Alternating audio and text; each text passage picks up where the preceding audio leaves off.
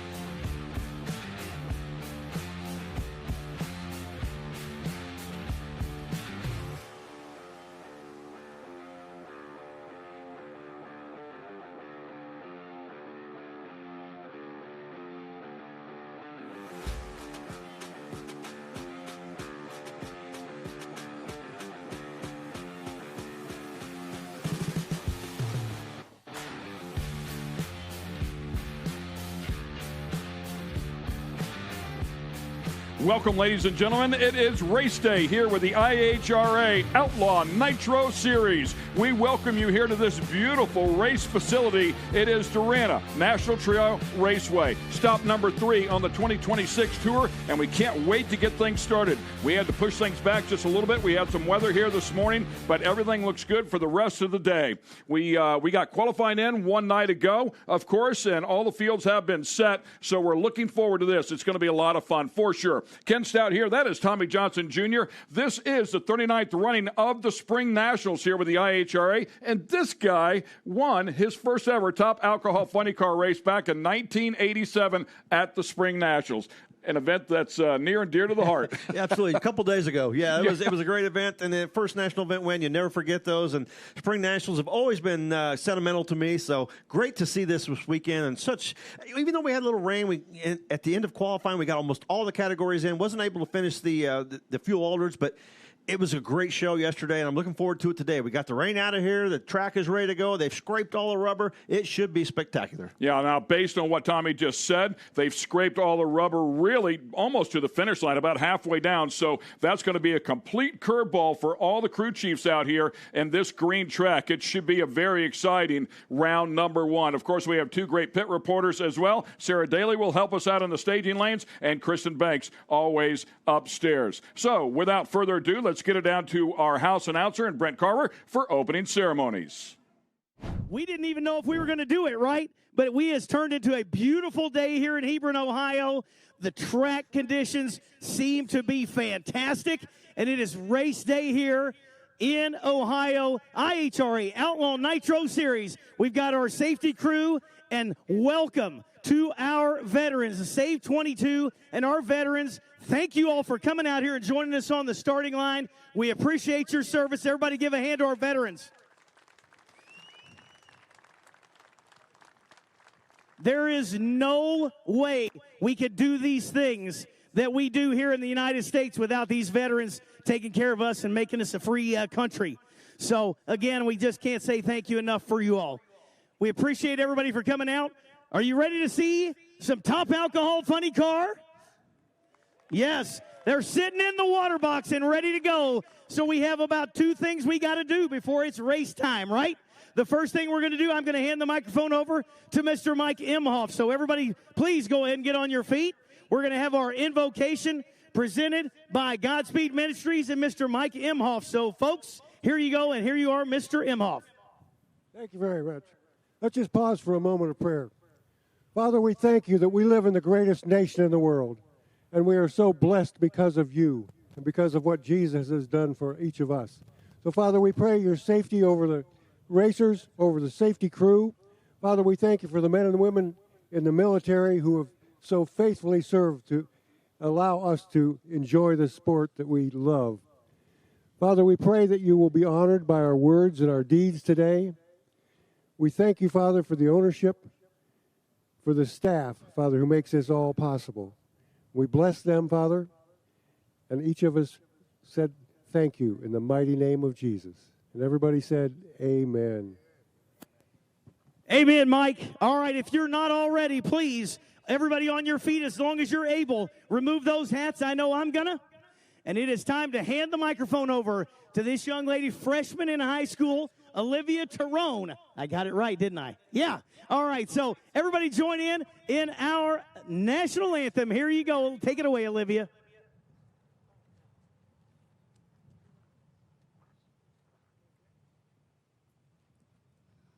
Oh, say, can you see by the dawn's early light what so proudly we hailed at the twilight's last gleaming, whose broad stripes and bright stars through the perilous fight o'er the ramparts we watched were so gallantly streaming, and the rocket's red glare, the bombs bursting in air, gave proof through the night that our flag was still there. Oh, say does that star-spangled banner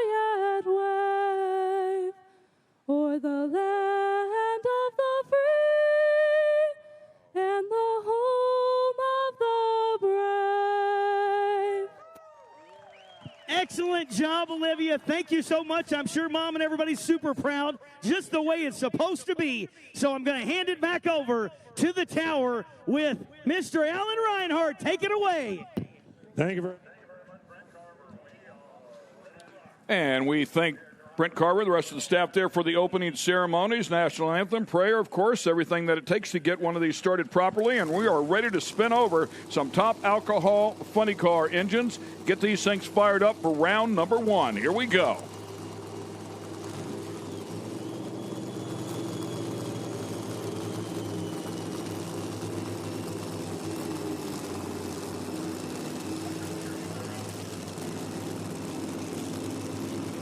Take a look at the ladder here.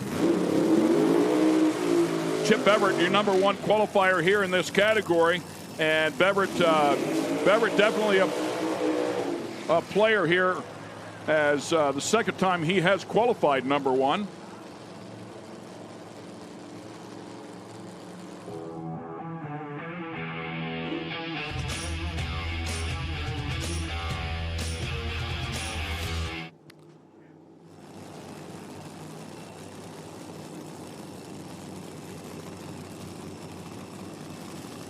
First pair out will be Joshua Haskett and Tony Bogolo. Saw a little panic there in Haskett's when they went to fire the car. They couldn't get the starter to work. The crew frantically went looking for the connections, found where the cables were not connected properly, got it fired, and everything's good. So 5th and 8th in the points. Haskett's best qualifying position. Only his second start. Has never won a round with us. Tony Bogolo's first start. That'd take you back to 1988. Telling him to shut it off. Yesterday on the Q2 run, Josh Haskett had to shut off as well. So whatever the problem was, looks like they didn't get it fixed. Bogolo's going to have a single.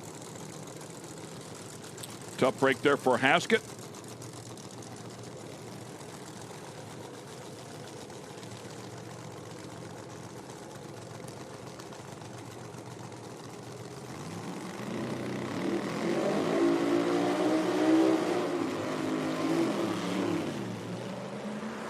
He's going to take it easy on this part, save some parts and pieces. Find out who he races there in the next round here in just a couple of moments. Yeah, I'm not sure if that was an intentionally going to just take it easy. Or really? I mean, it did sound a little weird because he brought the RPMs up pretty high. Yeah, brought the R's up. Look, he got a little wheel wobble going on there. But yeah, he brought the R's up, and then it didn't like he liked where they were, and then he brought them back down. Okay, let's regroup, and then I don't know. And then it's just all screwed up from there. It might have been a good thing he got that single. That's all I can say. Yeah. It almost acted like it was in high gears. Never took it out of high gear from the burnout. That'll bring up the next pair. That will feature our number 1 qualifier, Chip Beverett, and he'll be alongside Ryan Stack, 3rd and 7th in the points. We'll take a look at the points here in this category. Phil Ez, who has been to every single final round going back through 2025. So consequently, your points leader, he and Bruce Mullins with a pair of wins. Chip Beverett, as we talked about, qualifying number 1 at both events so far this year. DJ Cox and Tony Bogolo, who we just saw there inside of the top 5. Chip coming up here, running his 4th event, was runner-up to Phil Ez at the last race. Ryan in his 5th event has never won a round of racing. He'll have a tough Chip Beverett to get around here. Well, if you're going to win one, that's the guy to beat. If you're going to beat the man, yeah, you got to beat the man. Take out the number 1 qualifier and say that was your first round win. That'll be all right. Yeah, and these two have never squared off before.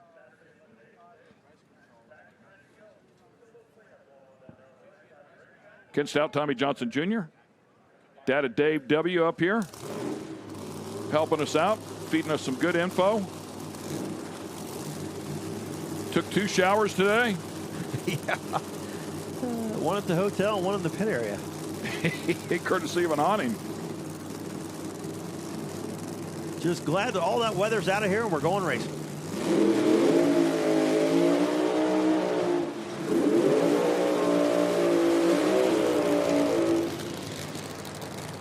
Stack will be on the far lane. Chip Beverett here in the near lane out of Miami, Florida.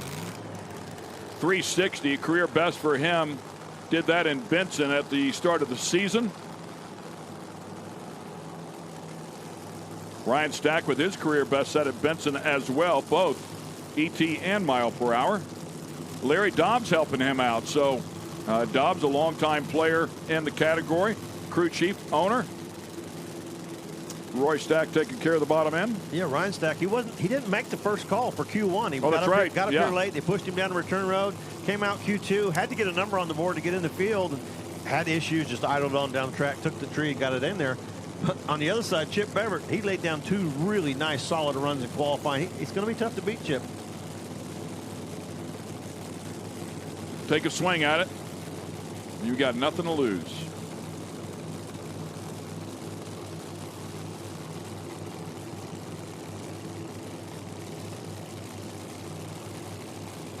Both teams taking their time here to turn on that top bulb.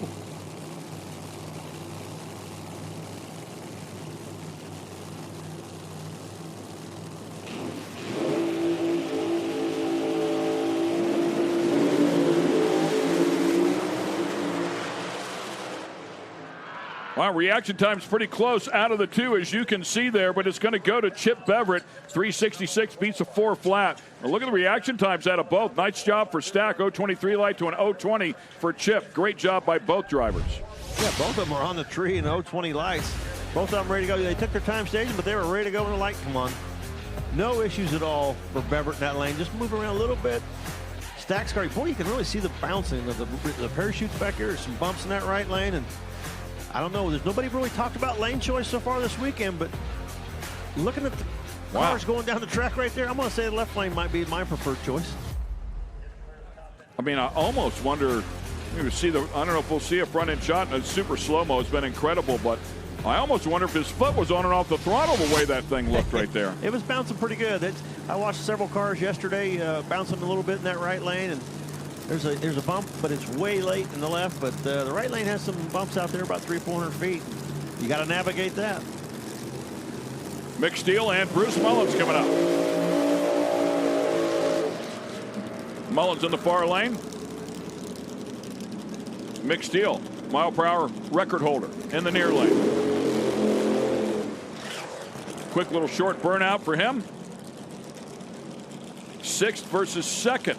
In the points. Bruce Mullins being 2nd in the points. Nitro injected versus the Roots Blower. And the Roots Blower car going to the final round. Grabbed a win at Benson. Once again, Steele and Mullins have never raced either. Basically 3 different kinds of combinations you can use in this class. And here's 2 out of the 3 right here. And these aren't the most popular 2. Very few Roots Blower cars left. And, well, only one injected nitro car out here running lately. Yeah, and he can run a little bit lighter, right, with that Roots versus the screw blower.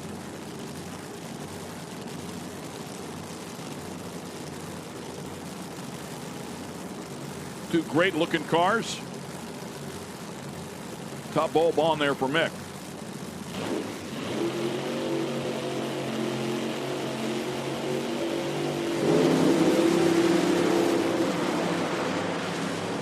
And that nitro car just thundering through and gets to the stripe first. It'll be Mick Steele doing a nice job here. 039 light again, 035 light from Mullins. I mean, both drivers really doing a nice job here, but the quicker of the 2, that 367 will send him to the next round. Boy, the Trick Titanium Alcohol Funny Car guys are killing the tree today. The pair before, both 020s, this pair 030s. Great job by those guys on this Christmas tree. But Mick Steele, as soon as this car gets past 60 feet, you know he's good. They struggle getting it off the start line without smoking tires, and once they got out there a little ways without any tire smoke, I thought, oh boy, Bruce Mullins is in trouble. Because it runs that big, big speed down there on the top end.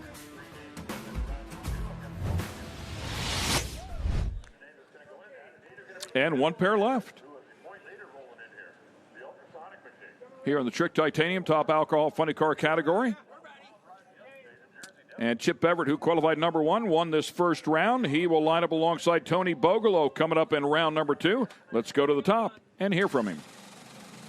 I'm here at Chip Beverett. Chip, nice run right there. You're going to get the lane choice in the next round. The guys in the booth were talking about it. Is there a preferred lane on this track?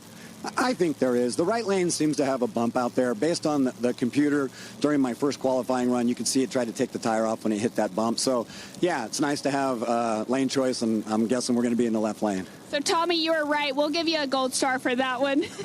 Anybody you want to thank or say hi to? I want to thank my crew, my wife, my grandkids are here, but I want to thank Kristen with an I. My daughter's at home. She can't be here, and I know she's jonesing right now, so thank you. Kristen with the I. That's the way to do it. All right. Thank you. Thanks a lot. Good call on that, Tommy. As we have Phil Ez and John Headley fired up here, and Headley's car did not sound correct necessarily. No, it's still having issues. Yesterday, and a real high idle, maybe. Yeah, well, this is the car that we saw drive it clear past the scoreboards, wide open throttle, and barely got it stopped about 6 feet in front of the sand trap down there yesterday. So maybe he is having some throttle issues. That thing hanging open, and it is definitely idling way too high right now. And he's whacked it a couple times trying to get it to come back down, but it's still hung up. Guys need to reach up there and tap the blade, try to get the idle back down on this car. It doesn't affect the clutch as bad on these cars as it does the fuel cars, but still not routine, put it that way.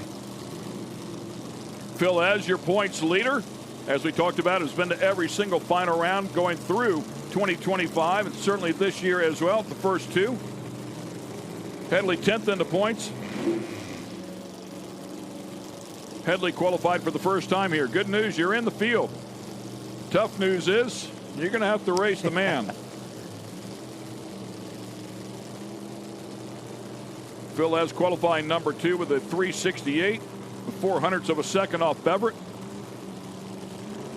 He'll be in the near lane. Headley in the far lane.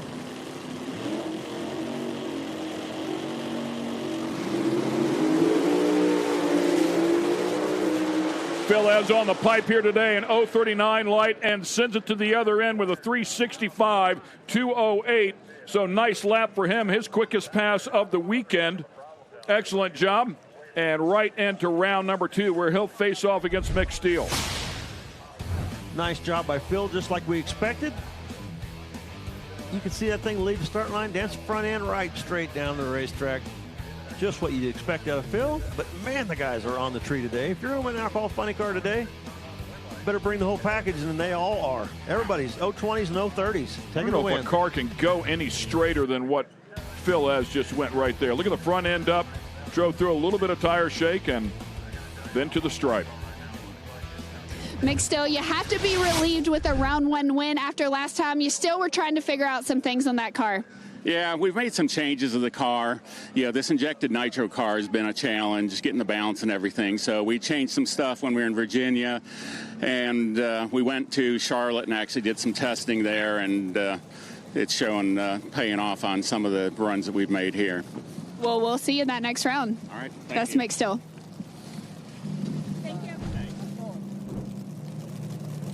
Boy, look at the winning times on this category from that last round. A 65, a 66, and a 67, and they were all 020s or 30s. Crazy. Going to be a good day. All those lights are unbelievable. Thank you, sir. And that will do it. We will switch gears now and come back over to the Noonan Products Top Alcohol Dragster category.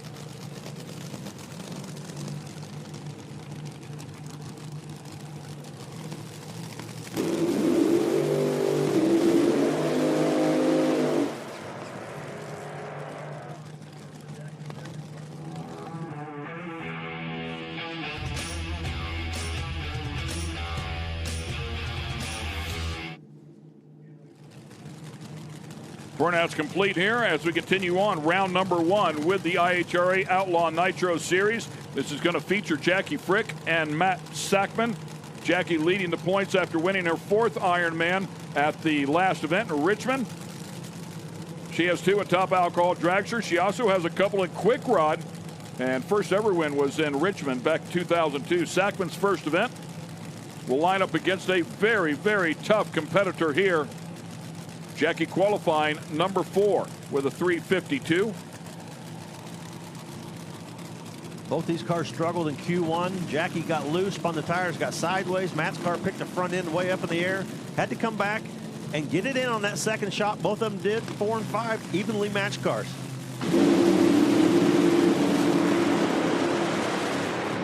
How about a 001 light for Sackman going after her right there, and he's going to pull it off. A 354 beats a 353 on a hole shot. 001, it's not like Jackie was late. Yeah. She was an 021. Are you kidding me? And gets beat by 20 thou off the starting line. Well, you think these guys have been sitting all morning waiting on the rain to quit so they come out here and get after it? Everybody is killing the tree so far today. Unbelievable. Nice job by Matt Sackman. 001. Doesn't get an opportunity to drive this car very much, but when he does, he's making the most of it. We said they were evenly matched, 100th of a second apart on the track. Reaction time made the difference. Quick shot right here in this replay. Both cars great, very tough, great race. Phil, as another round 1 win, do you ever get tired of getting relieved early on? I want to be in every round. My job today is to go round by round and win each round. That's what we're going to try to do. We adjusted it from last night where it shook. Took that out of it, and we went right down the track today, so it felt good. Well, we look forward to seeing you. Thank you. Thank you.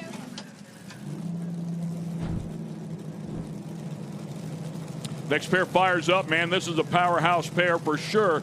Jamie Noonan and Rachel Curl. Of course, one of the Randy Meyer entries is his daughter.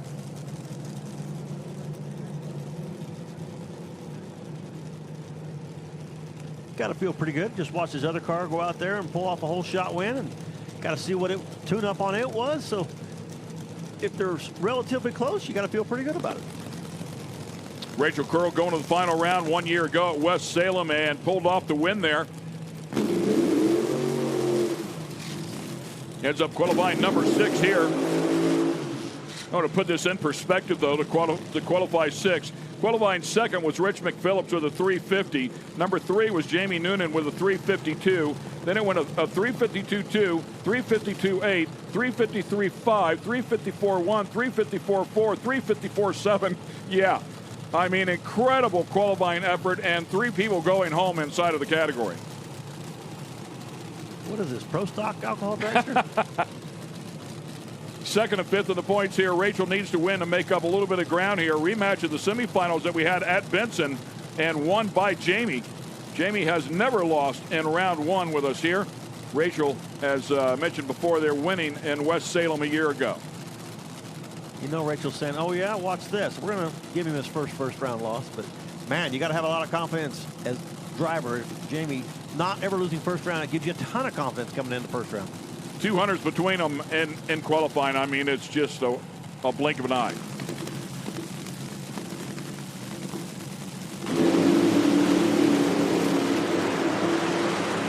Again, great reaction times. The better of the two going to Rachel Curl, but the win is going to go to the other side, and Jamie Noonan. Noonan with a 349 to a 357 for Rachel Curl. He had an 053 light, solid effort right there. Margin of victory, 4,600ths. Yeah, that 053 light, man, you're just dead late today. Yeah, but she gave it everything she had. 026 light, out ahead of him. Jamie Noonan picking up his performance from qualifying, and he needed all of it to drive around her.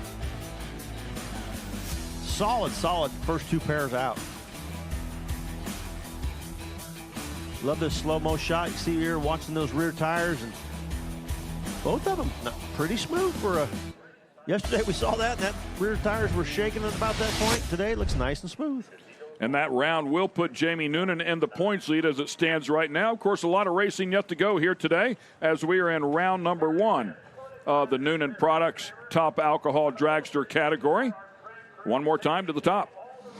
Matt Sackman, a nice round 1 win. Man, you were quick on that tree out there. Yeah, I was almost a couple thou too quick, but I will take it. We're a little down on performance there, but I'm sure Randy will get this thing tuned up for the next round. So. All right, well, we look forward to seeing you round 2. Yeah, I appreciate it. I just want to thank Randy Meyer and all the sponsors that support him, NGK, Maximo Oil, and all the crew here for giving me the opportunity to run here. Appreciate it. Thank you. Congrats. Good hot rod. Real good hot rod. Pretty decent driver today. Yeah. 001. You better be a decent driver here today, or you're going in the box whether you've got a good hot rod or not. Yeah, this is these guys have been waiting all morning to get out here on this racetrack. They drive the track, had some rain up until about 9:30 this morning. They did a great job coming out and scraping, and I'm going to tell you right now, they gave them a great racetrack service because all the cars are going down the racetrack and putting up some good performances, and most of them are improving over qualifying.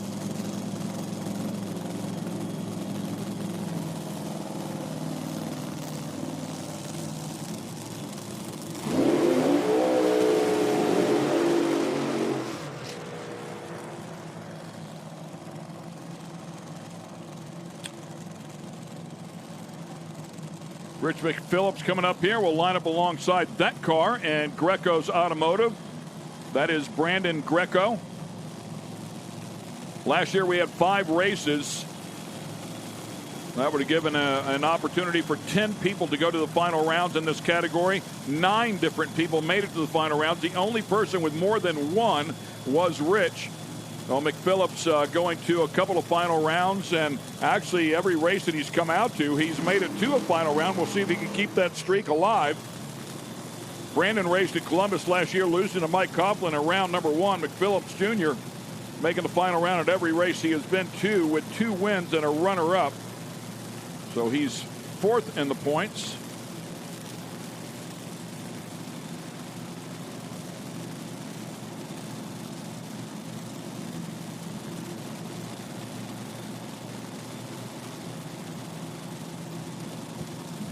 Two blown cars to qualify. The rest are all injected nitro.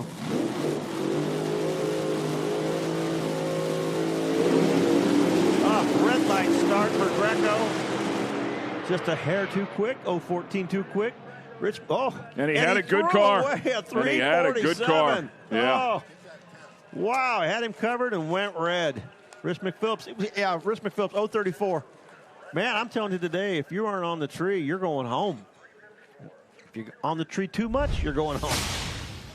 He'll line up alongside Jamie Noonan in the semifinal round. That'll be a great battle. Man, he's got to be beside himself. Throwaway, low ET of the race.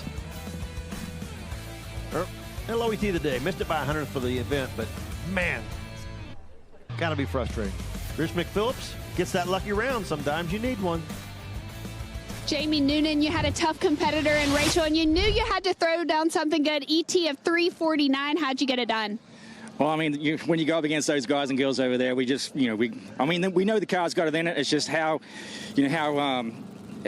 risky we want to take this run. But I mean, we know the car can run 49, and we got the record with the 45. So the car's awesome. The team's doing an awesome job. Hats off to Samsel and the family. I mean, they're just awesome to drive their car for them. Well, congratulations, Jamie, on that round 1 win. Thank you.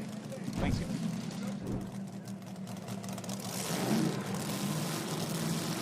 And we will fire up our final pair. It will feature our number 1 qualifier, Joey Severance.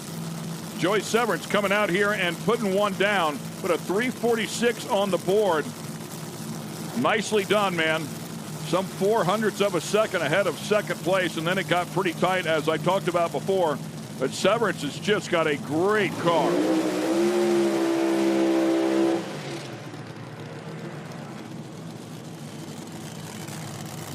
Third and 6th in the points. Rematch of the first round at the last race, and it was won by Joey. Joey runner-up at Virginia. Jeff winning right here at Columbus last September. Yeah, Joey Severance, that blown car is won a lot of races, very successful. And shorter distance, the 8th mile racing, in my opinion, the blown cars have a little bit of an advantage. They tend to leave harder and make their ET earlier in the run. The injected nitro cars make it up on down the racetrack. But as you saw, Joey Severance, number 1 qualifier, that ET. Chatterson's going to have to increase the performance of that car if he's going to beat Joey Severance in this first round. Yeah, I heard Jamie Noonan say he had a 45. The record had a 45. I'm going to put it in perspective. Severance at Virginia went a 46. It's legit.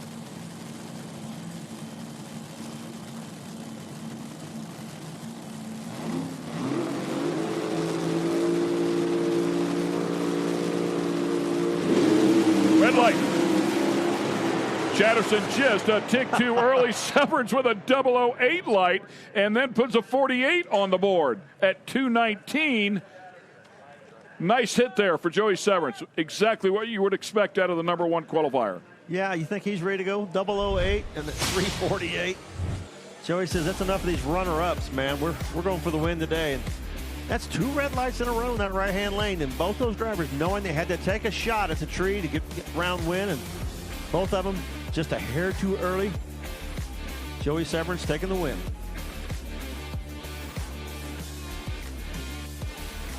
Rich McPhillips Jr., you actually came around the corner not knowing that you won because you didn't see Brandon's red light. What was your immediate thought? It's my lucky day because that car hauled the mail. I saw his 47. I know we slowed up to a 54. I had it in a little deep, knowing that he was going to be on his game. So we got lucky. So I just happy Mother's Day to everybody in case we don't get home tomorrow and all that good stuff. And I also wanted to thank the Kessler boys, the Kessler Farms. They've really bailed us out this year with a place to work on this hot rod, 2 hot rods, and park all our junk. Same thing, Lucas Oil, ARP, Bonifant. So we're lucky to get another round and get another shot at the track. Hey, you mentioned that you got lucky to your team member, too, and he said, nope, you earned it. Yeah, it's all bull. You earned it, Rich. Don't scare anybody. The car might. I don't. So thank you. There's a little something to it, man. You're doing a little something in there. What did we hear yesterday? Any monkey could do it? Yeah, that's right. Yeah, he was doing his job because he knew he said he's going to be on the tree. I need an advantage, and he said I put it in a little deep. So he was thinking, he was doing his part. Man, I mean that's the way to open the day. Some killer ETs and some really, really chopping down the Christmas tree reaction times. Pretty stiff wind out there today. It looks like I looked a little bit ago. It was about 12 mile per hour steady wind and up close to 20 mile per hour gusts. About the same as yesterday, same direction. And a little higher humidity today, but 63, 4 degrees out there. It's going to come up today. They said a little warmer today, lower 70s. And you said it was supposed to be cloudy all day, and I've seen nothing but sun since about 10 o'clock. I was just going to make that same point. It did look like it was, at least according to the weather anyways, indicator did not show any sun at all. But it's great to see it break through, and that would be a little bit different from what we saw a day ago. It was pretty much cloud coverage. The sun popped out for, maybe 30, 45 minutes, something like that, and that was about it, really. Maximum an hour as sun was out yesterday, but not very long at all. And I think everybody's welcoming sun today. They just soon see it out instead of rain. But once it quit this morning about 9:30, the sun came out about 10:30 and looking good. We're going to send the rotators out, it looks like. They're sitting there waiting. Oh, we're spraying here in the right lane. So we're going to send the rotators out and grind that end a bit. Yeah, they had to do a lot of track prep this morning because of the rain. I think some water got underneath that rubber overnight and was starting to peel the rubber till about 200 feet. And the guys did a great job of going out here this morning and scraping the track and then just doing a little extra prep to make sure they get it in and get the track in good conditions for the rest of the day. Let's go up top to Kristen. Joey Severance, a win light in round 1. How confident are you feeling in that car today?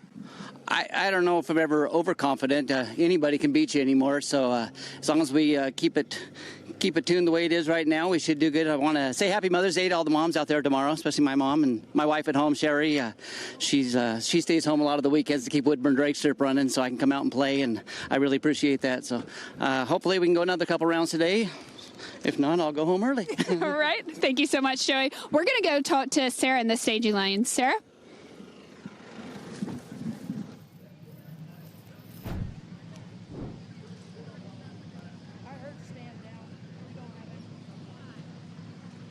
And we'll see if we can catch up with Sarah here in a couple of moments. Good look at some of the race cars that are down there. Rear and Morrison power plant underneath the hood of that one. As some of our Pro Mod cars are getting ready to go. We have Outlaw Pro Mod. We have Pro Mod. Of course, we have Pro Stock. That was a look at Paul Gibbs getting ready to put his fire suit on. Yeah. Lots of people standing around the starting line up here to watch the cars do what they do. Up close and personal. Rotators out there taking care of the track. Yeah, I noticed the alcohol cars had a bigger audience up here in the starting line, but a lot of crew chiefs from different categories watching that class this time. But they all wanting to see what that racetrack is going to give them today. We welcome everybody here to this beautiful facility, and let's check in with Sarah in the staging lanes.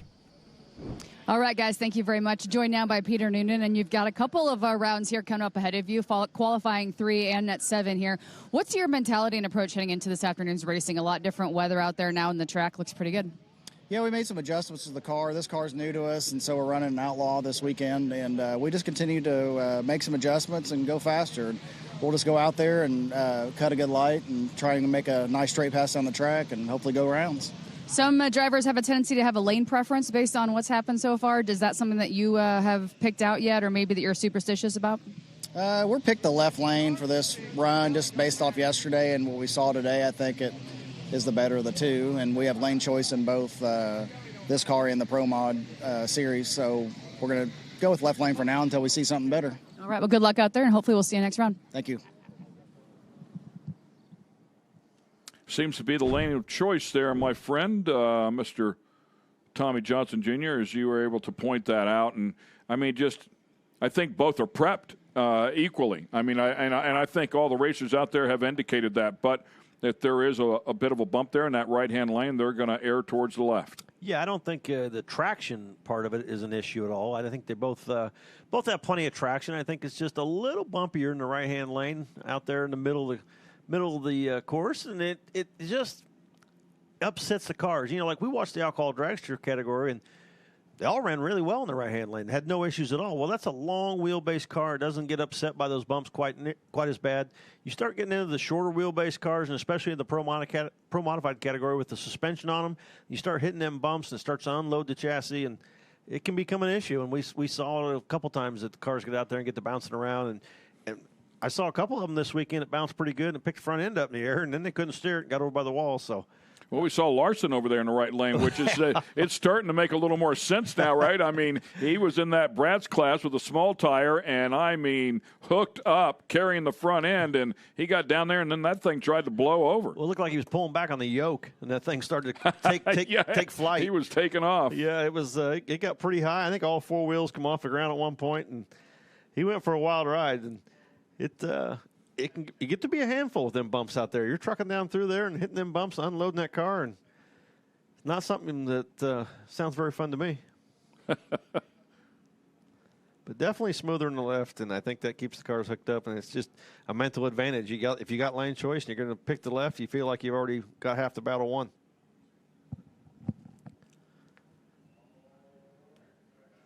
Got the kids out here in the Ferris wheel. I think that thing ran all through the rain.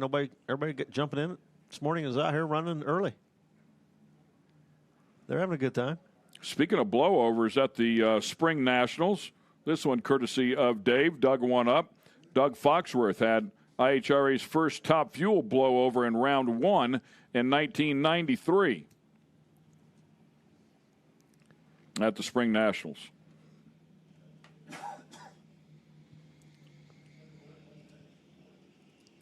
That's one stat I'm glad I don't have in my my career is a blowover. Well, of course, my career started at Englishtown, so the most famous one that I can think of was Big Daddy did the blowover, spun her around, and came back up to the starting line. Yeah, I have to be there that day. That was many, many years ago, and I think that was the first one ever. He did a pirouette, stuck the landing, brought her right back up to the starting line. I'm ready to go over the next round. Let's go. Rolling our Outlaw Pro Modifieds under the tower and coming out here for first round. Bubba Stanton dominating this right now. 355, number one qualifier. With odd number of cars this weekend, he's going to get a single first round. Go out here and test this racetrack. Yeah, and if memory serves, I want to say he came out here towards the end of that first session and threw that number on the board and said, here we go.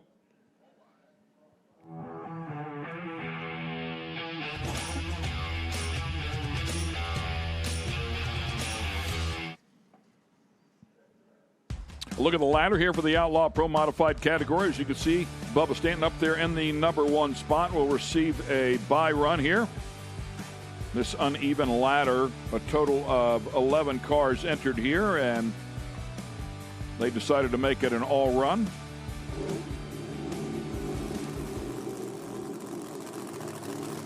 speaking of Bubba Stanton, he will be the man. First one to line up and take that single.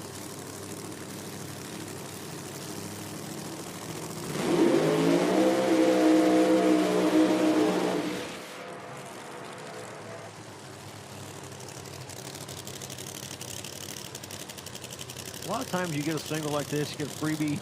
A lot of these guys will just go out here, take the treat, idle down the racetrack, and take the round win and get ready for the next round. But considering all the different weather conditions and the track prep that they had to do after the water got underneath the rubber and had to scrape the racetrack and reapply all the rubber, good opportunity and come out here this E1 and test the track. Let's see where you're at for the day and get your tune-up figured out for all different conditions.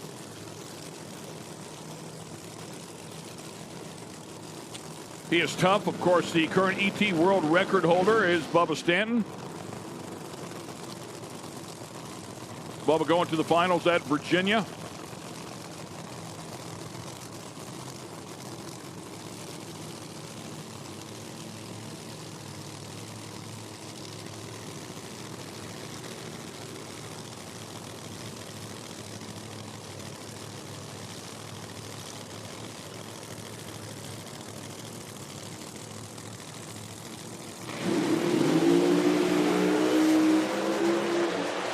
Straight as a string. Exactly what he would want to see. Puts a 54 on the board.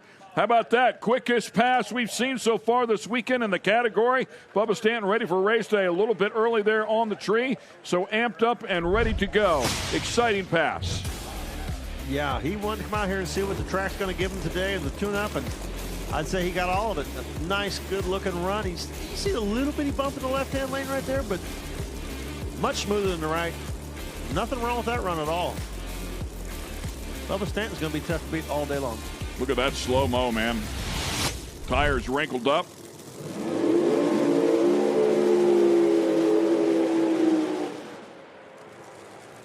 Chevy Reeves coming up here with a beautiful 1970 Chevelle will be lined up in the far lane. Two power adders, which are illegal here in the Outlaw Pro Modified category. Look at the front of that car. Centrifugal charger. You can see the inlet down there pretty much in the middle of the front bumper, and then they also have a 600 shot of nitrous on this car. And then the gorgeous car sitting alongside is driven by David Brinkley. The Patriot backed machine. He was in small tire, running small tire just a weekend ago. That is a gorgeous, gorgeous car. Both of them things looking pretty sporty. Robert Hayes chassis, WYO engine.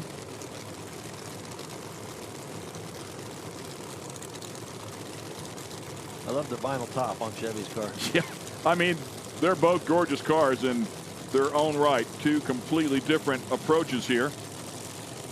Very sleek Corvette.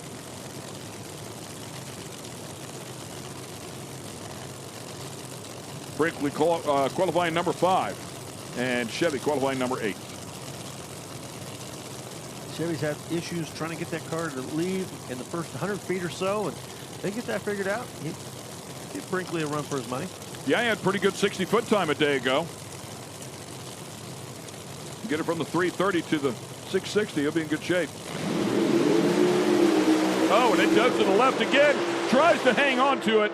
Man, he really, really tried to drive that, and look at the light. Both. Chevy Reeves a 005 to an 016. Incredible effort there, and the car did go a little bit straighter. They're getting there. They're getting close, yeah. Just not quite enough.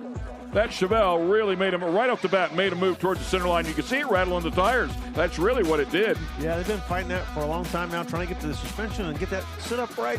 That car just going left. Chevy hanging with it a long ways. A little bit of frustration there, wanting to get some round wins under his belt. But you can see, picks the front end up and just drives that car left immediately. The other line, Brinkley, no issues at all there. 366 on to the next round.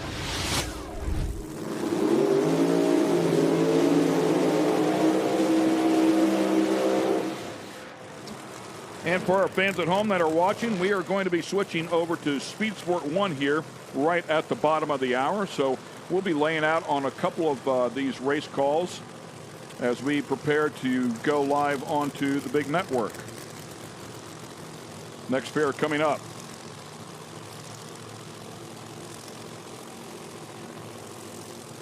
Randy Weatherford, John Sullivan Jr., the landlord. Weatherford has been tough in this category as well, making it to the final round in Benson.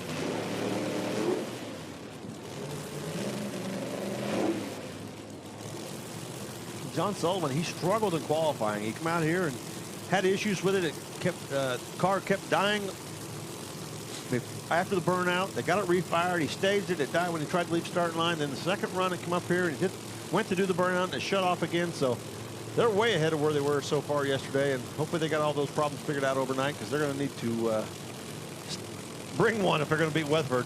Yeah, Weatherford, the only other car in the 50s, qualified number 2, put a 3:58 on the board.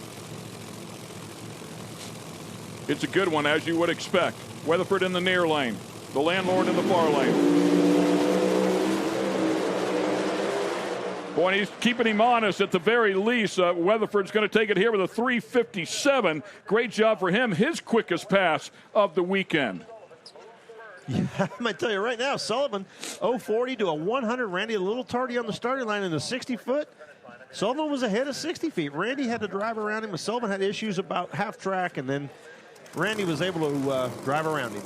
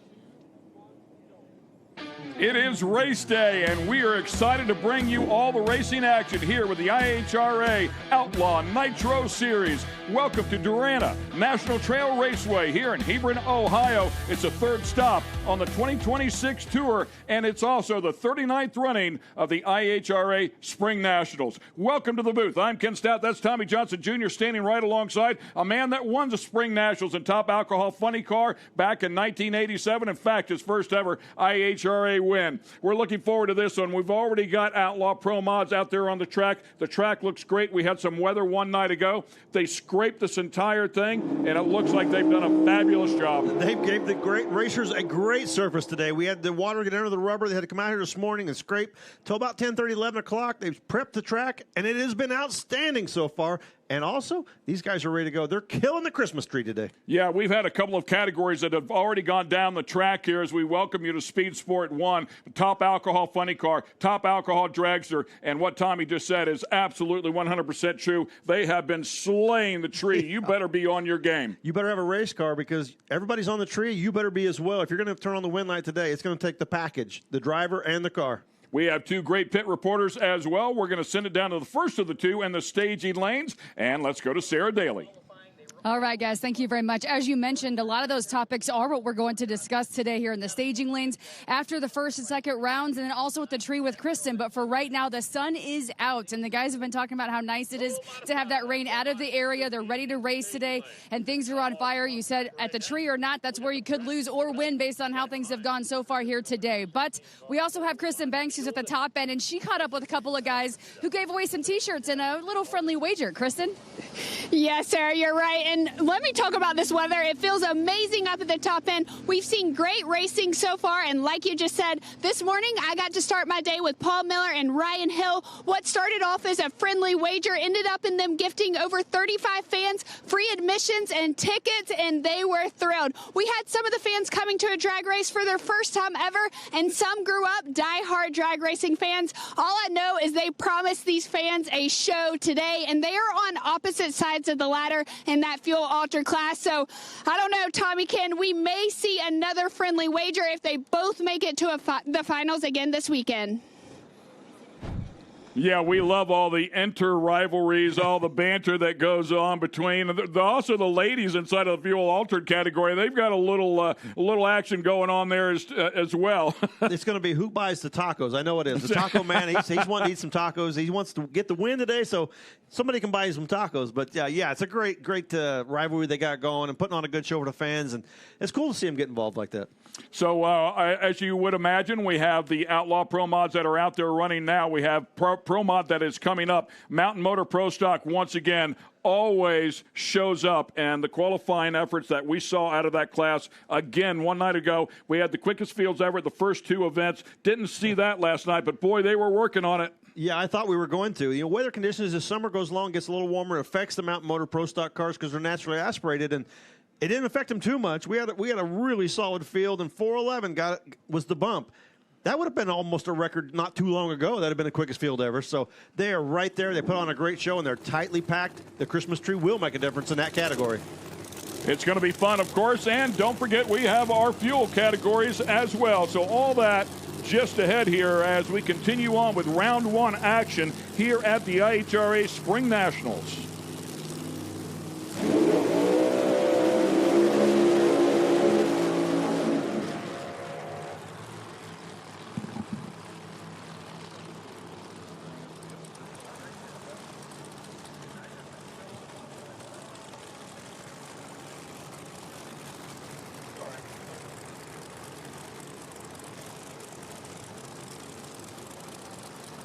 Our next pair coming up will feature Doug Reister with the nitrous machine alongside Robert Davis out of Pensacola, Florida.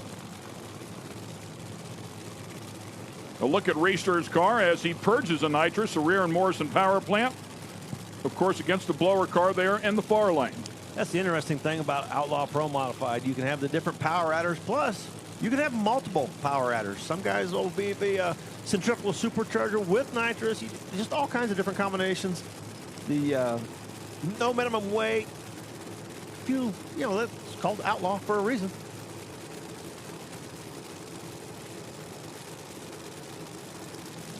Reister with a good job, man. Qualified number 4 with that car here in the Outlaw Pro Modified category.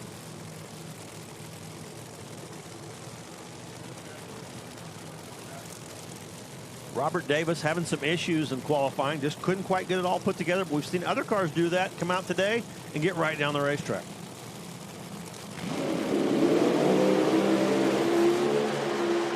Over by the center line, but he's going to hang on to it. Robert Davis dumps the laundry right there, an 014 light, and puts a 357 on the board. Went over to the center line, and, man, he just rode it out. Did a great job of driving to get it to the stripe. Yeah, like I said, some guys got it put together. Well, Robert Davis got the Christmas tree put together and the performance of the car. And look at this thing, 014 and carrying the front end. Finally sits it down about right here, pulls it back into the groove, and good enough for a round win.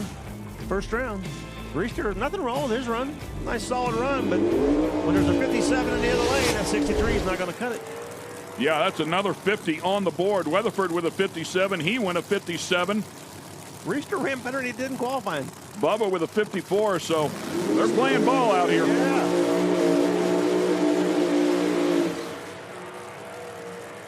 I bring up Peter Norton and Paul Gibbs. Both drivers doing double duty in Pro Mod and Outlaw Pro Mod. Give you some seat time. Paul Gibbs had a rough day yesterday, had issues with both of his cars, the Outlaw Pro Mod and the Pro Modified car, and just seemed like he fought everything all day long and was able to get that car into the field. Wasn't a competitive run by any means, but he got to take the tree and got his name on the ladder. And Peter Norton, brand new race car, entered it Outlaw Pro Modified this weekend to do a little testing with it, get some more laps on it, and so far it's looking pretty good. 365 in qualifying. And I believe that is a brand new race car to them, not necessarily a brand new car, but the way we understand it, it's still pretty much in Pro Mod trim, not necessarily Outlaw Pro Mod trim. And certainly one of the big differences there is there's no weight limit here. He drove this thing yesterday, and it got over to the left, way over by the wall in that left-hand lane, and no big deal, just pulled it back in the center of the groove and kept on digging.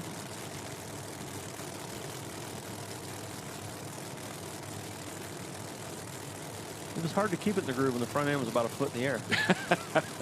Said they're doing some testing. That was one test. Top bulbs on. Here we go.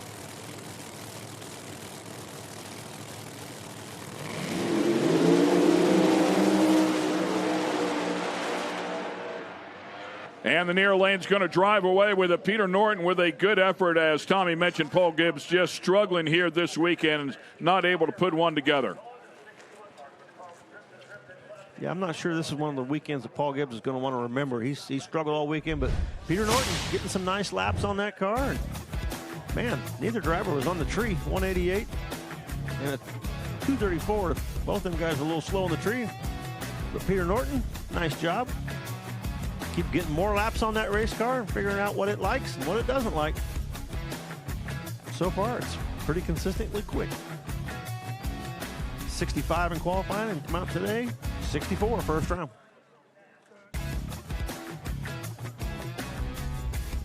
Yesterday in that slow-mo cam, we saw a lot of tire shake going on. Today, we've just seen the tires quiver a little bit, but not that hard shake like we were seeing yesterday.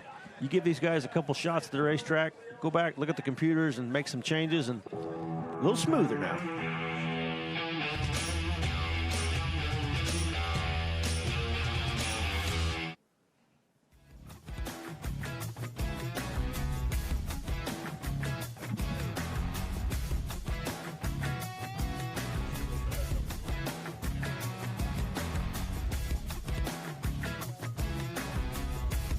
Up next will be the small tire brats category. These things are always fun to watch. Just picture Pro Mod power on a true 10.5-inch wide rear tire, and that says all you need to know. Larson's going to be part of this first pair. He had an exciting run one day ago. This thing took off, and of course you always talk about how do you keep one of these things gripped up, and can they? As you take a look at the pairings there, and we show you the pairings like that because there is no ladder for this category. There's no qualifying for this category. It's a no-time class. We don't see the times, consequently can't tell you the times. And when they pair up, they draw pills before each round.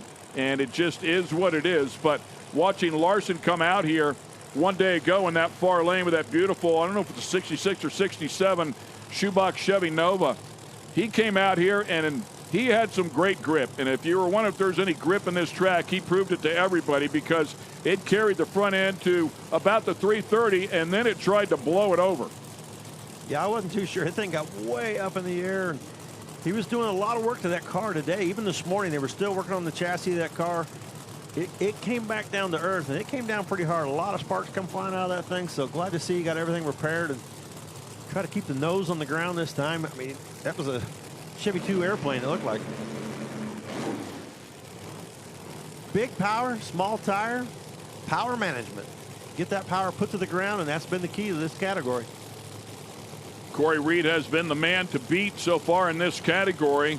With that said, we watched this thing, and you can visibly see how much quicker some of the cars are. And there's 3 or 4 cars in here that look like they're right there with Corey this weekend. Oh! Larson tried to keep that one hooked up. Did not happen. Had to get out of the throttle. He's going to hand it back over to the other side, and Bill Riddle will take the win here with the Camaro. Yeah, Larson, I'm not sure if that's, cause and effect from yesterday or not, but just power management. It's all about getting that power put to the ground. You see that thing right there? Look at how small them rear tires are compared to what we normally see out here. And Larson's car leaves the start line, makes a hard move, spin the tires, drives that car left, had to get out of the throttle. That's all it takes. one little mistake and you're going home. Larson, he was kind of a favorite coming into this class. He does a lot of this style of racing. Another guy that you would think would be a favorite is coming up here now in the near lane. That is Kai Kelly. And we had a great replay one day ago, courtesy of our fabulous production team from Windy City, that showed him feathering the throttle all the way to the stripe. It was fun to watch as he'll line up alongside. And I believe this Camaro of Kyle Kenyon is one of those cars, as I recall, that just looked visibly very fast a day ago. Yeah, it's hard to tell sometimes. You're out here and you're like, well, that looked pretty good. You know, you just visually you can watch them and kind of get an idea of how quick that car is. And you're right. That might be the sleeper this weekend. Kind of come in here and sneak under the radar and steal this one. Everybody knows about Kai Kelly. Yeah, Kai said thought he might have had some issues with the car, and they changed tires and they put a little rear steer, and he said he figured out it was the tires. So he said, we'll put it back where it was. And he said it should be fine. We'll see if they made the correct adjustments and if he can keep this thing under full steam to the other end. He might need it here. Reaction time's close. Kenyon with the better of the two, and Kenyon out front as well. Wow, excellent stuff, man. And that Camaro absolutely ripping. You could almost visibly see Kyle with a hole shot there. I mean, that Camaro, he was on the pipe. Watch it again. You just see that Camaro getting off the line just a little bit early. Look at the black tracks. Both those cars black tracking down the racetrack. And good race. Nice and close. You nailed it yesterday. You said that Camaro looks good, and you're around the money. That was almost a full car length at the stripe. Doing that to Kai Kelly is no easy feat. That Camaro is going to be a stud here today if he keeps that up.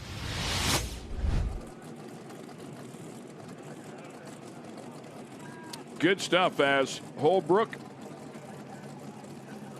and Rebellia will back up here. That's a good look at Holbrook's car. That's the neat thing about this class is the wide variety of cars in this thing. You've got, the new late model cars. You got the old school Chevy 2s, in the 60s.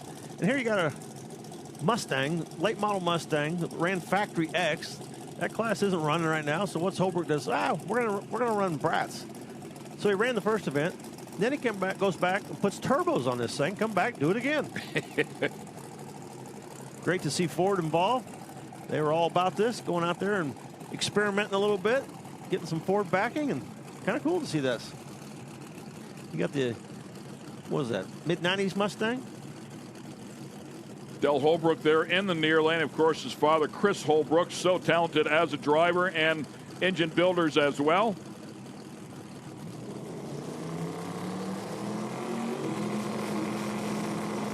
Spooling them up.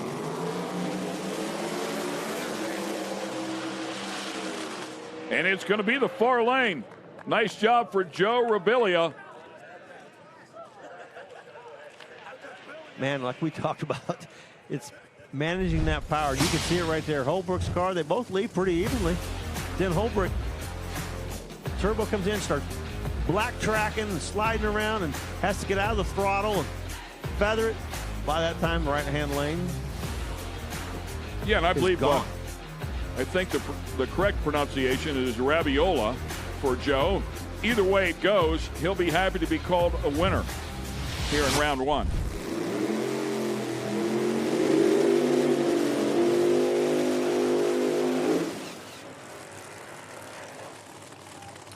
Christian is at the top with another competitor. Bill Riddle, we were just up here talking, and you said you got a little squirrely. You almost let off of it. How do you know in that time, like, all right, I'm going to keep it going or I'm going to let off? It was seat of the pants, I guess. I don't know. It was close. I almost lifted. Why did you not lift? What you knew you had it. You had to go the next round. You got one chance. Racing. Just stick with it. That's all I can do. Well, we'll see you next round in that small tire class. All right, thank you. Our next pair coming up, Corey Reed has been the man, and he's going to line up alongside Bad Brad. Brad with some hood work done after the last event, as you can see. They do everything on this car. As a matter of fact, they crashed this car a couple of years ago, put it all back together, he and his son. Corey double bulbing. Went right in there and threw both bulbs on him.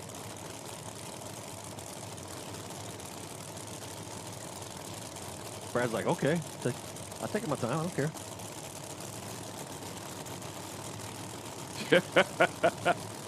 Right in, double balled him too. Nice job.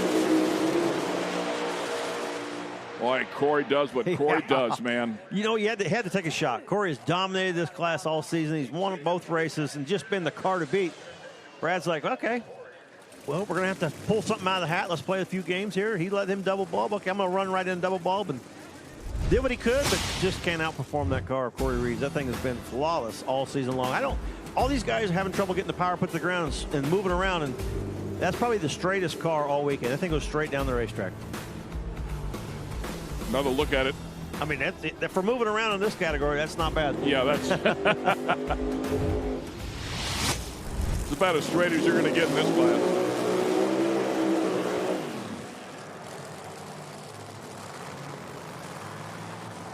Adrian Herrera coming up here next, and he has a gorgeous Chevelle as well.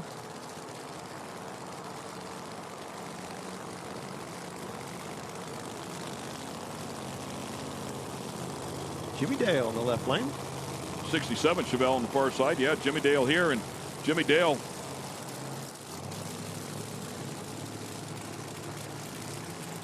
going to the finals at our last event.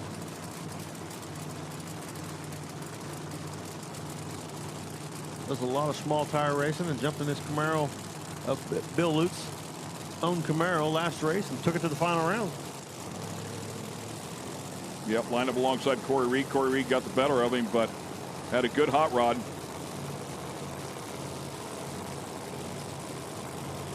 QA1 sponsorship on the side.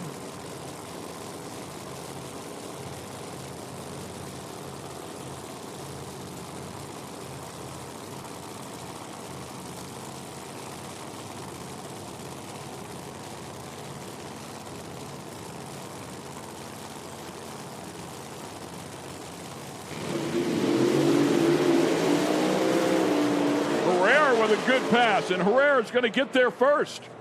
Adrian Herrera, nice job with the 67. Dumps the laundry at the other end and beats a very tough car. Yeah, Jimmy Dale looks like he had some issues out there. He heard something a little funny when they left, and you see the thing start smoking the tires out there. It's pretty wild in these cars to get out there about 300 feet and start smoking the tires. Wow, that's impressive, but tells you the power these cars got. It's all about getting it put to the ground and getting to the finish line. Joe Rabiola, you already got a win for the day. How do you continue it the rest of the day? I don't know. We just need some luck, honestly. It's been a week for us. We tried to get here Wednesday to test. My truck broke down on the way here. It's just to even get that win. Getting here felt like a win, and now that's just awesome. So we just need to keep the momentum going. Hopefully the data looks good, and we can just keep this deal going and get the next round win, too. It'd be awesome. So, yep. All right, well, let's keep it rolling. That's Joe Rabiola. Yeah, thank you. Congrats to Joe, and sorry I beat up your last name there a little bit. Try not to do that next time around. That's why I let you do it. I'd have got it worse.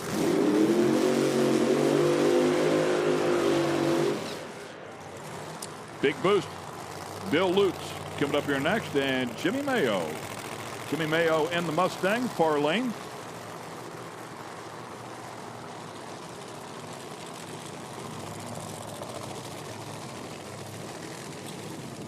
If you're not familiar with the class, this is another one of the hitters inside of it. Big boost. Bill Lutz, that Camaro is tough. Yeah, he went to the final round of the first race in Benson and has always been pretty tough. But that second race ran really well. But his other car going to the final round. Yeah, that was Jimmy Dale. He was helping out Jimmy Dale that weekend. Let's hope the tune-ups aren't similar. Looks like he's lined up a little bit left.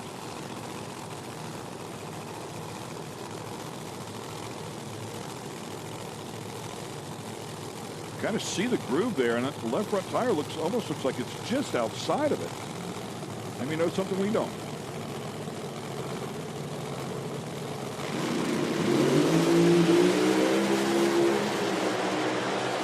And looked like it brought itself right back in the groove. So I'd line it up right there again. Right. I mean, he clearly knew what he wanted to do and accomplished the goal.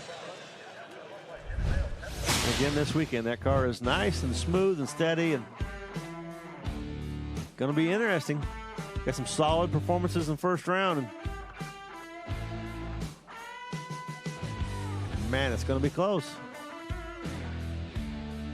Kristen is with the man in this category. Corey Reed, how do you continue to find consistency in that car? Just the group of guys I'm working with, and I mean, honestly, the IHRA is doing a good job with the track prep too. So it's keeping the tune-up pretty similar from race to race, and even when you test on Wednesdays, which is nice, So hats off to them guys. They had their work cut out from all the rain this morning. And they did a good job, but mostly the dudes that are working on my car, my cousin Steven, Drama, Wes, Manny, Renee, all them. My group of people is really good right now. Well, congratulations on that win. Thank you.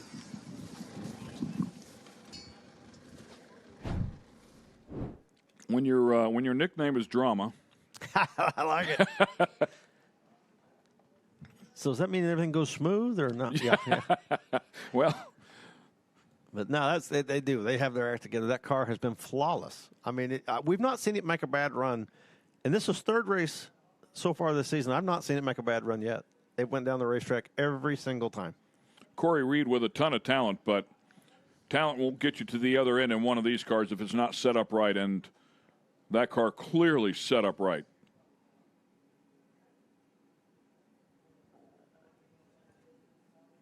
It's a handful. Driver's class. And like he talked about the track this morning, they did a lot of work. I sat up here in the tower and watched for a while, and as soon as it quit raining, they brought out blowers and started blowing, and then trying to dry, and they figured out that there was going to have to scrape because the rubber was starting to come up. They scraped a couple 100, 200, 300 feet down the racetrack and got all that rubber off, applied a lot of rosin out there, started dragging again, and then we sprayed, and we've done another spray real quick to just make sure everything's good. And racetrack has not been an issue. There's plenty of grip out there. It's been very good. Hats off to the entire staff and how hard they worked to bring it all together. And Peter Norton rolling right back around here. He'll be part of the first pair as we shift gears, go into the not Outlaw. This is just Pro Mod. Just Pro Mod. Pro Mod is a tough category. As you can see, the number one qualifier up top, Jason Harris. Nicely done there as he put a 360 with a 1 up on the board, followed up by Kai Kelly's 360 with an 8. Actually, it's Kai Kelly that laid down the 61st inside of the category in qualifying. And Jason Harris came out here and said, I got a little something for that. But Kai Kelly will be lined up on the other side as you take a look at the ladder here. Total of 13 cars in the class. And we've been watching Sully having a pretty decent weekend here as well. Craig Sullivan with a couple of consistent runs out of the big Merc and seems to be handling pretty good now, fresh out of the chassis shop. Yeah, he was over PBRC. They did a few updates on this chassis, and it seems to be working out pretty well for him. The car's making some consistent runs this weekend and doing a good job. Peter Norton, well, he won the first event of the year and made a little statement. Yes, he did. Hart's Charger and Larry Jeffers race car lined up in the near lane. Far lane will be another Larry Jeffers race car. Tom Radloff in the front of that one, helping him get it going.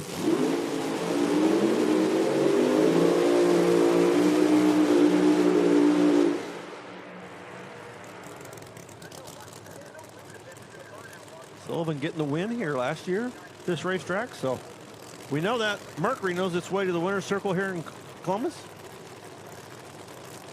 Yeah, both have won, as you talked about. Norton winning at Benson and Sullivan winning right here last September at Columbus. Second versus 17th in the points.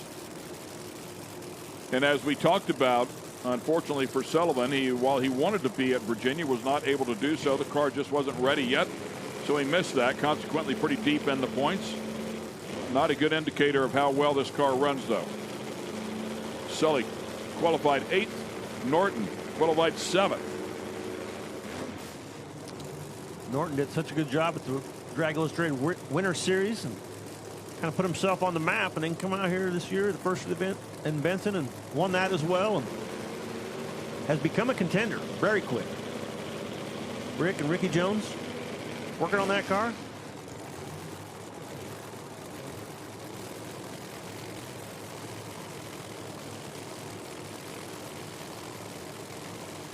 Sullivan, he's a sleeper. You just don't know.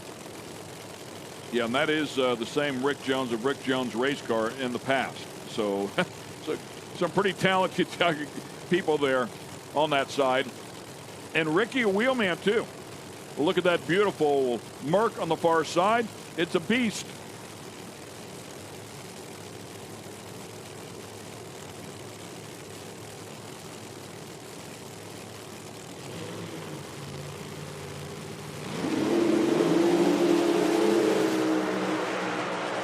Sullivan got out on him, you could see that, but not able to keep it under power all the way to the stripe. So it'll go back over here to Peter Norton, puts a 362 on the board. Basically matching his qualifying time almost to the thou. Sullivan's car leaves the start line hard, starts to rattle the tires, starts to spin, move to the wall, and had to get out of the throttle. But man, Peter Norton, that's a really nice, solid, straight run. And you can, ooh, look at that thing bounce off the ground. And Sullivan getting out of the throttle. Norton going for the win. Adrian Herrera, walk me through that pass you just had right there. It was one of my craziest passes. It was one of the fastest, and especially against Jimmy Dale. Oh my God, Jimmy Dale, I got you. Well, it was pretty fast. We did some changes, and it worked. You know, we've been faster ever since, so that's pretty much it. All right, well, we'll see you next round. Yes, thank you.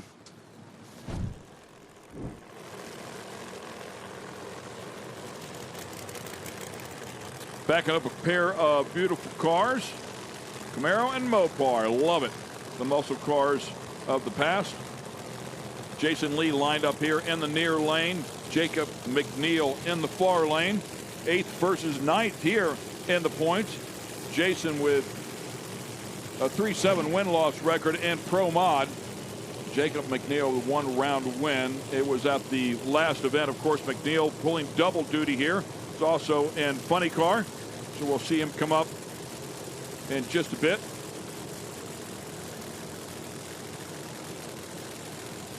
Jason Lee a little bit with the performance advantage in qualifying, 362 to McNeil's 370. But we've seen some upsets already today.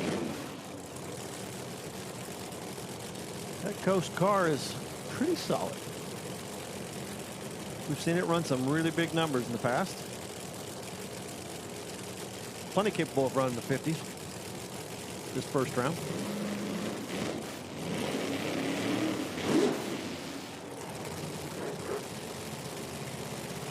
Centrifugal supercharger versus the screw charger.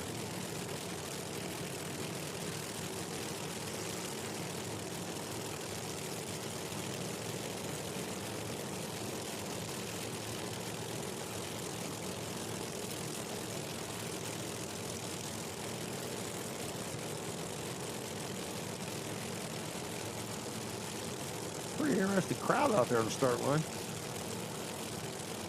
A lot of eyes.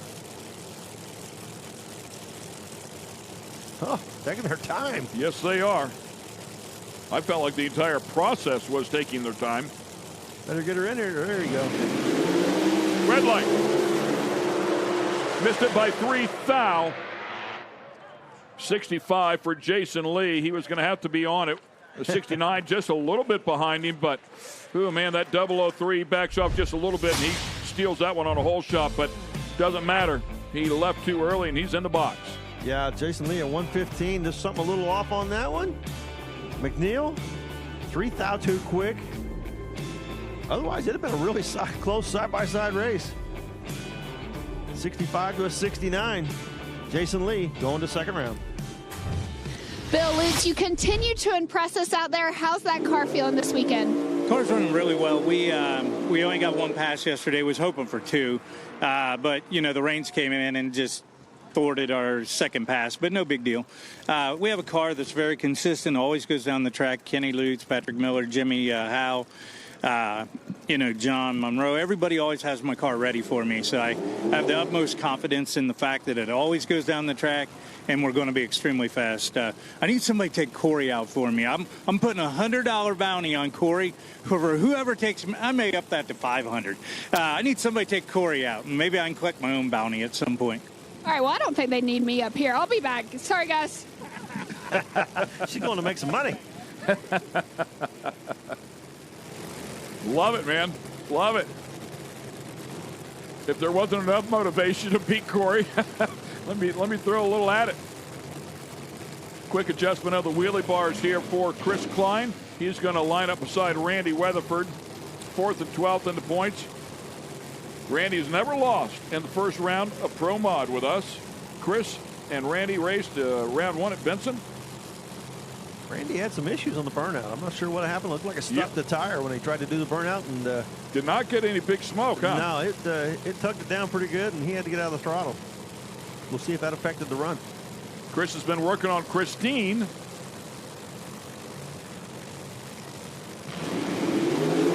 Red light started way early.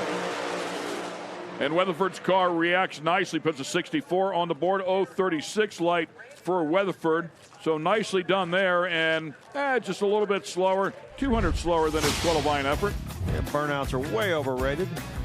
Doesn't need one at all. That car leaves the start line and just barely chattering the tire a little bit, but Chris Klein, 0.237, pretty early. Randy Weatherford, 364 the one. He's ready for race day. Jason Lee, you know how important that first round win is. How'd you get it done? Yeah, just trying to be consistent. I mean, the Lard machine has got a whole different attitude when you get in these hot tracks, and a little bit of, not as much glue as what we had in the winter time. So it's just something we're struggling with right now. So we just tamed it way down just to get down, and then we'll see if we can make small improvements and work our way back towards going fast again and getting right to the top. All right, well, we're ready to see it. Thank you much. Our next pair feature Greg Blevins and Bubba Green. Bubba Green still looking for his first round win. Blevins has made it to the second round, both events so far this year, 6th versus 15th in the points. Blevins qualifying number 4. Pretty good hot rod over there with a 361 on the board. We talked about Scotty Cannon tuning Bubba's car and all the different ideas that Scotty brought to the category and the header placement on this car.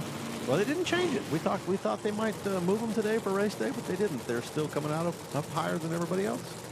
Yeah, chatted with Scotty a little bit this morning, too. They've just been chasing it a little bit with this car. We've had some great shots of these cars as well, as some of these cars carry a little more weight to take advantage of the lockup. And you can see when that thing locks up, and it's usually about 1.5, 2 seconds out, it'll yank the front end up on these cars as they effectively go 1-to-1, if you will, and all the power gets sent to those rear tires.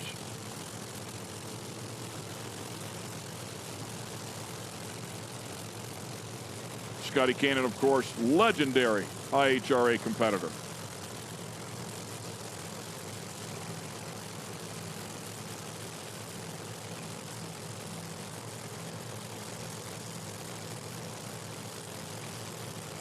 Bubba in the far lane.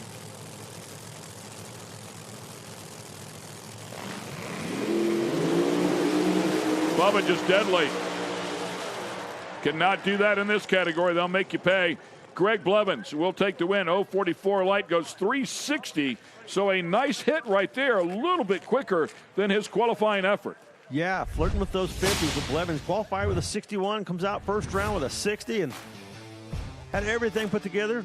Looked like they might have been playing a few games up there. They're taking their time, and it threw Bubba off. I mean, on top of it, leaving the start line and got him out of his rhythm, and it shut off, and come back to try another day. But Blevins, man, we're out of the box 60. Low ET so far this first round. Yeah, not sure what happened there to Bubba, but can't be that late off the line here in this category, really any category.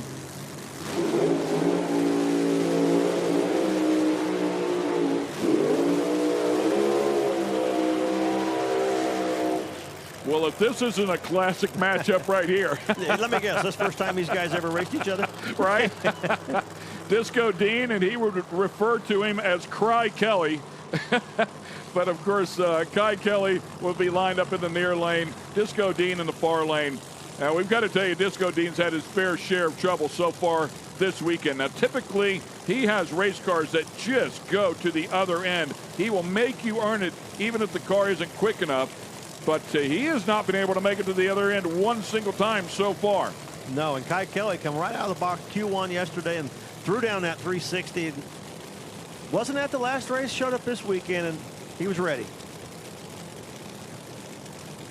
Yep, number 2 qualifier and the number 13 qualifier. Disco Dean at the bottom has just been chasing it. Disco from not too far away here, and he said a lot of hometown people here watching him this weekend. He hasn't done anything.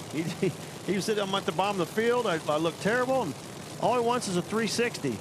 He'd take a 360, or he'd take a 370 if he get a win light. I think today. Yeah, I think today he just needs to be happy with a win light. Or if just throw the chutes out. Worry about the numbers later. I know he wants the 360 in the worst way and debuted this car in hopes of getting that, and he's been close, just hasn't been quite there. But right now, man, he's got to get from point A to point B. He's got a tough race car. That Larry Jeffers car sitting beside him is no joke.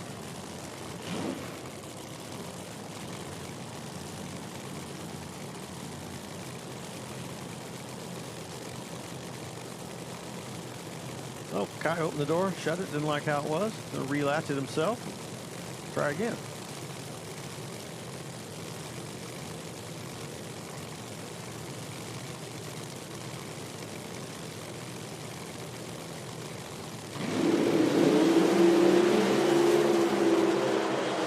Disco gets it to the stripe this time. His best run of the weekend for sure. Puts a 77 on the board, but not a match there for Kai Kelly. Hats off to both drivers. 0-16 to an 0-17 light at the starting line. Kai Kelly comes out here, puts a 62 on the board, and takes it. Yeah, they did a great job on the start line, both those cars, and just glad to see Disco Dean be able to figure that thing out, get it to the finish line. But Kai Kelly, nice, consistent race car, low 60s. It's going to be a player.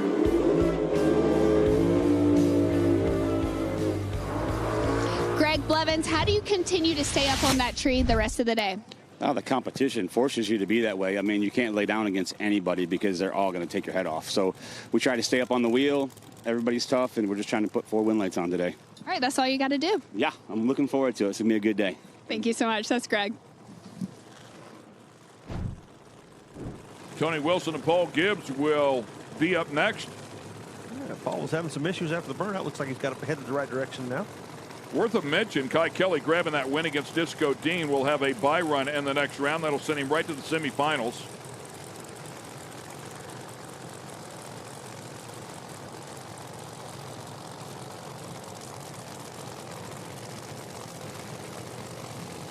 Final pair this round. We will have our number 1 qualifier come up here in just a moment, Jason Harris, and take his bye run.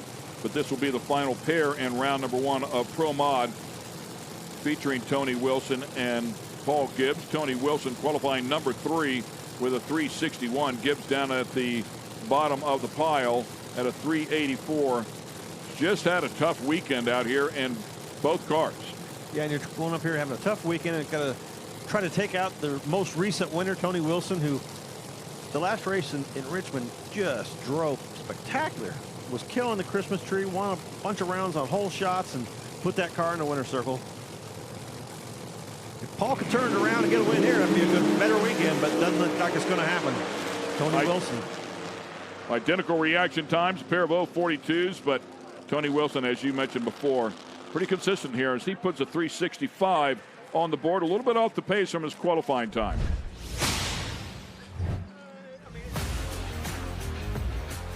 Wilson's car just come loose as soon as he left, and Tony's car doesn't look like any issues. Just might have missed a little bit on the tune-up, but still a solid run. 365 with a 0, and Iron Man looking for another Iron Man at the end of this day. So Paul Gibbs will continue to search for his first round win in the category as we fire up. The number 1 qualifier, Jason Harris, coming up next. Let's go to the top. Hi, Kelly, man, you got him on the tree. Yeah, I mean, every now and then, you got to take old bracket racer and you just got to go out there and you got to tattoo him, kind of slap him on the butt a little bit. You calling a foul tattooing somebody? Come on, man. Anything better than you on a tree, I'm fucking taking it. I rolled some in to be safe, too, because I turned it pink on the last. Hey, but Disco, we got to talk about that pass. You made it down. Yeah, we made it down, but we still don't have a blower belt on it. So we've definitely got a technical issue somewhere. I have no idea what it is. Me and Kai was up there trying to put on a show for the fans. I want to get in a staging duel and do some stuff. And Kai says, man, I can't rip mine no more than once, man. My tuner gets pissed at me. I can only give it 1 rip. So we had a deal. We was going to go in, light the bulbs, go back and forth on the fuel. And then I looked over, and he had his door open. I said, well, I'm just going to cram this thing in on him while he's got the door open. And it didn't even work. Like, I wasn't in gear. My door wasn't latched. Like, I was panicking. That's what made him so good. That's why you treated me, probably. I should have red lighted. All right, well, that's Kai Kelly and Disco Dean. Always fun to interview. Thank you, Pinky, and we out. I wish they'd just have a good time racing. Yeah, I know, man. Those guys just do not know how to have fun. Here's your last car, Pro Modified, and your number 1 qualifier, Jason Harris. And such a dominating car so far this year. Makes some outstanding runs. Had a problem in Richmond in the semis, but not so far this weekend. Man, oh man, talk about a straight pass. 13 light, goes 360. Incredible effort right there. I think Blevins went a 360 as well, but that is right there at low ET of the round. Low ET of the round. And You have a car that's behaving again this weekend. How's it feel? We're good. I think the sun come out this morning. The rain's out of here. We slowed it up a little bit just to run our race first round, and Jason done a good job. I think he just went low for the round in his car. So, hey, we'll just keep going. Hopefully we can do it 3 more times. Well, we look forward to seeing you. Thank you. And that'll wrap things up here with the first round of Pro Mod. We're going to send the rotators out. We're going to prep the track before we send out our next category. When we come back, it'll be a good one. The Mountain Motor Pro Stock cars are ready for battle in round number 1.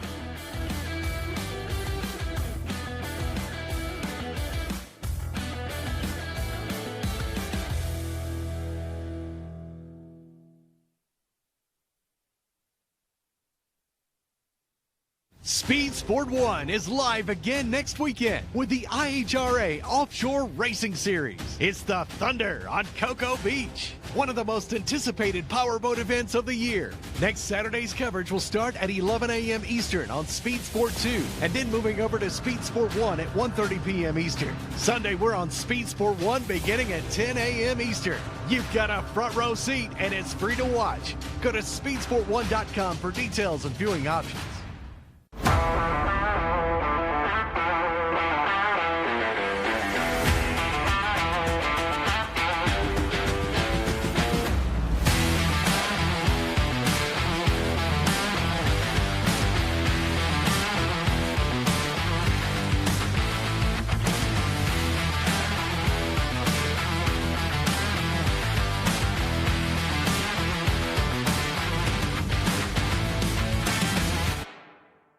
Speed Sport 1 is the home for the IHRA Offshore Powerboat Series. Watch top international teams push the limits of some of the fastest boats in the world, reaching speeds of up to 180 miles per hour. 14 classes, racing hull to hull, from Pro Class 1 to Super Cat.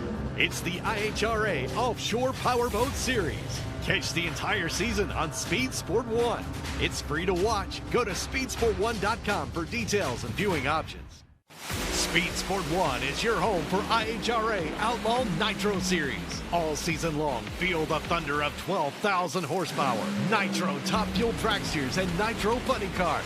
Witness the excitement of 0 to 300 miles per hour in seconds. The IHRA Outlaw Nitro Series delivers heart-pounding action with every run. Follow the entire season on Speed Sport 1. It's free to watch. Go to speedsport1.com for details and viewing options. Speed Sport 1 is the place for the Hunt the Front Super Dirt Series, the premier dirt super late model tour of the Southeast. And just about 4 wide for the lead. Watch the series on Speed Sport 1 as it travels to some of the South's best tracks. founded by racers. The Hunt the Front Super Dirt Series is a professional touring series, and you can see the entire season on Speed Sport 1. It's free to watch. Go to speedsport1.com for details and viewing options.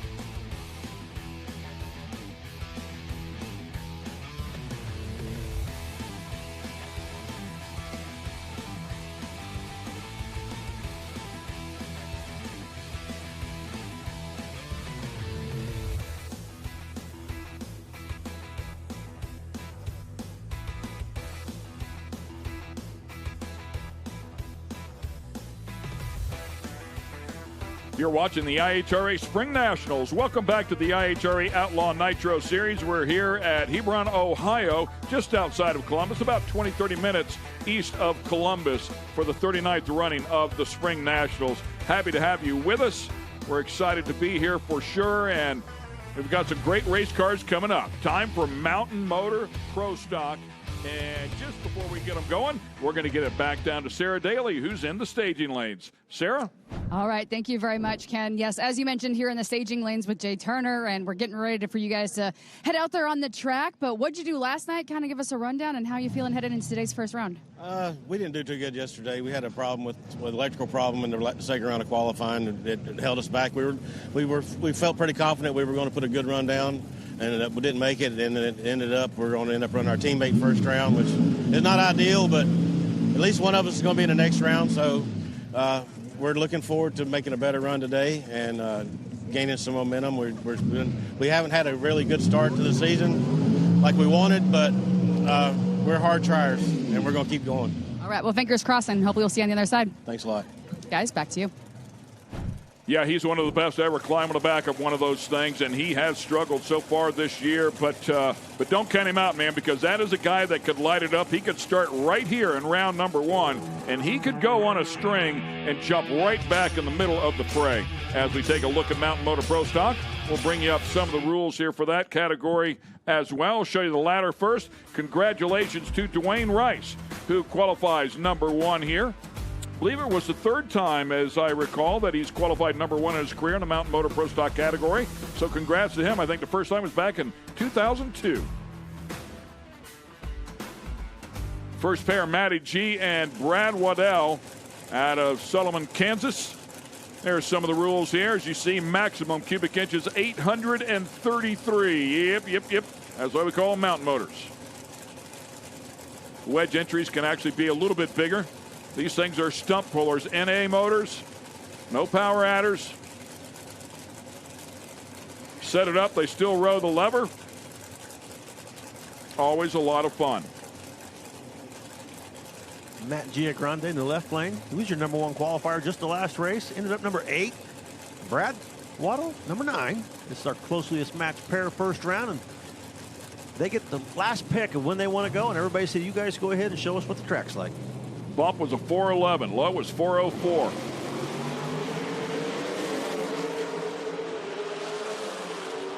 Matty G with the better of the two reaction times. Wow, what a great battle right there. 021 light, and it's going to go to Matty G. A 410 to a 409 wins it on a hole shot by 34 thou.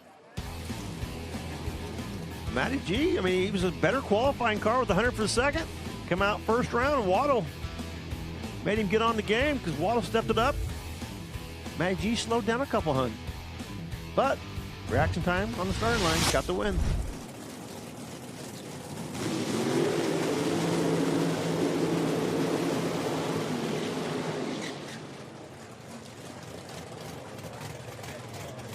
See if I can, curious what the weather is here. As you say that, you know, he lost a little bit, but these cars are so sensitive to atmospheric conditions. As we show you the points here, Johnny Placino, of course, doing a great job as he has won both races so far this year. inside of the category, followed up by Jordan Ensland, who has been to both finals this year and just missed to Placino. So those two are number 1 and number 2. Next pair is John DeFlorian and Jason Grama.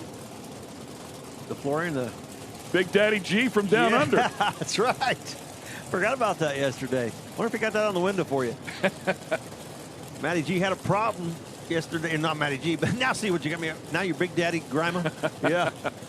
Yeah, Jason had a big issue. Yeah, he had an issue yesterday. Went to put the thing on the wood for the leave the start line, and the pushed his foot off the clutch, kind of double stepped it, and had that thing completely sideways, about 60 foot on the racetrack. And John DeFlorian, he's going to be a tough one. Been doing this a long time, won a lot of races, and knows Mountain Motor Pro Stock in and out. Jason Grama, new to this category. 407 to a 408 and qualifying very closely matched, as we'll see who has the better reaction time. Could be the difference here. Grime on the far lane.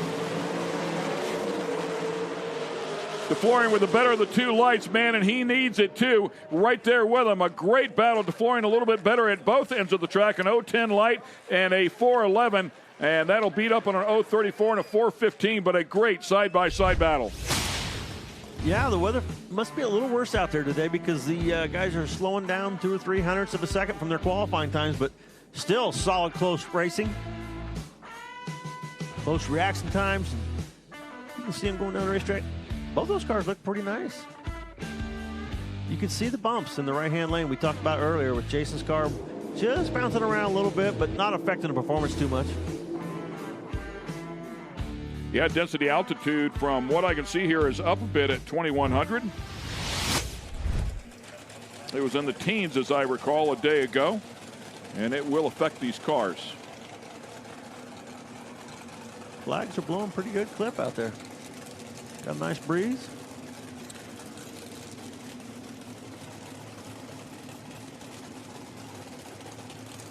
John Montecalvo with a chance to make some history. We'll see if he can get it done out of Cinema Ridges, New York. Of course, a longtime competitor.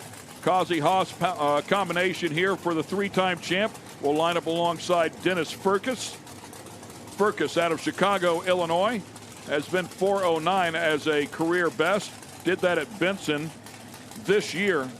Until yesterday. And then he went a 408. And then he went a 408. Number 6 and number 11 qualifiers.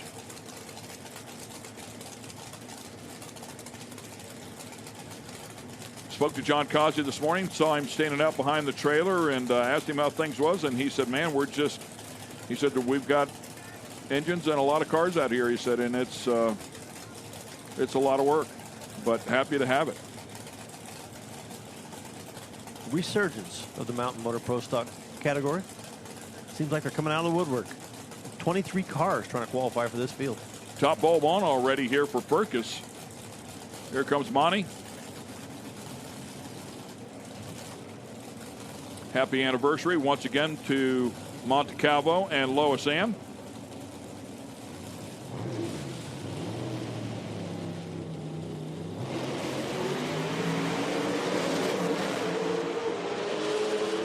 Montecalvo's going to have to drive back around him if he's going to get it done. And Monty will get it done with a 409 to a 418. He'll win it by 55 thousandths of a second. And congratulations to John Montecalvo, his 200th career IHRA round win. What an incredible accomplishment, second only to Ricky Smith in class. What a fabulous, fabulous racer he has been, and continues to rack up the round wins. John Montecalvo, your winner there, making a little bit of history.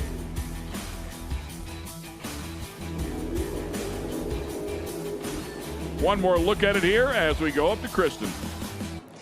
Matty G, walk me through that win on a hole shot right there. Well, I think we stole one there, and thank goodness the band's back together. Jen's here. We got Link pitching in. Boy, I'm really tongue-tied here, but Tim's pitching in. I mean, Joe, Enoch, Pat. Like I said, Jen's here. So again, we got everybody together. Like I said, we stole one there, so hopefully we can put a couple more win lights on today. Oh yeah, it gives you confidence when all your people are here. Absolutely, certainly a good level of comfort there. Well, thank you so much. That's Matty G. Great, thanks. Good for Matty G. Well, like they got the gang all back together. Enoch Love entry there. So congrats to him picking up that round win. Any round win in this category is quite an accomplishment. Yeah, and this Chris Powers in the right-hand lane, our next pair, up against Jordan Enslin. Powers, he won a lot of round wins last year. Yeah, I've got to follow up on that. They put the entire operation for sale, and somebody was buying it. Unfortunately, that buyer backed out, but he had sold the engine that he used a year ago, that Sonny Leonard power plant. So he has a used one, an older one that's inside of the car. The sale fell through, so he does have the same car. He was determined to sell the car and the hauler together, did not want to separate it, just wanted to be completely done. They had no plans of coming out here and racing, so they've lost a little bit of their staff as well. But he said, man, we just don't have the steam that we had a year ago, and these guys are hauling the mail. Well, he's going to need some against Jordan. He's been on fire lately. Enslin for both final rounds this year. Red light. So Powers going out there, taking a stab at it, knowing exactly what you just said, Tommy. Yeah, and Jordan going out 410 to a 413. He was going to need to be on the tree, but, man, a 23 light? I mean, 000 still wasn't going to get that round win. Right. So 023 light, 410 for Enslin, and he makes his way through another round out here in this Tough Mountain Motor Pro Stock category. Jordan done such a great job this year. It's going to be tough to beat today. I'm up here at John DeFlorian just talking about how great the weather is. It feels great. And, John, you said this weather is not great for us to make power. What do you mean there? It isn't. It's beautiful out. Don't get me wrong, man. We had rain this morning. We thought we weren't going to get the race. So seeing the blue sky, sunshine, thank God for that. This is great. So from that standpoint, it's good. But from the actual performance standpoint, it's not. There's a lot of water in the air, and you can't burn water. And so our correction right now is like 106, which we ran in the other day. We were 104, which don't seem like a lot, but it's a bunch. And a really good weather condition would be like a 101 correction. So that's just kind of give you an idea of why we say that we're not making power. And that's why you'll see the ETs all day. You'll see them slower because of that. Well, hey, I just went to class. I love that. Thank you so much, John. Good luck next round. Thank you, guys. See you next round. Into detail a little bit more on what we were referring to as I learned how to speak English here again. But, yeah, that's why we've seen these numbers come down a little bit from qualifying as they fan the door here for Alan Drinkwater, champion inside of this category, and will line up alongside Jeremy Huffman.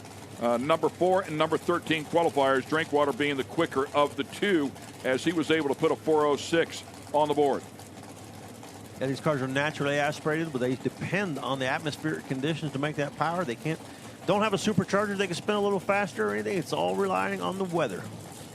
0.03 of a second quicker, the difference between the two. Pretty impressive that are such a big spread from number 4 to number 13. Woo. Both of them going after it on the tree. Man, oh man, are they going after it. And a very close, great side-by-side battle all the way. Drinkwater with a 002 light. And, I mean, he needed to stay right there with it. A 409 to a 410. And to think that you put a 017 light on the board and you're tardy. Yeah, you left last. I mean, 002 and a 409. So far, low ET and the best reaction time of first round. Drinkwater, you can tell why he's been a champion in the past.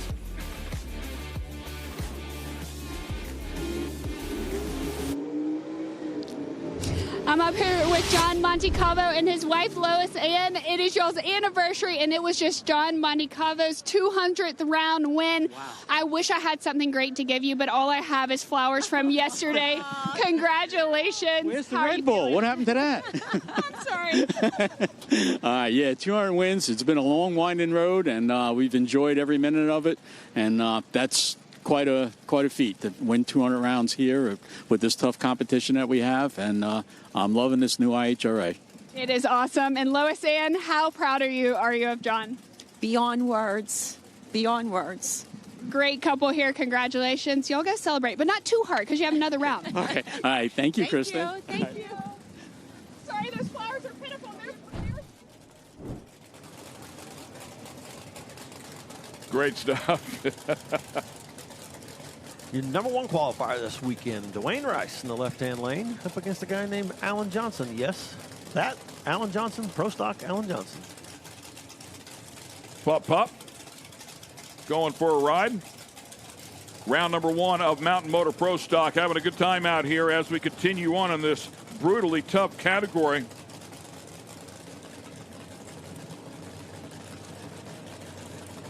Number 1 qualifier, number 16 qualifier. Do not count out that Alan Johnson car. I wasn't sure that was going to hold to make the field today, but it did. And if you're in, he can win. The brain trust behind that is incredible with Jim Yates and Adrian Long. Terry Adams and Tommy Lee on the other side with the Excalibur Haas combination. Oh, taking their time staging. Old school burn down. There we go. Game face back on. Here we go. Reaction time advantage to Johnson, but it looked like he had something he had to get out of it, a mechanical failure, whatever it may be, and it was just enough for Dwayne Rice to drive back around, put a 410 on the board, but Johnson owned him at the starting line by 0.05 of a second. Well, it'll be interesting to see if we can tell what happened to Alan's car, because he is out ahead of Dwayne, and you know Dwayne's going, oh no, oh no. Wow, I just didn't see anything right there. Everything looks good right here, and Alan's still out in front. Right there. Seen the nose drop out of the throttle, and Dwayne Rice went, whoo! Got lucky on that one. Jordan Enslin, you knew you had a tough competitor there. How'd you keep your calm and walk away with the win light? I'm not going to lie. I'm not keeping my calm at all. Like I said, I've been under the weather all freaking week, and the good Lord's just blessed me enough to have a good race car, and my grandfather and my wife and John and Keith have been taking a lot of the load, because I'm not going to lie. I've been sitting around calling shots. I haven't been able to do much. I'm trying to get better, keep hydrated, but something's going wrong, so I can't wait to get back to Florida, but hopefully we got a few more rounds left in us. Thank you, PJP, CJW, Talmadge Towing, and Dark Horse Coffee Company. Without them, we wouldn't be here, and without God, we wouldn't be here. God's good all the time, guys good. That is so true. Congratulations, Jordan.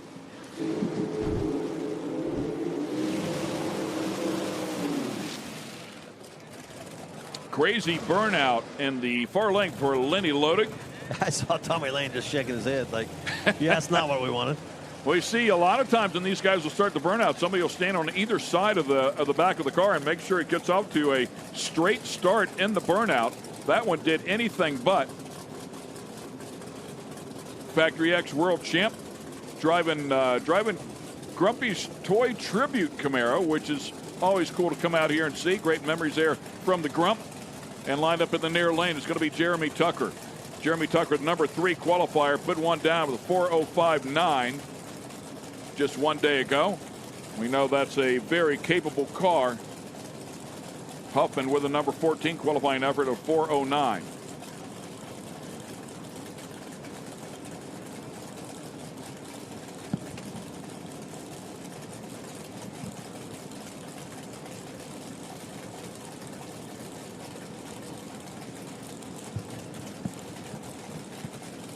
Tucker winning this race here a year ago, so we know he knows the way to the victory circle here at this racetrack. And Lenny, he's coming on strong. Just a few races into this Mountain Motor Pro Stock class, and I'd say he picked it up pretty quick. JT lined up here in the near lane, the number 3 qualifier.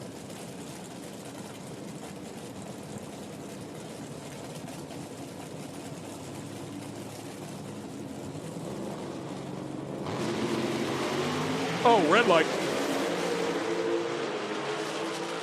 Hangs on to it, drives it to the stripe. Oh, 23 wow. light for JT. Excellent job there. 4:047. How about low ET of the round and in a big way? Only 1 thou off a low ET for the whole weekend, and these guys are out here talking about how the weather is slowing them down. Not Jerry Tucker. He said, oh, yeah, what's this? 4 with a 7. First, man, look at this thing. It's way out of the groove. Drove it to the right. I mean, that's by far not a perfect run. There's more left in that thing. He's making a statement first round. Come and get it, boys. Alan Drinkwater, you got the round 1 win. You're paired up with Jordan Enslin next round. It's going to be a great race. How crucial is it that you get lane choice? It's very crucial. Luckily, we do. Right line's a little bumpy for us. Not that we can't handle it, but probably rather the left at this point. But no, it feels great. First round win in an IHRA event. We've been battling gremlins since last year at the last race, so it finally feels good to get that monkey off our back and hoping to go some rounds today. All right, well, we look forward to seeing Pro Stock Jesus next round. Thank you. Look at Kristen down there throwing everybody new nicknames. Final pair here, round number 1. Mountain Motor Pro Stock will feature a staple mark in this category, and Elijah Morton, and he'll line up alongside the man that is leading in the points, qualified number 2, John Placino. Qualifying number 2 is like, oh, your boy's struggling this weekend, huh?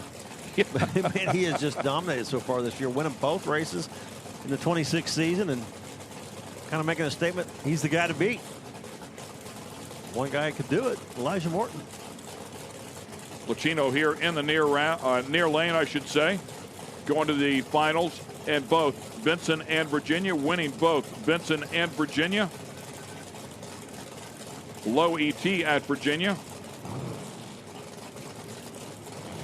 Elijah Morton with his work cut out for him. We'll find out. You can't lay up against him, Elijah. He'll make you pay.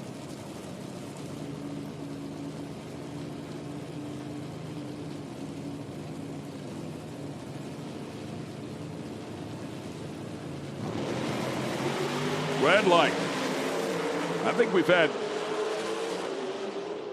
3, 4, 5 red lights, something like that today, and every single one of them in the right lane. 0:21 light for Johnny Placino, puts a 4:09 on the board, and that makes that 4:04 look even more impressive that we saw out of JT. Yes, it does. And I'll tell you what, you can see Elijah's car looked like it was started creeping. When he went, the revs went up, it looked like the car started to pull forward a little bit and trying to hold it into the beams as long as he could, but rolled through and turned the red on. And Placino, he knew he was going to have to be good to beat Placino. Dwayne Rice, what an entertaining pass right there. You see Allen in front of you. What's going through your mind? I drive my eyes closed. I didn't see him up there. No, we just, I seen, when we went around him, I figured he had trouble and shut off. Well, he had trouble, and you are going to the next round, sir. Yep, we got to step it up. Yeah, you do. You're the fastest qualifier. You got the speed. We know it. Yeah, we can do it. We kind of tamed it down, but probably a little too much for first round. You better pump it back up. That's Dwayne Rice. Racing with his eyes closed.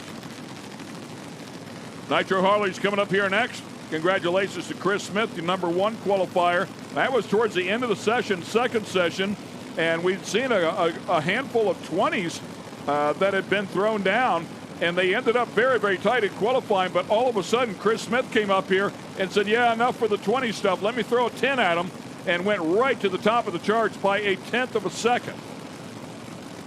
First pair here is going to be Ryan Peary and Jordan Peterson. Peary not able to qualify in that second session. Again, the bike shut off on him, much like it did in round 1 at Virginia. If he keeps it lit, he's going to be a handful. They both got it lit side by side. First round of Nitro Harleys. Peterson with a 009 light, and he's going to take the win at a 4:24. A great effort there out of Jordan Peterson. Wow. On the Christmas tree. And performance pickup as well. A couple hundreds quicker than his qualifying run, but Peary, whose bike has been so good and so consistent all season, fell off first round, and that's not the round to do it. Jordan Peterson, nice job getting it done first round, upsetting Peary, who was, he was leading the points up until the last race where he had problems first round. We thought this is going to be his year. He's going to dominate the class, and 2 first-round exits in a row.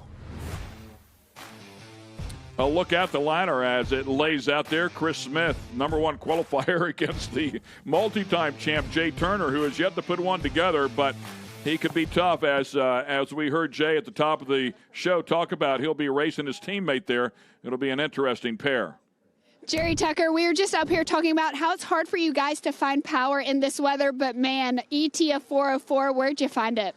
Hey, those guys been thrashing on this thing for about 2 months now, and we've been fighting a lot of gremlins, but our guys stuck with us, and everybody stayed together, and maybe we can put this thing together today. I think you can. We look forward to seeing you later, Jerry. Thank you. Yeah. You talk about dominating the first round. He's got a hot rod, dude. He was 500s quicker than anybody else first round. I mean, and what do? I mean, you just stick right there close to that window. They've got a long ways to go to chase you. Yeah. I mean, that's not, I mean, that class, it's not unusual to see him separated by thousands each pairs. He's 500ths a second better than everybody else. And a look at the Nitro Harley standings with Jason Leeper having a points lead. Congratulations to him. Jason Leeper, top speed at the last event there in Virginia. He's followed up by Mike Beelan, who went to the finals as well. Exciting time for him. Leeper grabbing a win at Virginia.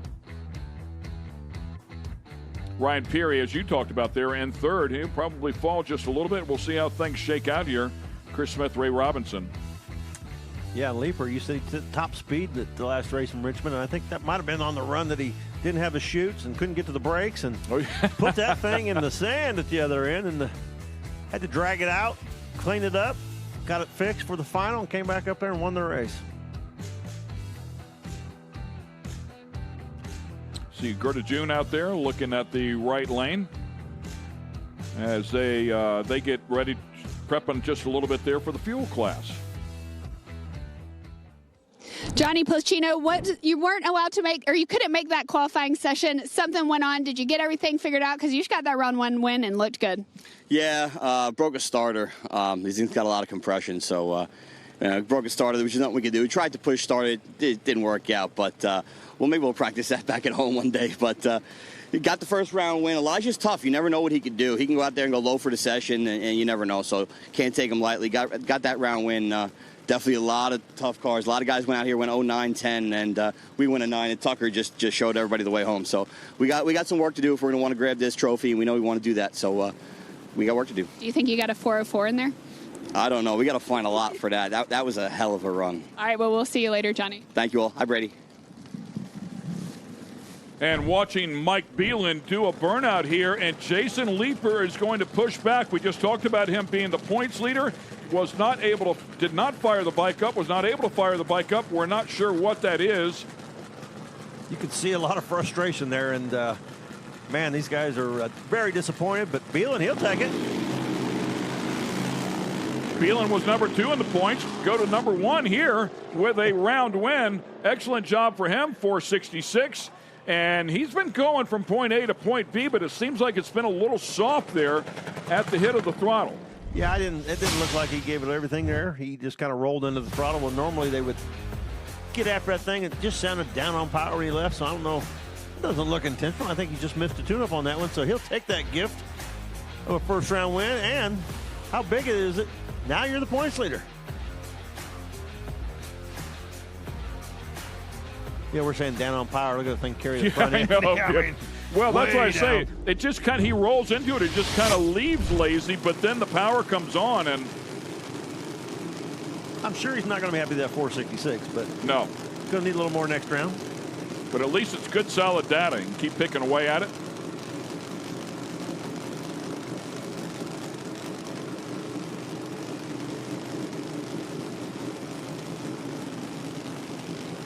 GT Tonglen. Yes, that GT Tonglen. Yeah, he was a number 1 qualifier for a moment.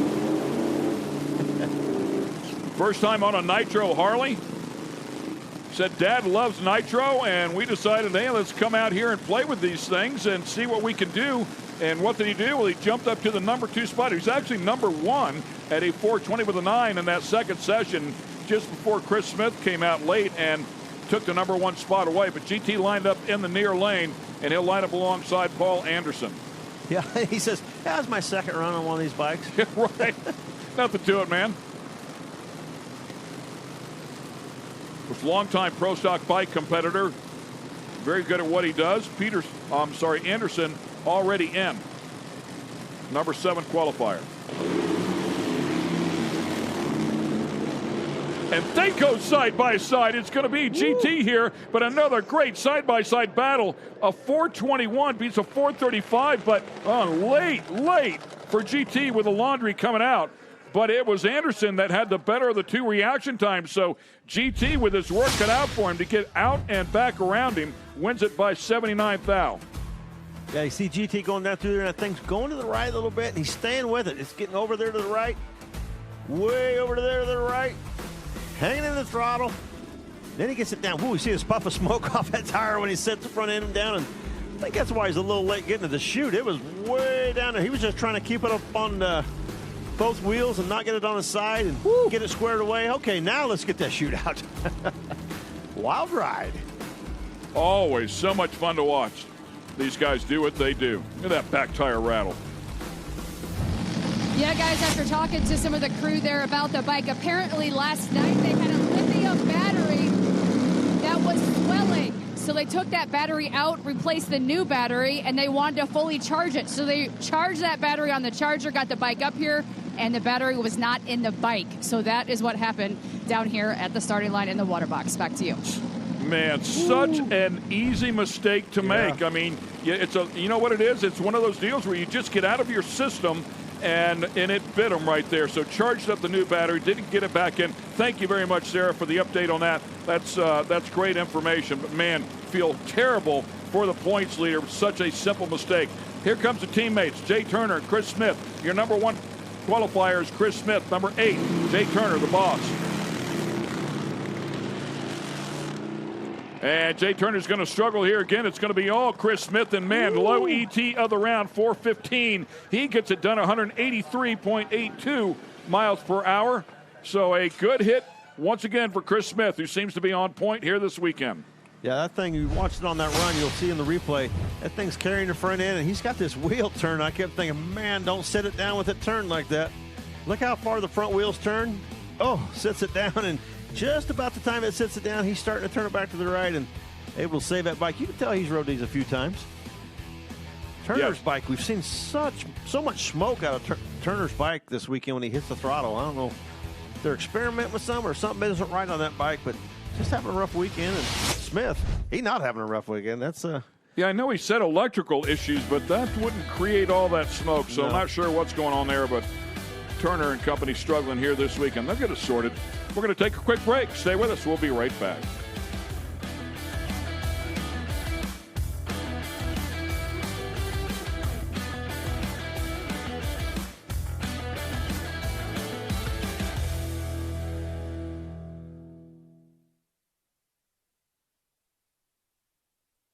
Speed Sport 1 is live again next weekend with the IHRA Offshore Racing Series. It's the Thunder on Cocoa Beach, one of the most anticipated powerboat events of the year. Next Saturday's coverage will start at 11 a.m. Eastern on Speed Sport 2, and then moving over to Speed Sport 1 at 1:30 p.m. Eastern. Sunday, we're on Speed Sport 1 beginning at 10 a.m. Eastern. You've got a front row seat, and it's free to watch. Go to speedsport1.com for details and viewing options.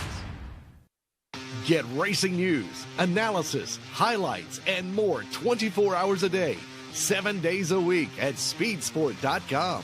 Get it all. NASCAR, IndyCar, Formula One, World of Outlaws, Trans Am, IHRA, and more. Speed Sport has been America's trusted source of racing news since 1934. Speedsport.com is America's motorsports authority. Check it out today.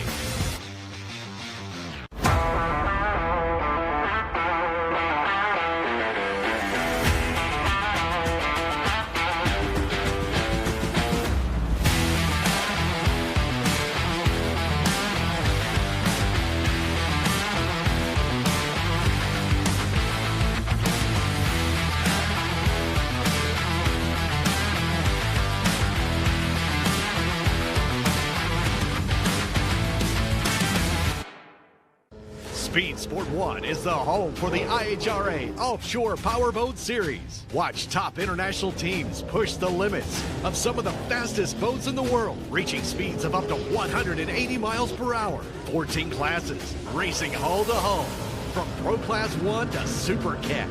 It's the IHRA Offshore Powerboat Series. Catch the entire season on Speed Sport 1. It's free to watch. Go to speedsport1.com for details and viewing options. The wait is finally over. The IHRA Stock Car Series is here, and it's on Speed Sport 1. This is what stock car racing is all about. The International Hot Rod Association is going stock car racing. There's big money on the line, and racers willing to push the limits for a piece of the pie. Leaning on each other as we cross the start-finish line, head down into turn number 1. Watch the entire season on Speed Sport 1. It's free to watch. Go to speedsport1.com for details and viewing options.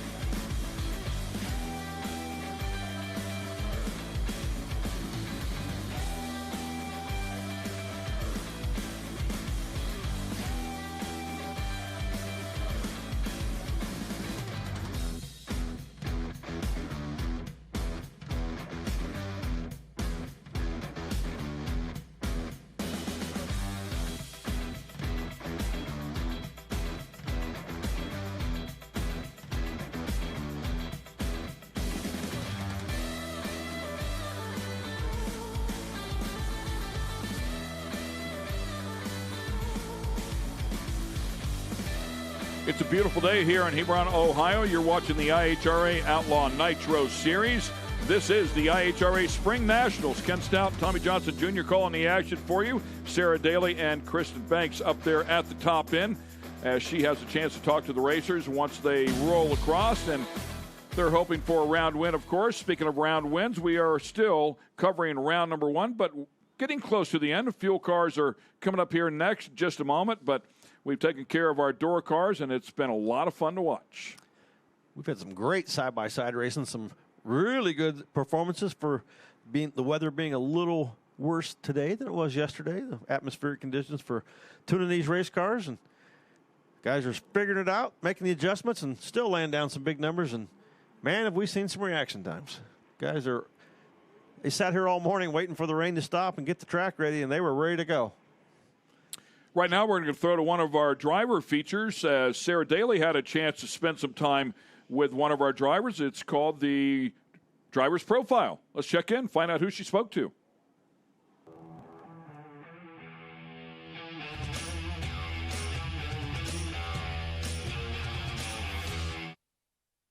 And joined now by David Brinkley. We're here in the pits. You just had your awesome first pass out there. You feel pretty comfortable. Some things to work on, but what's your overall impression? It's a little nerve-wracking for me. It's my first time on big tires, my first time showing a time.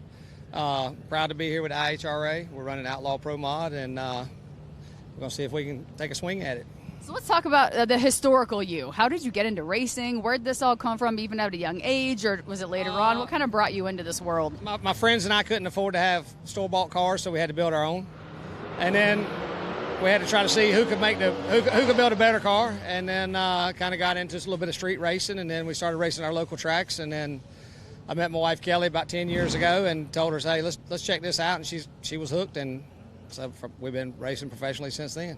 And talk about your theme of your crew and kind of what you have here wrapped on the car and this car, kind of what everything stands for. The country's divided, so this brings everybody together. I mean, we love it. We all love it. We all got camaraderie. It's a professional atmosphere. It's just a lot of fun, and we appreciate what the vets do for us, and it means a lot, and we try to put back 100% of what we can to the veterans. So backing up here just a bit, what were you doing before all this? What have you been doing the last couple of years? We've been on small tire, no time 275 races. We wanted to take a swing at the big races this year, the big money races. I don't want to say no time 275 is dying, but it's hurting bad, and so we just decided to step it up. And I've been standing on the starting line of IHRA for a long time watching, and I was like, yeah, this is for me. Yeah, it's a good place to be, that's for sure. They got something for everybody. They got Ferris wheels, they got a live band playing, they got a rodeo when it's over with. They got something for the whole family, and it's just a really good time. Yeah, and it makes for coming out for the whole weekend worth it, right? I mean, because and everyone travels with their family. We've noticed that a lot of pit crews and things. It's a family deal. It truly is. Friends. Yeah, absolutely. Which become our family. So right, cookouts, everything else. So nothing beats the camaraderie. That's correct. All right, we'll have a fantastic weekend. Welcome here, and we'll catch you around later. Thank you so much.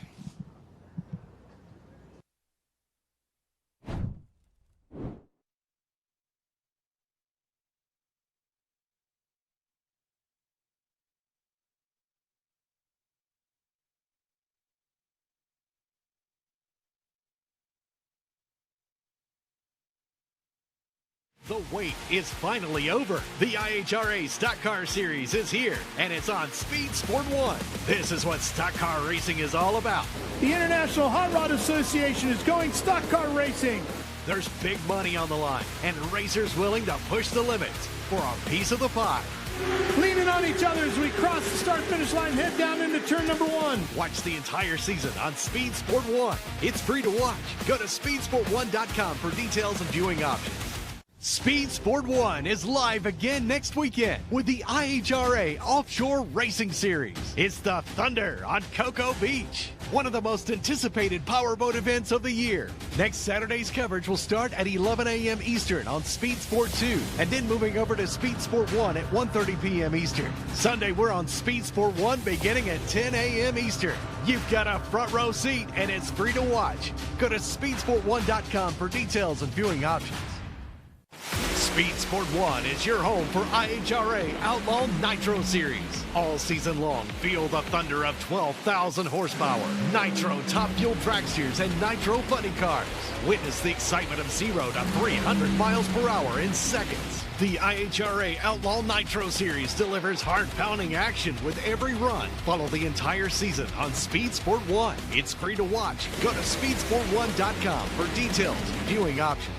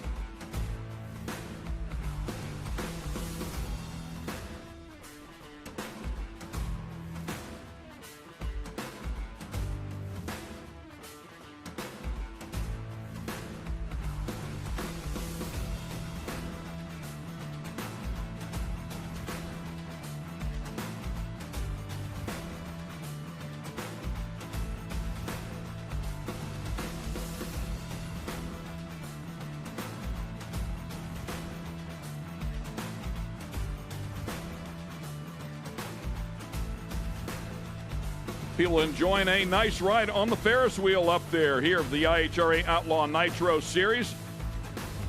The IHRA Spring Nationals and the fans are lined up here alongside the fence as we get ready to fire up the Fuel Funny cars. Should be an exciting first round, and we had some excitement courtesy of Terry Haddock just one day ago. Yeah, Terry, unfortunately, had a rough start to this season, and yesterday it continued in his first qualifying attempt. Right here, leave the start line, everything looks good until it doesn't. Right here, the car takes a hard right-hand turn, a little oil coming out of the right-hand side, getting under the right tire, and instantly turning Terry into the wall, and heavy hit. Was able to kind of gather it up, figure out where he was at on the racetrack, get it back over on the other side, but what a huge hit, and he's getting up here for first round. That tells you that they got that car fixed and was able to make it up for Q2 and got it in the program. Yeah, he did get it back out here for Q2, much to everybody's surprise. And, of course, at first we were just happy that he was okay. Figured he took a real big hit in there, and he did. But he came out of it okay. Yeah, I ran into Terry this morning in the pit area, and he says, yeah, I'm a little sore. He'll be going up against Joey Haas, first round. Number 4 and number 5 qualifier.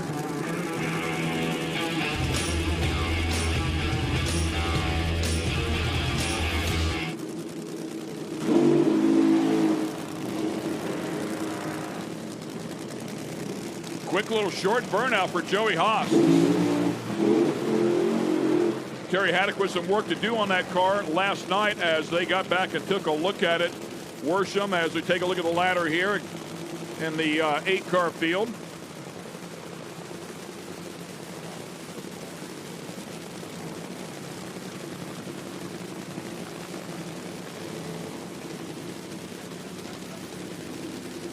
Joey Haas with the body up there as they make the final adjustments here and getting ready to put it down. The backup girls here with the IHRA are strong, and it's all part of the fun, man. And let me tell you something, there's a real competition going on there as well, and you don't want to get in the middle of it. Terry Haddock with the body up here. And yeah, said he had to fix a number of things. They noticed, obviously, bent wheel. I think they had control arm that was bent. They were to go back and double check everything on this car after getting it into the show. It did make a big move in that second session right at the finish line. So hopefully they've got this thing straightened up. Hopefully he can hang on to it. As Tommy mentioned, he is beat up. He is sore for sure. Number 4, number 5 qualifiers right in the middle of the pack.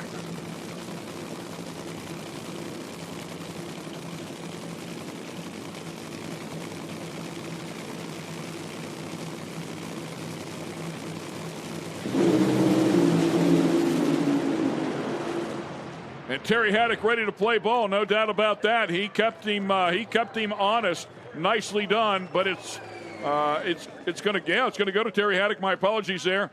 That 096 light to an 062 for Joey Haas. So Joey Haas out just a little bit early, and Haddock able to put a 330 on the board, and the car looks good. Yeah, you see Joey's car have a cylinder out on the left-hand side, slowing that car down, and Terry's car, pretty straight run. Oh, Terry's car's got a cylinder on the right side. Joey got one on the left, and who could get there quicker with 7 cylinders? Both those cars having some issues with the fuel systems, and Terry's car looked like it might have put it out right at the step of the throttle, and Joey's car a little further out, but it's a 7-cylinder race to the finish line, and Terry Haddock got the win. And Haddock actually bettered his ET from qualifying, so he grabbed another 10th there, so they're going in the right direction as you take a look at the points. And very interesting here, Dale Creasy Jr. you see, and you're like, man, I can't wait to see Dale come up here. Dale and Dell had a great battle. They were a final round at Virginia, our last event. Terry Haddock, Jacob McNeil, John Smith. But the follow-up on that is Dale Creasy did not make the show. Had issues on both runs in their second attempt last night. The last shot to get in blew the tires off to hit the throttle. Missed the show by 0.02 of a second.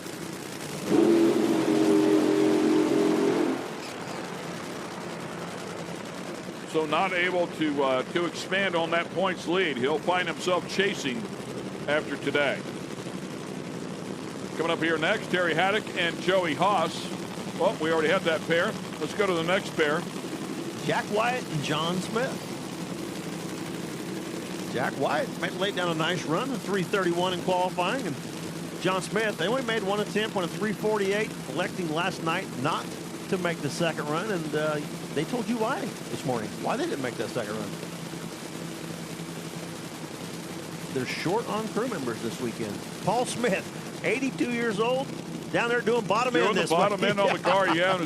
It's a family operation here this week, and just doesn't have the support. So they laid up a little bit short. Yeah, he's like, man, let me save some parts. He said, you know what? It's raining. We don't need to be rebuilding this thing tonight in the rain. He said, let's just save the parts and pieces. We'll be ready for round number 1. But he did tell him when he came out here, he said, this thing has new pistons and rods in it. Get it to the other end and put it in the show. And they did that in round number 1.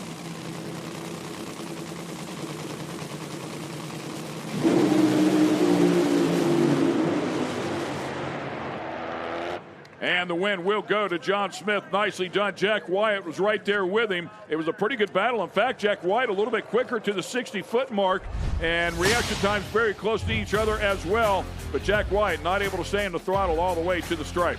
Yeah, Jack's car coming loose when spinning the tires right there. John Smith's got a cylinder out, but getting the win, and Paul Smith's going to be doing bottom end again.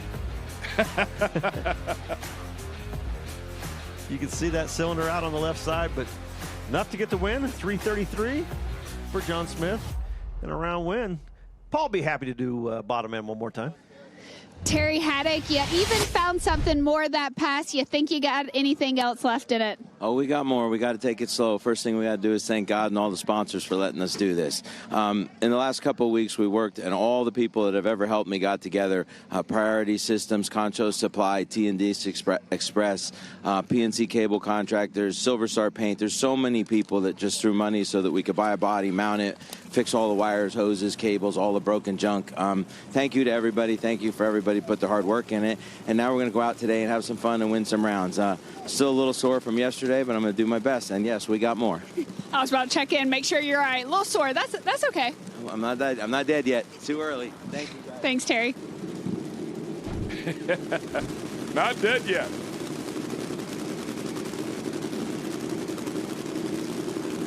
They fire up the next pair. It's going to feature John Capps and Jacob McNeil.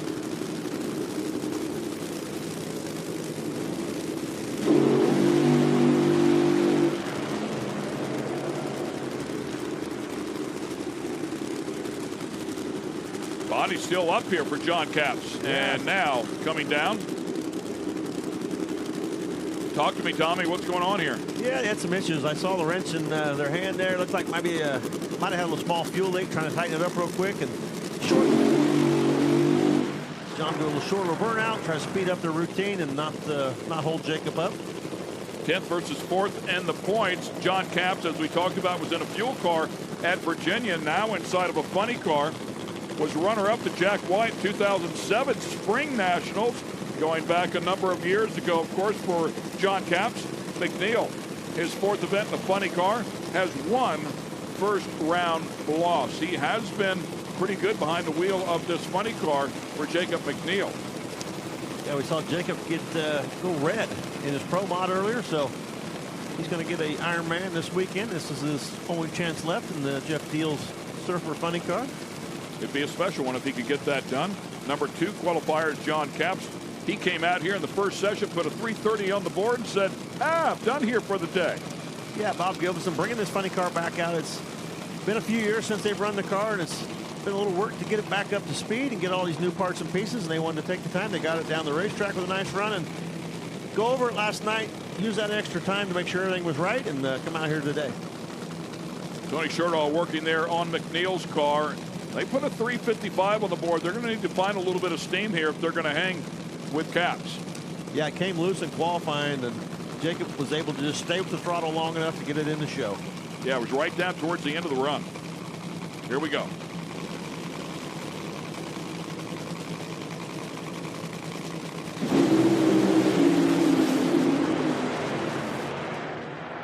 Little backfire there for John Capps and falls back. Jacob McNeil on down the racetrack to a 332, 265. And look at the lights on these guys, 034 and 038.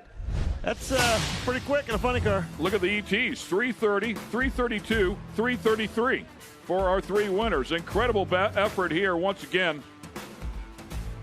When going over there to Jacob McNeil, as you talked about before, McNeil with an 034 light to an 038. Capps doing his job at the starting line. Just could not keep that thing lit to the stripe. Yeah, everything was good, and then you saw the backfire and Jacob drive away. Bodie Smith, 090 light. Were you happy with that? You know, with the competition, you have to have a good tree here. Oh, yeah, you got to have a good tree. Been working hard at it. I could compete with my daughter. We compare notes all the time. But, yeah, it's a lot of fun. Paul Smith Racing, Hartman Enterprises, all of us here just trying to do the best job we can. We're a little lax in qualifying. We were a little low on clutch parts, but we got enough to go to the final today. And hopefully we'll get us in the final. And we got a pretty good stiff match here in the next round and see what we can get done. All right, well, we'll see you there. It's awesome to be back here in Columbus, too, with IHRA. It is awesome. Thank you. Great words. We wish him the best of luck as we will fire up our final pair here in the first round of Funny Car. Del Worsham will line up alongside Jody Austin, and I believe it was Jody Austin that they did not make the call there in the first round and had a chance to talk to those guys, and they just couldn't figure out what the issue was and took the notice that the rotor wasn't turning. That was on the fuel-altered car. That was on the fuel-altered car. Yeah, okay. This one here, they were just late getting up here and missed their turn to run Q1. They just weren't up here and ready in time and had to wait till Q2. And I tell you right, only 2 qualifying runs and you lose 1, pressure amps up a little bit. But they were able to get it done and get out here. They qualified number 8, take on number 1 qualifier Del Worsham, who only car that ran a 320 ET so far, a 329. And already today, 330, like you said, 332 and a 333. Well, they all figured it out, caught up with Del, so what's he got?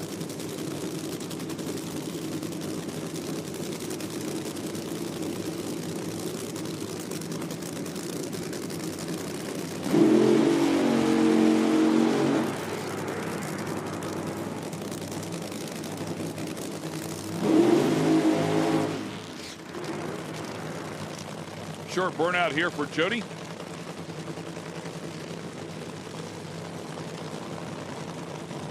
Number 1, number 8 qualifiers. Cody Austin, his son, doing the crew chiefing on this one. 3-time Outlaw Fuel champ. 2-time World Fuel Altered Nationals champ. So has a ton of racing experience. But that guy over there in the near lane is as good as they come. Yeah, obviously it's a bit of a hill to climb for Jody Austin to try to take on Del Worsham and get the win, but he's got to go down the racetrack. You never know on these fuel cars. Anything can happen. They can smoke the tires, all kinds of issues. So Jody Austin needs to go from A to B, get down the racetrack, do the best job he can, and hope there's a problem in the other lane. Because if there's not, Del's car is going to run pretty good and going to go on for the win. But you still got to go down the racetrack and turn on that wind light. Three-time champ behind the wheel of that Supra.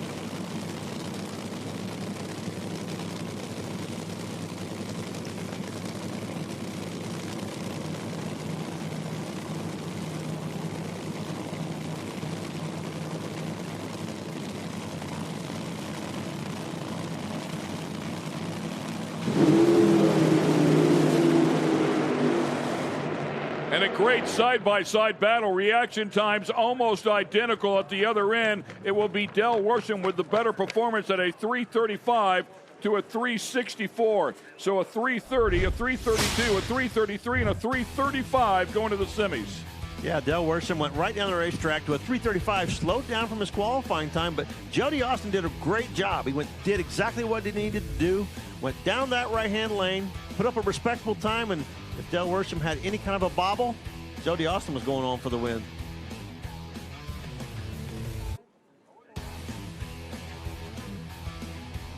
Jacob McNeil, you know you had to bring it to get past that first round. How'd you do it?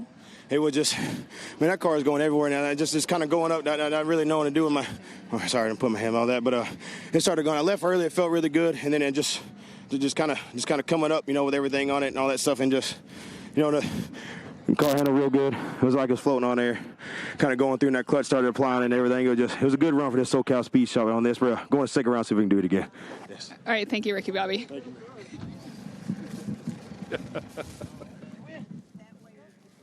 He gets wound up. That'll wrap things up there for Funny Car as they bring the long wheelbase cars out here and get ready to fire them up. Round number 1 of Top Fuel.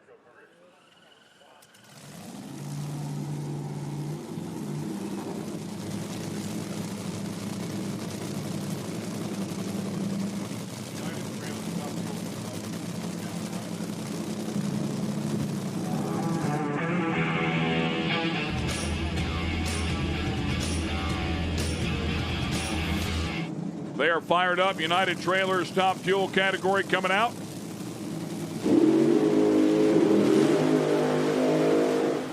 The first pair will feature Lex June and Kyle Sattenstein. Sattenstein winning the final event for 2025 as we show you the ladder here. Lee Calloway, your number 1 qualifier. Exciting run. They're out of the Scott Palmer camp. He'll line up alongside Bernie Ford here in round 1.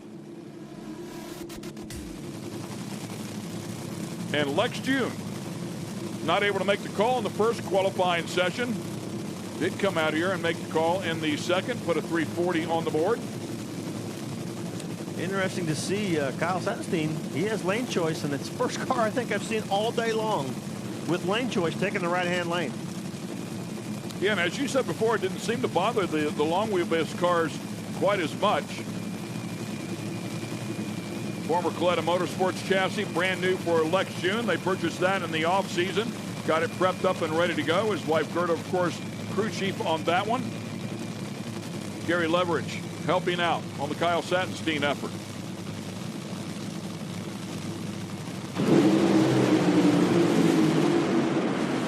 Man, just glued together, and as you can see there, Sattenstein eating one up in the far lane. It's going to be Lex June, though, that gets it done. 0.13 light for Kyle, did his job at the starting line, but Lex right with him at an 0.23, and then comes out here and puts a 3.19 on the board. Great job, man, for him. Yeah, Lex, more laps he gets on that car, the better that car's getting, and comes out first round and pulled out the ET when he needed one. But I want to know what's going on with these guys and their lights. Woo! Come on now. Man, I think the rain shrank up the rollout on the tree. Both these guys killer on the starting line. And 13, Kyle, we've seen him have good lights, but Lex, he stepped up as well. Dale Worsham, you're no stranger to a round 1 win, but how special is it to get a round 1 win with your dad here, knowing that you're going to be able to put on some more racing for him? No, it's really cool to get my dad back out here after years. Really nice to have him out here.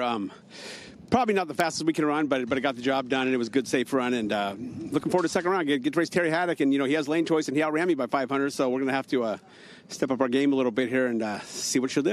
All right, we're looking forward to that run. Thank you. He's watching the numbers. Knows what he's got to do. Next pair up is Gary Pritchett, winner of our first race of the year, runner-up in the second. Scott Palmer, winner of the second race this season. These two have paired off a little bit already, but talked to Palmer. He sent me a little message earlier and said that Tom Conway is with him this weekend, hanging out with him, and it's his 80th birthday. Tom's been involved in drag racing for a long time, and anybody in the alcohol dragster categories knows Tom Conway and all the things he's done and the success that he's had. It's good to see Tom out here. And Palmer said, I'm the test car. Lee Calloway's car is going to run for the points all year. We want him to win the championship. I'm here. I'm testing because there's $1 million on the line at those Triple Crown races, and I'm trying to figure out how to make my car faster. So this weekend, I'm in test mode. And Lee Calloway's, we're going to try to get him a trophy, and I'm testing. Gary Pritchett leading in the points. Scott Palmer second.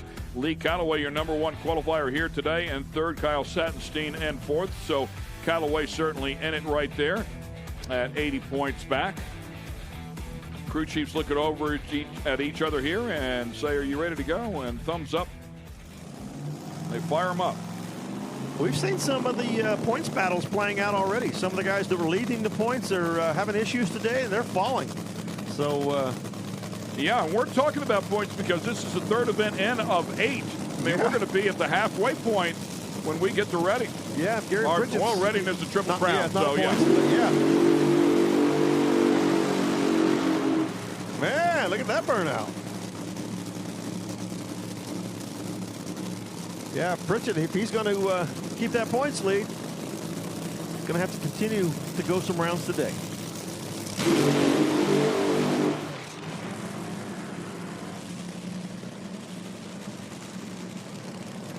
Sattenstein completes, my apologies there, Pritchett completing the burnout. Now Pritchett having a great year. This is a great battle here. Number 2, number 7 qualifiers. Gary Pritchett going to both final rounds to kick off the season at both Benson and Virginia. Did grab the win at Benson. Scott Palmer with the win at Virginia. New look for Gary at Cobble Enterprise on the side of that thing. United Garage Doors. Pretty looking car. I like it. Palmer, PBR. Mixed up a year ago with 5 different events. We had 9 different finalists at those 5 events. The only person with more than 1 appearance in the final round was Lex June. We also had 5 different winners, just to show you the diversity here inside of this category. Palmer rolled right into the stage. And getting after it for sure. A great battle. 0.30 light for Palmer, 0.37 for Pritchett. And the win will go to Pritchett. 3:05 to a 3:18. Just another great side-by-side battle here. Yeah, 3:05 with an 8. Only 0.03 of a second off a low ET for the weekend. And Gary Pritchett, he had a big boomer yesterday on that qualifying run. Got everything fixed today. And look how straight and true that car was. Solid pass for Gary Pritchett. Staying in the points lead and moving on. Lex June, one of my favorite parts is seeing Gerda run up to you. Super excited. Both you guys are excited. You're finally figuring this girl out. We are getting there. We're still not there. I want to run in the trios, but you know what? The first round win and against Sattenstein, you know, the last couple of races we lost, and they came to me and they said, well, you know, again you. I said, yeah, the third time is a charm. He said, yeah, I'm afraid about that. I said, yeah, don't be afraid because it's going to happen. So one of my crew guys came to me. He said, do me one small favor. I said, what is it? He said, win it, please. Whatever happens next, but win this one, please. So there we are, and yeah, my crew is awesome. You know, coming from where we were yesterday, losing a motor and everything else, here we are. Let's go to the next round and win this race. And they're not going to say it to you anymore. Thank you. That girl will keep going.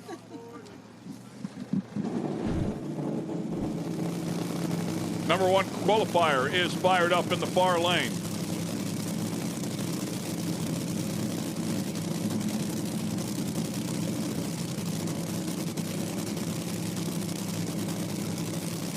Bernie Plourde will be here in the near lane.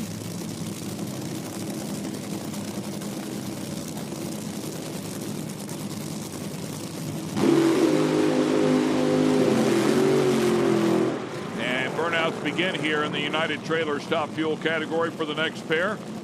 Lee Calloway with a great effort, man. Came out here, put a 3:05 on the board in the first hit. Second hit came out here and hit the tires at the step.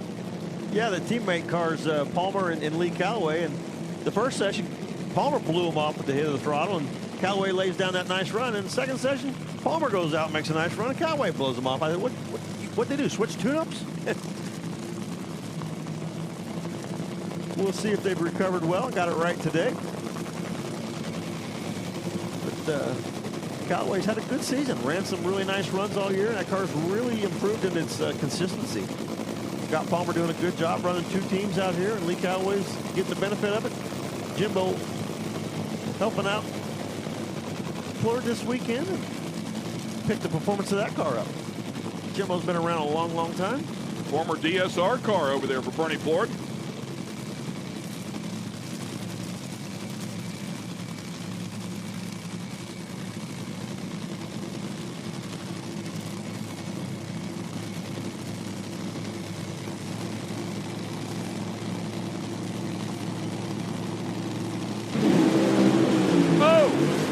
Callaway in trouble. It's going to be Bernie Plord that's going to get this one. Number one qualifier is out. Just that quickly, how everything can change. Yeah, I hate to say it, but I think Callaway was creeping the throttle. I could hear the RPMs going up as they were staging. It went up a little bit, then it went up again. And then when he hit the throttle, it blew the tires off. I think that might have been a result of getting on the throttle before the tree come on and holding that brake. And as soon as he hit the throttle, blowing the tires off. Bernie Plord having a hole out and going to the win. Quick love for Bernie Plord. His first round win at Top Fuel. Yeah, 72 absolutely. years old. Pretty cool, man. Gary Pritchett, I know you and Scott Palmer are good friends, but man, that was just a rerun of the finals. That had to be sweet revenge to get that win right there. Remember I had told you how the old guys keep you on your toes? I'm 37, I heard on the tree, and I'm thinking I'm good. He's 30, so you always got to do your best you can. We love racing our friends. It was a rematch of the final round. We're really excited to have Sherry Coble in the car, Coble Enterprises, United Garage Door Company. Joe Clark's here, Jim Clark. This is kind of their headquarter area. We're having a good time. That run right there is a testament of the crew. I get to just hit the gas. We had a big blow up on Q2, and we came back and made a beautiful run. That's all the crew guys right there. Everyone from top to bottom and the crew chiefs. Well, congratulations and good luck the rest of the day. Thank you very much. Having a great season so far. Final pair here in round number one, given the okay to fire up. It will feature Chuck Lofton and Cameron Ferre.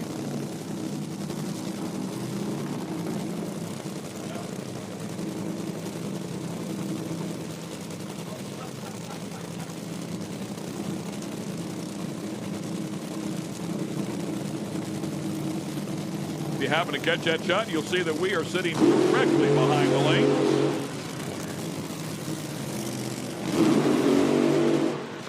See Chuck Lofton's car there missing a lot of wrap on those body panels. That's because in qualifying it blew off. It blew off. And I think it was a little tough to get off that racetrack out there too. Yeah, it landed on the right lane, and it was in the sticky stuff. Crew able to get it all picked up though, as you might imagine. Lofton lined up here in the near lane. Lofton qualifying number 4. Cameron qualifying number 5. 318 to a 340. After his run yesterday, Cameron said it was a planned shut-off run. They've been fighting some issues. They made some changes. Wanted to see if everything was okay before they took it to the finish line, and looked good. So I expect him to go all the way today.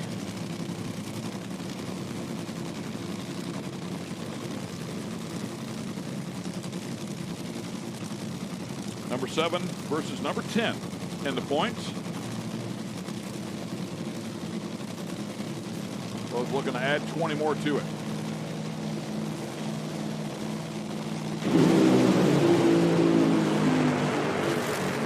Lofton hits the tires right at the step. It's going to be all Cameron Ferre here. 326 with a 2.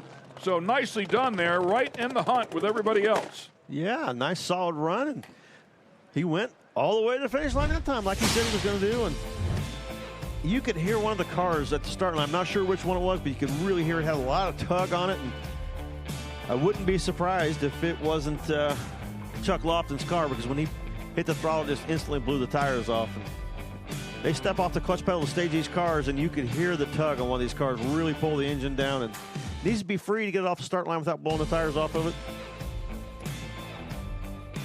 You can see it right there. Man, that thing didn't move at all before it come loose. And Cameron Ferre, nice clean run. Picked up performance, big. Bernie Plord, wait, you're leaving. They're all celebrating. They're excited. His wife came over and she said, I looked and I was excited because you made your first full pass. And then I looked and it was a green light first round win. Bernie, that was awesome. How are you feeling? No, just on top of the world. It's just a feeling you can't describe. These cars are so fast. And all the people that helped me write trailers, my wife. Yeah, we got to get to work. But I appreciate the IHRA and what they do for us. And it's just the funnest place to race. And not just a round win, but you took out the #1 qualifier. Oh, yay. That was a big one for you. Congratulations, Bernie. We'll see you later. Thanks a lot. Appreciate it. That is great, man. You totally forgot there's #1 qualifier sitting there beside him. Mad Maxine getting ready to go here as fuel altereds are coming up. And she'll be backing up the Taco Man, her husband, behind the wheel. Having some issues there on the starting line. Troy Ray, they fired it and it died, and they're going through there trying to figure out what was wrong, and looks like they got it ready to go again. This is the fuel altered category. The Nitro Bandito ready to go here as they just fired up Troy Ray. Here's a look at the ladder with Ryan Hill qualifying #1. He had to pedal that thing, but he did get it to the other end finally. Put a 373 on the board to take the #1 spot. Pettinato not far behind him at a 77. They lined up on the other side of the ladder.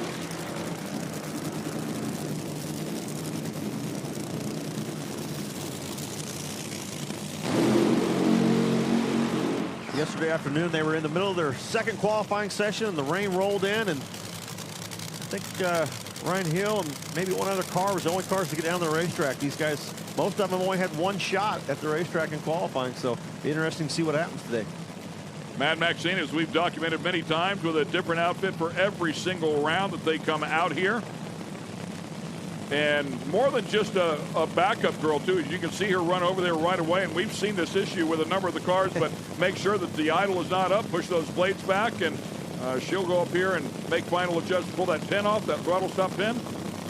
Yeah, yesterday I couldn't believe we saw probably 6, 7 cars yesterday have the blades hang up a little bit, and the idle revving too high, and some people couldn't even get their car stopped after the burnout. Just unusual to see that many cars have that same issue. Nitro Bandito right here in the near lane. Line up alongside Troy Ray in the far lane.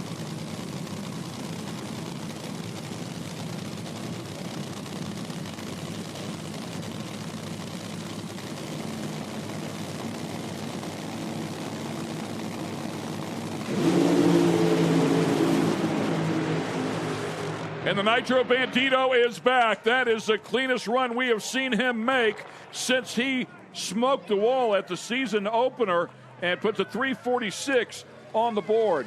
346 and also the mile per hour up there for him at 228. That is a mile per hour record, very close to the ET record of 343, to put it in perspective. Yeah, they've got it all figured out now. I mean, boy, that car changed suddenly, didn't it? I think they were really close last night as well. There, that looks better. Yeah, you can see the cylinder out on the right lane over there with Troy Ray, and no cylinders out for Ryan Hill. That thing is trucking on down through there and picked up, 0.3 of a second from their qualifying time. Nothing like a huge pickup. And that guy that's leading the points is keeping that lead because he won first round. Ryan Hill, moving on. Yep, and we will update that mile per hour record as well. Ryan Hill, Paul Miller, Cody Austin, Dan Pettinato there inside of the top 4 in the fuel altered category for points. Great hit there, 228.31. Uh-oh, that didn't sound good either.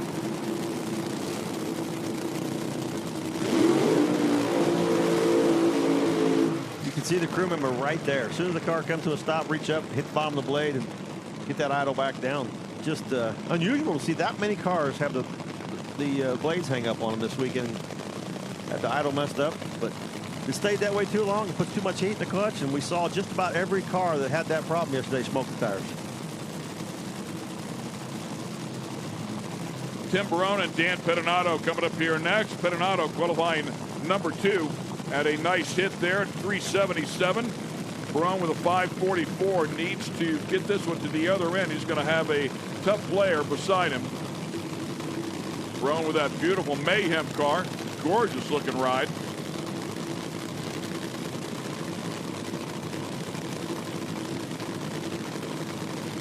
Big block Chevy in the right-hand lane.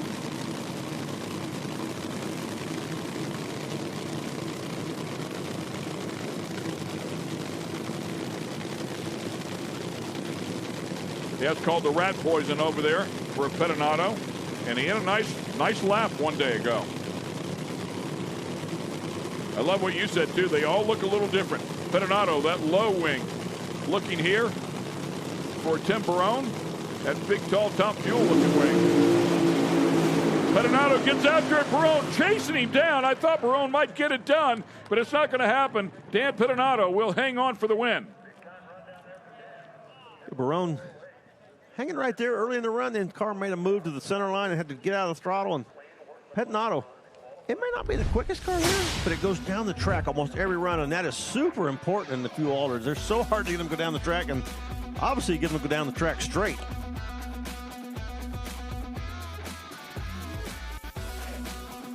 See that thing is right in the center of the groove. He said, oh, hang on, Barone.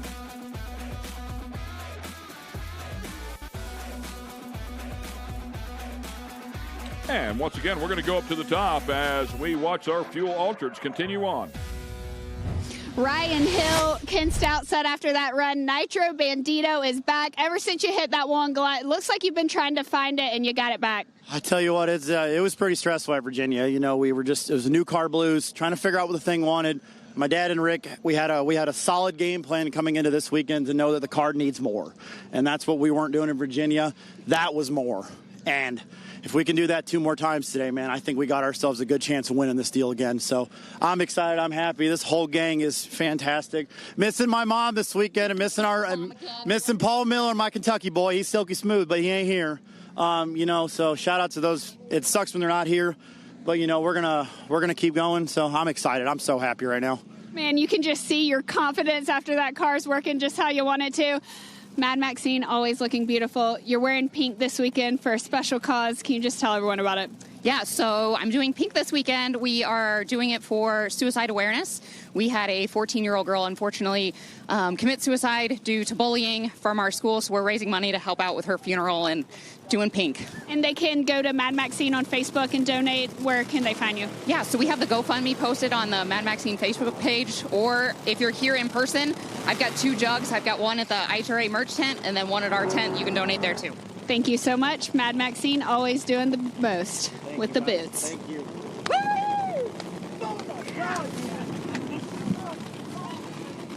Yeah, no doubt they're happy with that. It's been a little bit, man, to get that thing back. And when it made that big move up there, when he hit the wall, it just surprised him. I mean, I don't think we'd ever seen that car make a move like that.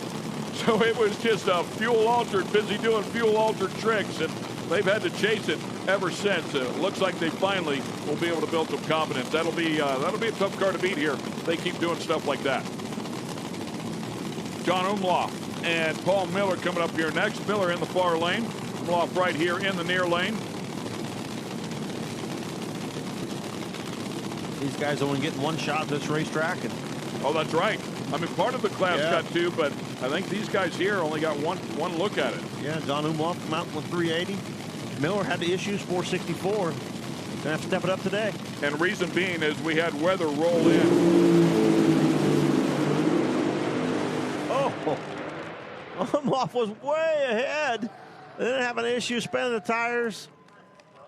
Paul Miller's going to drive back around him and take the win. And look how close it was, 380 to a 383. Margin of victory there, 500 at the stripe. Reaction time a little bit better for Paul Miller, too. 60-foot was so much better in the left lanes. 330 way better in the left lane. Miller's got a hole out on the other side. Then Omar's car starts spinning the tires, it looks like, putting holes out. Got his foot in it, but the chute's coming out. Fuel out of the pipes, and what's this? Watch this. Miller drives around just at the end of the racetrack. Right there. About a car length. Look at the ETs, man. They are close. 380 to a 383 here. Reaction time definitely helping them out a little bit better at both ends of the track for Miller. Look at the clutch dust out of that thing. Wow. Dan Pettinato, nice clean pass to get that round one win. What's going right? You know, we're just trying to be consistent. We wanted to try to emulate what we got done on yesterday for Q1. Of course, the air got worse. I was expecting a high 70 or a low 80, so we're right there.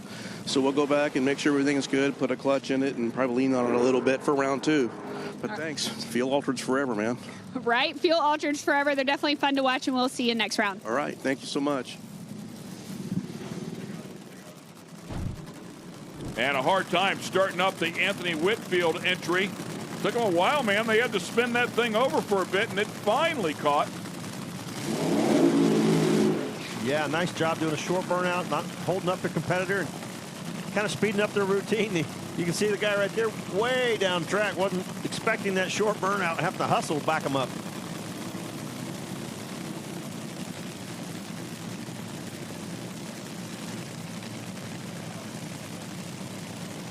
Yeah, the backup girls contest, and the still looks like they might be having a few issues. Keenan's ready to go, standing over there patiently waiting, and here comes Whitfield.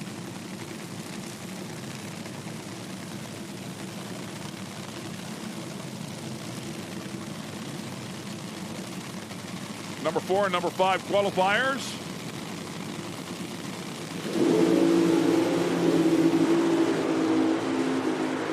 Whitfield with the better of the 2 reaction times. However, the win is going to go back over to the other side with Levi Keenan.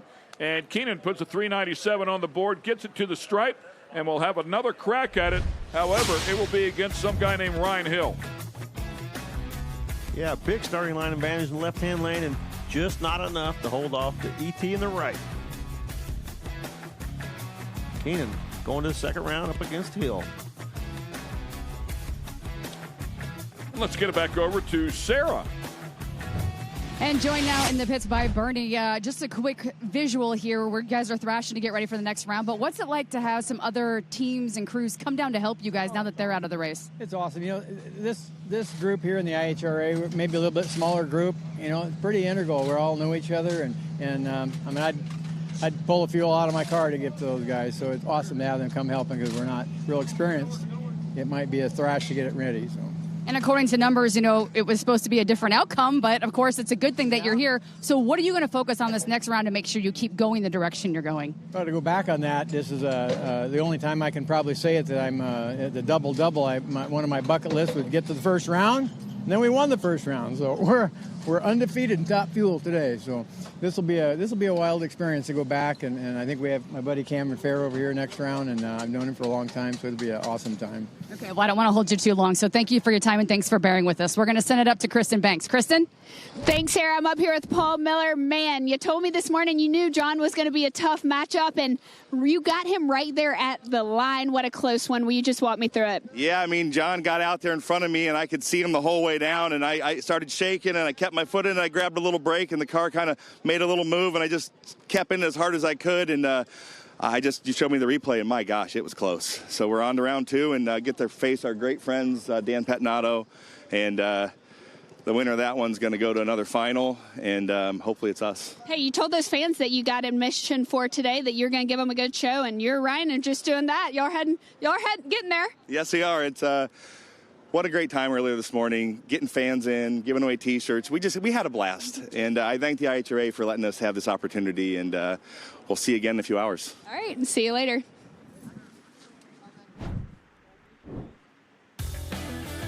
Exciting stuff. We're going to go to break, and on our way to break, I want to congratulate my friend Marty Logan, who earned his license in Top Fuel Hydro today, as they are racing drag boats with the IHRA this weekend as well. We'll be right back with more action.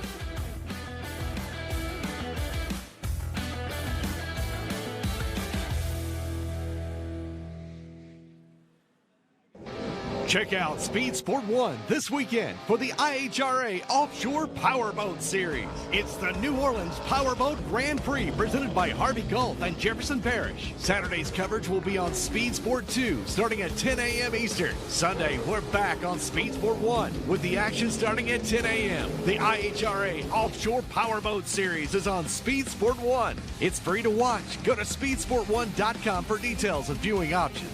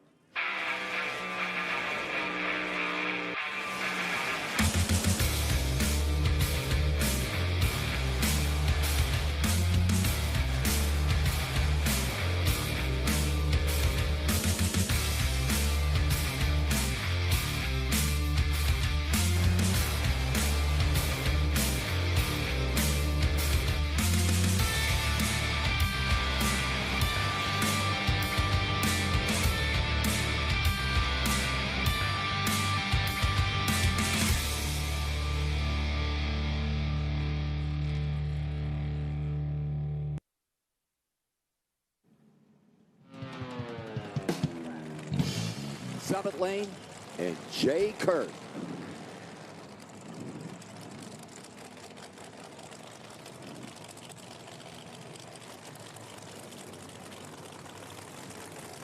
Mike Spoya qualified that #1 spot with that Dodge and the team in from Tipton, Michigan. By the way, that Mopar left side, that is big block Chevrolet for power.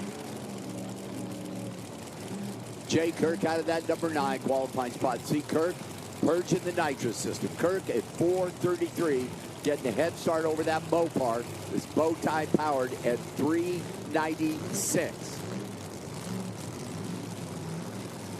A big purge of the Nitro system for Jay Kirk. Get the pressures right there in the nitrous bottle.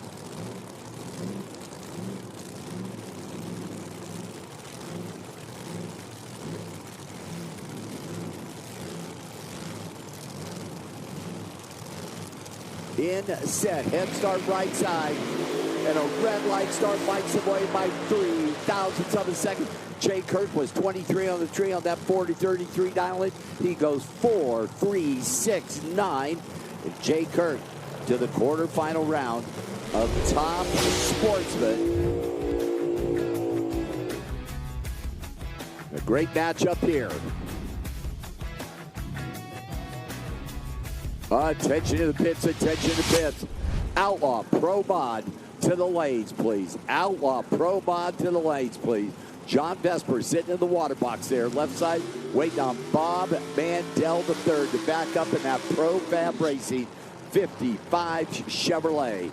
The 55 dialed in on the scoreboard there. You can see in the Coughlin lane at 4:05. John Vesper dialed it at 4:67. And I will tell you, in Top Sportsman, that's a pretty good old head start there. So the show quality cars of the Mandel family. This is Bob the third, right side. The Nova wagon sitting in the water box right behind him.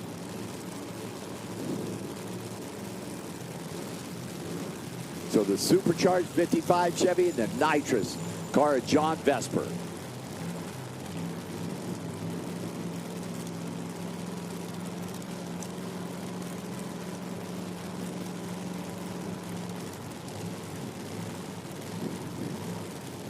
Pre-stage left side Vesper, another purge of the nitrous.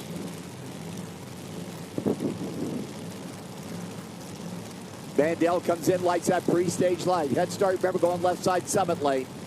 See up on that scoreboard down there, 467 for John. Bob at 405. Move off that side. Oh, you heard Mandel pedal it down there. Got enough to get around it? No, he does not. Mandel was 006 on the tree and goes out at 419, $2.78. You heard him pedal it. John Vesper was 23 on the tree and 4726 on that 468 dial-in. And JV, John Vesper, to the next round in top sportsman is Bob Mandel Jr., the 67 Nova wagon coming back from that 400-foot burnout. And Mike debuted. Mike over there in that left lane, that stunning blue. Debuted qualified number 10. Mandel qualified number 2 and dialed 2 hunts slower than he did in qualifying. Qualified at a 402, dialed at 404. You can do that.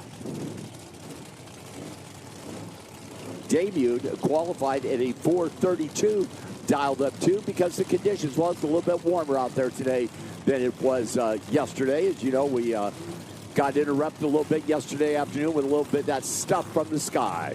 So the Nova wagon, right side, rolls up on that 404 dial-in.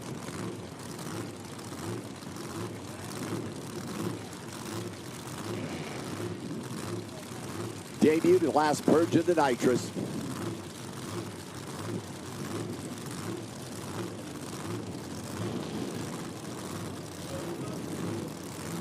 Pre-stage is Bob Jr. Waiting on Mike debuted. They're both pre-stage debuts in. Bob Jr.'s in. Head start going down the left side. Green light starts here. Move up that starting line right side. That Nova wagon down there top end. It's going to be Mandel Jr. 4.603.027 on the tree. Debut was a 3 over, 4.37.4, and was 41 on the tree.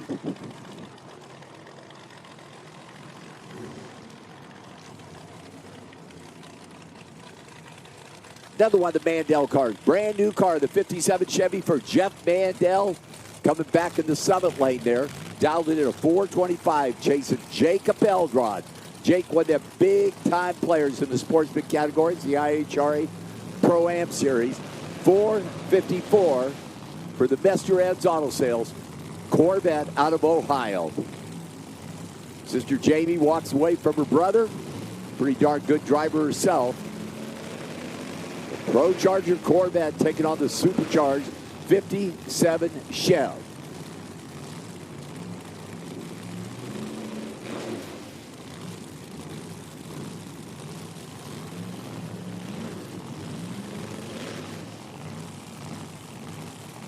Not quite a bold head start going to the Corvette.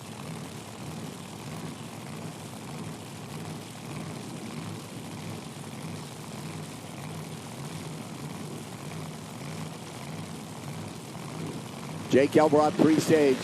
Mandel's in. Red light start. Jeff Mandel by 0.7 of a second. Jacob Elrod 4.52.9 on that 4.54 dial-in for the automatic win. As Jeff Mandel went to W0007 red. So Jacob Elrod to the next round. And we'll race up, pair up. Wow. John Vesper, Jacob Elrod in the next round. It's Jason Hutchinson, 4.56 to dial for the Jags Olds Cutlass. Be over there on that left side. And TJ Luther. TJ Luther's roadside service 02 Camaro out of Mooresville, North Carolina.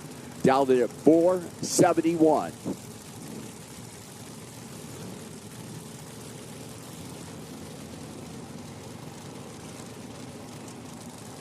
Pre-stage, TJ Luther.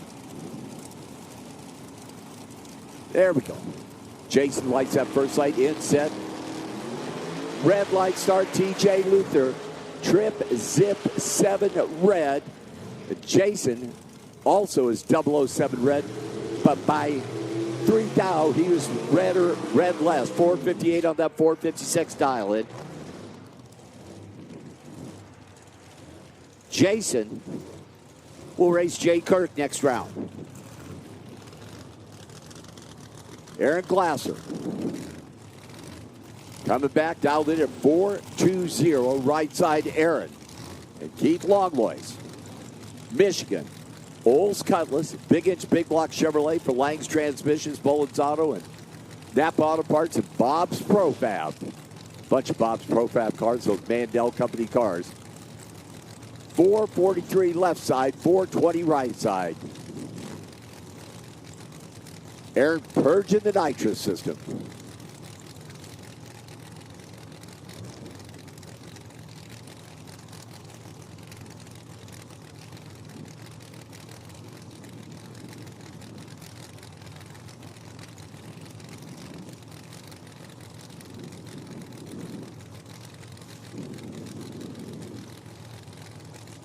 Four lights on the top of the tree. Head start left side.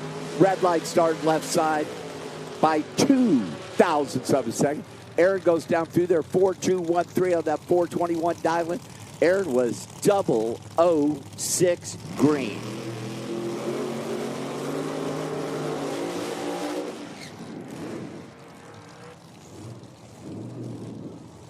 That red light start for Kenneth down there, 002 red and 445 on that 443 dial. And unfortunately, RED, red lights on, the Olds Cutlass is gone.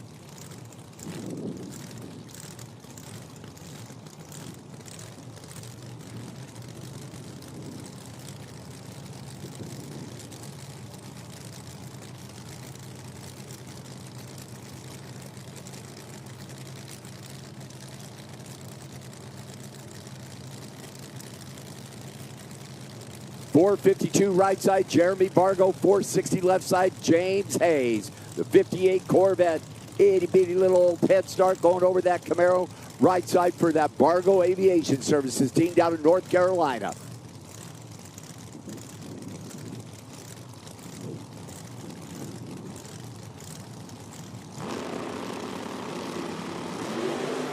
Couple of green light starts here. 011 left first, and 011 gets the win. 458 on that 452 dial in, 011 on the tree. James Hayes was 24 on the tree and 66 on that 60 dial in. It does not get there. Jeremy going to the next round. Final pair. Top Sportsman coming up. Jim Hayes, 63 split window Corvette at 447. Chasing Ross Wells Jr. The Camaro coming back in the Coughlin Cars lanes, 453. Profiler Top Dragster will be out next. Profiler Top Dragster, you will be out next. Sleds, you should be in the lanes.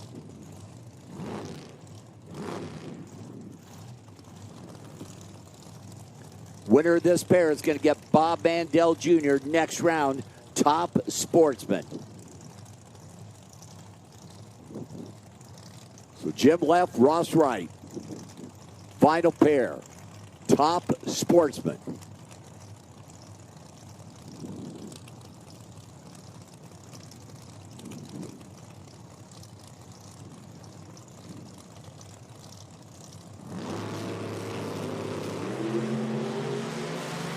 Red light start, Jim Hayes. Ross Wells Jr., 20 on the tree.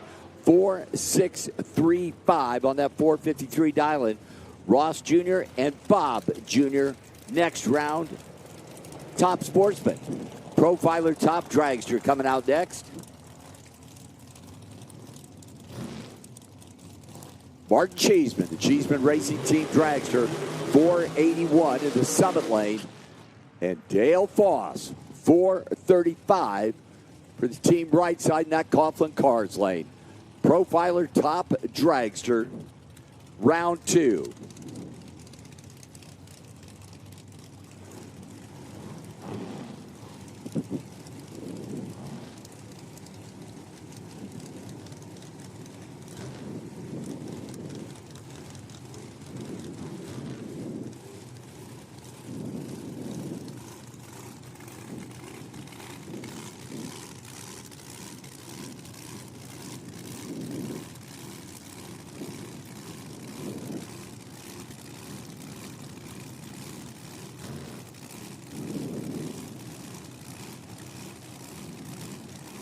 Pre-stage left side there, Martin Cheeseman waiting on Dale Foss. There we go.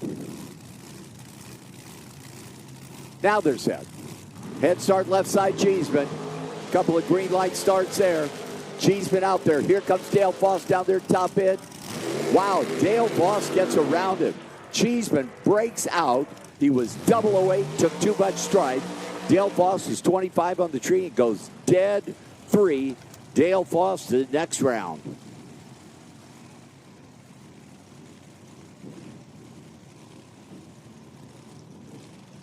Next pair coming back from their burnouts. Jessica Pritchett and Landon Wright. Landon 434 in the Coughlin Cars lane. And Jessica Pritchett 419. Miss Jess over there in that Summit lane. See her husband Gary standing down there. Moved to round number 2 in Top Fuel Eliminator earlier, about 45 minutes ago, seeing what the wife can do here.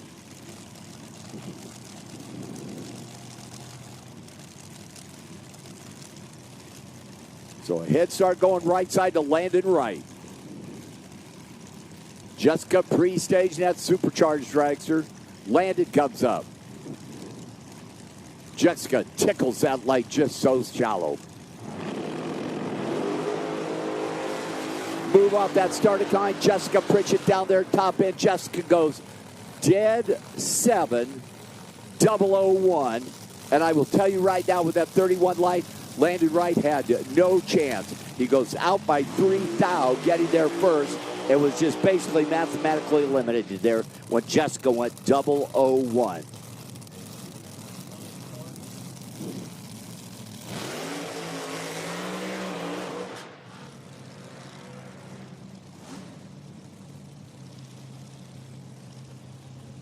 Attention to the pits, attention to the pits, attention to the grandstands.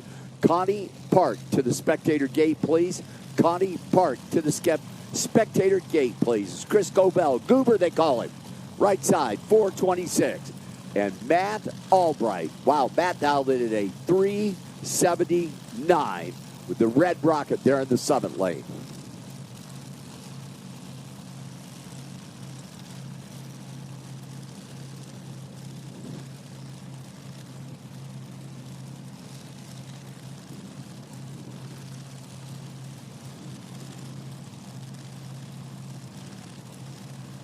Matt's in, waiting on Chris.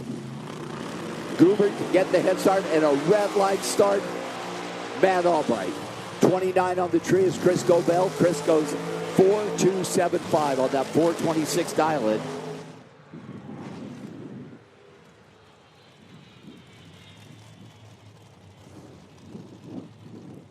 Dan Davies, Erich Rollins.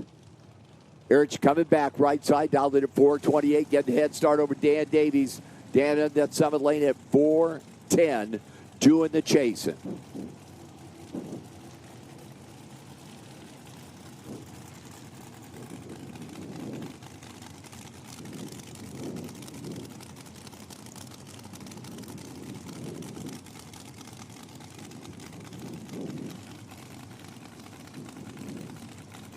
Profiler top dragster round number 2. Go to the quarterfinal round. The IHRA Outlaw National. Spring Nationals. Darana Raceway Park, Ohio. They are both pre-staged. Head start going that right side, Coughlin Cars lane.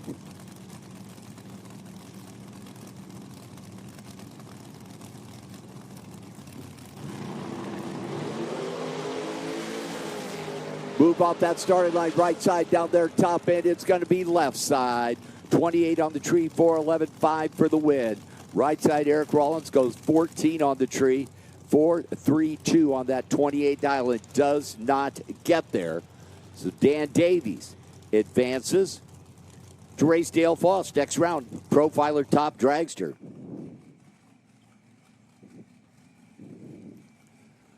Quick look at the track there, right side.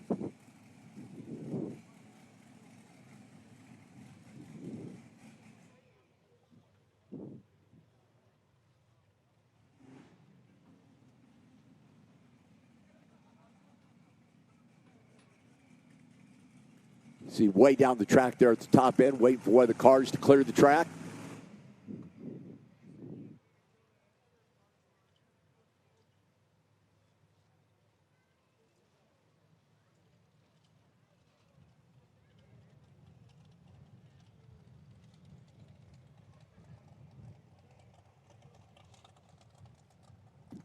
Scott Lukens. Lukens Automotive, Dragster, Maryland, to be in the Summit lane at 3.99. Jordan Dooley, Coughlin Cars lane, 4.25.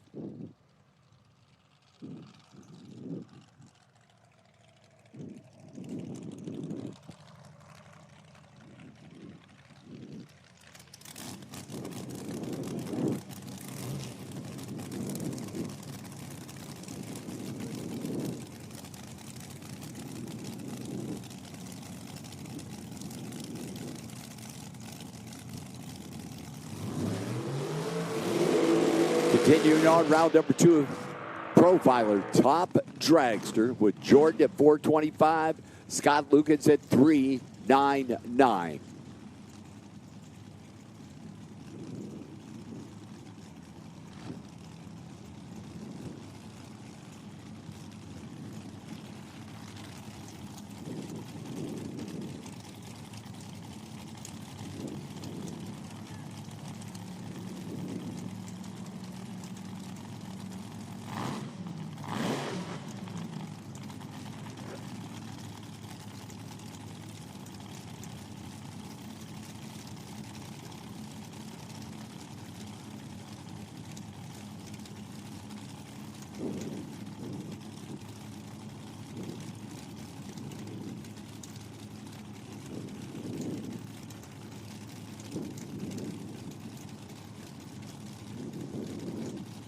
And start going to the Coughlin Cars lane. Scott Luken on that 3.99 dial doing the chasing.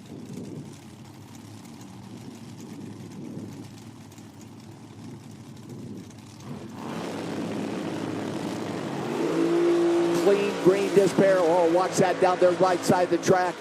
002, 431.2 for Jordan Dooley. Scott missed that tree with 60 on the tree, goes 397 and could not get there. Jordan Dooley to round number 3 with a buy run, as that was a 2-for-1 deal there.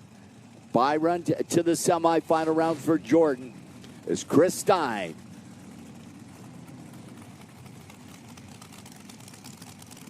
And Chris Ferguson. I'm sorry, Chris Ferguson with a buy run here. My apologies.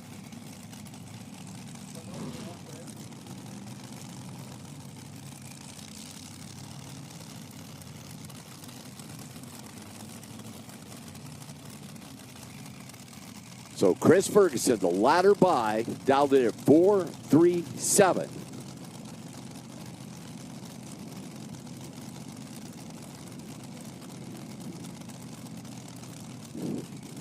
We'll pair up with Jessica Pritchett next round. 10 on the tree. It goes 4-3-7-7 to put up a 17-foul package. So Chris Ferguson, Jessica Pritchett in the next round of Profiler Top Dragster. Now to be Jacob Elrod and the aforementioned Chris Stein. Chris at 409 in the Summit lane, and Jacob Elrod for Sunoco Race Fuels at 392. Jake Elrod, he's one of the best in the biz, regardless of what Pro-Am class he's in.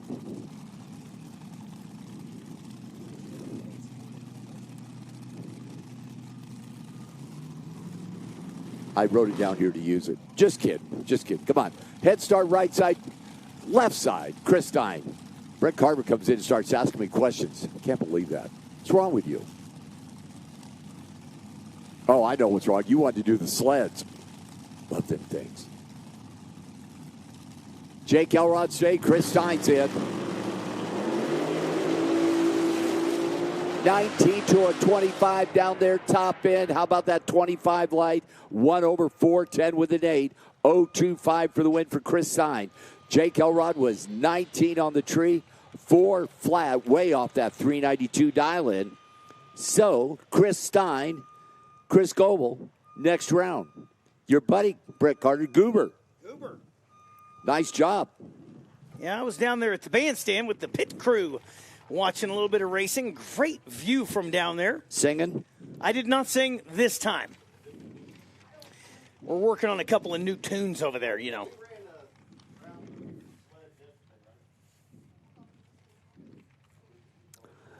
So you're going to slide in here to Outlaw snowmobiles, sleds? I was just missing you. I just wanted to come back in. You have never missed me in your life. Make it feel like I was doing something today.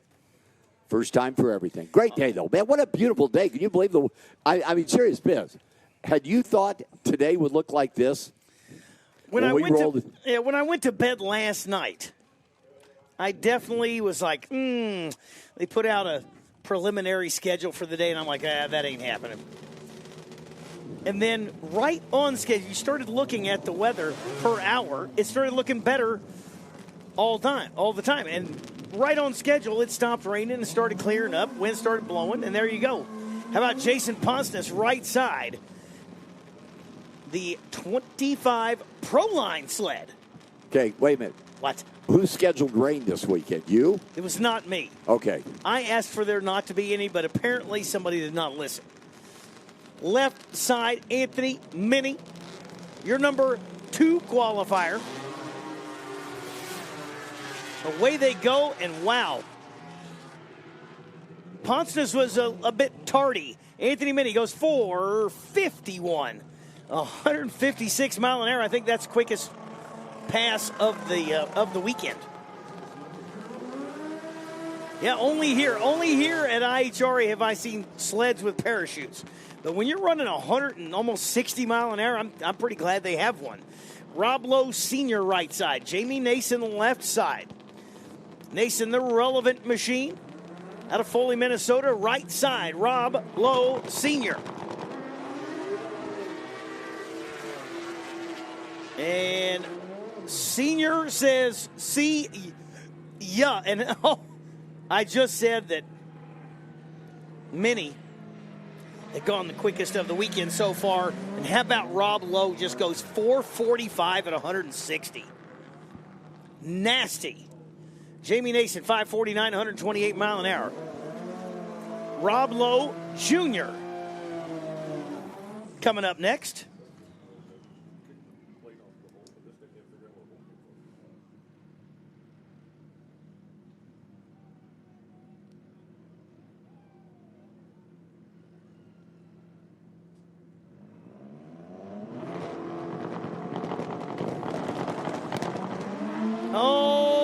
John Jeklich leaves too soon.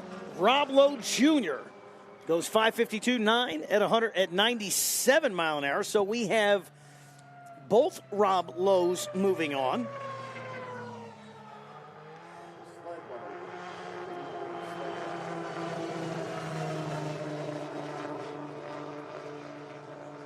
Fortunately, the Lowe's are on the opposite side of the ladder.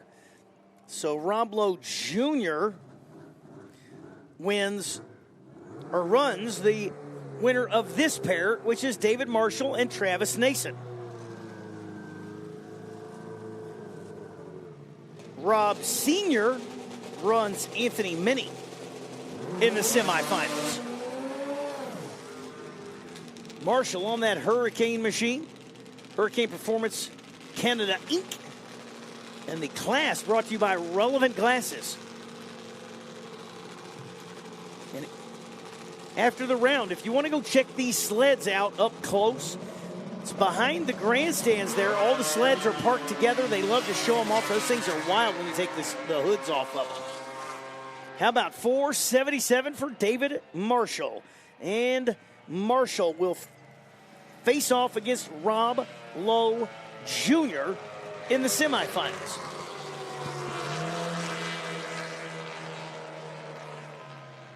So your semifinals are set in Outlaw Sleds with David Marshall and Rob Lowe Jr. on one half of the ladder.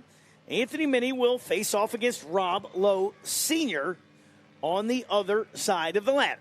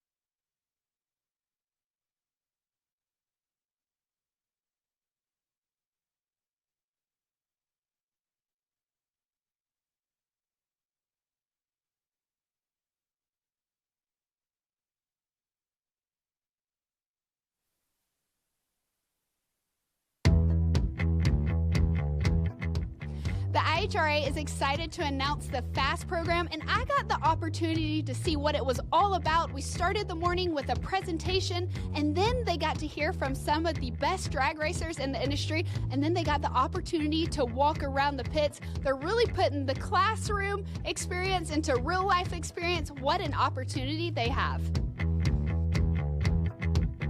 I'm here with Charles Myers, the FAST program coordinator. Now, FAST stands for Further Accelerating Student Training. Will you just tell me a little bit about what your mission is? Our mission is real simple. Basically, we want to take the high school level kids and also the early college kids and stuff and be able to bring them out here and give them a dose of what the IHRA is all about. You know, there's so many different career paths in motorsports and all that, you know, motorsports is so unique. I mean, we can do everything from marketing all the way down to the science and technical education stuff.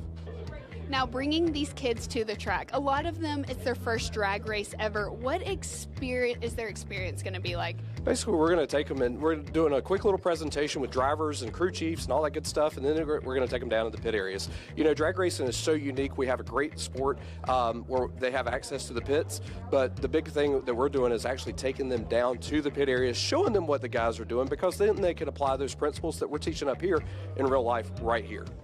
You know, IHRA is founded on grassroots racing, and you know, the big thing, we were all junior dragster racers and stuff, and we all wanted to be the John Forces of the world or the Gary Pritchett's of the world, but you know what, there's a lot more opportunity out there, and you know what, you find something you're passionate about, you're going to do really well, and that's the big thing with these guys, is finding something they're passionate about, and motorsports has the opportunity for that. So coming up through the ranks, we didn't have programs like this. However, you know, that's part of the need that we have for this, and just to inspire the young generation to, we're always going to look for the next up-and-coming talent, you know. It all starts with finding what you're passionate about. There's a lot of passions in drag racing, a lot of passions in motorsports, but you know what, if we can get them excited about the sport here, we're all going to be looking at jobs soon, because these guys are coming up through and they're going to be great. So. Now let's talk about the FAST program and how everyone at home can get involved. Where do they go? Where do they learn more about what it's about? So again, this is the new pilot program for IHRA. Obviously, we're learning, we're growing a little bit. Eventually, we will have an online website dedicated to it and give it a curriculum base. So the biggest thing is being able to take this, what they're learning today, back to the classroom. And we'll have a curriculum set up for the instructors and stuff, STEM-related programs, career technical education. We all know there's a big push for all that kind of stuff. And you know what, Kristen, it goes back down to they'll be able to find that online eventually, and you'll be able to register too. So if you haven't heard about the FAST program, hey, reach out to us here at the IHRA, and we'll make sure we're in your market next. We're here with Kai Kelly and Disco Dean, some fan favorites. Y'all walked into the FAST program today, and the fans were pumped. They knew who both these guys were. How special is it for you to walk into a room and just kind of inspire the next generation? Well, you know, it makes me think of when I was that age and all the things I didn't know that I wanted to do in life, because there's so many directions you can go and so many different things you want to do, but you have no clue of what you want to become. And here I am, and this is what I do now. So I'm just blessed and thankful. Now, Kai Kelly, you kind of showed the kids some tough love, saying that this generation, you kind of... You know, I don't want to sugarcoat it. I don't want to, they want to know what it takes to be good in drag racing, and it's not doing a half, job. So, I don't know. Maybe they all don't like me right now, but they'll always remember what I said.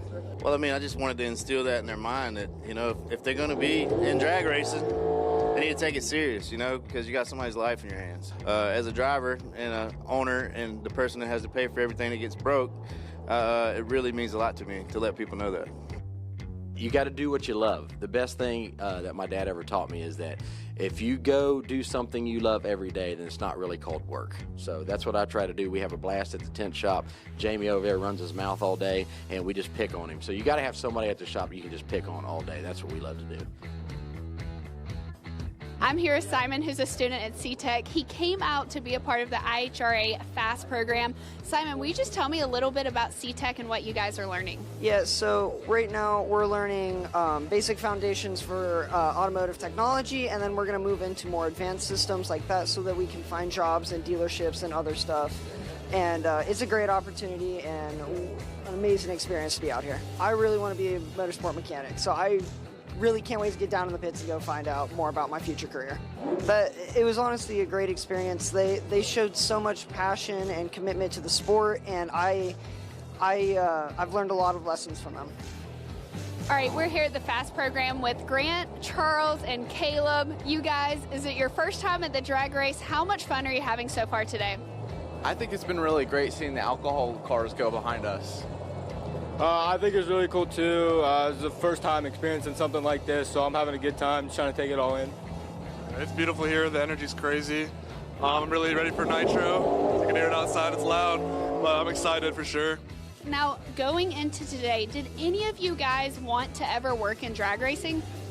I didn't really think about it too much, but now knowing like all the different kind of positions you can get yourself into with this, that it's not just like driving a car down the track, and there's a lot more that goes into it. It's definitely something that I might look into a little bit more. Now, some of these kids are out here at a drag race for the first time ever. What do you hope they walk away with?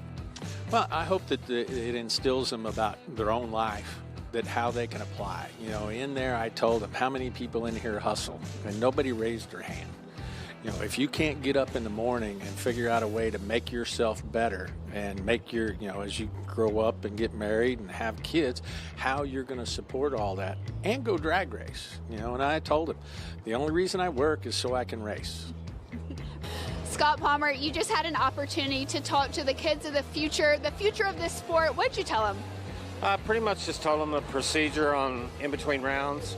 But you got to remember, those kids, we need those kids. We need them. Somebody's got to take our place. How important is it for them to be educated and know what they're doing when they're working on a car? It's everything. We win these races. We win and lose them by the people working on them. What's the best thing that these kids can walk away from today? No, it doesn't matter what you do. Set a goal. Chase it. Chase it. Chase your dream. Well, that is wise words from Scott Palmer, inspiring the future. I don't hear that a lot. I don't give out a lot of wise words. Yeah, you do. You inspire these kids. They're going to come in here and they want to be a drag racer just like Scott Palmer. Hopefully. We need them. We need these kids out here.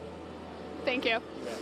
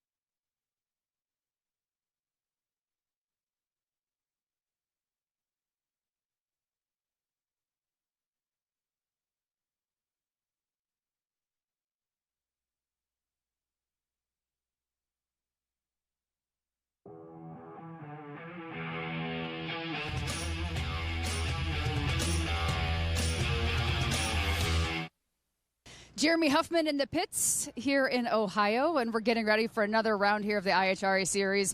Let's talk a little bit about who Jeremy is. Let's start from the beginning. Kind of, how did you get into racing and get this crew together? It's kind of funny. My dad raced cars back in Texas when I was born. When I was born in Midland, Texas, on the western part of the country. But we're from the Charlotte area. But we moved out there when I was younger, and he had a drag race car that him and my uncle, who still race with us, and that's why I named the team Huffman Family Racing, because it is a family ordeal for us. They built a Pro Street car from the ground up in the shop behind the house and raced it for years and years until he had an unfortunate rear end failure and wound up crashing it at Dallas at a Super Chevy show. And ever since then, since I was a little bitty kid then riding around the back of that Pro Street car, I've always kind of wanted to drag race. And we started with go-karts, and then we raced dirt bikes when I was younger. And then when I got out of college and got a big boy job where I could maybe afford to drag race, then I wound up buying a race car, and we've just stepped up from sportsman to the top sportsman to Outlaw 632, and then now to Pro Stock was kind of our goal. Is the adrenaline kind of what had you to keep going? Because, I mean, clearly you've pretty much been behind the wheel of almost everything. Yeah, so we've just always been very competitive. We like the natural aspirated side of racing. Tom Bigu, my crew chief and / brother / engine guy, he come from the Cup side of NASCAR and then from Pro Stock 500-inch in HRA. So we just like natural aspirated racing. So we were really trying to find somewhere to fit in to where we could work on our package and not have the rules change on us. When we run 632, we would work on our package, get better, and then they would always continue to change the rules or put weight on us. So we're trying to find something where everybody has the same rules. So if we find something, then, they can't just penalize us for that. Everybody has the same rule package. So that's kind of how we wound up here. And it's the competition, right? If you want to be the best, you got to compete with the best. And the guys here are the best there is. So let's talk about what you guys do yourself, because you guys do pretty much everything yourself. We were talking a bit before the interview, and you were like, yeah, we build it ourselves. Yeah, so minus the chassis, which is built by Jerry Haas Race Cars. Everything else we pretty much do in-house. Our engine program is completely developed from in-house with Tom at 3V, which is kind of a partnership deal with us. We do all of our own updates, maintenance, all the other stuff, and we're learning, right? I mean, him and I have very little experience. I mean, now we've been doing this for 3 or 4 years, but very little experience with a car like this. So we've learned a ton over the years, and we're really proud of how well we've done with the lack of experience that we do have. Because there's a lot of people here in the pits that have been doing this for 20 years, so it's really awesome to be able to compete with them. Well, you touched on something that I was just thinking about as you were saying that, technology and a learning curve. I mean, in the last couple of years, a lot has changed with data and numbers, and I feel like sometimes if a lot's thrown at you, you're just like, wait, we need to go back to the basics. But you guys are handling that pretty well? Yeah, and I think part of that is we're not afraid to try some things different. Like we got a really close relationship with Adam at PRS, and he's helped us a ton, and I think people like him like working with us because we're not afraid to get outside the box and try something new and different. And sometimes it works and sometimes it doesn't. That's what we always joke about. I think our book of what doesn't work is bigger than our book of what does work, but that book's just as important, right? So we always try to be different. And when we first got this thing going, we sit down and talk, and we're going to be different. If we're going to play follow the leader, you're never going to get to the front. So we're going to, bump our butts and stumble here and there, but, sometimes we hit on something good and get a good direction to go in just by being different, trying some different things. All right, well, it's good to see the team here. We'll see you around here on the pits all weekend, and have a great weekend. All right, thank you. I appreciate you guys.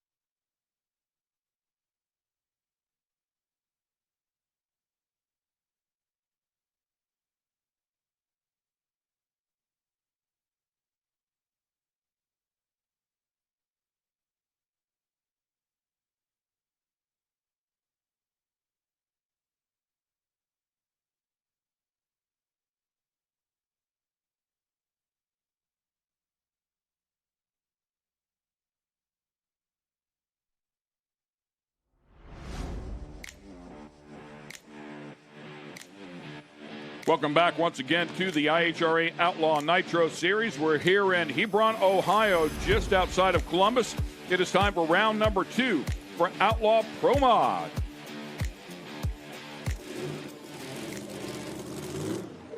Cars are fired up, ready to go.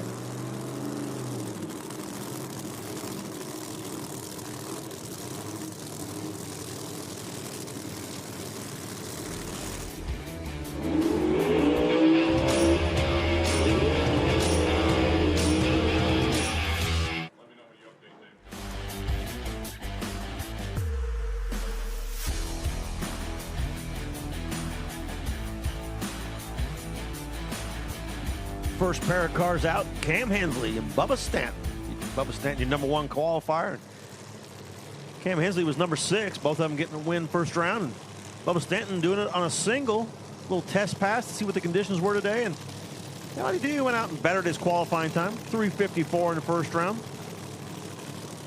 But so did Cam Hensley by 1/10 of a second, went a 3:60. Everybody with a good look at this track now and knowing what they're going to have to deal with to make those adjustments, and it starts getting really tight here. Yeah, you mentioned it before, Bubba, with a decent performance advantage here, although that could all be eliminated at the starting line itself.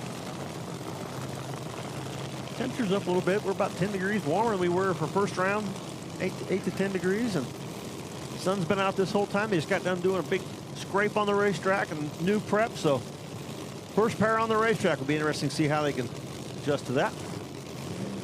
I'm not sure that the atmospheric conditions are there to see another 3:54, but if we do, I will be impressed.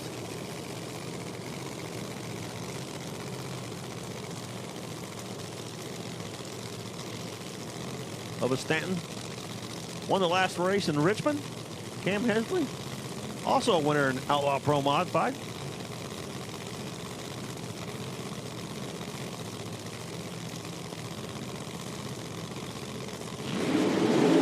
Red light. Red light, and oh boy, is that going to hurt. Man, Hensley just left a little bit too early there by 27 thou, and on the other side, Bubba Stanton was in trouble. It'll be interesting to see. Take a look at this again and see the replay. What happened to Bubba's car? See the Cam Hensley leaving a little too soon right here. Look at the thing going to shake, just chattering the tires hard, driving it to the left, and I don't know if he saw the red light or not, but out of the throttle, and woo, the thing was loose. Sometimes you just get a little lucky. Take one when you can get one.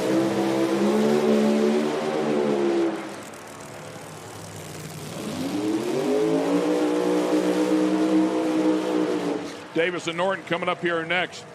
Davis in the far lane, Norton in the, Davis in the near lane, Norton in the far lane. And Norton with a 364 last time around, with Davis in the 50s with a 357. Robert Davis putting together a great run against Reister. Paul Gibbs struggling there against Norton. So it looks like it's going to be Norton that's going to have to step up a little bit. I just watched where they did their burnout. I thought he was going to do it on the concrete that didn't even have any rubber on it. It was way to the inside, and he's backing up. He's pretty far on the inside, backing up too. I mean, this thing is definitely not in the center of the lane. Norton had lane choice last round, was over in the left, and now he's stuck over here in the right after Davis stepped up with that 57, stuck him in the right-hand lane. We've seen all day so far, everybody that has lane choice has favored that left-hand lane.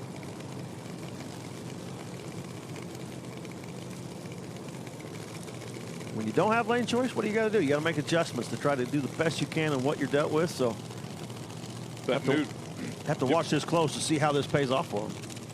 That new to Peter Norton car here, Quartermax, actually a former, I believe it was an RJ car, now Quartermax, Pro Line underneath the hood of that one. Screw blower there for Robert Davis out of Pensacola, Florida. Ready to go here, round number 2.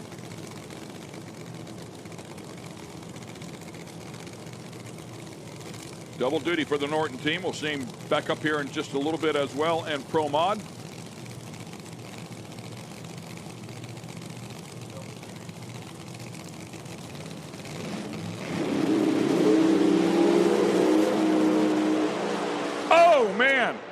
Oh, I thought he exploded that thing, man. He did.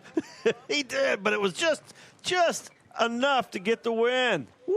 Robert Davis. An 020 light to an 040 light. Yeah, puts a 59 on the board and a huge puff of smoke at the end.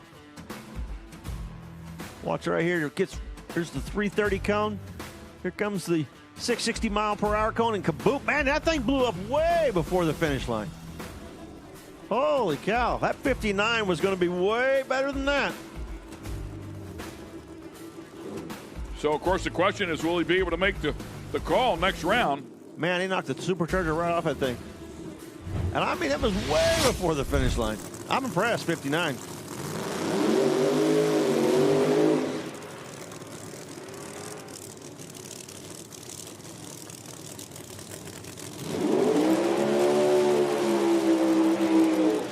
Davis will be a handful for Bubba, who shook, and they come up there in the semifinals. If, in fact, they can get it all sorted back out, they might have a lot of work to do on that on Davis's car. Matter of fact, we'll have a lot of work to do, and we'll see how much that might affect the setup as well as Weatherford backs up here.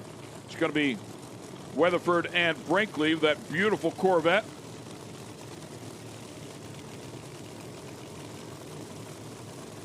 Brinkley, as we heard, first time in a big tire car, man. Usually running small tire stuff. Was running small tire stuff just last weekend. But out here with the big tire car and having some success, gets through round number 1. The Robert Hayes chassis, WYO power plant. And Brinkley doing a good job there out of Wilmington, North Carolina. He'll line up alongside one of the best here in Randy Weatherford, winner of the big Pro Mod Showdown 1 year ago. It's a big round. Winner of this one gets a single to the final.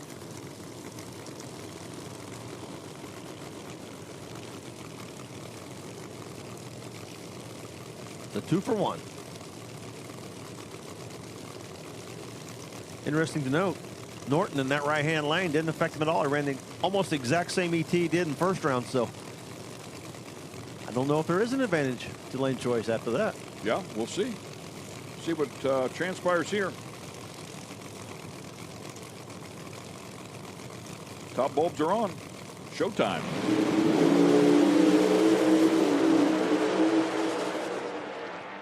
Triple O light for Weatherford. Man, oh man, oh man. 3:57.9, and Weatherford going after it. Brinkley with a nice 029 light. Just didn't have the steam in this one. You know what Weatherford ran first round? 3:57.9. Second round, 3:57.9. He was a little late on the tree first round. He made up for it. 000 on the tree this time. Randy Weatherford says, all right, I got it all figured out now. And to the final he goes. Whoa, look at that Corvette picking the front end way up in the air out there in the middle of the course. Man, that was outstanding. Walk up coming in. Super slow-mo here.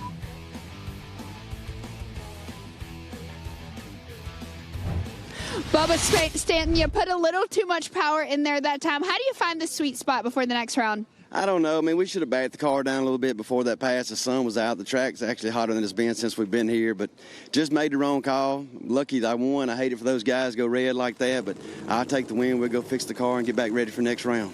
All right, next round you got Robert Davis if he can get that car fixed before then. Oh, we're going to have him get it fixed before then. Y'all just heard it. Bubba Stanton just told Robert Davis he would help him fix his car for next round. Thank y'all. Appreciate it. The question is, does he want him to help him fix it? Yeah. I don't know. I want my competitor with his hands in there. Oh, really? I didn't get that tight? Thought I did.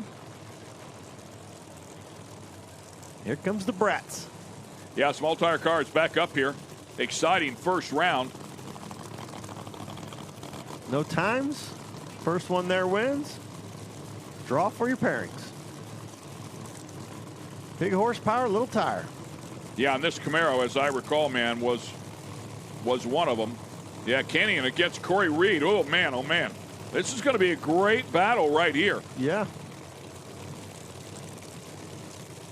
Reed in the far lane. Canyon in the near lane with that Camaro.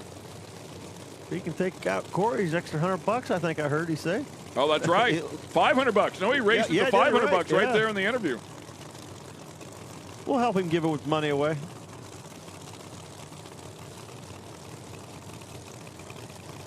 Can somebody finally test Corey?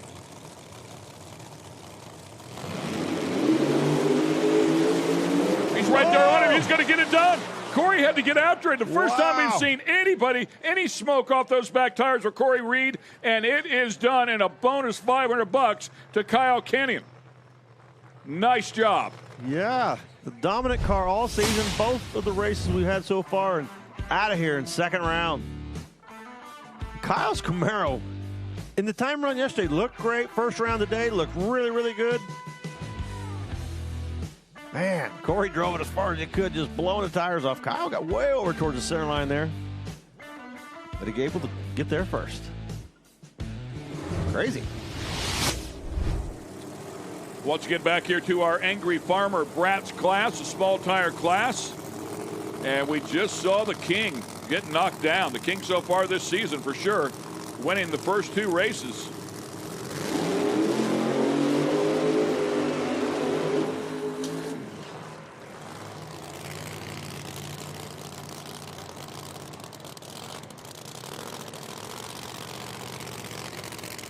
Just goes to show you how hard in racing it is to continue to dominate. You see already out here a couple guys that have really dominated the first 2 events of the year, and come to the third one, they're still looking good, then all of a sudden you're out.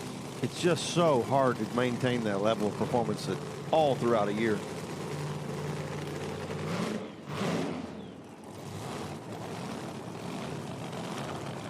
Bill Lutz. Left lane.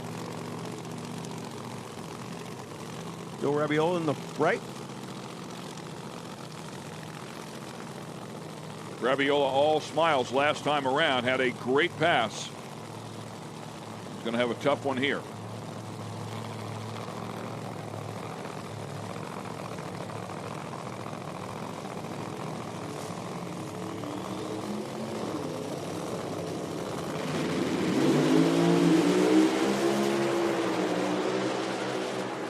And Lutz puts one together. Nice job right there for Bill Lutz. To the stripe first, and boy, did the car look good. Yeah, it did. It really, really looked good.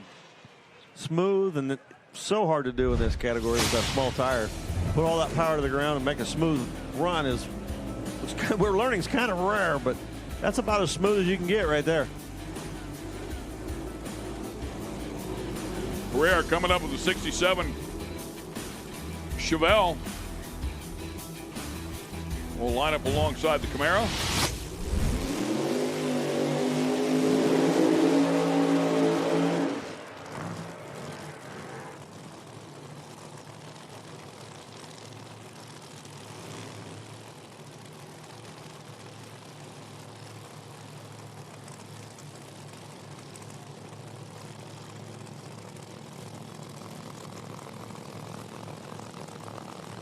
Once again, the Angry Farmer Small Tire Brats category, round number 2. And as we said before, they pull up, and just before the round, they draw pills to find out who they're going to race. There is no ladder. Doesn't matter who you beat the round before.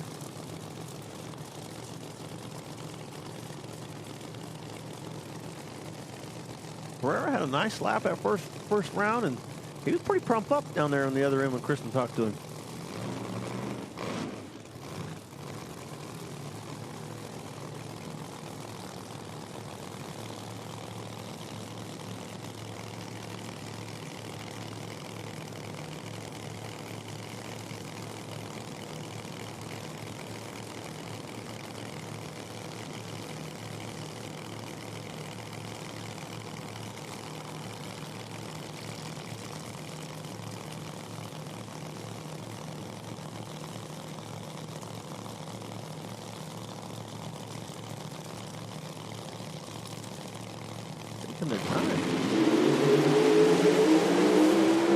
We're way out of shape, man. Finally had to get a bit up, and it's going to come back to the near lane. Riddle doing a good job there as he's able to drive that one to the stripe. Adrian, nice lap. We'll move on into round number 3. We're going to have a new winner in the Brats class today. We just got to figure out who it's going to be. Yeah, with 6 cars, somebody's going to get a bye run. Chevelle moving around, wasn't it? One more look at it here. Yeah, the Chevelle really a handful in this particular round. Finally had to get out of the throttle. Kyle Canyon, you just took out Corey Reed that round, and after Bill Lutz's last pass, he said, if anyone takes out Corey Reed, I'll give him $500. So I guess I got to say, what are you going to do with that $500? Oh, we're going to buy a lot of beer and a steak dinner tonight for everybody. And I'll be celebrating with him. I needed that really bad. Corey's been basically the Don Gotti of this class right now, and luckily Mr. Canyon did my job for me, got him taken out for me. It's going to be a great day for some points, and hopefully we stay away from each other here in this next round and meet in the finals, and then I'll see if I can't get my 500 back. Yeah. Give it a shot. You can try. All right, well, we look forward to seeing y'all race. Hopefully not each other, maybe each other next round. We'll see. We'll see. Absolutely. Yep, hopefully in the finals. Let's see if one of us can get a lucky chip here. Yeah, 100%. Yep. Well, thank you so much. That's Kyle Canyon and Bill Lutz. Yeah, good stuff. I couldn't help. Immediately, I was thinking, be careful. You might be drawing this guy next round. Pro Modified. Tony Wilson and Jason Lee will be the first pair here in the Pro Modified category. 365 to a 365. The better of the two lights, Tony Wilson in the previous round with an 042. Jason Lee missed the bulb. He'll have to get up on it here. Jason Lee come wheeling around the corner here when the crew member was on the door steering the car, and I thought, man, is he not in the car yet? They got it up here, got it to the water box, and I see him hand out the laptop. He was tuning the car as they come into the into the water box.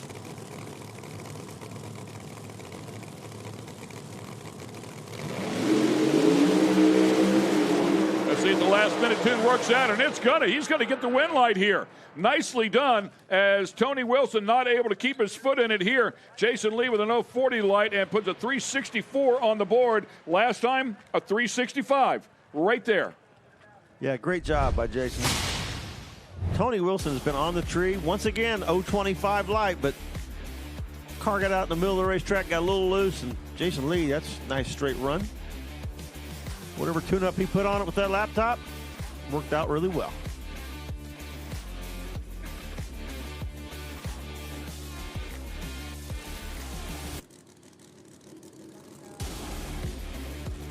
And let's get it back over to the staging lanes with Sarah Daly. All right, thank you very much, Ken. Joined now by John Salemi, a part of the crew for Robert Davis here racing. And what happened out there on the track, and what are you guys working to make sure that the next round you can add some time and go a little faster? Well, I'm going for it. Obviously, we're a little bit behind because we didn't have a great qualifying session, but I probably got one of the best cars in this Outlaw Pro Mod deal here. I just haven't been able to show it, and it's a completely different setup than the 92 over stuff in Pro Mod like we normally run, so I'm pushing the limits, and it's showing me who's boss. Well, I know we don't take up too much of your time, but the track is changing because the sun's been out for a while now, and it's starting to heat up. It's probably the warmest it's been all weekend. Yeah, the track was great there. I mean, we went 400ths faster to the middle split at 330 than we did on the run before. So if you put that back split with the front split, it probably would have went out there and went 53 or so. So we just got to make it happen. It's easy to say you can do it until you actually do it, but it's nice when the increments show that what you've been working on is starting to show its head. So yeah, absolutely, the positivity. Yeah, for sure. We're capable. We got a bunch of good people, and we got enough parts, so we'll be ready. All right, we'll see you at the top end here shortly after the next round. Thank you very much. Guys. And Blevins and Weatherford will square off here. Weatherford in the far lane, Blevins in the near lane. Blevins qualified with a 61, then put a 60 on the board in round number 1. Weatherford qualified with a 62, ran a 64 in round number 1. Reaction times, 036 to 040. These two cars should put on a great show right here.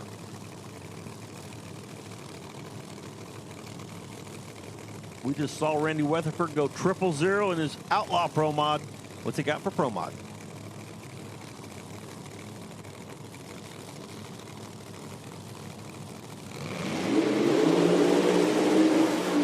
Weatherford had to bring it back and had to get out of the throttle in the process. It's going to be all Blevins, and Blevins slowing up here in the heat of the day at a 372, 197 miles an hour. Nice reaction time, 011 light, 007 for Weatherford, but unfortunately that thing started to spin on him and he had to get out. Yeah, Randy was bringing it, 007. That's just a hair slower than his trip zip in the Outlaw Pro Mod, but Blevins right there with him in 11, and Randy's car getting loose. Blevins slowing down a little bit. Yeah, you said 372. That fell off quite a bit. About to see right here in the slow-mo, seeing tire shake, but not sure where it lost it. Well, you told me it's only your third pass in that car with the 28s. Do you feel like you actually have it figured out already? No. I think there's a lot more left to go. Being able to find it here is going to be difficult, I think, but we'll do what we can. Now, not knowing each other's times, how do you know if you need to give it a little more next round? I don't concentrate on that, more on my own, and where it needs it, I'll put it in it. All right, well, we'll see you next round. That's Bill Riddle. Thank you. Congrats to him as the number 1 and number 2 in the points get ready to square off here. Jason Harris with the Party Time car out of Pittsboro, North Carolina, will line up in the near lane alongside Peter Norton. And Peter Norton just going down the track here recently in the Outlaw Pro Mod category as well. Hurricane Specialties, Hurricane Motors, Norton Farms, LAT Oil, Stroud, and Hart's Charger, with the Hart's Charger underneath the hood of the Larry Jeffers race car for Peter Norton. Pro Charger on the other side for Jason Harris. Really evenly matched that first round of competition. 360 for Harris, 362 for Norton. This may come down to the starting line.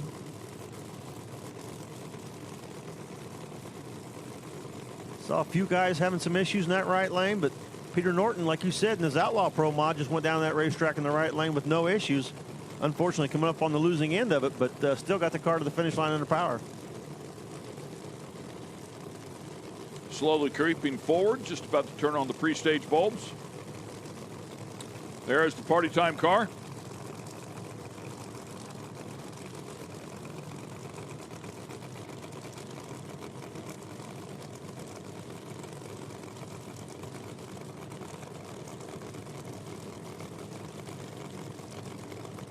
Now, taking their time here, man. Yeah. A wheelie bar adjustment.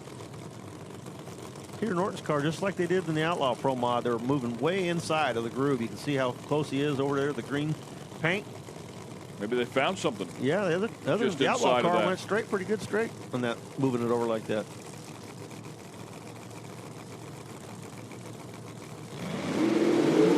Red light.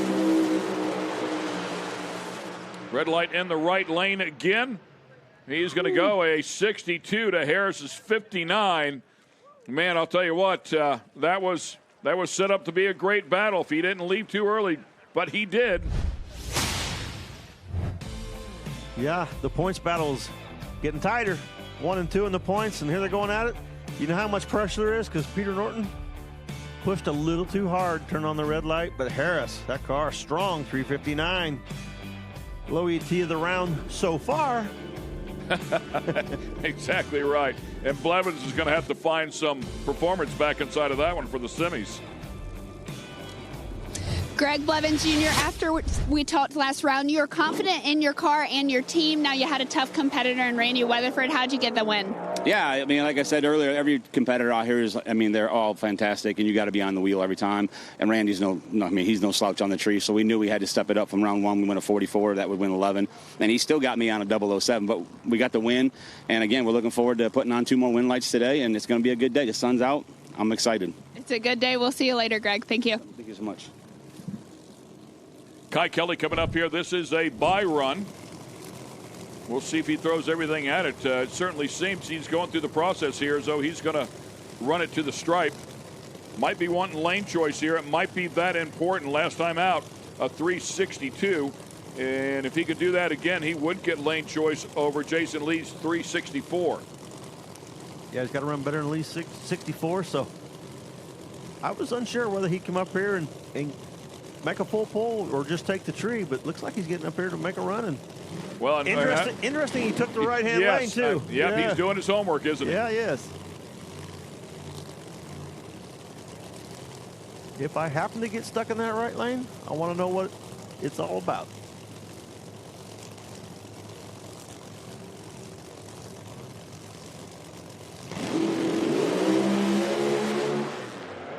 Car made a move to the right away, and he had to get out of the throttle. He will learn something. He always does. Gonna have to be a little slower on the tree if he's in that lane. It was 007 red. Went out there and got loose, moved to the right, shut it off, said okay. Probably going to be over here again next round, so let's take some notes. Extremely smart racer. I mean, very intelligent racer. So they'll go back there and make some adjustments. And that will wrap up that second round of Pro Mod. Didn't really see it shaking a whole lot there in the slow-mo. Just drove to the right. And that'll bring us to Mountain Motor Pro Stock. Time for round 2 of the stump pullers.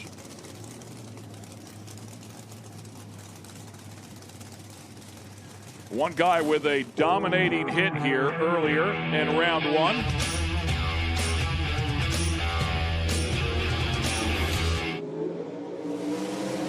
Give it to you the quick performance here. 411, a 410, a 410, a 409, a 409, a 409, and then a 404. Which one of these doesn't fit? Right. JT just clipping one off. We'll see if he can come back and hang on to the dominating performance. This class is so tough. I was just looking over there, man. I was a little concerned there for Matty G for a moment. I didn't think he was backing up, but door open, backing up now. He is in the near lane. He'll line up alongside our number 1 qualifier, Dwayne Rice. Dwayne Rice last time with a 410. A little bit tardy there on the Christmas tree at an 073. He'll need to get after it here as Matty G was 021 with a 410. Yeah, Matty G was 0.02 of a second quicker than Dwayne, and like we've seen all day, lane choice, I want that left. Yeah, and I think given the performance out of both of these cars here, these reaction times are going to be critical. The traction doesn't seem to be the problem in the lanes. It's a lot of the guys are complaining about a bump in the right, upsetting their car, and they feel like they can run just a little quicker in the left.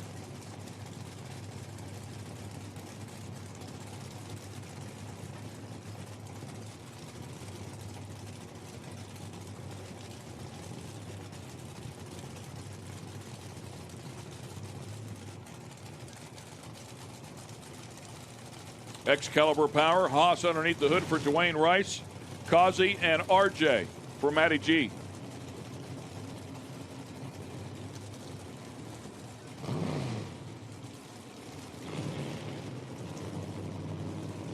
Round 2, Mountain Motor Pro Stock. Here we go.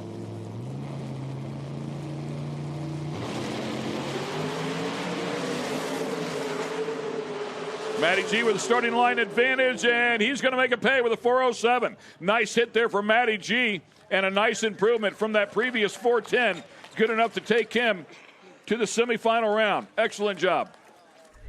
Yeah, both drivers decent on the start line, 24 and 48. But Matty G picking it up from first round. A little warmer, a little hotter, a little sunnier, and you're going the right direction. Closing the gap on that 04. That's what I was thinking too.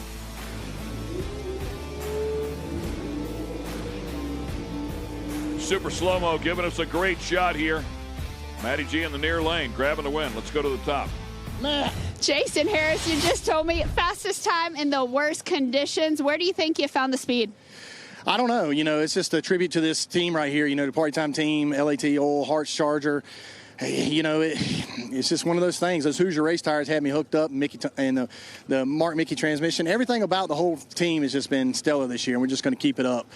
You know, I got to say congratulations to my wife, 22 years of being married yesterday, and happy Mother's Day to her tomorrow. I will be home, hopefully, but with a trophy and a lot of money. So thanks to everybody hanging out with us, IHRA. You know, Kim Source Racing Methanol, put that in. I started going to the front, so everybody take note. All right, Jason, I was just telling them, John Montecalvo, I gave him flowers last time because it was his anniversary. I'm going to have to find flowers before his next interview. Yeah, that way I can take it home because I don't have time to stop and get something for gifts. All right. I'll go out and pick some flowers. Congratulations, Jason. We'll see you next round. Happy anniversary to them as well as Alan Drinkwater pulls up here in the near lane out of Florida. And Jordan Enslin in the far lane. Once again, the Allen competition. Haas combination for Jordan Enslin, who's been to back-to-back final rounds here this season, trying to get to another one to make it 3 consecutive and see if he can snag a win Maybe third time will be charmed, but he's got a lot of work to do before he does that, alongside Drinkwater, who was just a tick quicker, but Drinkwater was on the tree. 002 with a 409 to an 023 410.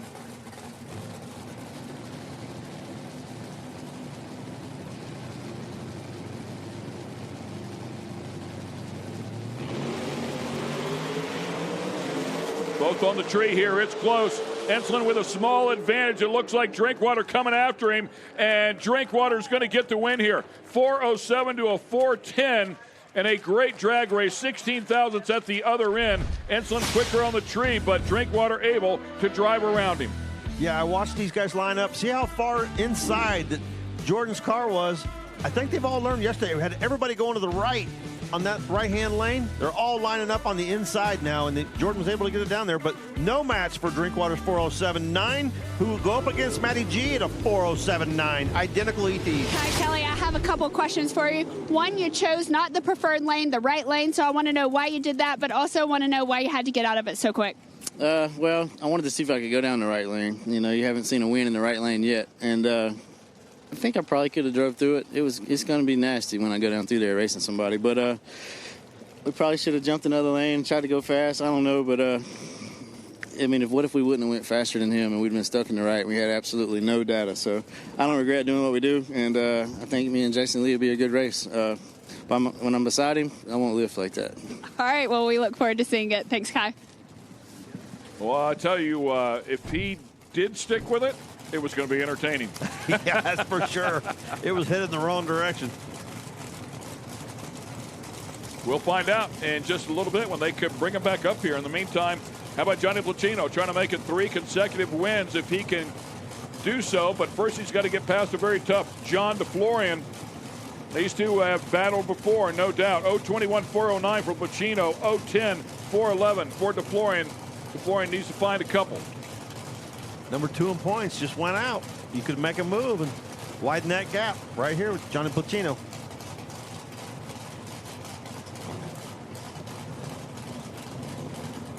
Placino holding both ends of the record, ET and mile per hour. Not what they're worried about here.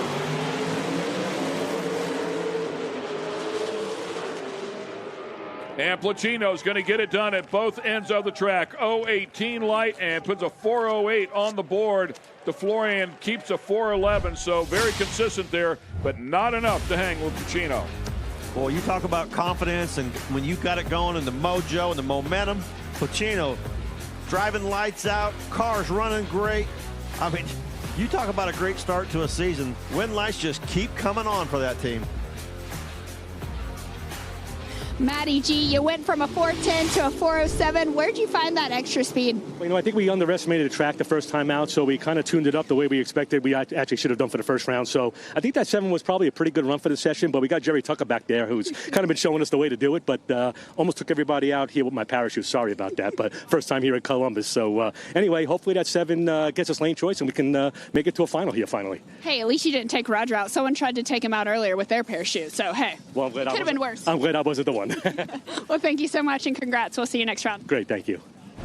Yeah, and what they're talking about, if you've ever worked the top end at a racetrack, and no reason for most of you to have done that, but when you're up there and the chutes are out and they're pulling them behind the cars, it's a long trail and it's easy to get wrapped up in them if you're not paying attention. There's a pretty stout wind out there too. Yeah. Big moment for sure. All right, Jerry Tucker and John Montecalvo. Montecalvo drawing a tough low ET of the first round. JT out of Lindsay, Oklahoma. John Montecalvo out of Cinema Ridges, Long Island, up there in New York, fresh off of a historic 200th career round win there in round number 1. Looks like a wheelie bar adjustment for Monty. And Jerry Tucker waiting patiently. You don't think that 404 didn't get the attention of everybody in this class? Oh, yeah. We've heard it mentioned in interviews down there 2 or 3 times already. They're watching. That was a big number. Let's see if we can do watching. it again. Let's see if we can do it again. And we knew it, right? We knew it would send shockwaves through the pits. You don't put 500s on this group. Just doesn't happen. JTN.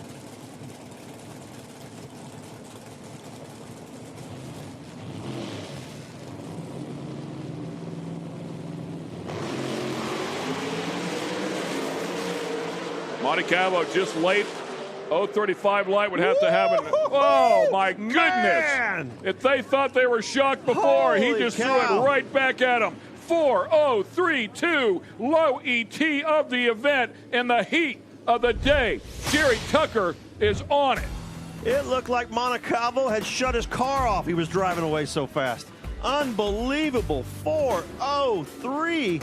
Even better than that 4:04 first round. You think that got their attention? This really, really gets their attention. Wasn't a fluke, was it? Not a Alan Drinkwater, what a pass you just had. You took Jordan Insolin out. The guy's been to 2 finals. How'd you get it done?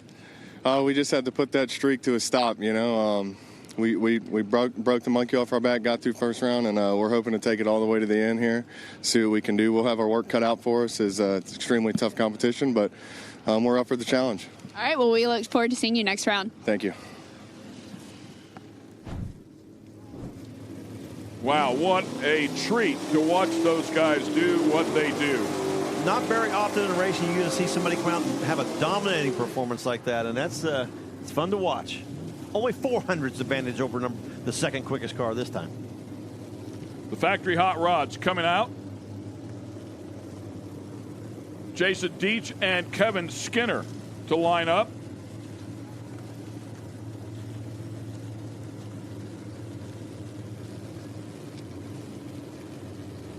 Talked to Jason Deach this morning. He stopped me and says, "Hey, you're beating me up on our lights." He goes, we said we need to tune them up. He goes, "We used to run a 5/10 tree. Now it's 4/10." And he goes, "These things are 3,500 pounds leaving off a foot brake." He goes, "Hard to cut a good light."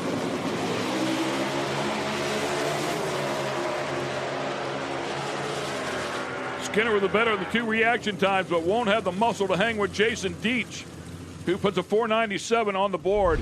And they are so consistent, man. Tony Scott and the Deaches just constantly in the 490s. You keep running like that, Jason, I won't say anything about your lights. You just keep outrunning them.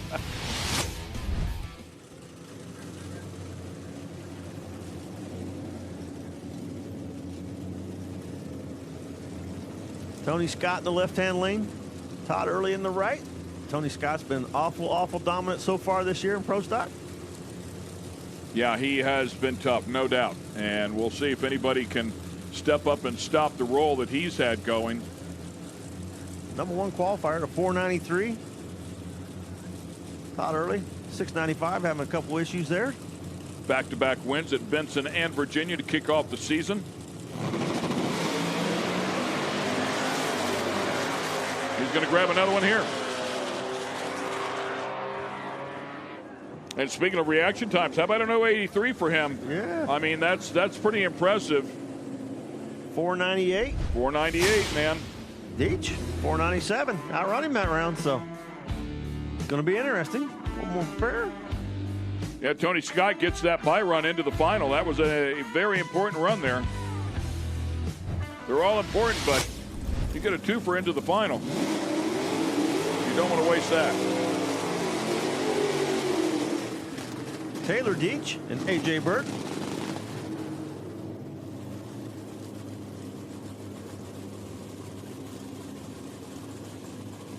Taylor beat Taylor Deach with a win last year. Did so at Milan. Jason Deach with 2 wins last year. Both Columbus events right here.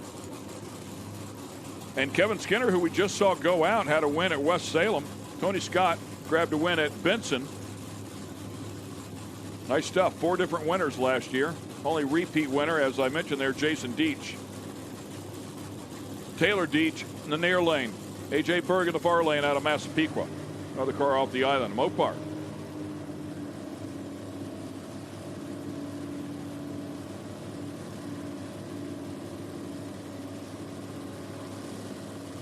Taylor trying to make it a Deach semifinal round. Looks like he's sitting there on the converter a little bit.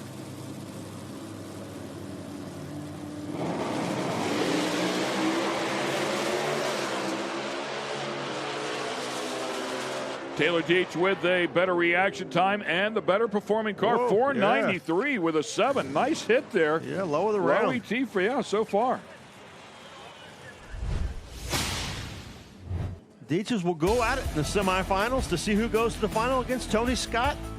Scott had the single to the final round. A 93, a 97, a 98. It's going to be an interesting semifinal round. I'm up here with Johnny Placino and Jerry Tucker. This is your semifinal Mountain Motor Pro Stock matchup. Man, you're going up against a guy that just ran an ET of 4:03. What's your game plan? I don't pray. I don't really know what to do with that. We're all out here going 8s and 9s, and he didn't get the memo. So I guess I'm going to just look at everything and throw something at it, hope it sticks, and I don't know, we'll do the best we can. I mean, we've done a hell of a job all year, but they've really come out and done an excellent job. It's a great team, so hats off to them. But we'll see what we can do and hope for the best. Jerry Tucker, 4:03 in the heat of the day. What you got in that car? Oh, it's pretty good right now. The car is actually working pretty good, and the motor's not bad. Hey, your competition's dad said you might have some nitrous in there. Should we check it? Hey, these guys have won more mountain motor races than I have attended, so these guys are the man. All right, well, we're looking forward to that next matchup. Johnny Placino, Jerry Tucker. It's going to be a good one. That's pretty funny because I think Johnny and I were both thinking the same thing. I looked over at Tommy and she said, "What do you have in that car?" And I looked over at Tommy and I said, "A 200 shot." Man, the way he was driving away, it looked like a little exhibition on the starting line. 400's better than the rest of the class this round. So, yeah, man, those guys are paying attention. And, yeah, a couple of pretty cool cars here in the Nostalgia Pro Stock. The old Bill Orndorff car Jerry Ekman drove, and we heard Bill Orndorff is here down around on the starting line this weekend. How about that? That's awesome. Yeah. Making him proud watching his old car go down the racetrack. Nostalgia Pro Stock putting on an exhibition for the fans. Doing a great job.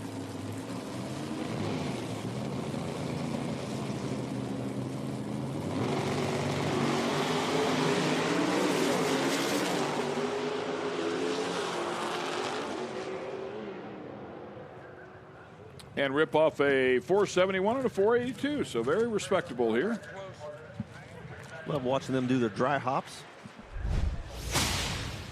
All part of the process back in the day. The front end way up in the air. Yeah.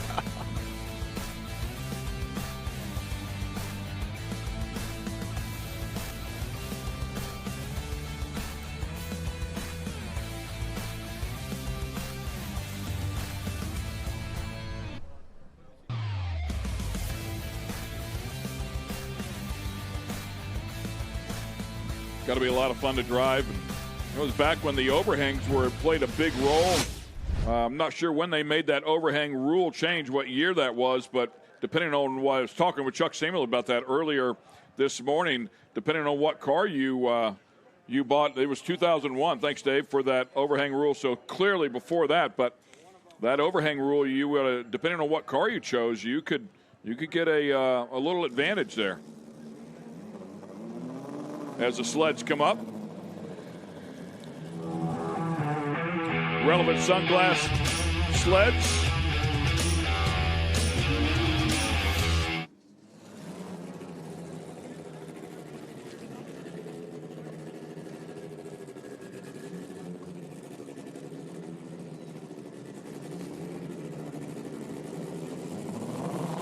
Number one qualifier here, David Marshall, by the way. Usually it's Anthony Mini. Anthony Mini in the left lane and taking on a very fast Rob Lowe. Lowe, a very strong competitor as well, but looks like he'll miss it here.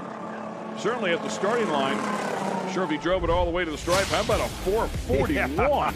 Yeah. Holy smokes. 161. You talk about improving your performance first round. That's about 0.3 of a second quicker than he ran in qualifying. I think you got it all together now.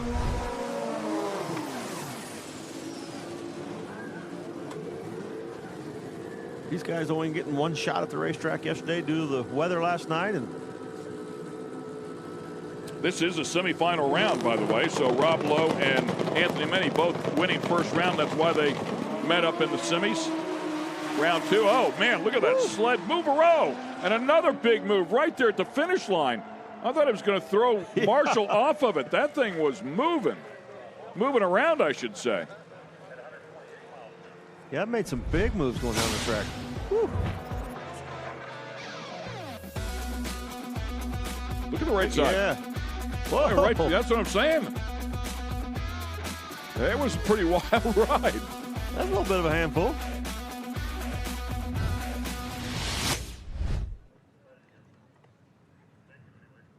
So an 81 to a 41, but a sketchy 81.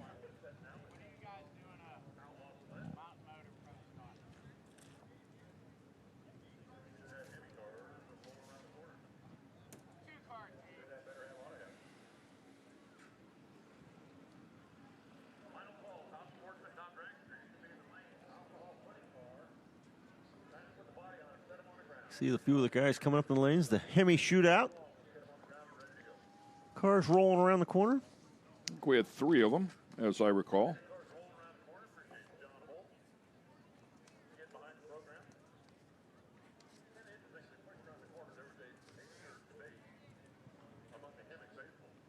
Steve Camello, James Daniels, and Jim Pancake. One of my favorite cars on the planet, right there.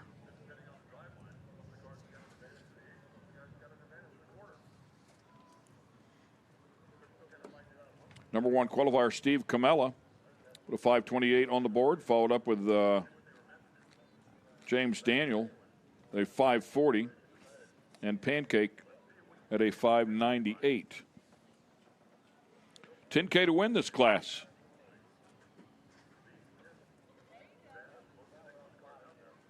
What the market is on one of these cars. I know they're out of my league.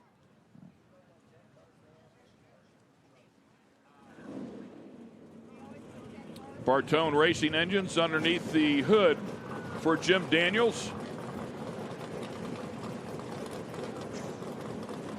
Certainly the Ray Bartone scheme on the entire car.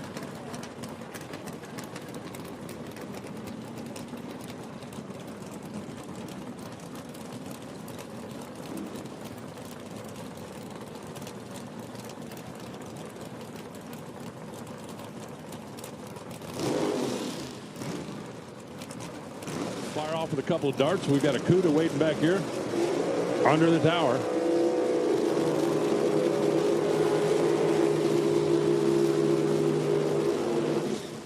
These race cars left the factory with Lexan windows that just had a strap to hold them up. Literally, you pull it up and snap the strap in place. To save weight everywhere they can. And they were built for one thing and one thing only, and that's NHRA Championship Drag Racing and IHRA Championship Drag Racing back in the day. It's crazy to think that using honest iron 426 Hemi parts, they've stretched those things to close to 1,000 horsepower. And Jimmy Daniels and Jim Pancake having at it here. Daniels driving that Ray Barton machine. Pancake over on the right side. Got his name on the door. That's an Ohio car in the right lane. Trying to stop the invader from Pennsylvania here in round number 1.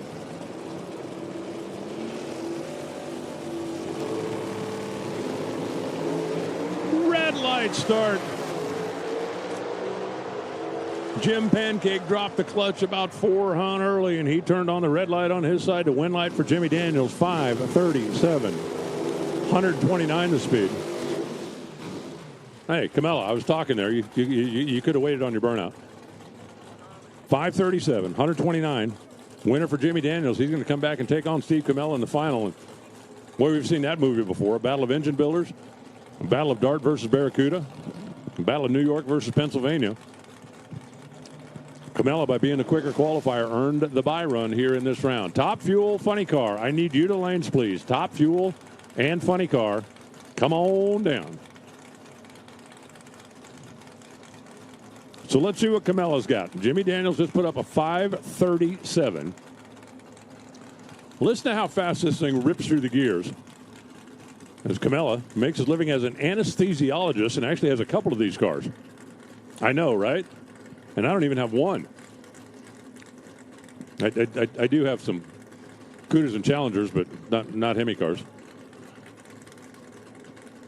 It's a long story. I'm trying to get rid of them. If nobody wants one, have them call me. Camella on the left side.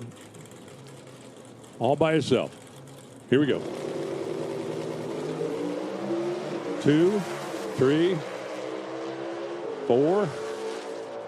Not quite enough racetrack to get her into high gear here, running to the 8th mile. 5:29. Okay, now you're just showing off. 129 miles an hour.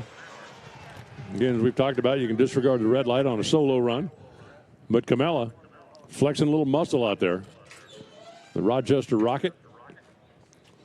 A little militia performance. 5:29, 129. And Jimmy Daniels and the Ray Barton group are going to be back there trying to figure out if they can squeeze a little more performance out of that. And give Camella a run for the money in the final round. All right, so we got Top Sportsman pulling up to the front of the staging lanes. We got Top Dragster behind him. We've got Funny Car and Top Fuel rolling in for their semifinal round. And then behind that, we will bring in the Alcohol Funny Car and Alcohol Dragster semifinals.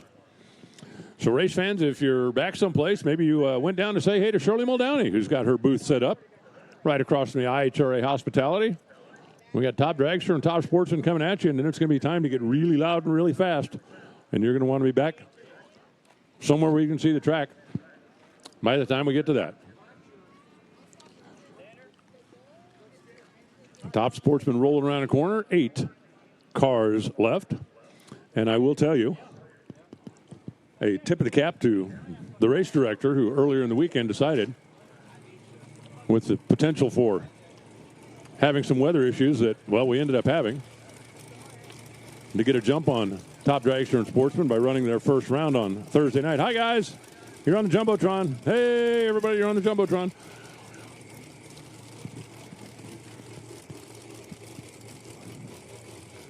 The Mr. E's Auto Sales. Jake Elrod. Rolling in here left side, John Vesper in the right. Johnny Vega out of PKA Race Cars. Team Pataskala against Team Elrod. I didn't know Jake had a centrifugally supercharged Corvette. Live and learn. I always try to go to bed a little smarter than I woke up. So today I learned that Elrod had a Corvette. I probably learned that yesterday, so maybe I still need to learn something new today. Handicap difference, it's dial your own.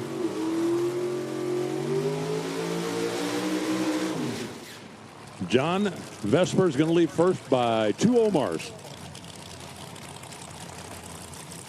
That might have been a stretch. Omar, the 10th maker, the 10th, 2 tenths.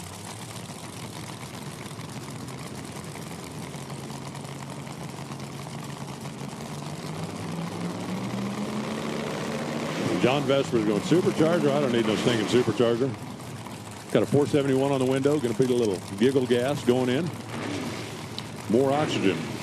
Burn more fuel. Make more power. Simple as that. Simple, simple, simple. I do like simple.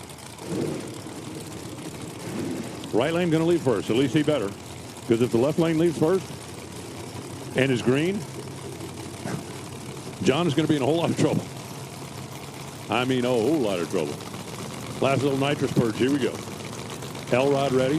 Vesper ready. Bring the countdown. Both tires get away on the green, and I don't know. Elrod's car just didn't snap the tire. It almost sounded like it left in second gear. 471.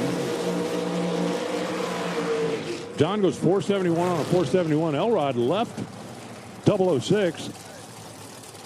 But it really sounded like it left in high gear. I mean, it just kind of labored its way down there, 1/10 of a second off the pace. But John Vesper will darn sure take it. And he will head into the semifinals. That brings up Jay Kirk and Jason Hutchinson. What's with all the Jays? That's all on one side of the ladder. We had Jay, Jason, John, and Jacob all on one side of the ladder.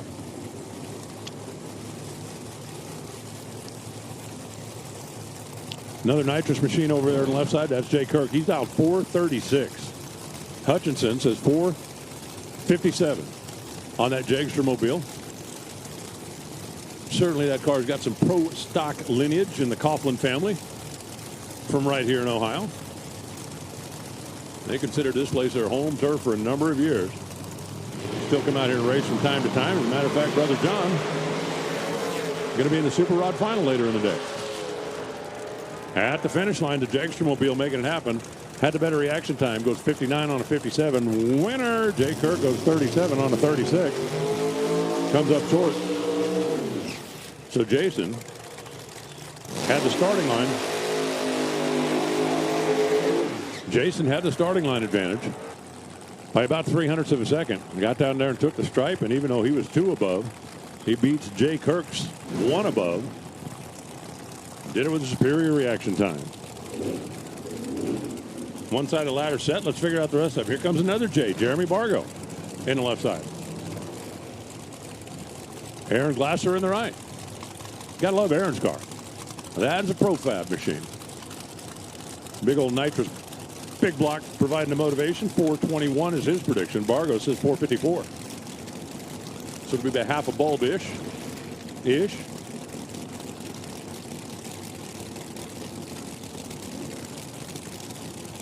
With the handicap head start going to left lane. Jeremy will be out there. Aaron will be on the chase. The winner of this match will race the winner of the 2 in the water box a little bit later on in the day. How do you not love the bright red Camaro? Stock wheelbase, blower sticking out of the hood. Jeremy Bargo's car is just like 8 times awesome. Both drivers get away on the green. It's a coin flip at this end. It's a win light at that end.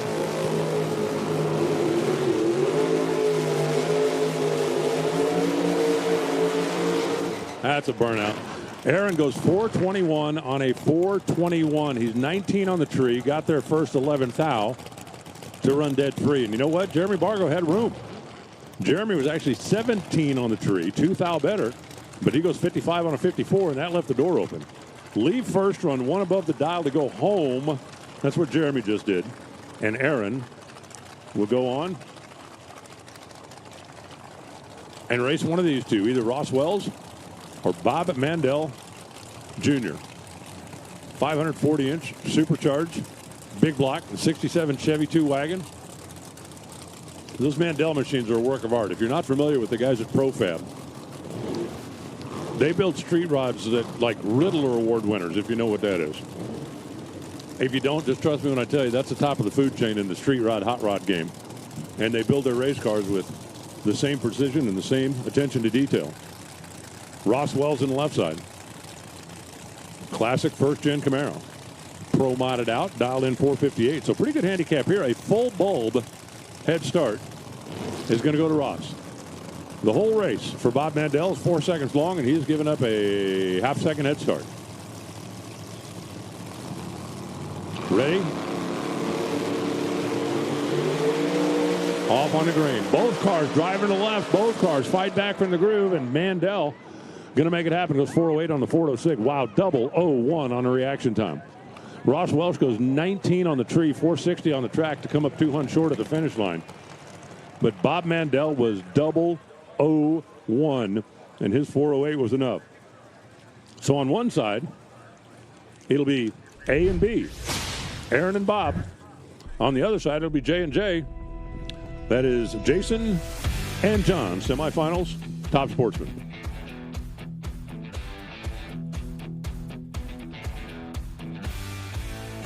Hey, listen up in the pits. In the pits. I have a racer that lost a phone. If you found it, bring it to me, and I'll make sure to get back to him. If you found a phone, I have somebody that would like to be your friend. He would like very, very much to be your friend.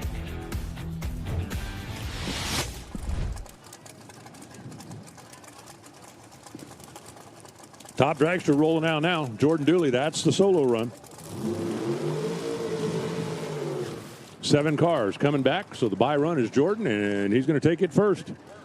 Put a 431 on the dial board just for funsies, but it's just a little practice run on his way to the semis. We will return 4, so this will be the final.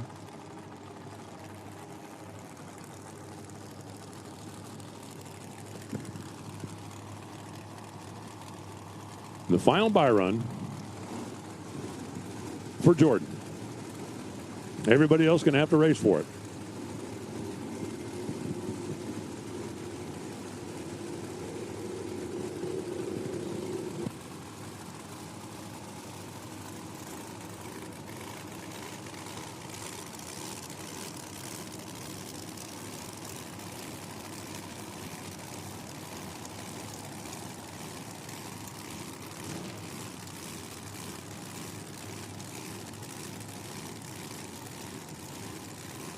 All right, Jordan, let's see it. Come on. You said you could run 4:31. Let's see it, 4:31. In. Ready. And 4:305. Wow, it's Jessica's card loud. 4:305. 009 early for Jordan Dooley. None of that mattered when you're on a solo. You're going on. And guess what? Jordan's going on. Going to be a little more difficult here for Jessica Pritchett and Chris Ferguson. Jessica over there. How cool is it that we've got top Dragster folks up here with guys in fire suits? McNeil up there with Jordan getting her squared away. And now Gary Pritchett, husband of Jessica, over there on the left side. That's the Hoops Fire Machine. He's going to try to help his wife win the round, and then he's going to go get strapped in the top fuel car. See if he can make his way to the final round, because the top fuel cars are in the lanes, as are the funny cars. 4:37, Chris Ferguson going to leave first in the right lane. Jessica's going to turn loose that supercharged monster and try to run him down. Both drivers off and away. How about Trip Zip 4:37? Wow. Trip Zip dead 5 for Chris Ferguson. Jessica was near perfect last round. Chris Ferguson was near perfect this round. Trip Zip, come get a bag of donuts, dead 5. Jessica goes 14 and 4,200, and that wasn't enough. Like, come on, man. Really? Really? Yes. Really? Really? Trip Zip dead 5. I don't know what Jessica did to make you mad. I mean, Jessica's nice. She couldn't have annoyed you that badly. That was awesome. Dan Davis. Dale Foss coming at you now. Dan left. Dale right. Dan, Dale, Dan. Shake hands. Go to neutral lane. Repeat after me. I will not snooze. I will not lose. I will not creep. I will not weep. I'm sorry, I got in a Dr. Seuss frame of mind there for a second. I'll try to get rid of it. Handicap head start goes to the right lane, half a bulb. Simple as that. Winner of this is going to come back and run Chris, who just like, oh, man, mean what he did to her. Mean. It's going to be a 4:10 for the win for Dan Davies. He was better on the tree, runs dead 5. Dale Foss. Dale Foss got there first by a hundo, broke out 18th thou. There's no way he could win that race. No way. 13th thou behind on the tree. Dan Davies runs dead 5, and there was no room for Dale. So Dan wasn't quite as almost perfect as Chris was, but those two will face each other in the next round. The winner of this one will come back and take on Jordan. As Chris Stein and Chris Goebel get set to go at it. Hey, listen up in the pits. Attention pits. Alcohol, come on down. Dragster and funny car. Alcohol, come on down. Alcohol to the lanes. Jordan awaits Chris. I just don't know if it's Chris S or Chris G. Head start to the right lane. Stein out 4:09. That is a fast little hot rod. Goebel dialed 4:27. That's not exactly skateboarding, if you know what I mean. In. Ready. Red. Red lights on. Goebel gone. Chris moves on. 4:08 on the 4:09 after being 006 on the tree. Once that red light came on in the right lane, the breakout is overlooked, and Chris Stein going to come back and run Jordan later on in the day. Chris Ferguson going to come back and run Dan later on in the day. So the Chris's are planning to meet each other in the final round. Dan and Jordan are not planning on that. Not at all. All right, Ray.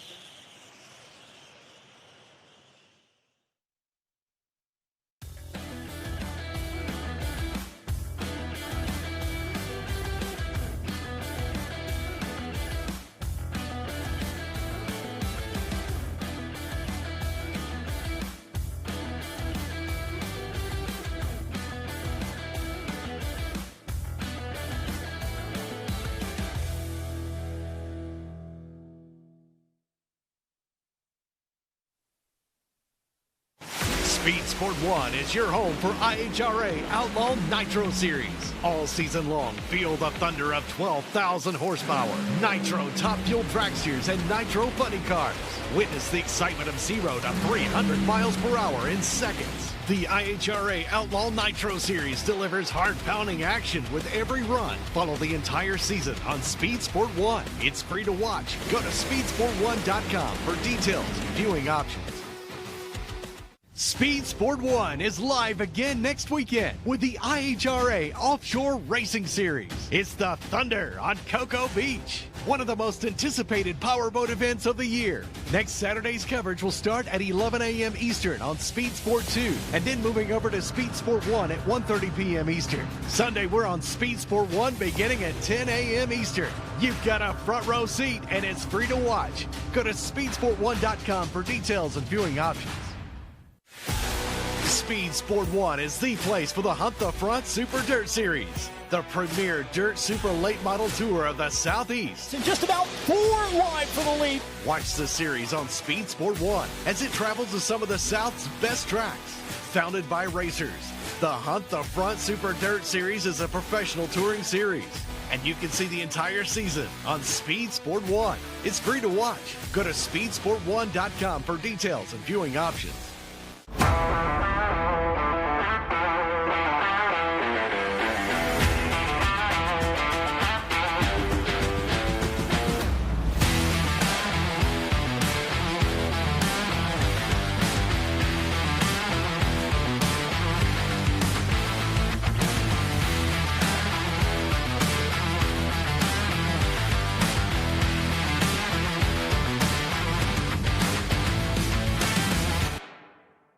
Speed Sport 1 is the home for the IHRA Offshore Powerboat Series. Watch top international teams push the limits of some of the fastest boats in the world, reaching speeds of up to 180 miles per hour. 14 classes, racing hull to hull, from Pro Class 1 to Super Cat. It's the IHRA Offshore Powerboat Series. Catch the entire season on Speed Sport 1. It's free to watch. Go to speedsport1.com for details and viewing options.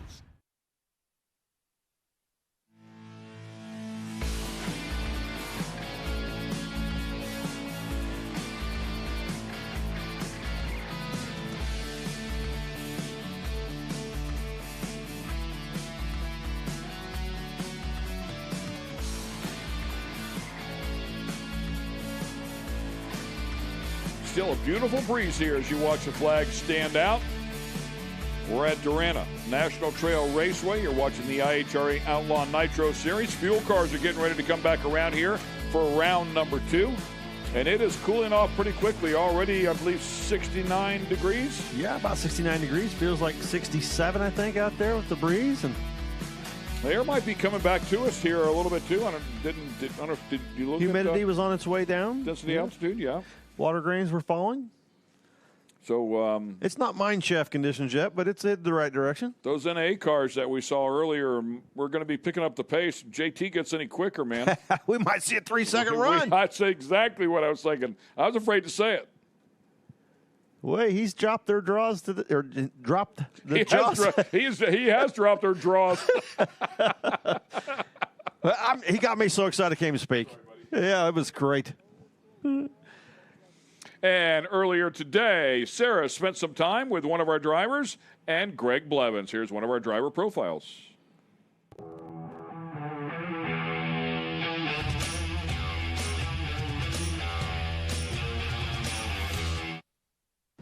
And we're lucky enough now to be joined by Greg Blevins, and here at the race in Ohio. And let's just talk about the very beginning. How have things been going this year for you so far, and some things that you personally hope to accomplish this season? Yeah, it's a new transition area for us. We come from LDR last year and ran the Radio Outlaw stuff for the last 3 or 4 years. Won a championship over there in 24.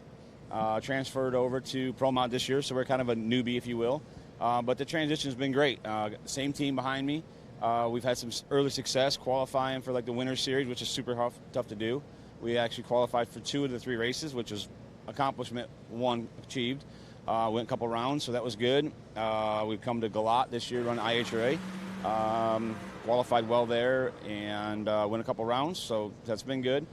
Virginia the same. We qualified real well there. So the transition's been really good, and qualifying 4th here this weekend. We're looking forward to putting us in the winner's circle today and continue to do some winning. That's our plan.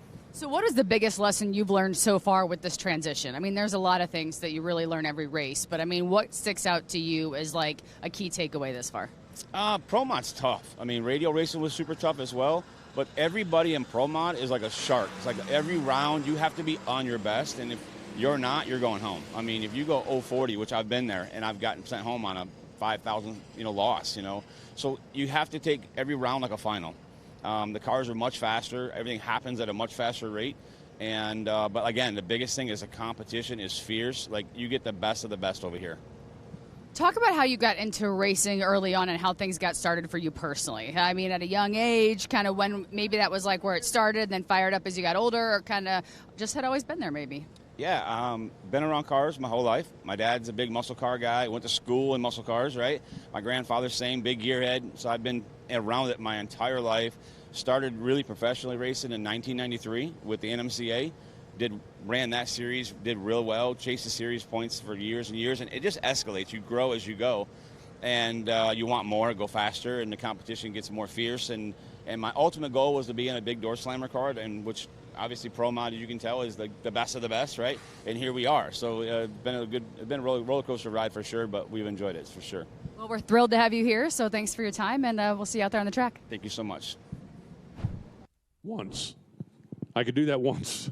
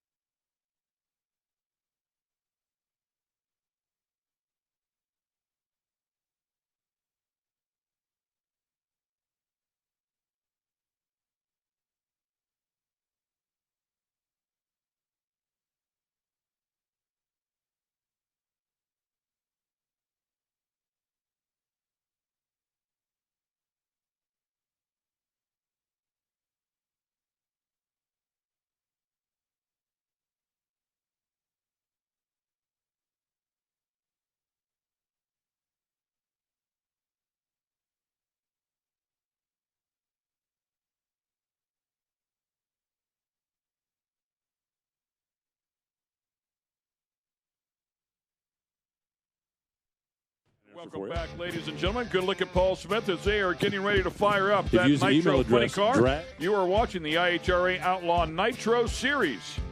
Paul Smith waiting for the thumbs up. You guys ready to rip? We were talking about him laying underneath this thing and doing the bottom end work on it. And he did not want to have to do that last night while it was raining. So he said, we're in the show. Let's just push it back the way it is right now.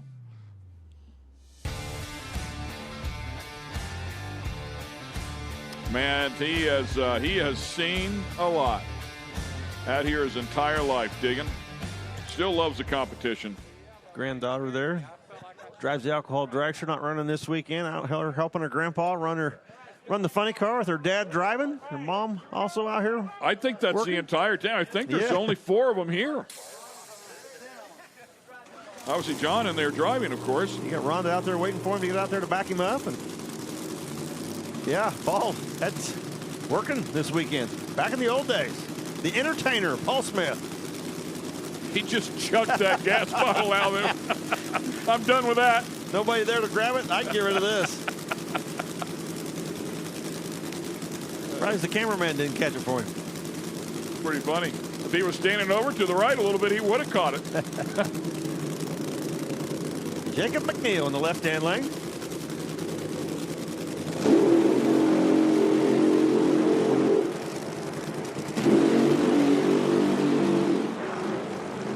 Oh. You hear that throttle hung up? Yeah, McNeil's car's idling up, man. Sounds like it's still up there, too. We'll see if they can get that thing calmed down before it cooks the clutch. I think he's having trouble getting reverse because of that. There it is. The crewman got out there, knocked the idle back down so Jacob could get it in reverse and get it back headed towards the starting line. Let's talk about round 1. There was a 330, a 332, a 333, and a 335. You might not think that Worsham was the slowest of the 4, but he was with that 35. We come over here to take a look at these two. McNeil with a 332 and an 034 light.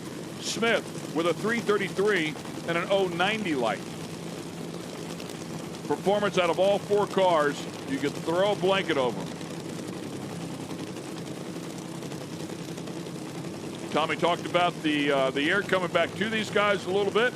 Should be a little crisper out there, but the sun has still been beating on the track. Yeah, pretty good breeze up there, too. Jacob not being able to get in reverse, got these guys behind a little bit. Gonna have to hurry up and get it up there. Paul Smith and John Smith are ready to go. Paul just walks Smith, away. Dude, I'm not sure he didn't knock a hole in the hood. I think Paul's over with it. Let's go. Come on already, he says. Talk about the passion and that man. Paul's no nonsense. Known Paul a long time. It's no nonsense. Here we go.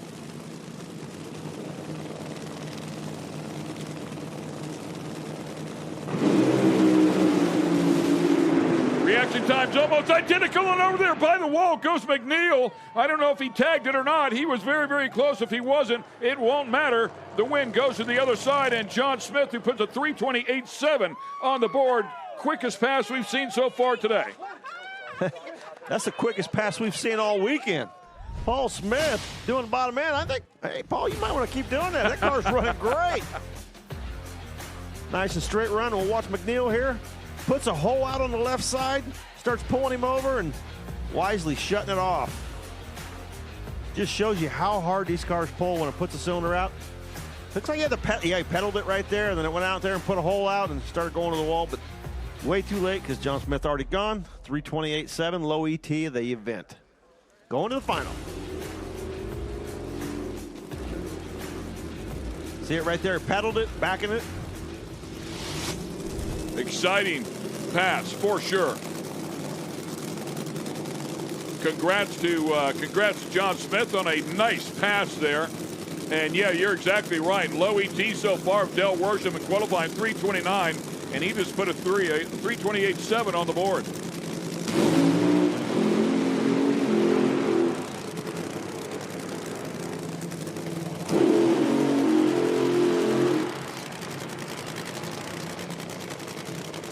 And we're going to bring you back and show you this this pass for McNeil in the left lane.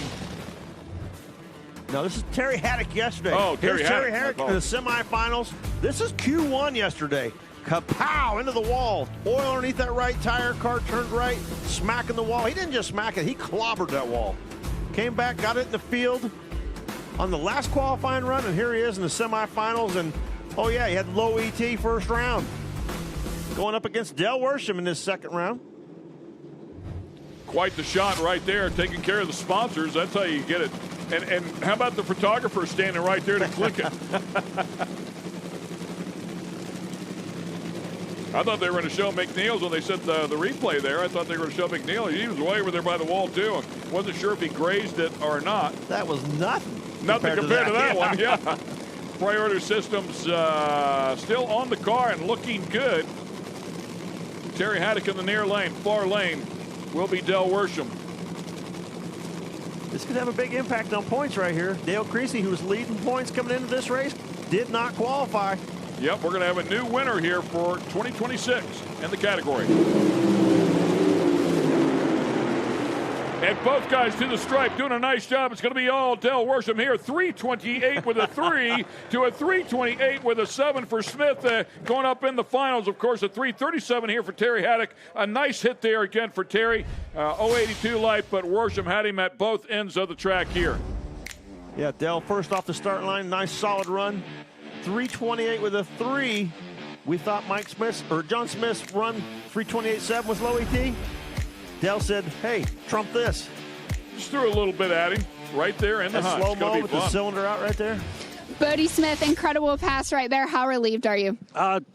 Well, we knew the car has it in it. It's just taken us a few laps to get the car under control. Since our little episode at Richmond, we've been able to come back. Rhonda, my wife Rhonda, she's put up with me and my dad forever, and I love her for it. We've been married 30 years, and it just keeps getting better. And my daughter Megan, Paul, my dad Paul, Sharon, everybody here. We've worked really hard to get this thing going. Florida Truck Parts, they support us a bunch to get us free parts. And I just got to thank everybody, man. It's great being here in IHRA, and I love every minute of it. We just talked about how special it is watching you guys and your teams, your family. It's just really special. Yeah, that's what's great about IHRA. You know, we've been a family sport. My wife won she was the first female to win at IHRA Ironman back in the day, and it's just, we're full of history, and we love it. We love it. Humble brag right there. Let's go, Rhonda. All right, you guys. Thank you. Go. Don't leave him. He's probably got to take the clutch out of the thing. Yeah, there's no way they're going to leave one crew member behind there this weekend. It's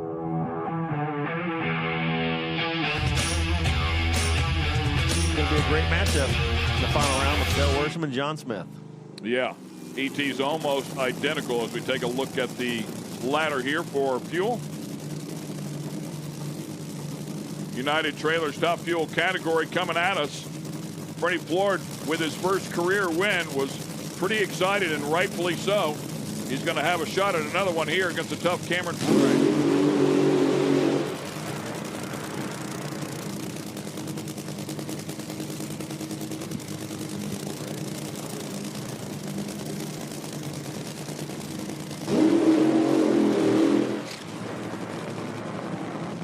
And our Kristen Banks is up top with another competitor. Let's find out who she has. Del Worsham, you knew you had to find something in it to make it to the finals. You did it. You made it to the finals. You and Bodie Smith, what a matchup it's going to be. Yeah, no, it's going to be a great matchup. We're pretty evenly matched, both around 328s. Again, like the Creasy family I raced last time, the Smith family I've raced in my entire life. I raced Paul, I've raced Bodie, I've raced pretty much all of them. So it's going to be fun, man. We have a great track here. We have great weather here in Columbus today. IHRA's put on a great event. Everything's on time. We're making great runs, and I'm excited to be in the final. I was kind of a little worried about after first round. Like we were kind of behind. We were the slowest winners, and now we're the quickest winners for the final. So it's awesome. All right, well, we'll see you in the final. Thank you. Making Worsham work. This is a Cinderella matchup here. Yes, it is. First ever round win. Cameron Foray getting that car figured out. Who's going to the final? Jimbo Ermilovich helping him out, right? Yep. Pretty bored.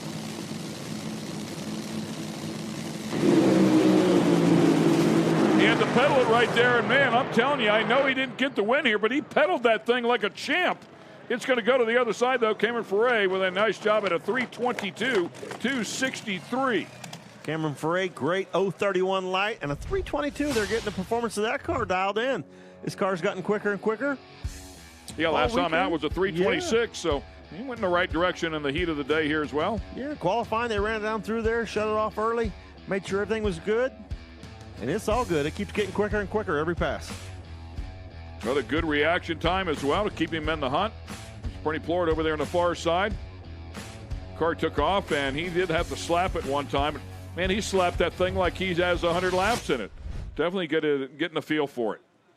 And congratulations to him to get his first round win as well and fuel. Looks like they're up there at the top end and trying to get one pushed off. It's rolling now, so that's a good sign.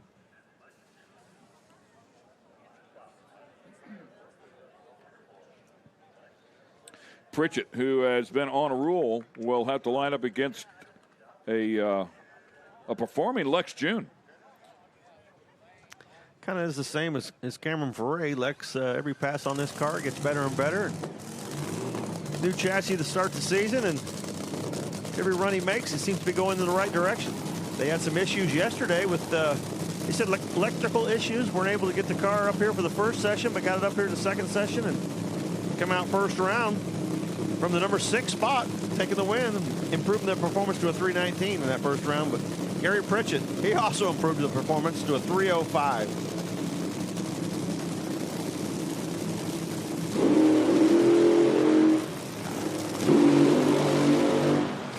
Pritchett, the points leader, going to both final rounds so far this year, trying to make it 3 consecutive.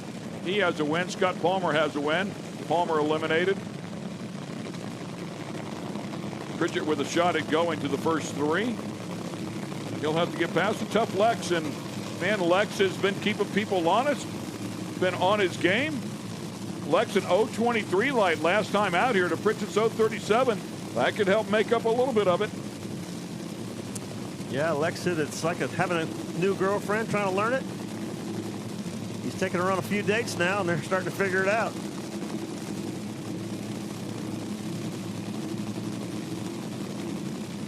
Gary Pritchett's had it figured out all year. A win, the runner-up, and he'd like to go to that final round again.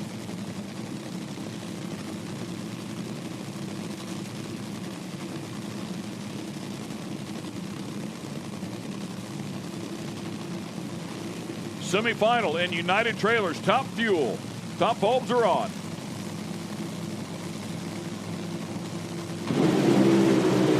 Way early for Lex June.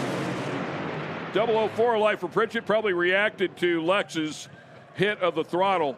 So it'll be, and Pritchett with a nice lap again, man. 3:06.6. So he might have stepped on it just a tick early based on what Lex did, but he drove it to the stripe, and they got some good data out of it. That's a good car. Yeah, sometimes your foot just goes. Your brain didn't tell it to go, and your right foot just goes. And I think that's what happened to Lex. Got up there, amped up, and boom, way too early. Gary Pritchett, 3:06. Cameron Ferre, you're continuing to improve as the weekend goes on. You have to be incredibly happy with your performance so far. Oh, man, this is such a turnaround weekend for us in the Freeman group. Jerry's been working his butt off. A lot of people don't realize that this is kind of like a one-man show. He does everything at the shop by himself. It's a passion project. Him and his lovely bride, Jennifer, they give me the opportunity to come out here and race their car, and I'm super grateful. And, we're just going to keep going. I mean, it's speeding up every time, and, we'll just see what happens. And I'm, psyched, and just want to say hi to my kids and my wife at home. I love you guys, and hopefully we can bring you a little gold guide home. Hey, that'd be a great Mother's Day gift. Yes, it would. I'd be off the hook. Yeah. But I did get a card already. Good job. Thank you, Cameron. Smart guy.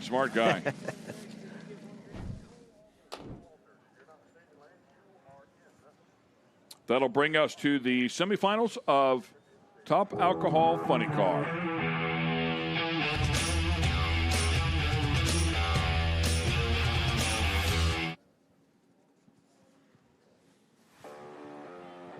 And as you can see, the ladder here, Chip Beverett will line up alongside Tony Bogolo. Bogolo had a single in round number 1. Trick Titanium category will also feature Phil Ez on the other side and Mick Steele, which will be a lot of fun to watch. Won the ET record holder, won the mile per hour record holder. Beverett and Bogolo will be first up. Beverett, our number 1 qualifier. His second number 1 qualifying effort.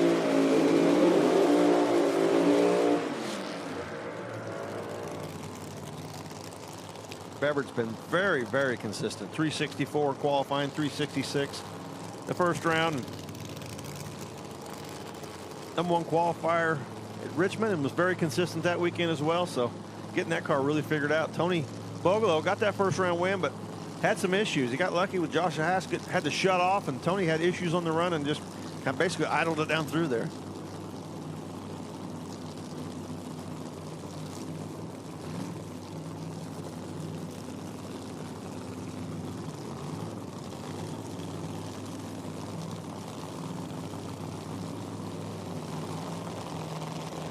So Bogolo in the far lane out of Hamilton, Ohio, as we discussed a little bit before.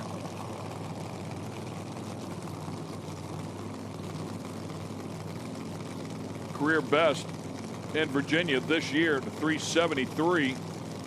Chip Beverett, our #1 qualifier earlier. Early event, back-to-back #1 qualifiers lined up in the near lane. Career best for him was set at Vincent. Oh man, way over by the center line! Wow! What a huge move! And I don't know how they did not smash into each other. Holy smokes, right at the very end, Beverett went for a massive ride. And I really thought for sure he was going to slam right into the side of Bogolo. Bogolo's going to grab the win here. Yeah, I can't wait to see this replay. Both cars leaving the starting line. Oh, Beverett's car goes way, way out of the groove. I think he got back in the throttle right there, and it's so far out of the groove, it just turned that car, and wow, barely missing Tony. He got that right tire on the concrete, and the left tire drove it around, man. Oh. That's wanting to win too bad. He's drafting right there. Way out of the groove to be that hard on the throttle. Wow. A face full of parachutes. What a moment. Shake, shake, pedal. Goes over to the right, gets so far over there, and it just turns that car. Right there, you're thinking, no way, they're hitting. Absolutely. Wow, that was close. Woo. Incredible driving job there to stay out of the side of Bogolo. Drafting is not allowed in drag racing. Bogolo's like, I'm staying in the throttle, see if I can drive around it. Yeah, I drove that thing a little far. Wow, what a crazy pair. Gary Pritchett, you're going to yet another final. How do you keep getting it done? Just like I say, one run at a time, A to B. Really, it's the crew guys and the crew chiefs that let me live out this dream. We're just happy to have Sherry Coble in the car, Coble Enterprises, United Garage Door Company, and Singer Performance, Redline Oil. And I gotta thank the Foley family, Doug, Sheila, little Joe Bob, and Doug Foley Jr. for allowing me to have this opportunity to live out my dream. It's been pretty special. Three final rounds in a row. If you told me that, I'd never believe it. So we're having fun. Well, we look forward to seeing you in yet another finals. Thank you very much. Thank you. Got his first career win earlier this year. We'll see if he can back it up with another one. About a third of the way through the season after this race, and if he can clinch it with a win, he's putting a strong hold on that championship chase. Well, yes, he is certainly sitting in a great position here as we'll go into the final 5. Injected Nitro up against Phil Ez. The blown alcohol funny car. Mick Steele, right now, the only injected nitro car out running, doing a great job. And like we said, if he can get off the starting line without blowing the tires off, he's got a great top end charge. Give Phil Ez a run for his money, because Phil Ez has dominated this class. Look at Phil Ez right there with the ultrasonic sponsorship and the Trick Titanium Top Alcohol Funny Car category. Mick Steele in the far lane. We keep the streak alive. Oh, red light. Wow. And Phil Ez going to his 8th consecutive final round. 0.56 light, 364. Qualified with a 368. Phil jumped right in there, put both bulbs on, and Mick put it in there and got to take a shot. You know, Phil's how tough he is, and took a shot at the tree a little too early, and then issues after that. Had the front end up in the air and drove it right over the right out of the throttle. Didn't really make any difference. He red lighted. Phil has no mistakes, 364. Finals are set here in the category. It will be Tony Bogolo and Phil Ez squaring off, and Bogolo will try to stop the train.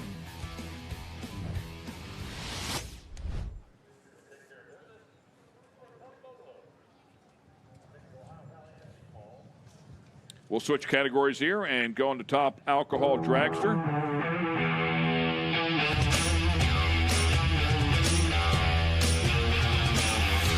Jamie Noonan jumping in on this class as one of our sponsors with the Noonan Products Top Alcohol Dragster category.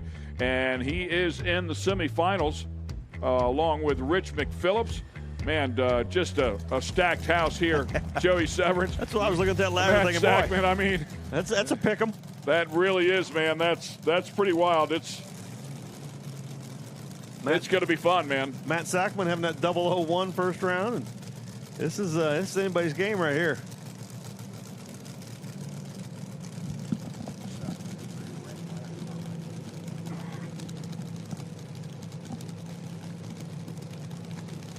The first round of competition, there was a 48, a 49, a 54, and a 54. And we're going to pair off 54 and a 49 and a 48 and a 54. Very evenly matched foursome.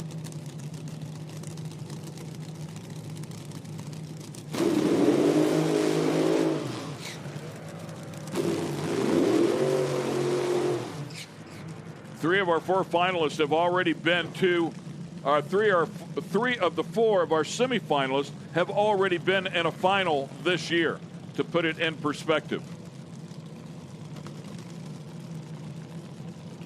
McPhillips here winning at Benson. He'll line up alongside Jamie Noonan. Noonan going to the finals in Benson as well, so a replay, if you will, of what we saw at the season opener.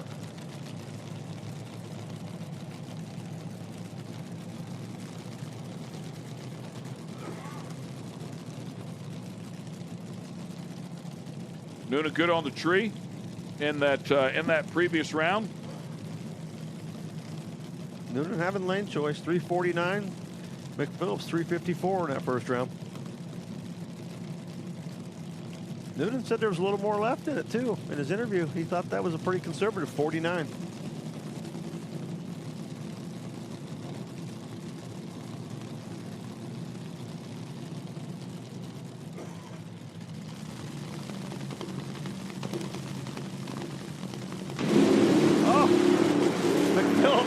Put it in deep and went 0-15 red and then blew the tires off. Noonan 361 and having his own issues, not laying down that 340 second zone. But man, McPhillips, I saw him put the top bulb out. He knew he had to step his reaction time game up and just a little too much. Blowing the tires off right at the step wouldn't have made any difference anyway. Jamie Noonan going to the final. Yeah, good call there. I was surprised to see that top bulb go out, but hit the tires anyways. It wouldn't have mattered what he did. Wasn't going to happen there. Phil, as you're going to another final, do you ever get tired of it? Not at all. Not one little bit. Let's go every one of them. That's my plan anyway. Hopefully we can win every one of them. So it was a really good run. I liked how it left. Felt good. Kind of pulled to the right a little bit, and I got it back, and we'll go to the next round. Got the win. Any changes you're going to make before that final? Probably. I don't know. Les will take care of all that. I'm sure we'll do a little something. All right. Well, thank you, Phil. We'll see you then. All right. Thank you. Living right. Man, is he on a streak? Yeah, almost a 2-year streak here. I mean, or it's a whole year streak because I think he started that off here in June of last year at this track and just continuing to go to the final rounds. Randy Meyer fires up the car there for Matt Sackman. Sackman with a 001 light in round number 1. With the 354 up on the board, he'll have to take on a tough Joey Severance, who was 008, 348. Joey Severance definitely with the performance there. Yeah, Severance had a 46 in qualifying, backed it up with a 48 first round, and Sackman may need another 001 against Joey.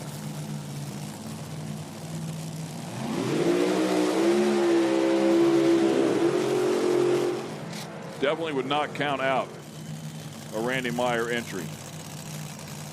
Severance, the only blown car left here in the semifinals. The blower car was #1 qualifier, and all the injected nitro cars trying to take him down. Joey Severance, the third of those 4 cars that I was talking about on the semifinals that made it to the final round, went there in Virginia against Jackie, and Jackie was able to win that one.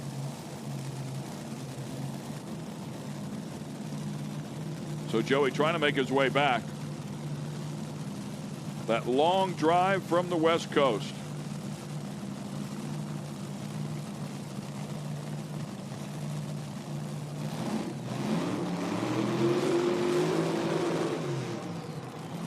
Bringing the RPMs up on the blower car.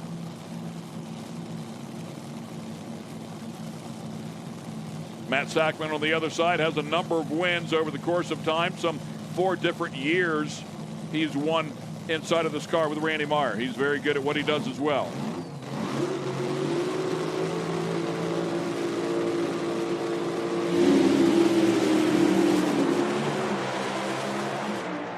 Sackman went into tire shake, had to shut it off, and no issues for Joey Severance. Another 340 pass, this time a 349 with a 6. 007 reaction time for Severance, and a package like that in alcohol Dragster is going to be tough to beat. Man, he's got it put together this weekend. That car is running well, and Joey doing a great job of driving. You can see the replay right here. Nothing wrong with that run. No, not at all. You're going to take on Joey in the finals. What is the game plan?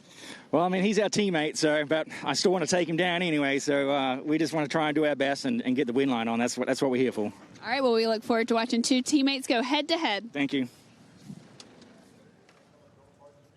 It's not often that you see teammates in totally different combinations. Right. Injected nitro and blown alcohol, and be interesting. See who comes out on top. Put right your now. sunglasses on because Yeah. Mad Maxine is blinged up. I don't know where she gets them, but they, each and every one, they are unique. And they definitely are stunning. They get everybody's attention, man. And that, of course, indicates that fuel altereds are coming up here next. Yeah, we saw Ryan Hill in that first round of competition go out and just blow everybody away with that 346. It reminds me of Jerry Tucker and Mount Motor Pro Stock having such a big advantage on the competition there.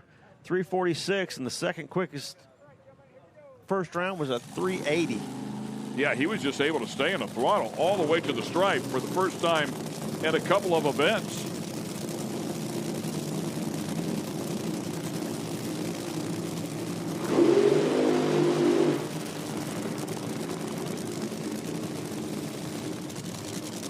Levi Keenan going to do his best to stop those. Yeah, Levi Keenan, she got his work cut out for him, put together a 397 last time out to that 346 of Ryan Hill, the Taco Man, the Nitro Bandito, as we take a look at the fuel alters and the ladder here, I'm sure, as well. Mad Maxine doing what she does there, backing her husband up. It's also worth a mention that 346 was in combination as we look at the ladder of a 228.31 mile per hour pass, which is the new record here in the category, set just one round ago.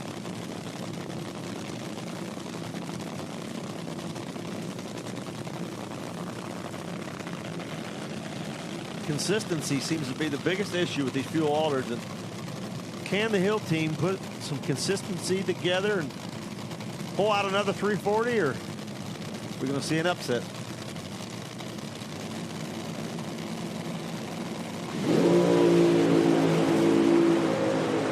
It squatted. It went pretty straight over there towards the wall. They'll call that straight. And a 345 with a 2. very good run here, and looks like 230 miles per hour, another mile-per-hour record. Congratulations to that entire team in the Nitro Bandito. Man, they're getting the combination figured out. Nothing wrong with that. Quicker and quicker each lap. Ryan Hill dominating this category. 3:45. Just a tick quicker than last time and a little bit faster. Confidence is coming. He's going to be dangerous. Joey Severance, you're going to the finals against Jamie Noonan. We're just talking here. Noonan makes all the motors, but you guys have a completely separate setup. You got the blown alcohol. He has injected nitro. Which one has the upper hand? Yeah, I don't know. We'll find out here in a while. You know, Mom and Dad have been doing great. Had really good help this weekend. Obviously, the Noonan horsepower's doing really good to make it finals in both cars. We got one more chance at it. I was really happy not to see the red light. I was watching the tree when I went by. I'm not that good, but we'll see what happens. All right, we look forward to seeing it. Interesting to hear him say that. He went by the tree going, oh, it's green. Oh, good.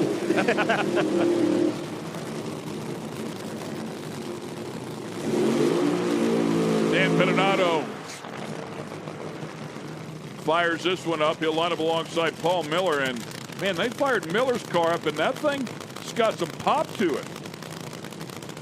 Right here in front of the window. Last time out, these two guys were very, very close in performance. 381 for Pettinato, 380 for Miller. The better of the two reaction times to Miller. Lane choice to Miller, and he took the red-hand lane, which we haven't seen many guys do. The head lane choice all day, but felt comfortable over there.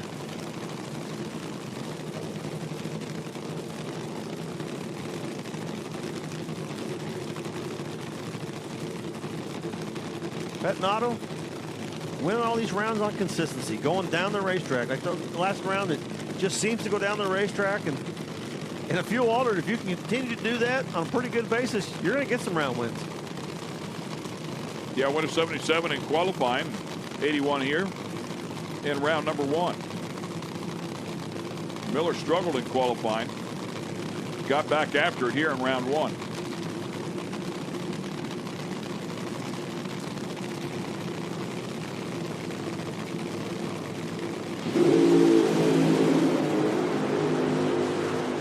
Look at that. Oh, Paul Miller here. 063, puts a 368 on the board at 207, and drove away in the right lane. He said, yeah, they're not all that right lane. I love it. And he goes quicker. Yeah. Nicely done. Previous run 380, now 368. It's getting there. Yeah, you see it wobble the tire a little bit. It's trying to put a hole out on the left side there. It finally puts it out, but it's all over then. Rat Boys and car making some hard moves. See the cylinder out on Miller's car, but Pettinato have to shut off, and Miller going to the final. Hill and Miller will square off in the final of fuel altered.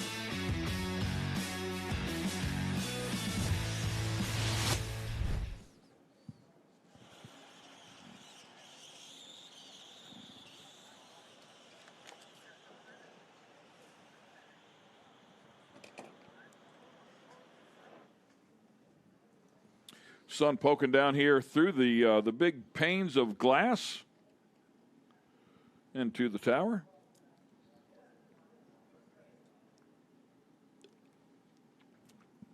We get late in the day here.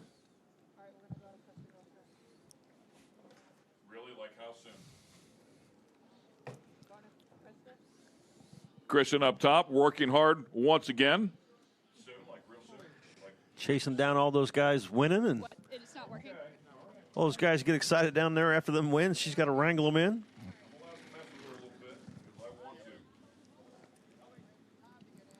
Track coming out, our tractors coming out, the rotators coming out. It's a big taco party. All right, let's go up to Kristen. Ryan Hill and Paul Miller again in the fuel altered finals. It's going to be a big taco party. Now, you continue to get it figured out. How's your confidence right now? pretty darn good. I kind of just don't want to touch the thing. If we keep doing that, it might stay, but the air is going to get good tonight, and that's kind of been our weaknesses. When the air gets good, we got to learn to settle this thing down. So, no, that was a good call by them. We put just a hair more in it, and it liked it. So, I mean, that was the first. That's 230 mile an hour to half track. That's the fastest. I don't know. That's quick. That's pretty darn good, man. So that's a record. So it was pretty cool. So I'm happy. Now, Paul, you continue to get quicker, too, as the day goes on. Do you think you have what it takes to take this win again? You know, we're going to make a decision. We know we got a low 50 in this car if I want to sling the rods out of it. I got to make a decision how much money I want to spend tonight. So we're going to give it all we got. Hats off to them. I mean, they're one of the baddest fuel holders in the country, and proud to race next to them. And we're going to give it all we got, and hopefully I'm holding that Iron Man here at the end. Well, I think I can't let him have 3 of them now. No. That sounds so good, though. We're playing Connect 4 right now. We're going to put that blue in there. Exactly. All right, you got 2 against 1. Hey, they want to talk about the charity one more time, why you're wearing pink today and where people can donate. Sure. So charity today, I was wearing pink for suicide awareness. We had a 14-year-old girl, Isabel, commit suicide due to bullying this week at my kid's school. So we are raising money for her funeral to help her family out. You can donate at 2 spots here at the track. I've got the merch tent, and then I've got one set up at our pits. And you can also go to Mad Maxine on Facebook. There's a link for their GoFundMe, and you can go there too. Both these guys at Mad Maxine doing amazing things, and we cannot wait for this final. It's going to be exciting. Either way, you're either paying for the car or tacos tonight, so we'll see. You decide. We're all eating tacos tonight. We got about 4 pounds of ground beef back there. We're all eating good. Someone stole my taco sign. Oh, okay, tacos at this. I can't even think. Where are we going? Ryan Hill Pits? Yes. Yeah, absolutely. Tacos. And we have Outlaw Light for everyone, so come out and have a beer. Beer and tacos. Say less. I'll see y'all there. Let's go. You can't go yet, Kristen. we got to run finals. And whenever that's all done, we're going to beat you over there. We'll take a quick break. We'll be right back. Stay with us.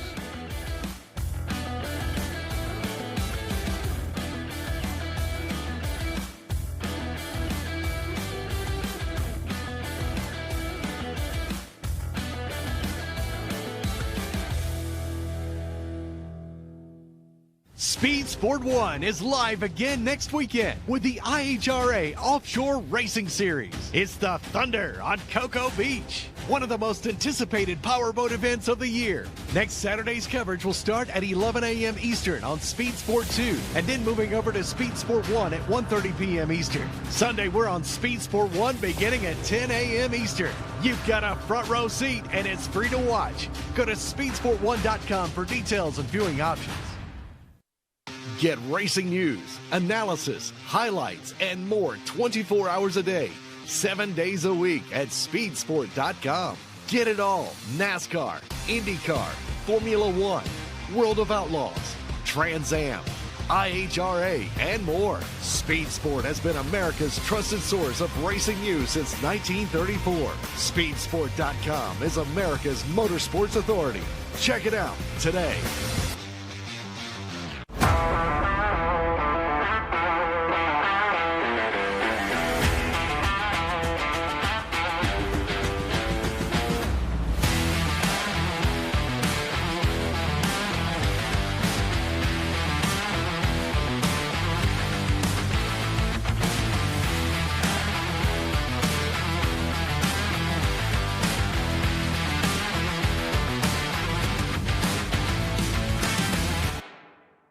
Speed Sport 1 is the home for the IHRA Offshore Powerboat Series. Watch top international teams push the limits of some of the fastest boats in the world, reaching speeds of up to 180 miles per hour. 14 classes, racing hull to hull, from Pro Class 1 to Super Cat.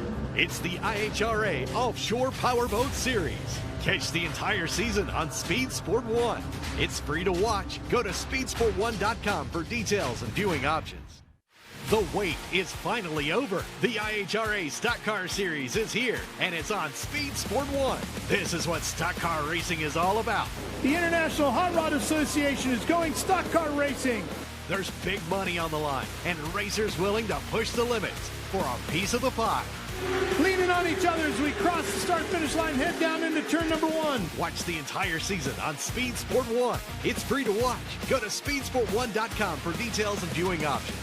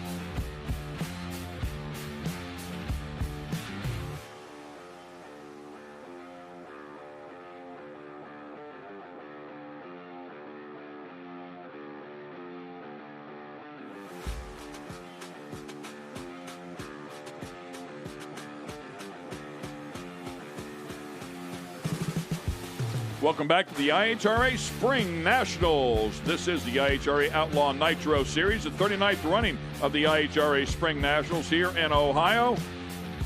Having a great time at Darana National Trail Raceway. Lights are flashing on the tractor, Tommy. You know what that means. I see somebody walking back with leathers on. It's a fairly good indication. I think we're going to see some Nitro Harleys. Here's a look at our schedule. As you can see there, May 7th through the 9th, we are right here at Darana National Trail Raceway in Hebron, Ohio.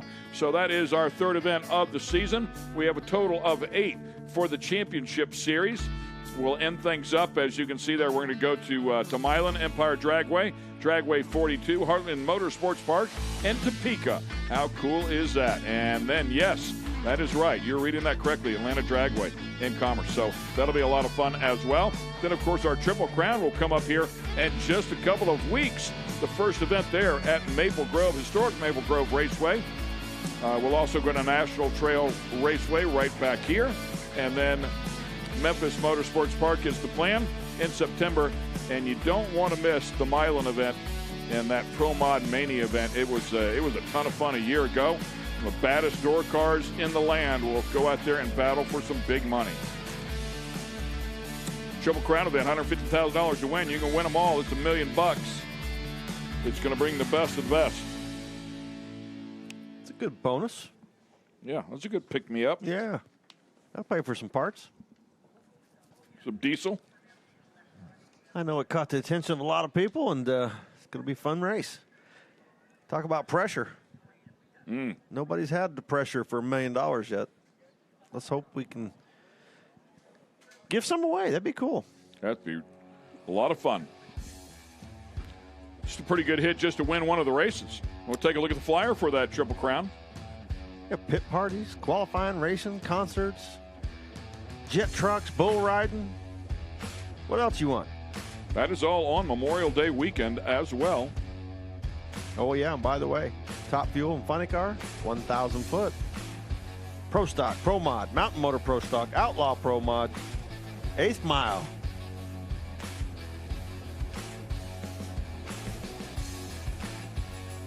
Nitro Harleys, Fuel Alders, Top Fuel motorcycles. Don't forget those. Yeah, Spider-Man will be out here. Looking forward to seeing McBride come out here and do what he does. Things nothing short of spectacular. Might have Bob Malloy might bring his out as well. That'd be fun. Malloy could do double duty. He could run Nitro Harley and Top Fuel motorcycle.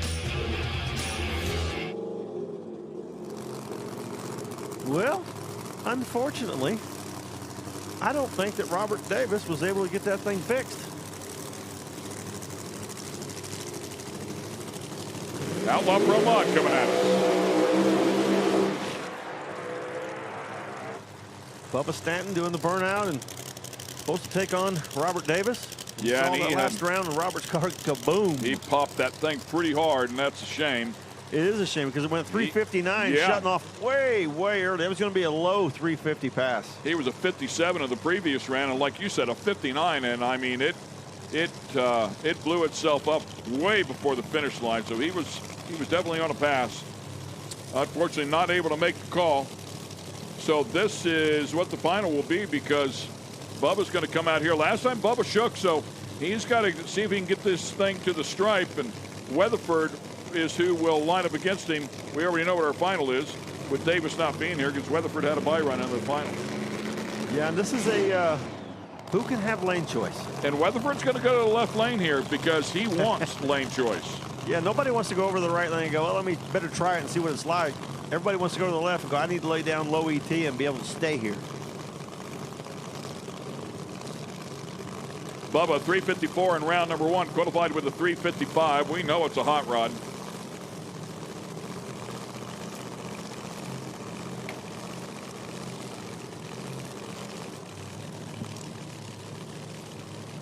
Air coming back to us as well. Wouldn't surprise me to see him get a bunch out of this thing. That's what we're looking for. Nice hit, man. And he drives it to the other end. 354 with a 6, gets right back after it. 004 light, 214. So a nice hit all around. And he just sent a message to Weatherford and said, if you want lane choice, you better get after Yeah, it. you're going to have to come get it because I'm going for it. A lot of smoke right there in the lights. Might have nicked a few pistons, and they'll get that fixed before the final. But what a solid pass from Bubba Stanton. 354, no shake whatsoever this run. Right back on track where he was first round with a 354. Ball's in your court, Randy. What do you got? Going to take a 354 with a 5. You want to stay in that left-hand lane for the final.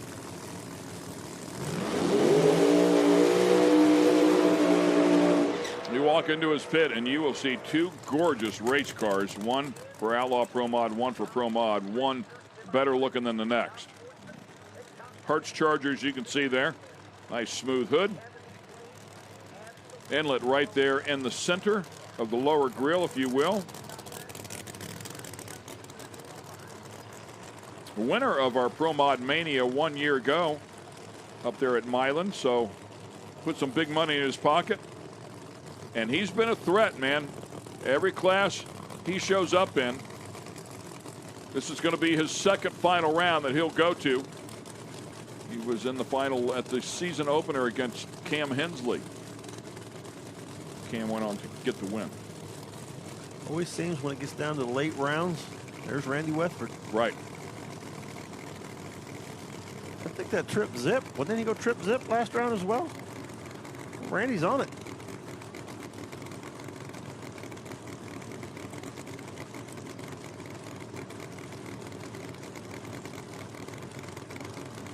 WO's Construction is his company.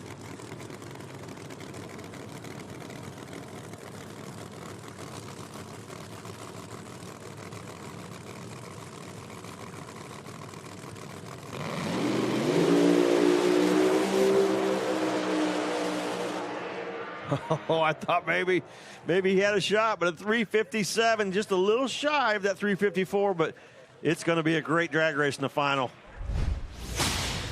Another look at it. Great shot. Being able to see right in there, see Randy's eyes, sees when he sees those yellows and launches that car, his head snaps straight back to keep the view and keep that thing right in the center of the groove. You can also see that sun shining in there and see all the sun in their eyes. It might be, depends on where that sun is here in a little bit. Yeah, I think it'll be all right. The right lane, I thought maybe the right lane might have a little disadvantage, but everybody wants that left lane.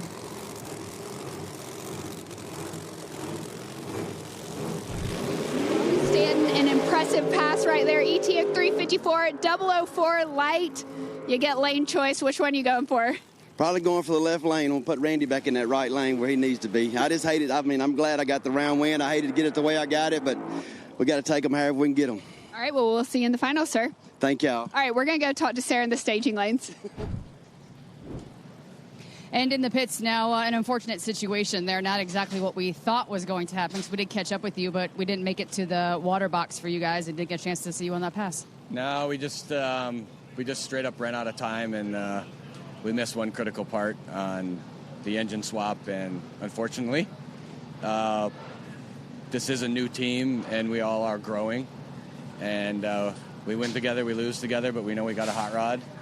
And that's racing, so they say, right? No, 100%. Well, I know you guys got some things you guys want to talk about, so I'm not going to hold you for any longer of your time, but I appreciate you guys talking. We made a couple critical mistakes this weekend. One myself that I made, and one thing that I've never done in 20 years of tuning race cars, and I did that, and I'll never do that again. And what just happened now, that will never happen again either. So live to learn, live to fight another day. All right, I appreciate it. Thank you. You got it. Guys, back to you. Oh, man, side by side, stuff flying off of Lutz's truck, or Lutz's truck, his car.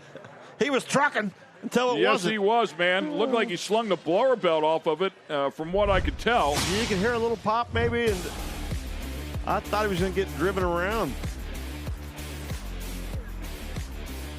See right here, pulling away, looking good. Watch that front end drop. Oh, yep, there it is. Blower belt coming off. staying ahead, getting the win.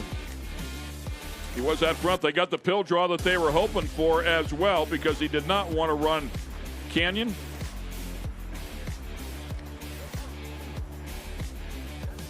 He's got to run him in the final round, though, and typically those belts don't just break because the belt breaks. Usually something helps them break. Well, we'll see. I didn't see any smoke out of it at all. No, I heard a little noise, so I don't know. It might have just barely banged it. I'm not sure. It sounded like a little bit of pop, not a huge one. Hopefully they can fix it.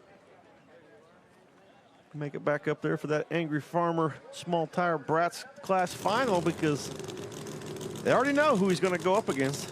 Kyle Canyon. It looks like Kyle's going to make a hit here. In the right lane. Ooh.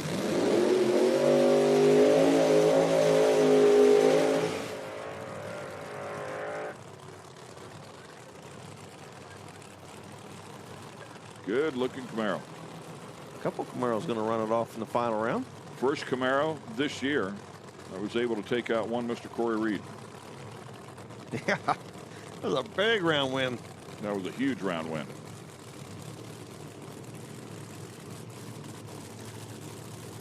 You called it right from the first time run for these guys. You said, boy, that Camaro looks good.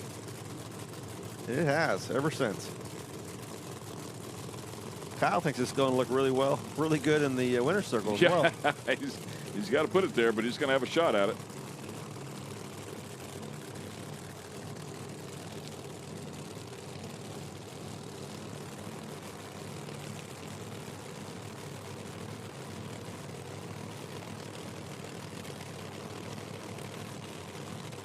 Charger.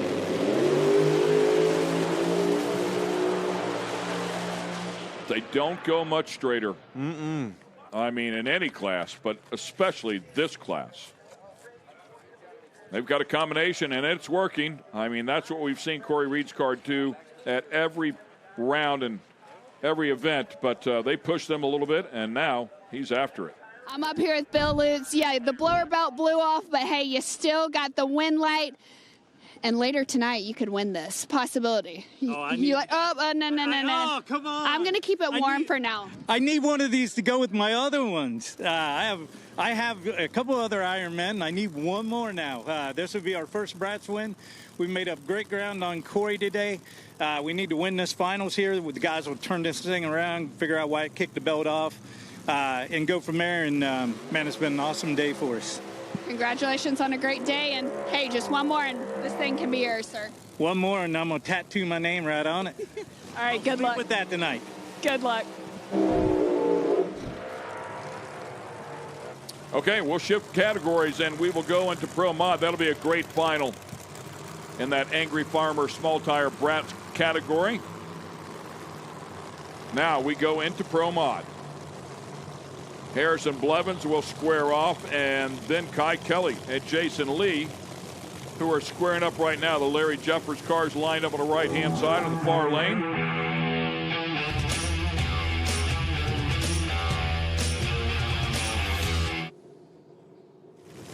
Kai Kelly with that beautiful black car in the far lane, spun the tires. He put that thing over there in the right lane, would rather have a look at the right lane than he would chase lane choice. Definitely a tough decision, but now he's going to be over there again. So he left a little bit early, and he spun the tires. He'll line up alongside Jason Lee, who put a 364 on the board with an 040 light last round. Yeah, it's a tough choice. Do you go try it so you have some information, or do you stay in the left and try to keep lane choice? And he elected to try it, and well, at least he knows it had to make some changes to go down it. We'll see if he made the right ones. Jason Lee with that 364 last round is looking pretty good if he can keep it going.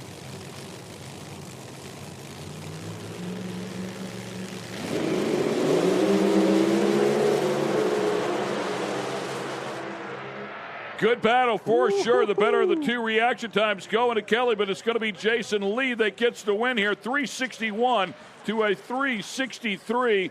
Oh, so close. What a great battle. Margin of victory, 9 thousandths of a second. He made the right changes for that right lane, and come up just a little bit short. It carried the front end out there and set it down over to the right, and I don't think that cost him. But man, Jason Lee going to the final round, 361, picking it up from his last round. Hats off to Kai Kelly to get that car through there. I mean, some nice adjustments to it, and came out, and what a threat he turned out to be.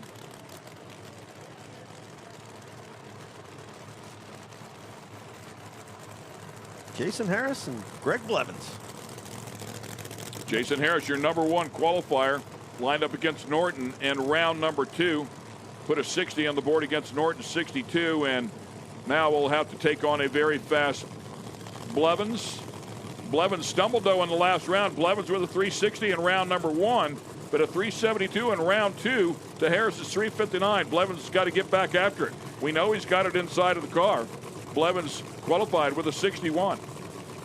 Yeah, he just stumbled a little bit last round. I watched the replay trying to see something, really couldn't see why the car was slow, but Harris's car, it doesn't hardly ever seem to stumble. A 60 and a 59, and I'm sure it's going to be right in that area this time as well. That is a look at Blevins' car. Beautiful Camaro, and of course the party time car. That is lined up in the near lane. The Harold Denton tribute scheme. Great racer profile on Blevins a little bit ago. Learn a little bit about him, where he came from, and how he got here. Pro line with a Pro Charger lined up there in the near lane. RJ Race Cars, Pro line of the far lane.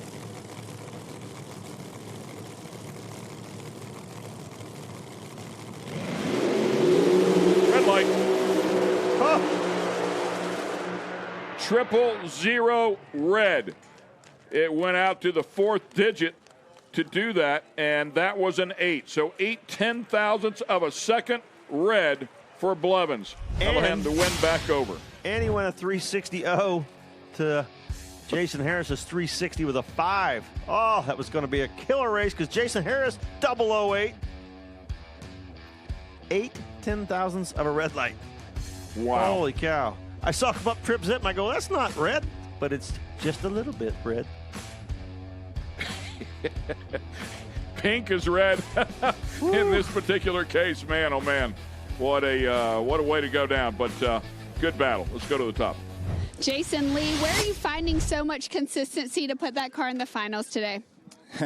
It's been a minute, so we're loving this while it lasts, and hopefully it continues. The Lard machine is on a roll now, so hopefully I can work off this data and see if we can go a little bit quicker in the finals, because Harris is a bad man. He is a bad man. It is party time in the finals, but hey, we're cheering for Jason Lee too. We're going to have a party too. We look forward to seeing you. Thank you. I like that. Coast Packing family business there. Gustafson's. I like how he calls it the lard machine. By the way, Jason Harris going to his 3rd consecutive final round here. He'll be looking for his 2nd win of the season, so he has been absolutely tough, very, very tough there in the Pro Modified category.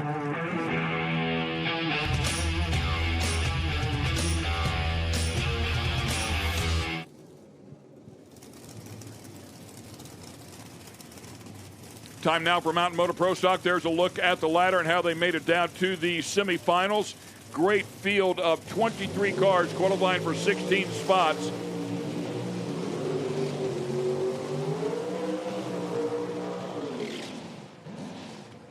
We are down to the final 4.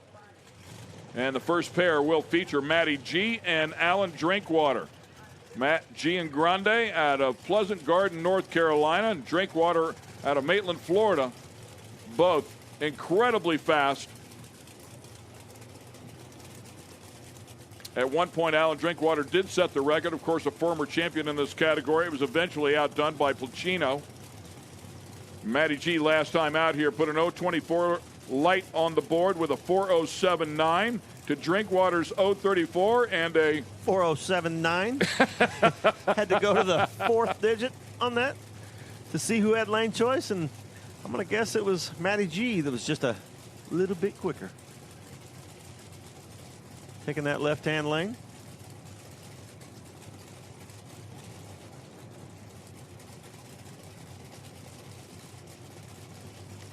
This is a pick 'em. Oh, no doubt.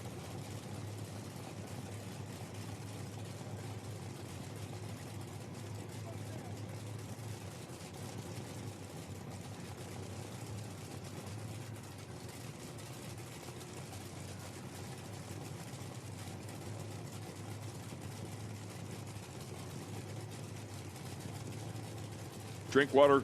Top bulb's on. Here we go. Drink water, far lane.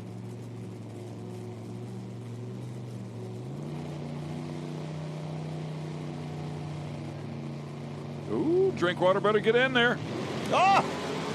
Timed him out. He went in just as the tree would come on and timed him out. It flashed the bottom bulb back off and a red light came on.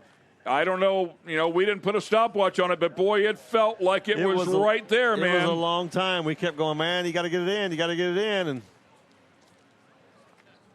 Matty G with a 407. I'm pretty sure he got timed out on that. It was a long, long time. The second time we've seen that in 2 years, and both times in Mountain Motor Pro stock. Wow. And it's funny, he went in just as the tree was activated. Well, he turned on that bottom bulb, and I saw it went on and back out, and then on, and the red light came on. Yep. I think if he would have not flickered it, I think he was okay.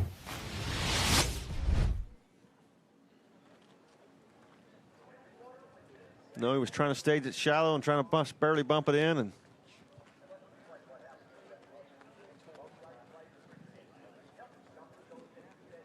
I agree with you. I think it flickered the bulb, trying to get it in shallow, and it just. Hate it for those guys. And he was close to going timed out.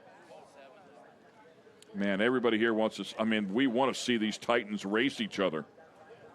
That's just a shame. And that'll bring us to the final two. And let's watch it right here. It's hard to see the ball blinking at this angle, but yeah, it looks like it's on there. But yeah, they're okay. Matty G's in. Crowder's not in. Went on and went out. You did. It did flicker. The bulb did flicker. Yep. And I just did a rough gorilla math, and I counted somewhere around 8, maybe even 9. I was just counting in my head. I didn't have a stopwatch here. Maybe it was a tick quick, but yeah, it was.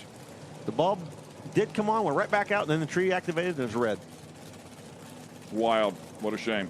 Okay, let's go up top. Jason Harris, you're going to yet another finals, and I'm going to tell you right now, Jason is going to win the finals. That's right. There's definitely going to be a Jason who wins the final. Jason Lee and them, great guys, love racing them, been around them a long time. What can I say? Southern Diamond Company, stand behind this, Party Time crew. And like I say, I just name off my sponsors, LAT Racing Oil, Kim Source, Hoosier Race Tires, M&M Transmissions. All these guys. I got Circle City Tools providing toolboxes. Go support these guys, Quartermax, all these guys, the Travis Mills Foundation. They stand behind Port Old me. I'm just an old mechanic, and I come out here and get to do what I love every weekend. And happy anniversary to my wife. Happy Mother's Day to all the mothers, and we'll see you in the finals. All right, instead of eating dinner, I went and hand-picked flowers for your wife for you, so you didn't have to. But, hey, now you have to win the Ironman. I can't do that for you. I'm going to try. Thanks.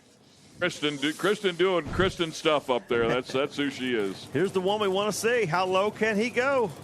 Yeah, can Placino catch up with him? That's the kicker. 408 last time to a 403. JT's had 500s and then 400s on this field. No easy task. JT in the far lane. Can he keep up? I'm sorry, in the near lane. Can he keep up a string of low 4.0s?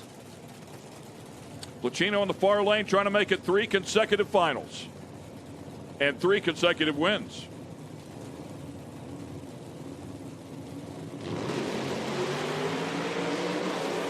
Double 05 from Placino, and JT's coming back after him. Can he get it done? Yes. And he is going to get it done by 0.02 of a second. An 005 light for Placino to an 048 for JT. He had a lot of work to do. Placino put the 408 on the board. It was not enough for the 4035 for JT to grab the win. Yeah, you could see Placino's car get out there right at the top of first gear, shattered the tire a little bit, moved him over to the right, fought it back over, but man, Jerry Tucker, 403. Woo! Matty G, going to another finals. How are you going to get it done tonight? Well, we're just going to keep our head down and really work hard. The team's been doing an absolute great job. I mean, Jennifer, Pat, Link, Joe, Enoch rooting us on from home. Enoch, we're going to try and bring home one of these little men I see over here for you. So we're going to work our butts off and hopefully have something for this JT car boy. He's really showing us how to do it today. It's going to be a great finals. Good luck. We're going to give it our best. Thank you. And let's go to Nitro Harleys.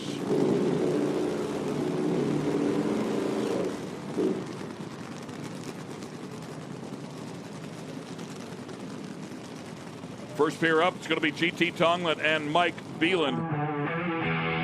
Beelan, owner of A1 Cycles, has had a good couple of events. He's trying to get to his second and consecutive final. Find out if he can do so right here against a very tough GT Tonglet, just hopping on a Nitro Harley bike and finding some success right off the bat. Fabulous pro stock racer, of course. Here we go. Both of them side by side. Beelan getting after it here. A much better effort there out of Beelan, but not quite enough. A good reaction time out of Mike. A little bit better there than GT, and definitely picked up the ET as well to 4:55, but not enough to hang with GT Tonglet's 4:33. How about jumping on a Nitro Harley, going out here and I'm going to go out and play with these guys, and your very first race, going to the final round, and it's not the first time this guy's ridden the bike, though. No. He knows what he's doing. He's just running on Nitro this time and doing a great job. 4:33, going to take him to his first ever final round, and Nitro Harley. Yeah, we'll find out who he's going to run. Peterson with his hands full right here with a Chris Smith that's been a rocket ship here this weekend. Chris Smith came out in the second session, threw a 4:10 on the board and a 10th on the rest of the field, and they've yet to catch him. Came out here in round two, put a 4:15 on the board to a 4:24, a 4:21, and a 4:66, just to give you an idea of the performance advantage. So near a 10th in round number one. Smith will line up in the near lane, and Peterson in the far lane. That was a look at Smith head on.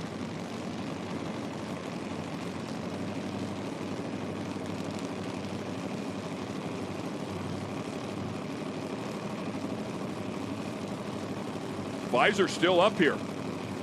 Look at those eyes, man. It's focus right there. I'm concerned about that visor, the up, because that'll catch the air and it'll rip that helmet right back to where he can't see.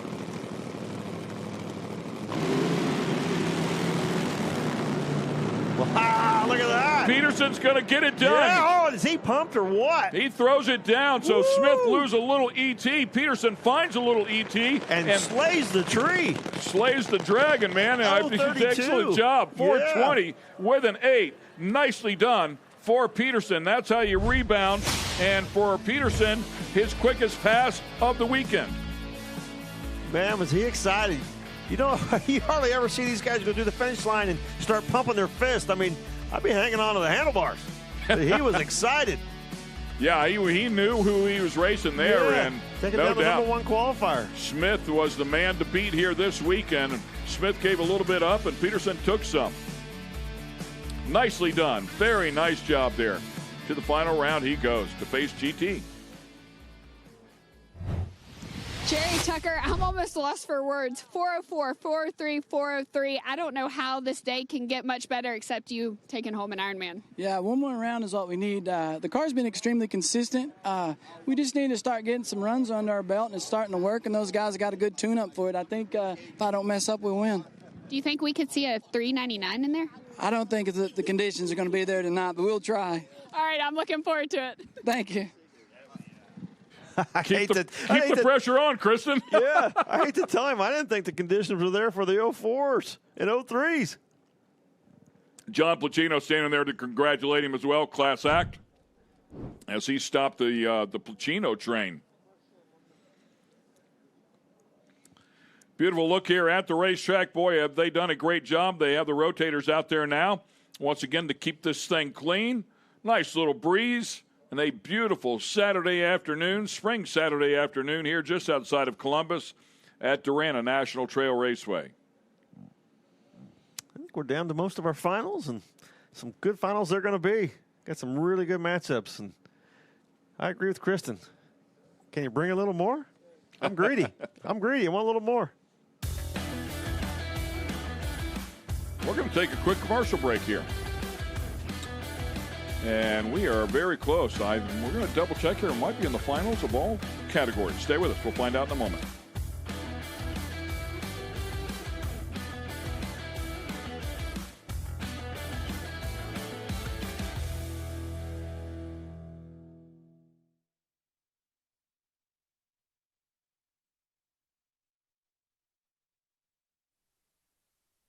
Speed Sport 1 is your home for IHRA Outlaw Nitro Series. All season long, feel the thunder of 12,000 horsepower, Nitro top fuel dragsters, and Nitro buddy cars.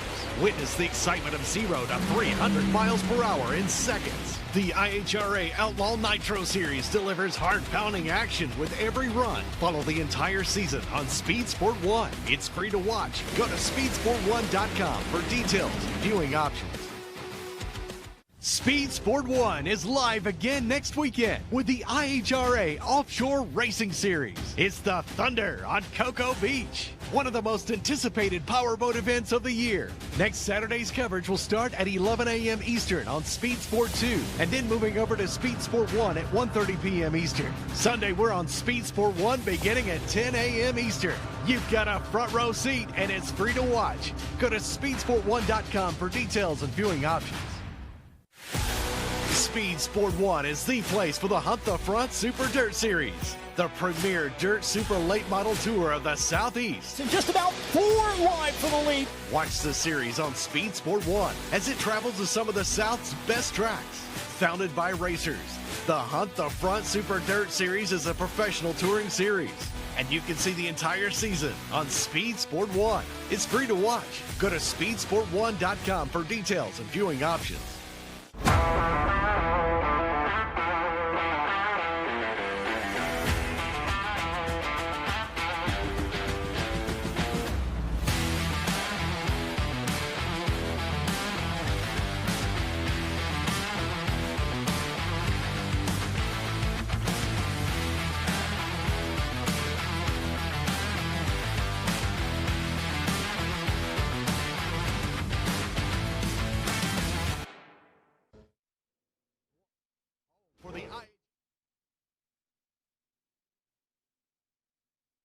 The limits of some of the fastest boats in the world, reaching speeds of up to 180 miles per hour. 14 classes, racing hull to hull, from Pro Class 1 to Super Cat. It's the IHRA Offshore Powerboat Series. Catch the entire season on Speed Sport 1. It's free to watch. Go to speedsport1.com for details and viewing options.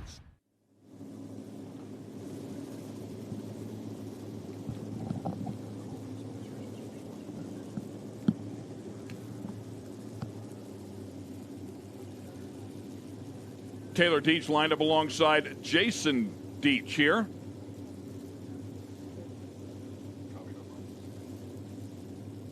It's going to be a Deach in the final round, Pro Stock. This is true. Just a matter of which one. Taylor having the performance advantage there in last round. Oh, look at that. 092 by Taylor. Wow. 492 on top. That was all at the starting line right there. 492 too. That 092 light, and not sure what happened to Jason there, but just dead late. Wasn't me, Jason. You're clear on this one, I think.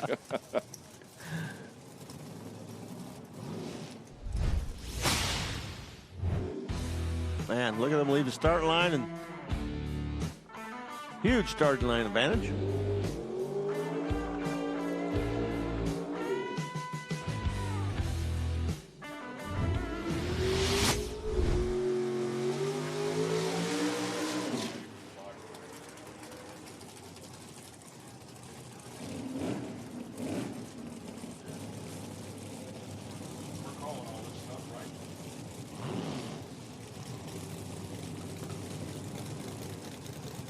Hutchins and Vesper will square up here. Top Sportsman.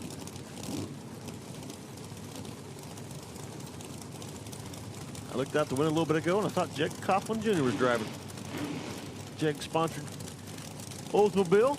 Our timing and scoring is off just a little bit, so it clips the left-hand side of what we would typically see.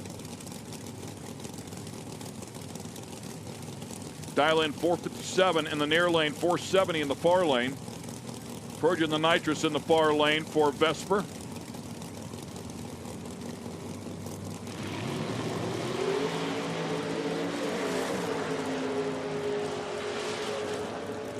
Better the two reaction times going to the far lane and Vesper at 008 light, but he's not going to get the win here. He goes a 69 on the 70 as he breaks out by 8 thou and hands it back over to the other side at Jason Hutchinson.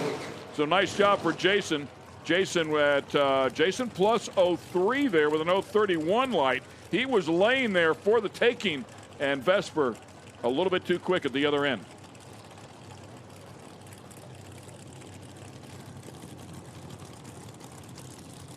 Cool looking 67 wagon that the roof line has clearly been altered on, but it's a cool looking hot rod.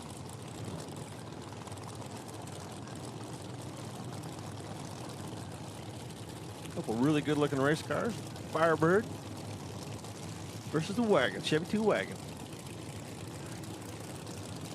Yeah, that is Bob Mandel Jr. in the far lane. There's a look at Mandel's car. Strange Engineering sponsorship on the rear quarter. And a Firebird for Glazer. 405 dial in the right lane, 420 in the left. The crew member reaching in and turning the wheel and saying, "Here, I want you over here." Glazer race cars as well. Building that race car. Glazer behind the wheel.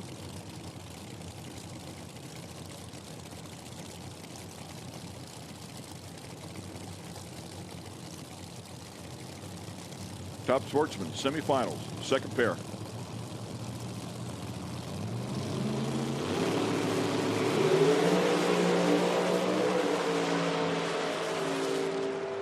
The wagon with the better of the two reaction times, and he's going to make it pay at the other end. Nicely done. Margin of victory here, 7 thou, and once again, it looks like a 419 on that 420, so went under by just 3 thousandths of a second, but was chasing him down from that starting line, or lack of starting time, reaction time. Yep, got the advantage on the starting line and had to try to chase him down, stay ahead. A little too quick, breaking out. Mandel going to the final.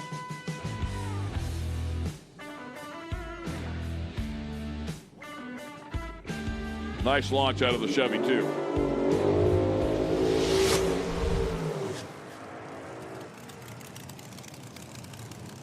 Stein and Dooley coming up here. Sounds like a law firm. Top Dragster semifinals. Man, they've got some really quick cars in here. I know we were last couple of races, we've been talking about Gary Pritchett's wife making it to the final round and doing really good. She was up here just before the previous round, and she got beat on a trip zip. Yeah, and a plus. I think a trip zip dead on with a 7. Yeah, these guys don't mess around. 408 in the left lane dial, 429 in the right. Some really, really fast bracket racing.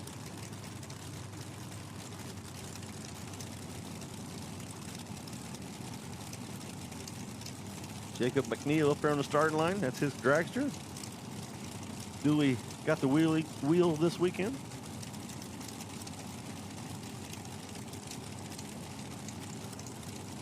Far lane should lead first if they're doing their job.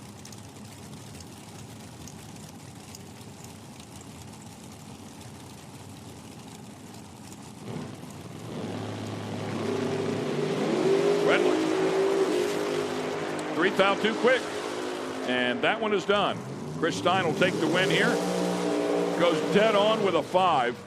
078 light. Got away with one there. 078. Not going to win you too many rounds, but luckily enough, red on the other side. Centrifugal charger there, as you can see. Inlet tube feeding into the top. Chris Ferguson with a 436 dial in on the far side. And Davies here on the near side with a 410. Nitrous on the right side. Centrifugal charger on the left. A couple different ways of going about it.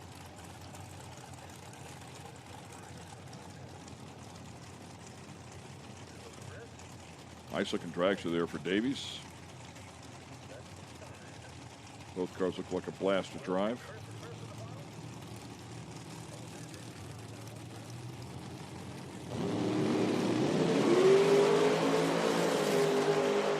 Both of them. It's going to be on Great here. reaction times. Dead on with a 0. Nicely done for Ferguson with an 017 light, and plus 01 with a 009 light for Davies. Margin of victory, 7,000ths of a second. Great drag race.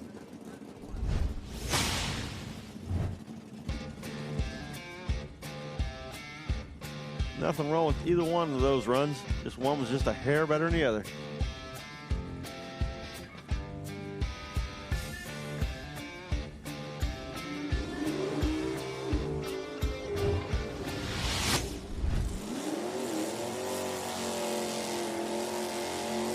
Knew it was there somewhere.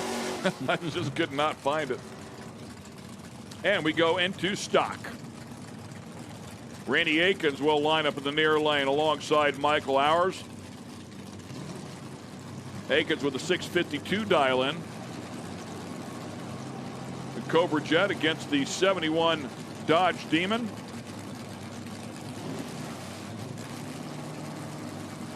.710 dial in for Hours there in the far lane. Whoa, to the right turn when he left the start line. Randy Aikens, and I think this one's over. Michael Orrs, 717, taking the win. Randy's car took a dead right turn when he left start line. Yeah, and I apologize for not giving you class designations, but if they're on here, oh, there they are. I see where they're at. AA stock and B stock. That would indicate both are stick cars. I'm sorry, that was that's the next pair. So AA stock coming up here and a B stocker coming up here. And I believe both will be going off the third pedal.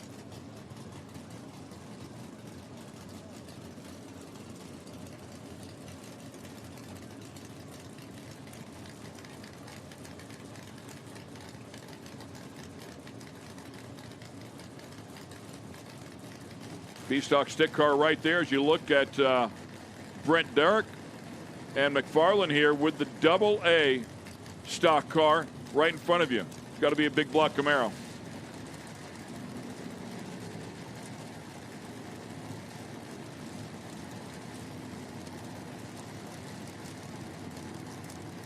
Couple Camaros from different eras going at it. Taking their time staging. Yeah, they are.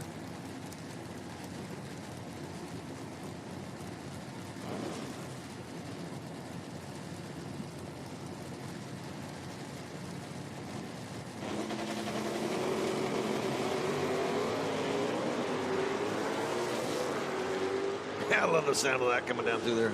That is so cool, man. Hearing those guys pull the lever. Great stuff for sure, and it's going to go to Brent Derrick.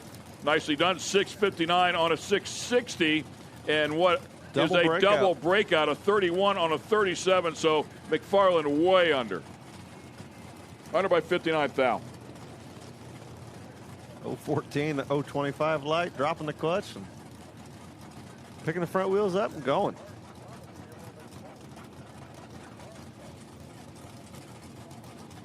Another Camaro, and it's going to line up alongside a beautiful Buick Grand National.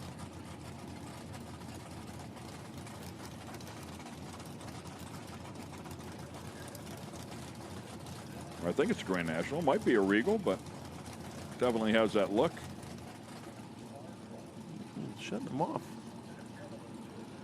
Check the track, or what's going on?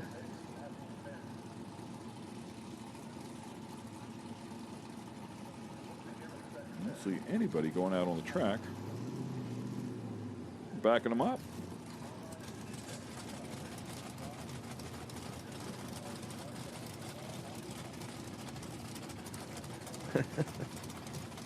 Back them up, pull them forward. We're going to try it again. Okay, here we go. Okay, well, not sure what that exercise was, but I guess we're good to go. This will be Hot Rod. Oh, nope, shut them off. Not sure what the issue is there.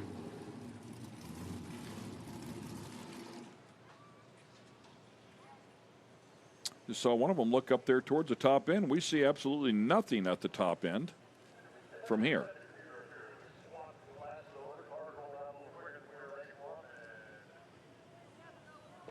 Very odd.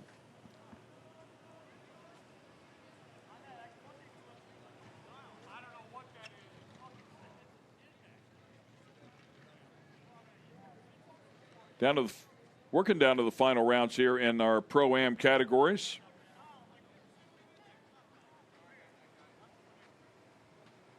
They got a lot of racing in on Thursday, which typically they do not do, but knowing that there was impending weather on Friday, it was certainly a very smart move.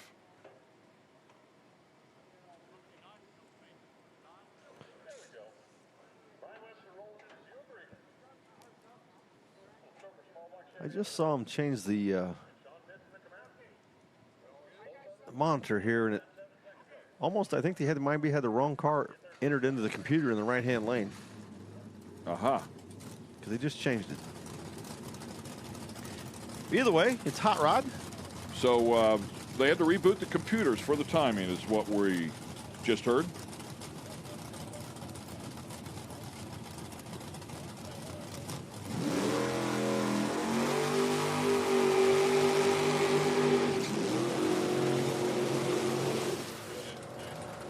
It was frozen, just like I am sometimes.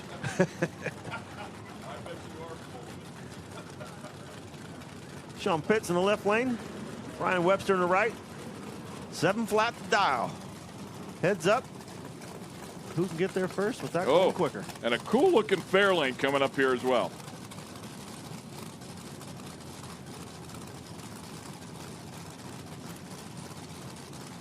You're right. It's a Regal.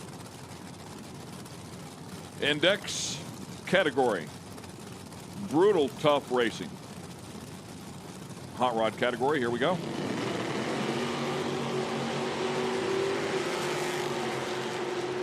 Nice wheel stand out of the Regal, too. Look at him looking over there. Trying to kill a little bit at the other end. And he didn't kill enough, did he? No. 7 flat dial, and he goes a 686. Way under, 698 in the other lane. Under, but not near as far as the other lane. Pitts will take the win. Go to the final round.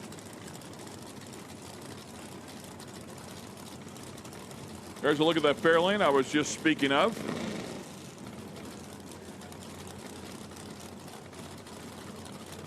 Glenn Ferguson in that Fairlane and Lawrence Payton in the S10.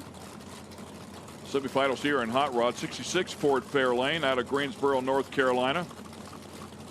And Payton coming here from Pennsylvania. Well, S10 pickup.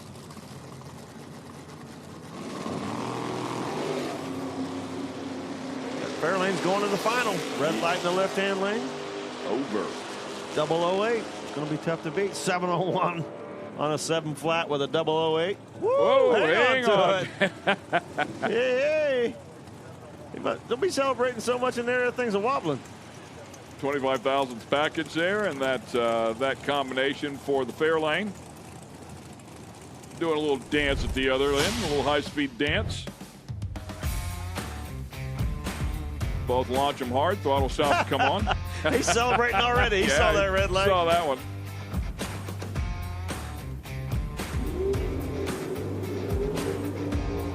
That thing rides about like my truck. Yeah. And he seemed very comfortable with it right there. Yeah. He just reached up and was like, whatever, man. It does it every pass. Getting rode out to the track this morning in my truck, and that's about how it rides. Yeah.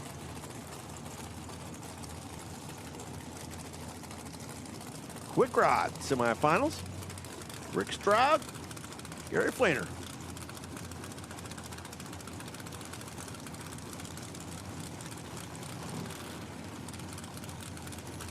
$570 the index in this class.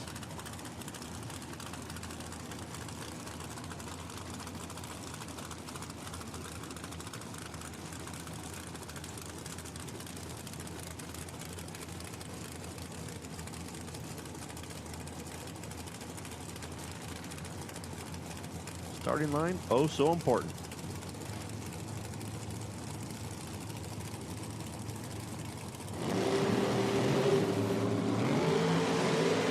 Man, oh man. Near lane getting after it. 002 light. And then runs dead on with a 2. Yeah, he's ready. 2 thou, 4 thou package. That's pretty good. Gonna be tough to beat that. Yeah. Yeah. I'm sure he would take that in the final round all day long.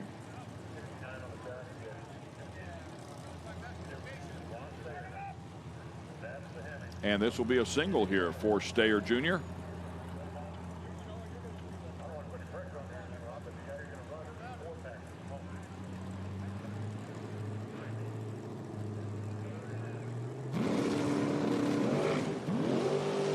Oh, 11 lights.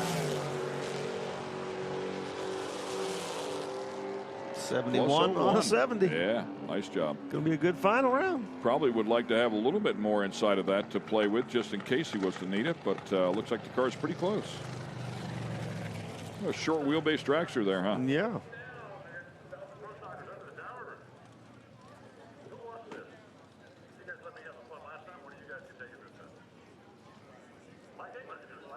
Nice being directed off the racetrack after the semifinals, knowing you're going to the final.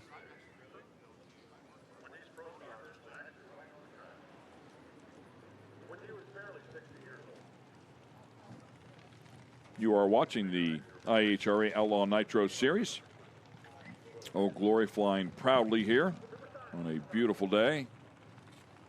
Couldn't have asked for much better weather today. Really, really nice after day here today. After Dave texted me this morning and said, I don't think we're going to be starting at 10, I raised the blinds and went, yeah, I don't think so either. And it has turned out to be a beautiful day.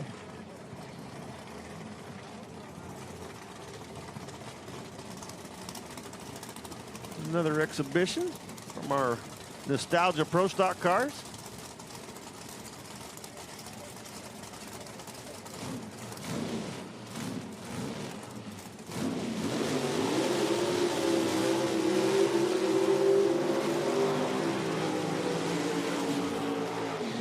There's some burnouts for you.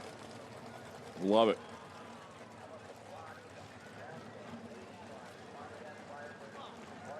Pontiac Formula there here on the near side.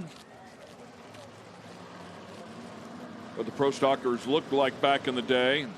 You talked about the Camaro a little bit earlier as well. That's a great shot from that drone. Oh! Flipped us, almost fell out of the chair. Did he hit the Christmas tree?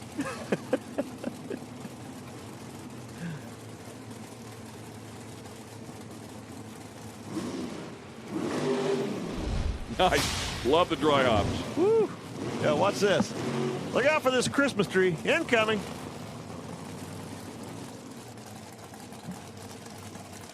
Boom. Wow. Whoops. I thought that's what happened. Oh, that was great. Give me an up-close personal look. Not easy. It's not easy, I'd say. Yeah, no kidding. Imagine how the pilot feels. I had one of them and up on my roof. Oh, drug him through.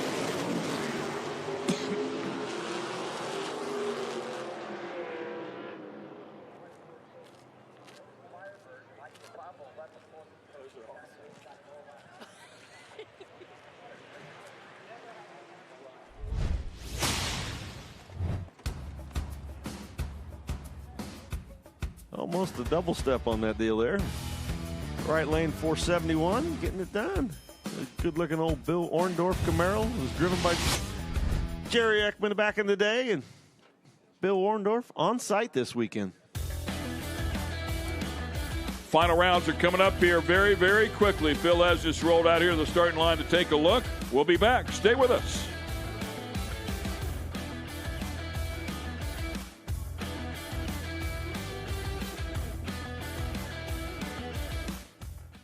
Get racing news, analysis, highlights, and more 24 hours a day, 7 days a week at speedsport.com. Get it all. NASCAR, IndyCar, Formula One, World of Outlaws, Trans Am, IHRA, and more. Speed Sport has been America's trusted source of racing news since 1934. Speedsport.com is America's motorsports authority. Check it out today. Speed Sport 1 is live again next weekend with the IHRA Offshore Racing Series. It's the Thunder on Cocoa Beach, one of the most anticipated powerboat events of the year. Next Saturday's coverage will start at 11 a.m. Eastern on Speed Sport 2, and then moving over to Speed Sport 1 at 1:30 p.m. Eastern. Sunday, we're on Speed Sport 1 beginning at 10 a.m. Eastern. You've got a front row seat, and it's free to watch. Go to speedsport1.com for details and viewing options. Speed Sport 1 is the home for the IHRA Offshore Powerboat Series. Watch top international teams push the limits of some of the fastest boats in the world, reaching speeds of up to 180 miles per hour. 14 classes, racing hull to hull, from Pro Class 1 to Super Cat. It's the IHRA Offshore Powerboat Series. Catch the entire season on Speed Sport 1. It's free to watch. Go to speedsport1.com for details and viewing options.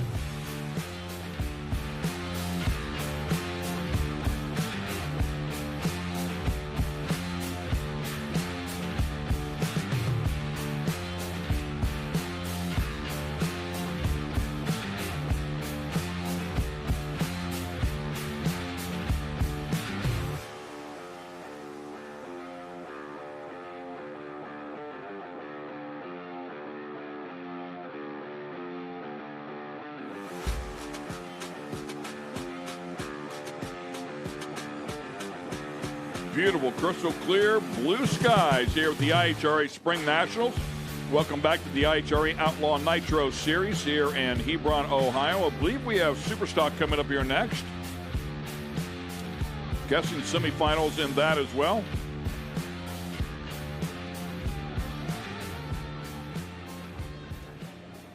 Good-looking Corvette. Yeah, looks like a nice little protective cage down there to protect that pan as well. That's sticking out way down there.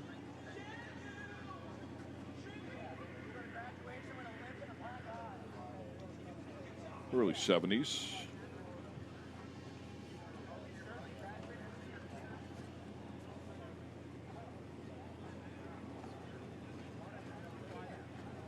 Big block Chevy. Driven by McFarland, and Nowicki will line up alongside with a 1998 Dodge Avenger.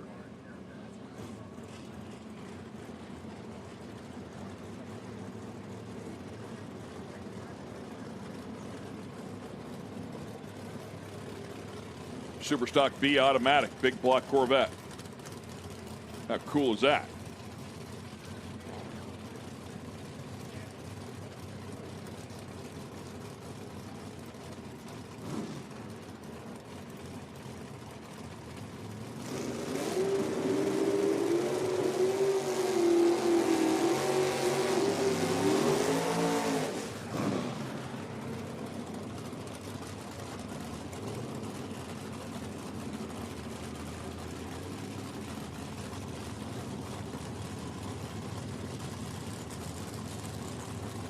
Dial-ins here, and the quicker of the two go into the big block Corvette.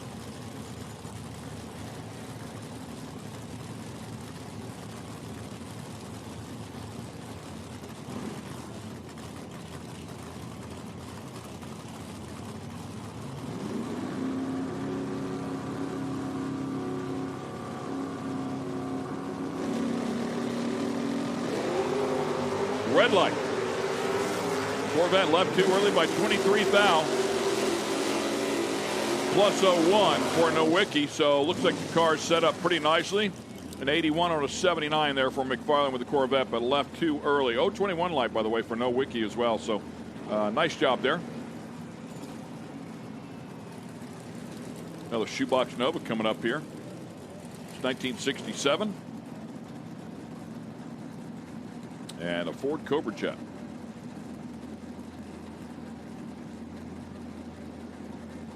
Rodney Worrell, Homer Carty. Carty out of Wytheville, Virginia.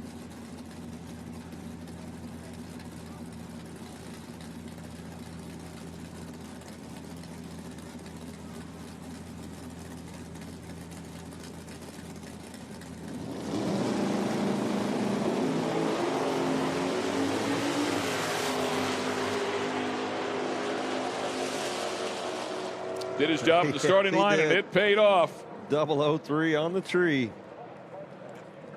6:15 on that 11 and taking the win.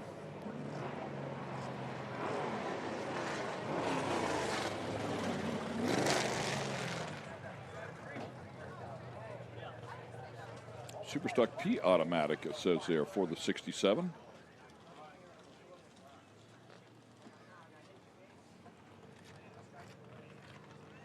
And that'll wrap up the semifinals for Superstock. And with that said, we're going to take another quick break here. We'll be back with more racing action.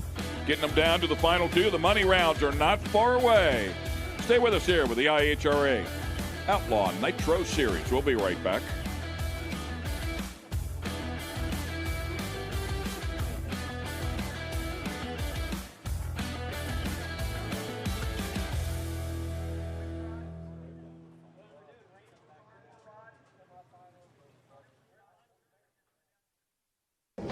Check out Speed Sport 1 this weekend for the IHRA Offshore Powerboat Series. It's the New Orleans Powerboat Grand Prix presented by Harvey Gulf and Jefferson Parish. Saturday's coverage will be on Speed Sport 2 starting at 10 a.m. Eastern. Sunday, we're back on Speed Sport 1 with the action starting at 10 a.m. The IHRA Offshore Powerboat Series is on Speed Sport 1. It's free to watch. Go to speedsport1.com for details and viewing options.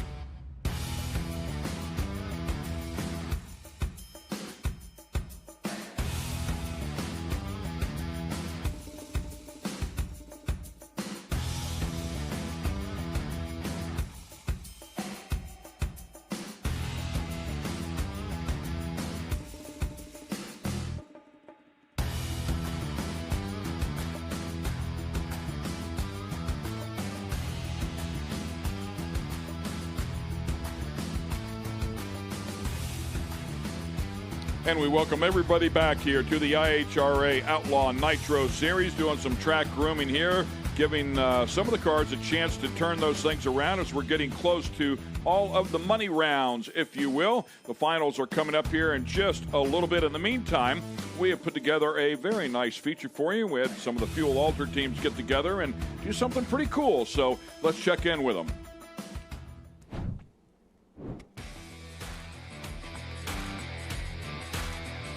All right, let's tell everyone what we're doing. So this is Paul Miller and Ryan Hill. We are part of the Fuel Altered group here at the IHRA, and we had a little side bet that's turned into something a little bigger, and we're going to pay for the next 20 fans to get in and give them all T-shirts. Yep, exactly. We got 10 T-shirts apiece here from the Nitro Bandito and the Oliver Miller gang, so we're going to, the next 20 people here, I'll get their tickets paid for. So we're going to be whatever, 10 adults. I just bought 10, and if we had to meet a couple more. I'm here with Tim and Tim. They're at their first IHRA race ever. You guys showed up, and what just happened right there? Man, they just hooked us up with some T-shirts, gave us free admission, and hopefully see some sweet racing today. Are you excited for some racing, Tim? Very much so. So the guys that just gave y'all T-shirts, I'm just going to fill you in. It's Paul Miller and Ryan Hill. They're in the Fuel Altar class. So y'all got to cheer extra loud for them because you're going to have their T-shirts on, okay? No doubt, no doubt. 100%.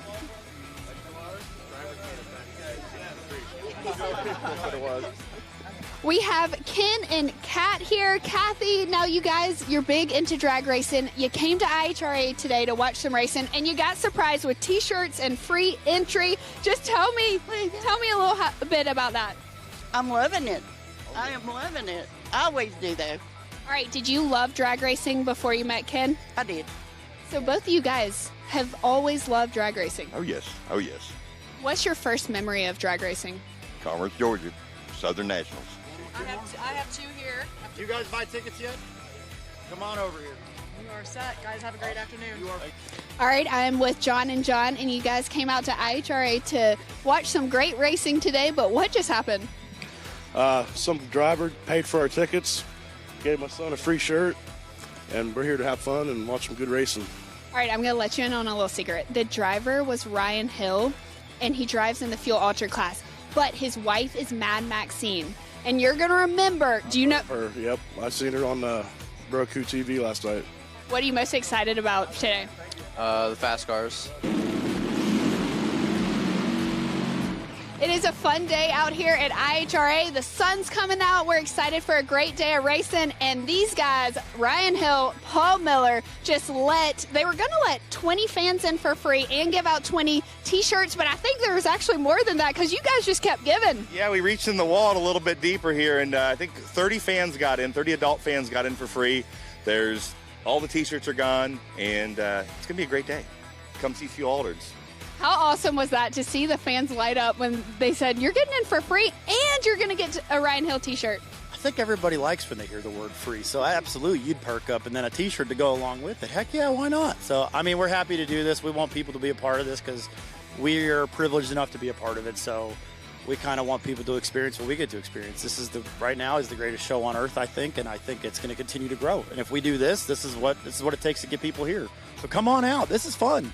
Oh, it's definitely fun. And now these guys told me that, a couple of them told me the reason that they're here were for some fast, good racing. You think you can put it on today? I think we can, and I'm pretty sure we're on different sides of the ladder today, Ryan, so maybe we'll see each other in the final again. We're different sides of the ladder this weekend, so it kind of worked out by some luck, but we're here, so we're ready to go racing today. All right, so last time when Paul Miller won, Ryan gave him some tacos. Is that going to happen again? What if Ryan wins? Do you have anything in your pocket? I was supposed to bring fry pies from Amish country, and it didn't happen. So I'm going to have to either mail them or do something for them. But we're going to keep this going. I did notice, we bought this really nice neon taco sign for our pits, and someone stole it last night. And it's amazing whose pit it's hanging in now. Somehow ended up in the Taco Man pit, and I'm not sure where it came from.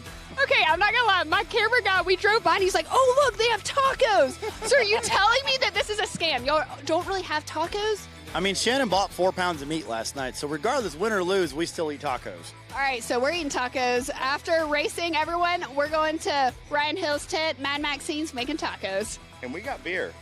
This weekend, we are actually debuting our new marketing partner, Outlaw Light, and we have some beer if you want to come by and try it at our pits, and we'll be having tacos and beer tonight no matter what. I mean, that sounds like a great day at the IHRA. You're getting in, you're watching some good racing, and then we're going to end the night with tacos and beer. I don't know what you guys are doing. Come on out. It's going to be a great day. Thank you.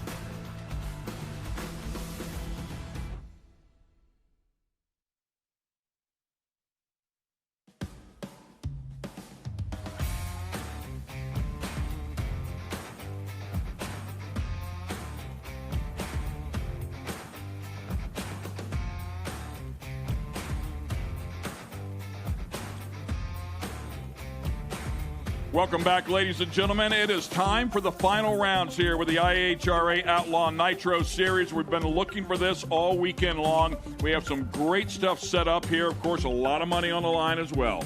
Yeah, I'll tell you what, we had the taco set up right there. The guys buying the tickets, and they said, maybe we can meet up in the final. They are meeting up in the final. Yeah. I'm going to tell you right now, the story of the day, Jerry Tucker, Mountain Motor Pro Stock, what a dominating performance. But can he cap it off with a win? Right, yeah. Doesn't count unless you finish the deal, Absolutely. right? You got to close the deal. But the numbers he's been putting up, it has floored everybody. They're in astonishment, and so am I. Yeah, and I think the fact that he's been able to do it for 3 rounds now, I mean, he keeps pounding. This is no fluke, man. He's got a hot rod. It's low 404, 404, 403s. I mean, this thing is flying. Yeah, it's going to be a lot of fun. Of course, all of our categories are geared up and ready to go. As we always talk about, Top Fuel, Funny Car, $50,000 on the line. So some big money here, and they're all chasing points as well for this championship. Yeah, we've seen some big moves today, too. We saw guys that were leading the points. Dale Creasy was leading in Funny Car, didn't qualify. He's out of here. New leader in Funny Car points.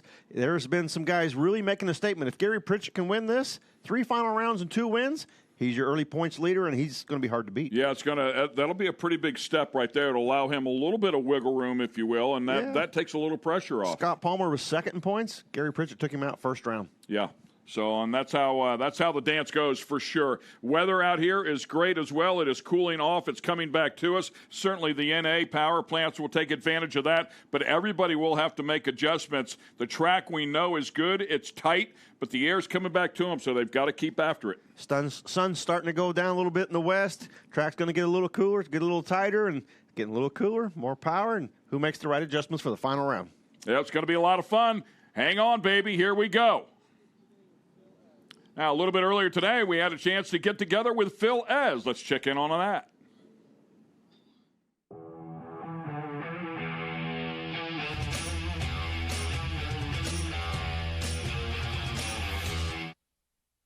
In the pits now with Mr. Phil Evs, and talk about racing. How did you develop this passion? Because you've got a lot of experience here, and that's always a good thing, but also, you know, just kind of give some folks the background.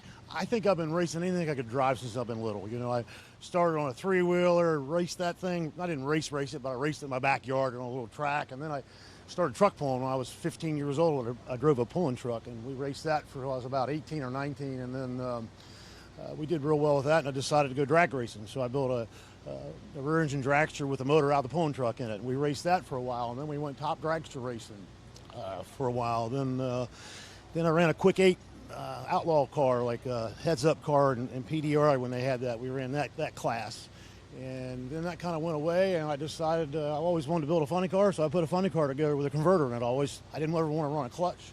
So we put a converter in it, and it's been 7, 8 years ago. It's been a little bit of time now. We've been racing a while on one of these, and we've paid our dues, I do believe. You know, I hired Les Davenport to help us it's been almost 4 years ago, and it's taken us a couple of years to get where we're at. You know, I mean, this has been a lot of work and a lot of time and just a lot of laps and a lot of mistakes, a lot of good times, a lot of mistakes. I mean, it's all been fun. You know, I mean, some days are a lot funner than others, especially when you're winning, but I mean, I really enjoy being here at IHRA. I really enjoy racing here. It's a lot of fun for us. So we look forward to it. So whether it was a big race win or maybe something that happened that you guys overcame, what is like a big lesson learned moment for you that just always sticks out as like, do you remember that one time when you had those conversations with people like, oh my gosh, this one time we just learned how to really pull through adversity or fight or whatever it may be? Well, I mean, I just won't give up. I might say I'm going to give up. I'm quitting. I'm done. I'll never give up. I mean, I just won't. But we look at a mistake, and things just happen. I mean, we had a crank trigger go weird, act weird on us. We had barrel valve problems. We just had all kinds of weird problems this year, and we just had to get through that. And then last year we stopped just fine. And this year we started up, and we looked like we never raced before. Maybe it didn't look like that on the track, but here in the pits, it felt like we never raced before.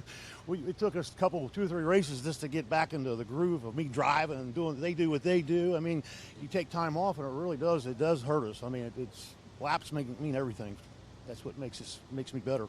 And there's always growth in racing, and clearly people move around, you know, crews change and things like that. But you kind of touched on it there, how important it is to really just know each other, too. That's part of the process, like let alone the car itself, but really each other and your personality. So finding that right groove for a crew is a major thing as well. Yeah, well, we've been the same team for 4 or 5 years now. The same guy's been working on the car, so that's really helped us. We're the same deal. We do the same thing every time. Well, we try to.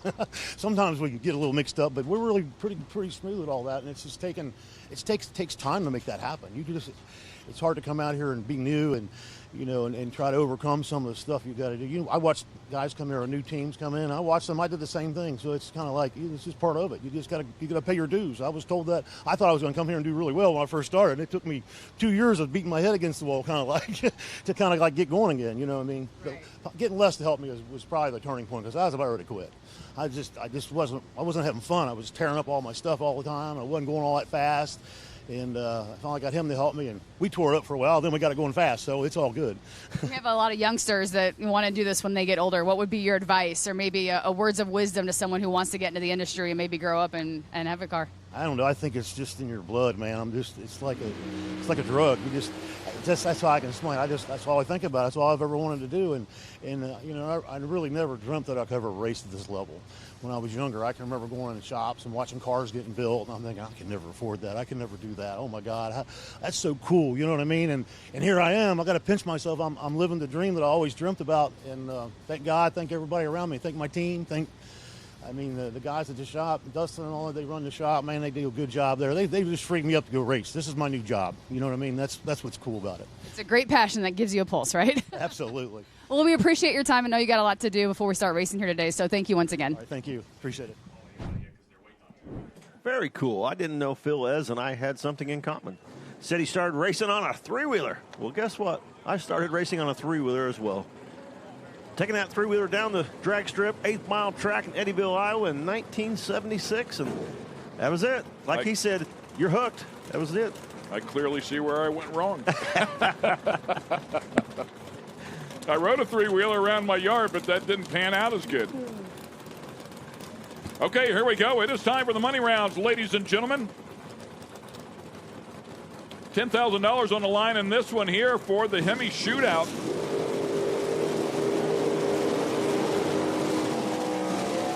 Steve Camella and James Daniels will be the first pair to get it done. Camella last time out left a little bit early on the buy run. Was 0.44 red, put a 5.29 with a 5 on the board to an 0.19 for Daniels, who got past Jim Pancake and put a 5.37 on the board.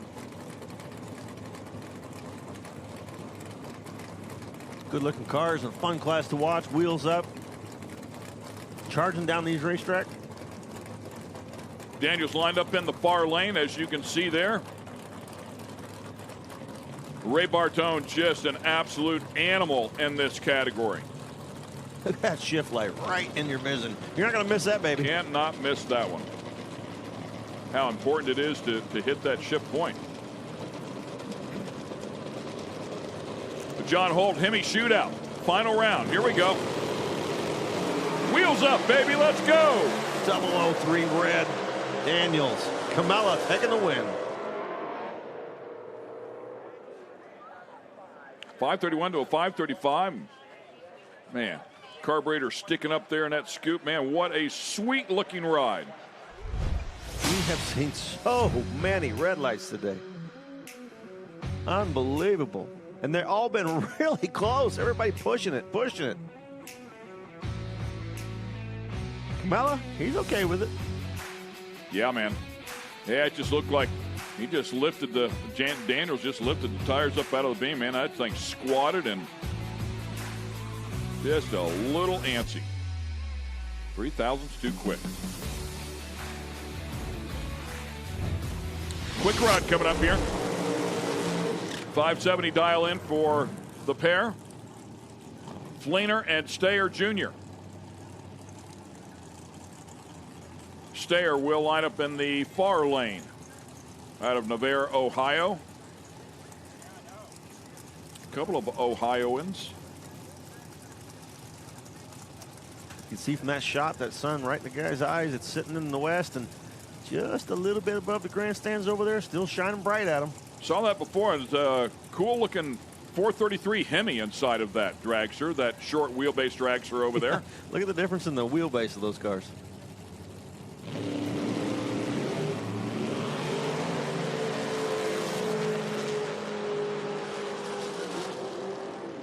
Whopping the throttle down at the other end, and he's going to make it work. A better reaction time, an 0.10 reaction time to an 0.35, and puts a plus 0.2 pass on the board to take the win. Nice job for Gary Fleener. Tight race, just like they always are in this category. 0.72.8, 0.72.3, so it was all at the starting line there. 25,000th advantage.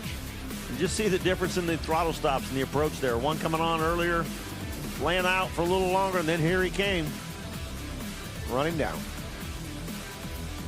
How about a couple of yellow cars in the final that are coming up here next? And that shot from our super slow-mo. Super Rod, final round. Mike Coughlin, Rick Stroud. Mike Coughlin, part of the Coughlin family.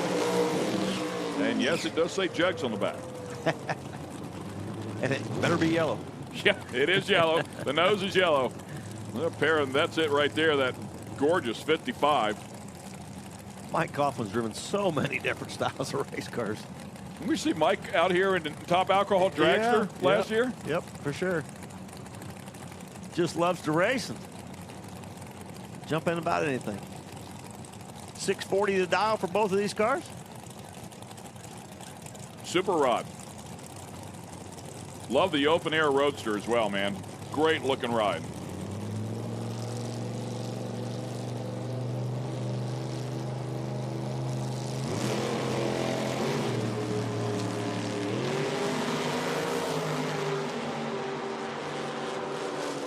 Coughlin put him in trouble early on, but couldn't close the deal. He goes plus 0.5, gives it back. He was double 0.3 at the starting line to an 0.13, and then a plus 0.26 for the win on the other side.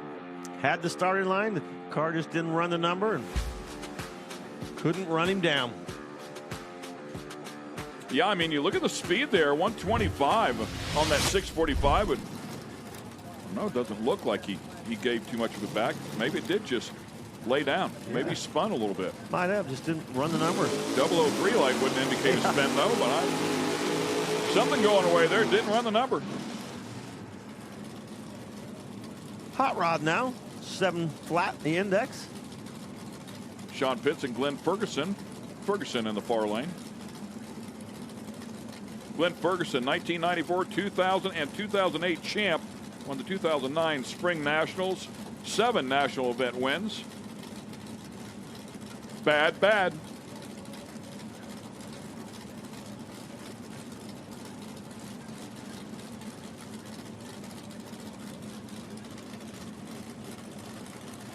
It's that 66 Ford Fairlane that was doing the top end dance. Both green here.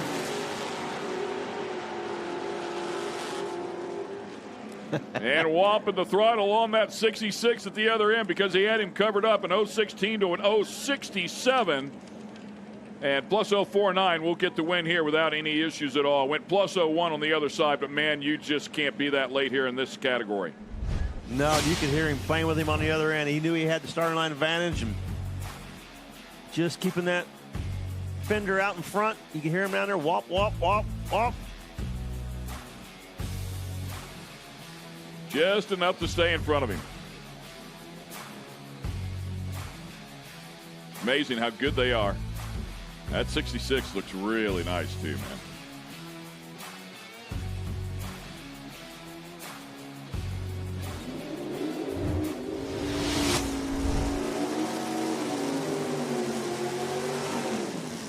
And let's jump into Super Stock. Once again, the Dodge Avenger coming back here. And the 66 Nova. A couple of shoeboxes going deep out here today. Been a slew of them this weekend. Yeah. Good looking cars. One of my favorites. We had a couple of them. Nowicki. Cardi. Yeah, Cardi the Super Stock T Automatic, about 67. That Avenger looks proper.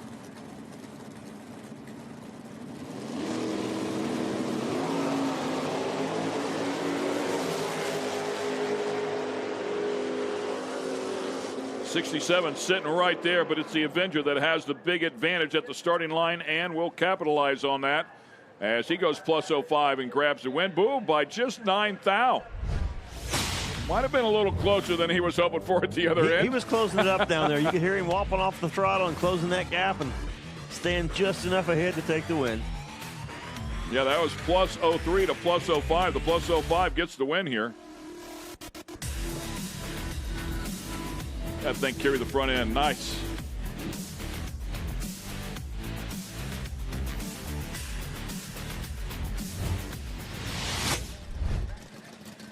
Coming up next, Michael Hours and Brent Derrick. Michael Hours, runner-up in stocks, first final in 1989 at the Fall Nationals in Bristol. Also runner-up at West Salem in 2025. So a pretty big spread right there. 2 wins in stock as they do the burnouts. 2 wins in stock, 1992 Summer Nationals in Cayuga and the 1992 Bluegrass Nitrous Nationals in Louisville. Thanks, Dave. Good info there. Here's a good look at Mike Hours. You could see when we started these final rounds that the sun was right in the guy's eyes, and it's just progressed down low enough that not in anybody's eyes anymore. Digger steaming. See that big breath, like taking some deep breaths, okay, relax, relax, be calm, and here we go. All he needs is a cigar. Little Dick Landy used to be pulling them gears, that cigar.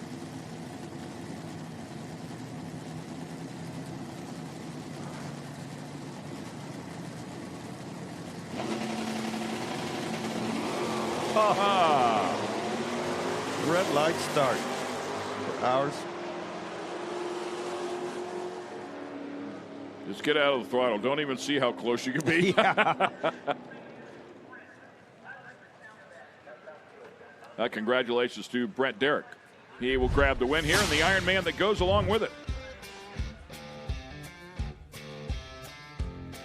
Both those cars carrying the front end out there. Man.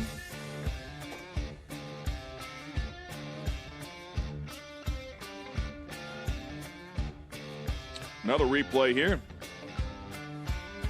That Duster just really launching, both cars really launching the front end.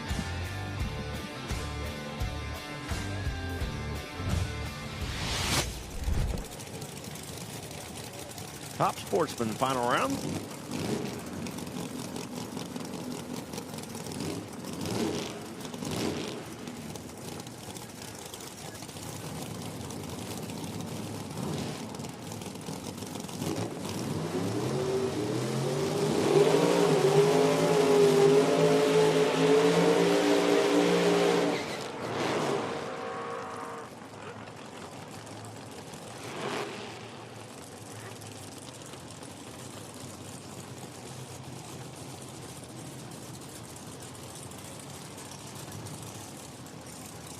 Bob Mendel in the wagon. Yeah, Jason Hutchison lined up in the near lane, backed that thing up, and then moved it over to the left just a little bit. And looks like they're, they put Bob right back in the proper tracks. He's lined up just a tick to the left, but I think he's good. He ran that thing out there quite a ways on the burnout. Not taking any chances here. Sun just starting to set here. You can see the shadows are getting long. Track already in the shade. Near lane will be leading first with a 459 dial. Mandel a 406.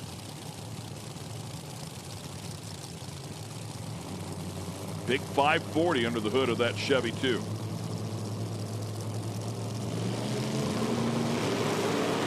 Red light. And he drives the Chevy too on the pipe anyways. 407 and a 406, 041 light. And of course a red light there for Hutchison. The red lights continue. I'm telling you what, I've lost count how many red lights we've seen today. There's been a bunch of them.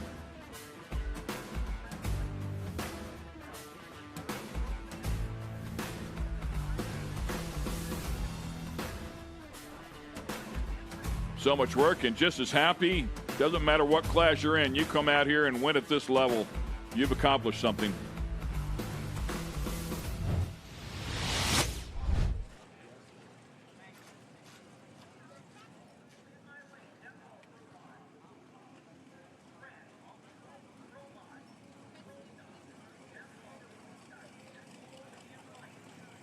I think Top Sportsman coming up next.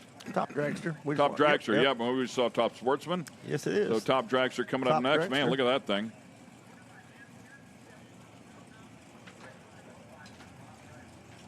Got the little built-in blinders on the helmet there to keep the sun out and keep you focused on your lane.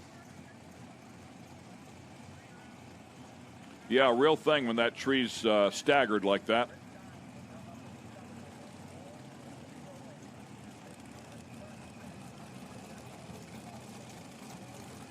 You know, something worth a mention here with these red lights too, and talking about this track being in the shade, that tree becomes a bit brighter.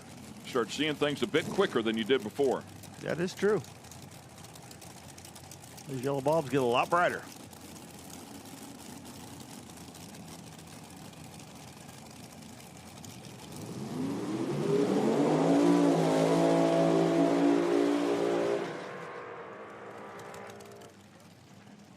Chris Ferguson and Chris Stein.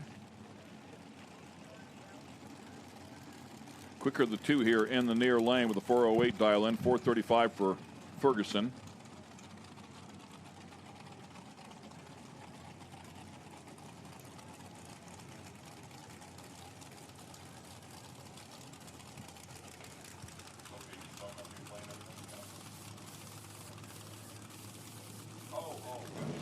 Centrifugal supercharged car in the left-hand lane, nitrous assisted car in the right.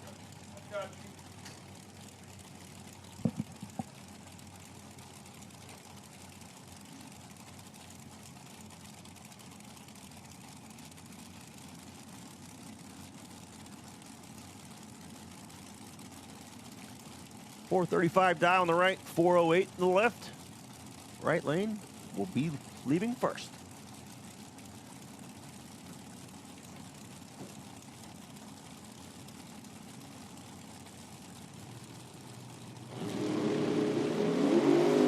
Another red light. Start 008 red. Chris Stein, 009 green. Taking the win, 408 on a 408. Wasn't going to be denied today. Chris Stein taking the win. Top Dragster. Wow, really nice job there. 13,000th package for Stein.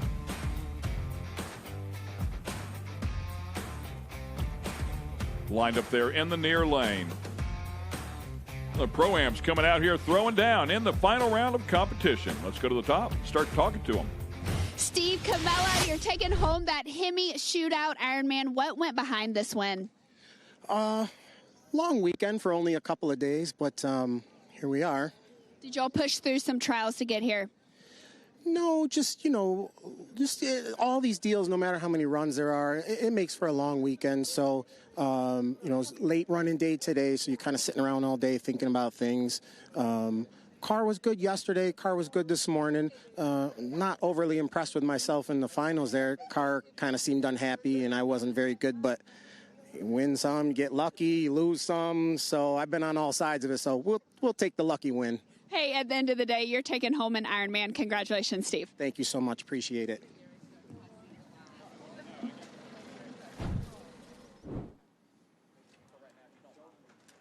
And a great shot there as you look off to the east. See a few of the finalists pulling into the lanes. Looks like they're loading up the Ferris wheel as well. Put some more people in there and give them a ride. A couple of people hanging out up at the top.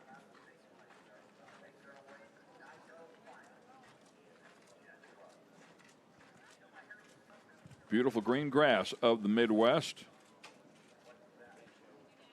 Everything in full bloom right now.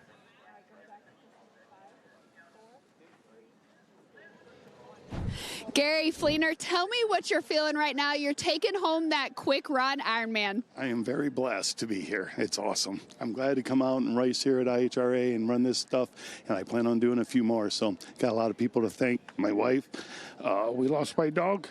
She's first time without her here.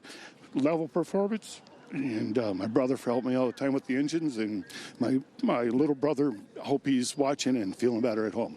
So, yeah. Well, congratulations, Gary. This is going to be a special one. I hope you go celebrate with your team because you won't forget it. Nope, we won't.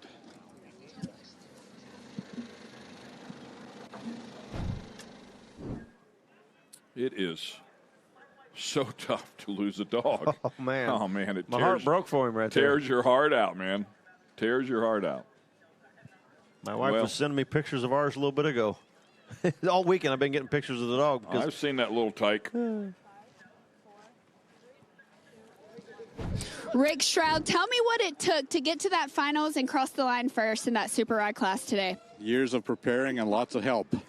Now, you're telling me you never made any mistakes, right? It was all easy the whole time. It's never easy here, especially when you race Mike Coughlin.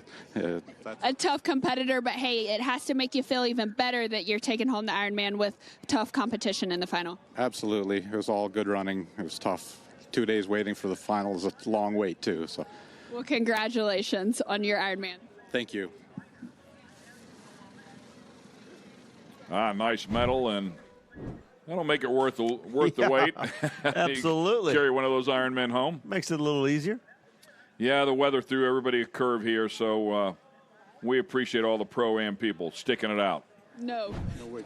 Mark Nowicki taking home that super stock Ironman. What are you feeling right now? What went into this win? Well, I struggled basically all day, yesterday, well, actually Thursday, because it's been like 2 days. So, but I struggled with the light all the time, but luckily I got by that, and then I finally changed a bunch of stuff and tried to wake up the driver. So he did his job this time. I was at Galot last year. I was a runner-up, and at least I got it done here, and thank God. And let's thank my family and thank Mickey Thompson for the tires that always hook. And Lord Jesus, thank you. Congratulations. This is going to be a special one. And my wife. Hey, you could not forget the wife, especially on Mother's Day this weekend. Congratulations, sir. Thank you. Thank you. God bless. Okay, who's the next one? Kristen lining them up there. Congrats to all of our winners. The pros getting ready to pull out here in just a couple of moments as well.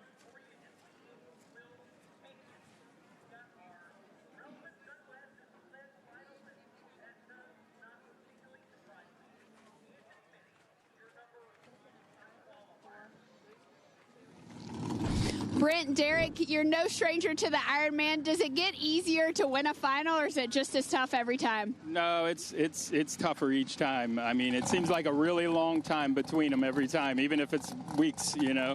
They're hard to win, and these races are really hard to win, and everybody that you race against is great at racing at these races. So there's no easy rounds, and it's a hard job. It's more of a marathon than a race. Right. Well, you put in the work, you got it done, and you're taking home the Ironman. Congratulations, sir. All right, thank you. Thank you guys for putting on an awesome event. Thank you. And Emily Gribben up there handing out some of the medals, some of the ribbons, and the trophies. We thank her as well.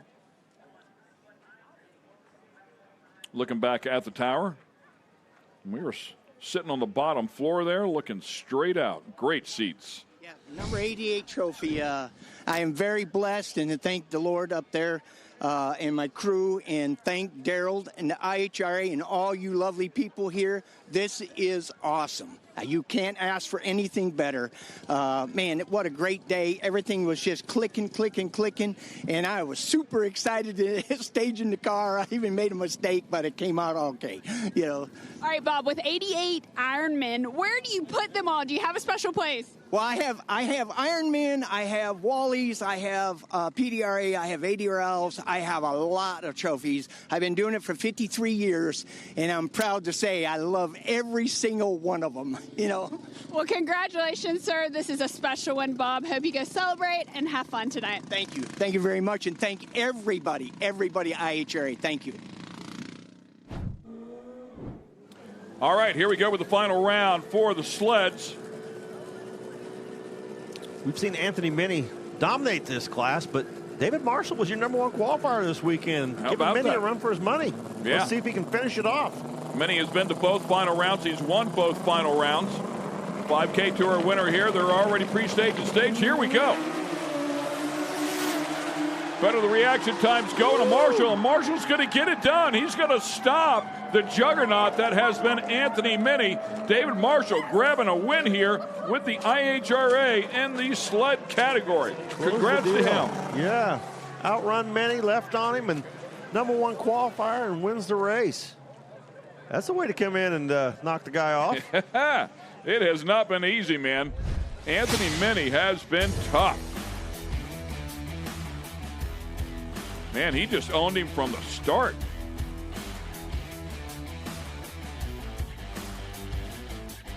Another look from down the track.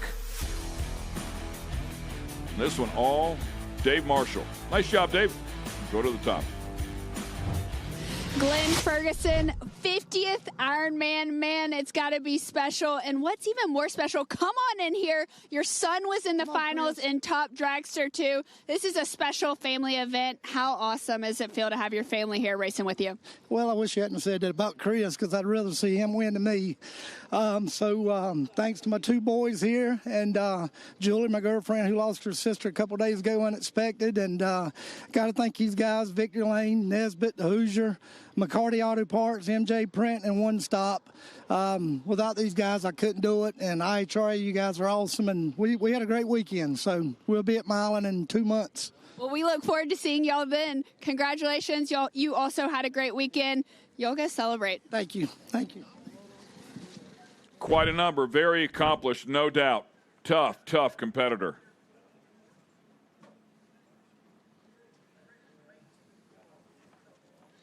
Doing a quick prep of the track before the final rounds, giving it a quick spray, and getting ready for the pro final rounds.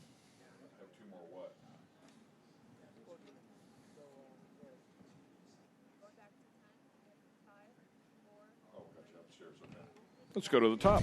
Chris Stein, last fall we were here. You told me you won the Ironman. What is it about this track that just fits your racing style? I have no idea, but I've always raced really well here, and I absolutely enjoy the facility. What is it about winning an Ironman that just feels special every time? Just competition from all over the country and some of the best racing anywhere, so it's really fun. Anybody you want to thank that helped you get here? Dennis Level Performance for the engines, Dan Davies, Diamond Race Cars, Composite Specialties, and OEM Combustion. Well, congratulations, Chris. He rattled those off nicely. It was almost like he's done that before, huh? Good for him. Glad he's getting some support. Very important. It is amazing too. You just certain tracks you just do well at. There's no apparent reason. It just seems to go well. Rotators are sitting here waiting patiently. They're just about to start their rotation of the track. Get this thing prepped for the pros. David Marshall, you had a tough matchup in the finals. Anthony Mini, man, he's a tough one. How did you get it done? You know, there's a lot of God, a little bit of luck, and my wife. We're a good team all together, and Anthony is the best there is. And he's, you know, his sled is tuned by Glenn Hawley. They call him the Wizard for a reason. I'm just proud to be here right now. What does it feel like just holding this Ironman, knowing that all your work paid off this year? Well, it's kind of heavy, actually. You're heavier than you expect, I'll say that. I'm an older guy, but I get the shakes from this. I've been doing this kind of thing for a long, long time, and the thrill it never goes away. And I'm honored to be here. Well, congratulations. And he was just talking about how you are such a great team together. How proud of you are you of him? Oh, I'm just fanatic. When you watch the video up there, I actually screamed a little too loud, but it was phenomenal, and I'm so proud of him. Well, congratulations, guys. Thank you. Thanks. You cannot scream too loud in drag racing. It's impossible. That is true. Let it fly. And by the way, Glenn Hall is an incredible tuner. Did not know Anthony's sled was tuned by Glenn Hall. That explains a lot. Okay, we're going to take a quick break. We'll be back. We've got all the finals for the pros coming up.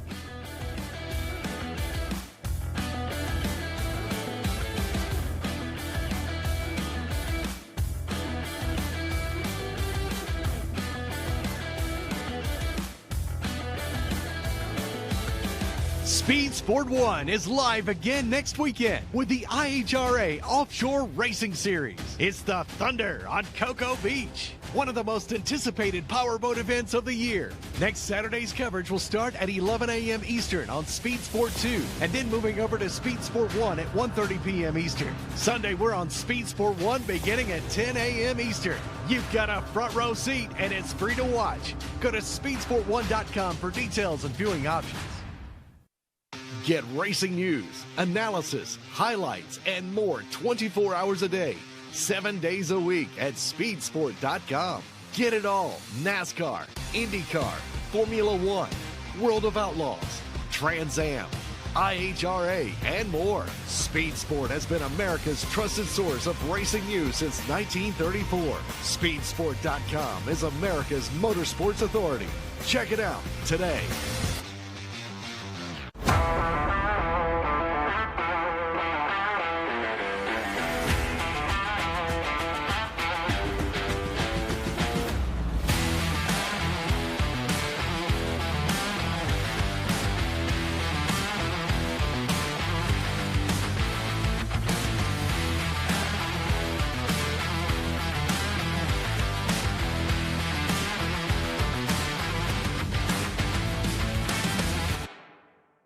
Speed Sport 1 is the home for the IHRA Offshore Powerboat Series. Watch top international teams push the limits of some of the fastest boats in the world, reaching speeds of up to 180 miles per hour. 14 classes, racing hull to hull, from Pro Class 1 to Super Cat.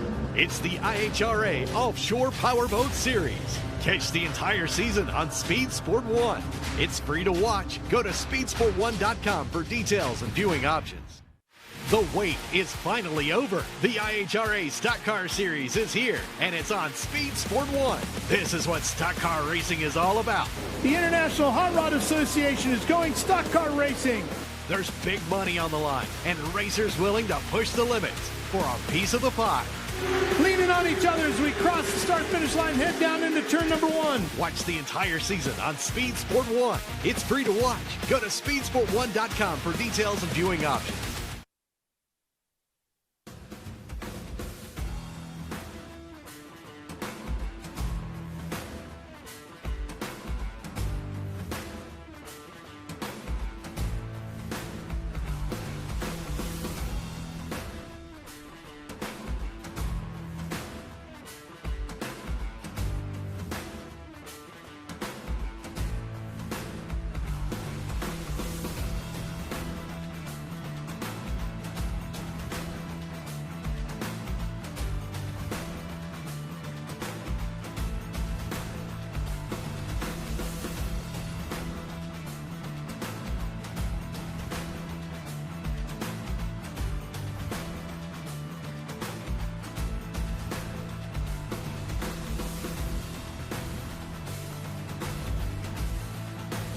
Welcome back to the IHRA Spring Nationals.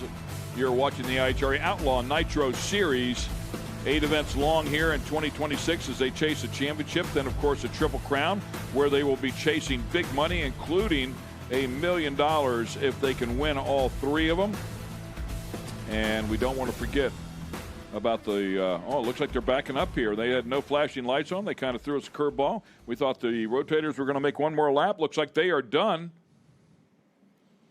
With the Pro Mod Mania shootout as well, we will have in Milan, Michigan. It'll be a lot of fun. And I believe we're just about ready to bring our first pair out of the pros in the final rounds.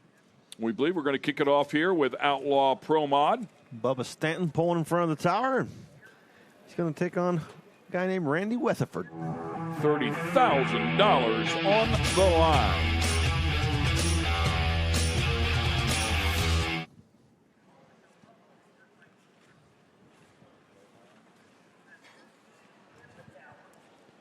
We get set to go here and move this thing into Outlaw Pro Mod. Bubba Stanton having a great weekend. Your #1 qualifier with a 355. Then came out first round and bettered that with a 354 with a 7. Got lucky in that semifinals against Davis. Davis going red. And then Stanton, 354 with a 6. Weatherford 357 with a 4. Looks like a quick little adjustment there to the air pressures on the rear tires for Weatherford. Bubba Stanton and Randy Weatherford, either one that wins will leave with a points lead. Either driver will be the first repeat winner in class, as Randy won at Benson and Stanton won at Dinwiddie in Virginia. Cars are fired up. Last time out, Bubba went 004, 354. Weatherford missed the ball, but a 139 went at 357.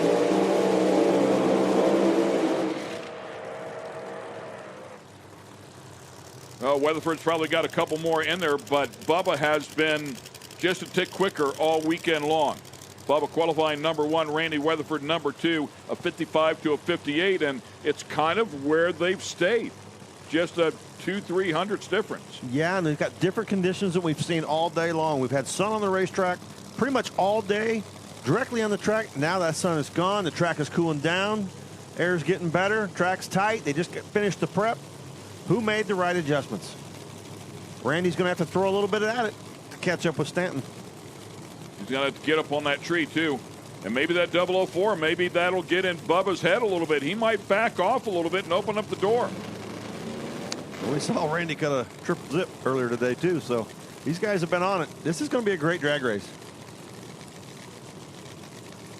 Outlaw Pro Mod. No weight limit here. Multiple power adders are available if you choose to go that route. Bubba Stanton, the ET world record holder. Won our last race in Virginia. Can he go back-to-back?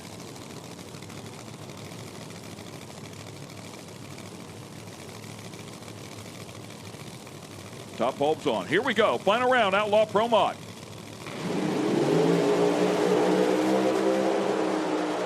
Weatherford just dead late there again. I'm not sure what's going on there, but Bubba Stanton's going to take advantage of it. And 0.44 light puts a 52 on the board. Nicely done, man. Quickest pass of the weekend and saves it for the money round.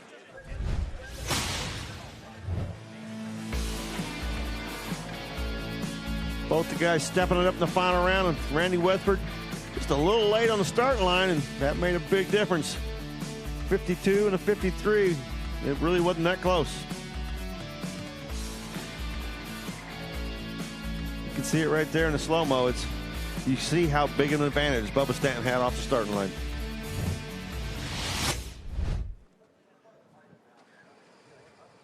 The Angry Farmer. Small tire brats category coming up here next. These two guys having a great day as both. This really worked out exactly the way they wanted it to work out, which was to face each other off, or face off with each other, I should say, in the final round. And it's all a pill draw. I mean, the chances of that happening. Couple of bad Camaros. Lutz needs to win this thing to get his $500 back so he can pay. And he wants the points that go with it. Canyon's like, yeah, I don't know about all that. I'd like to keep the money.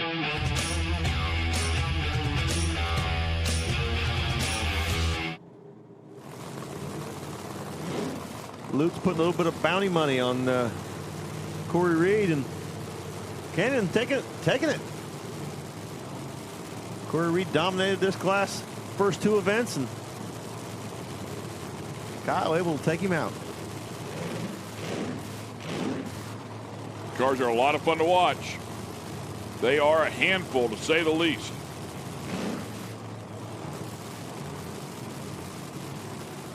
Both of these things have been squatting. They've not lit up the back tires. Biggest issue of this class is keeping it hooked up, and these two cars here have really not had that big a problem with it all weekend.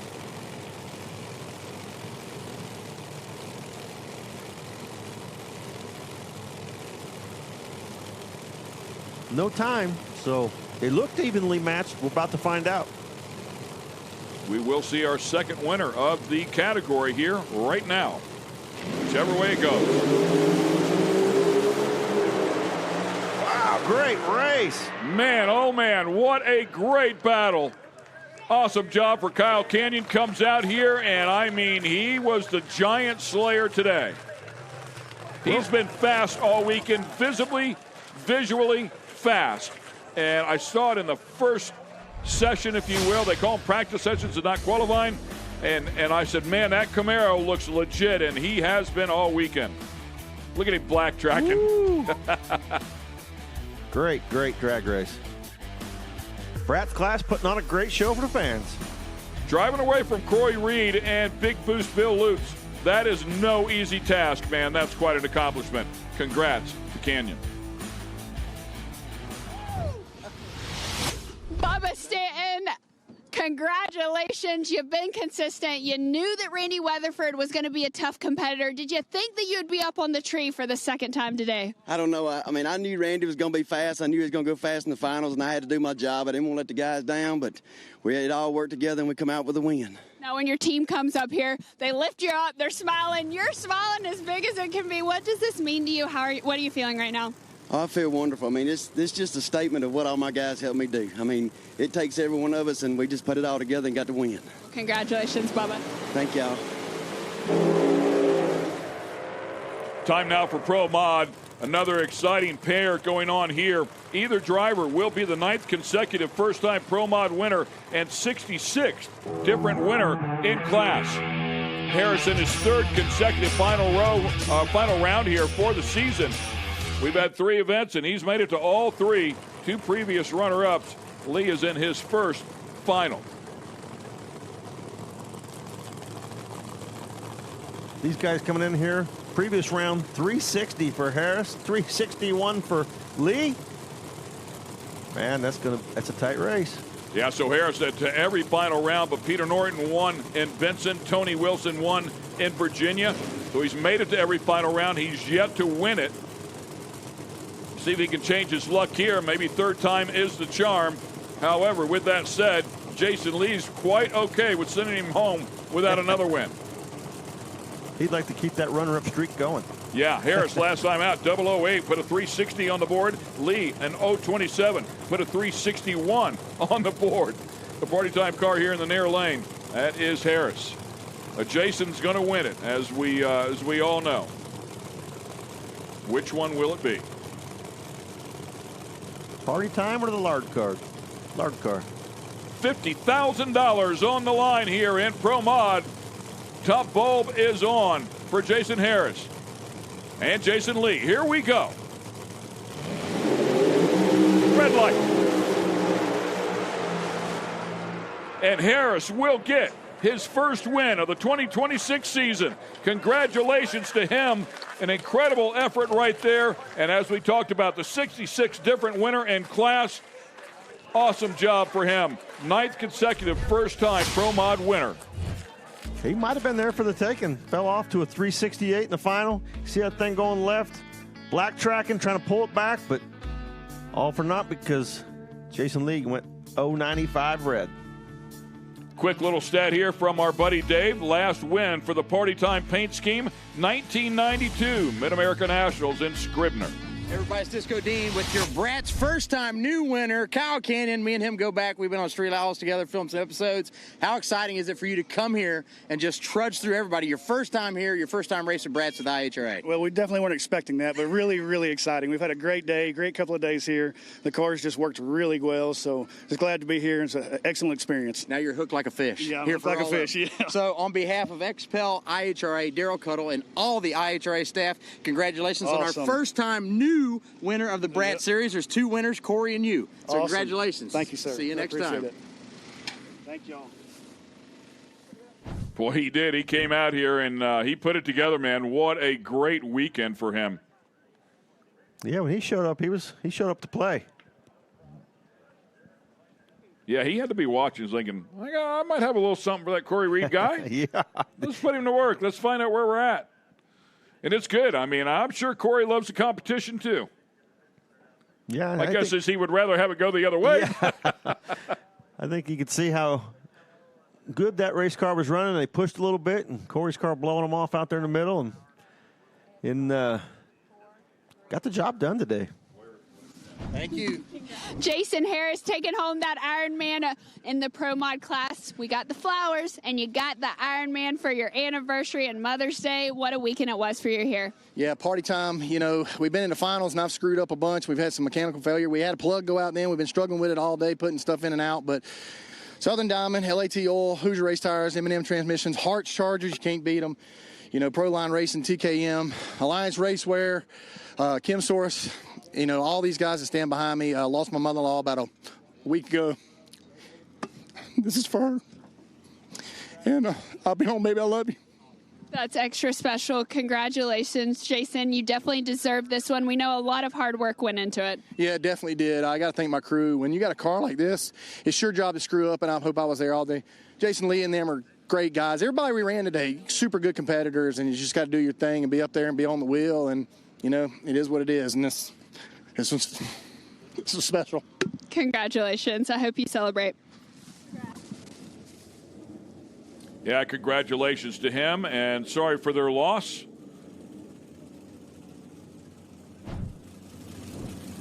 We come back to the starting line for our next category in the final round. It's going to be the factory hot rods, the factory pro stocks.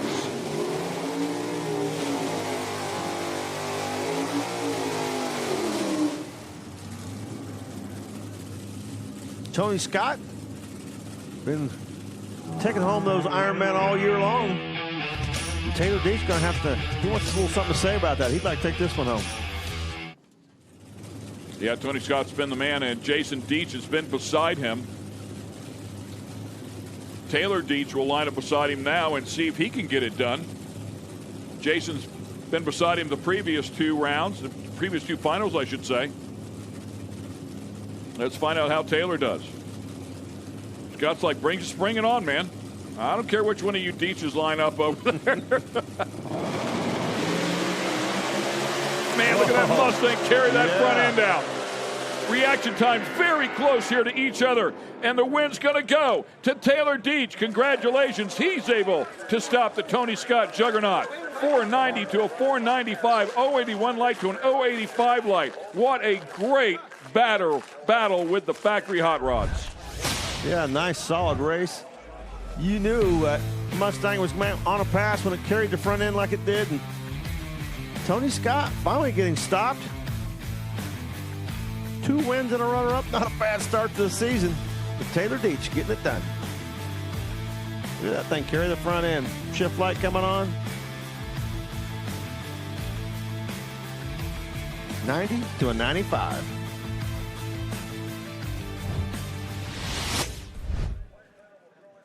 Back to the starting line. Coming up next will be the Mountain Motor Pro stock category. And as always, this division never fails to excite. $15,000 on the line. Before we run them, let's send it back up top to Kristen. Taylor Deach, you had some tough competitors today, including your dad. Yep. So how special is this Ironman right here? Man, we've been fighting all year for this. I mean, we've been to every final we went to, either me or my dad has. And it's just tough competition out here, especially in this class. Best of the best racing here. So it's just awesome. All right, now, do you and your dad celebrate together? Or are you going to go and kind of, tell him, hey, I took home the Ironman. Maybe next time you can beat me. After what we went through this year, we're going to be celebrating together on this one. So it's been a good one. Well, congratulations. It's definitely a team effort. You deserve that. Thank you. Great job there. Congratulations to the Deach family. They've been digging hard all year long. Let's come back to the starting line for Mountain Motor Pro stock. We're going to throw the winner here, $15K. How about this? Jerry Tucker has one career win. It was at Columbus here, 2025. Jerry Tucker's also coming off of a DNQ at Virginia. So it shows you just how quickly this can turn around.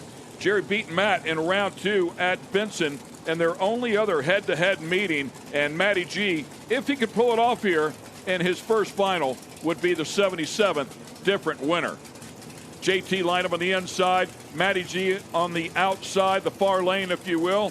Taking a look at that Jerry Bickle chassis, and he has Frank Gugliotta helping him out here, an F5 Frank Gugliotta power plant, causing Rick Jones lined up on the other side. More importantly, JT has had some crazy ET. He's been the story of the day. Come out of here, first round when everybody else was slowing down, he picked way up, 404. We thought, oh, wow, maybe it was a fluke. Next round, 403. Backed it up with another 403. Man, what's he got for the final? Matty G, if he's got a shot, he's got a lot of ground to make up. These cars are usually so close together in ET. Not today. Tucker's had them covered. Everybody covered. 3, 4, 500ths of a second each round. It is crazy. The Enoch Love Motorsports machine lined up on the far side for Matty G. Jerry Tucker, Mountain Motor Pro stock, as tough as they come. Top bulbs are on. It's been an incredible battle. Taking their time. Tucker in.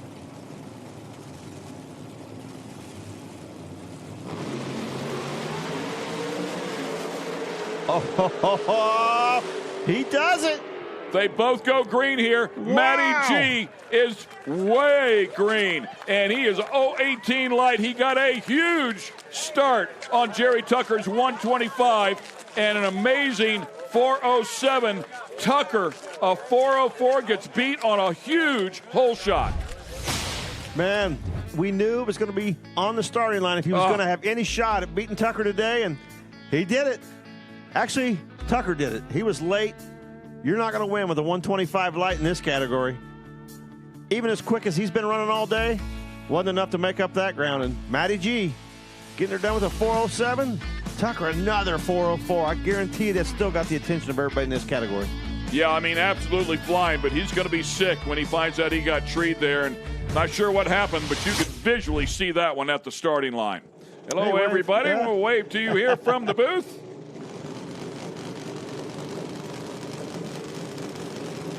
Nitro Harley's ready to make some noise. We've had 2 finals. We've had 4 different competitors. We've had 2 different winners. We've had 2 different number 1 qualifiers at the first 2. And, of course, we came out here with Chris Smith. He made it 3 different number 1 qualifiers. And now we will have 3 events and 6 different competitors that have made it to the final round. And we may just have a rookie first-timer take home a trophy his very first weekend on a Nitro Harley. Yeah, how about that? GT Tonga has put on a show. Coming out here on a Nitro Harley and went, this isn't that hard. Yeah, either would be the 25th winner in the class. GT, his first final in his first race. Jordan Peterson in his second career final here with us at the IHRA. Lost to Jay Turner at Milan in 2025. Yeah, 3 events. We've had 6 different competitors in the final round. We will have 3 different winners. We've had 3 different number 1 qualifiers. The Nitro Harley's putting on a show. Front end way up in the air. Oh, did he get beat? Right into he that did. Was so close. Wow, Peterson just absolutely owned him, and the front end set down, and GT Tonga zipped by. No, Peterson won it on a whole shot. Oh, he did hang on. He hung on by 19 thousandths. A 25 lost to the 32. Peterson with a double 02 light, and it was just enough for him to hang on at the other end. Wow. I thought, this thing is over. Then you see it drop the front end right here. Oh, laid over. Here comes GT and ran out of room. Matty G, congratulations. You're taking home the Ironman. You knew you had to find some speed. You knew you had to be up on the tree. What's going through your head on the line? Boy, I can't tell you how bad we wanted one of these. Enoch's been trying a long time. Boy, this one's for him. My team worked so hard. Boy, this is the definition of a team win. Hard work and determination is worth something, folks, because we never gave up. And we needed to pull something out of our half of Jerry, and we did. Looked like we had another whole shot win, but we'll take him however we can get him. Now, after the semis, going back to your pits, knowing that he had such a 403 on you last time, what is going through your mind? How do you keep your positivity? Well, we don't want to go up there and red light and do anything silly, so we really want to make him earn it. So if he happened to beat us at the finish line there and we went a 7, so be it. At least we would have made him earn it. So I feel like that 7 was pretty good. We were hoping for a little bit better, but you know what? I don't care what it was. We got this guy. It doesn't matter. You're taking home the Ironman. Congratulations, Matty G. You earned it. Thank you. Thank you so much. Good job there for Matty G. Excellent weekend. We go into top alcohol funny car.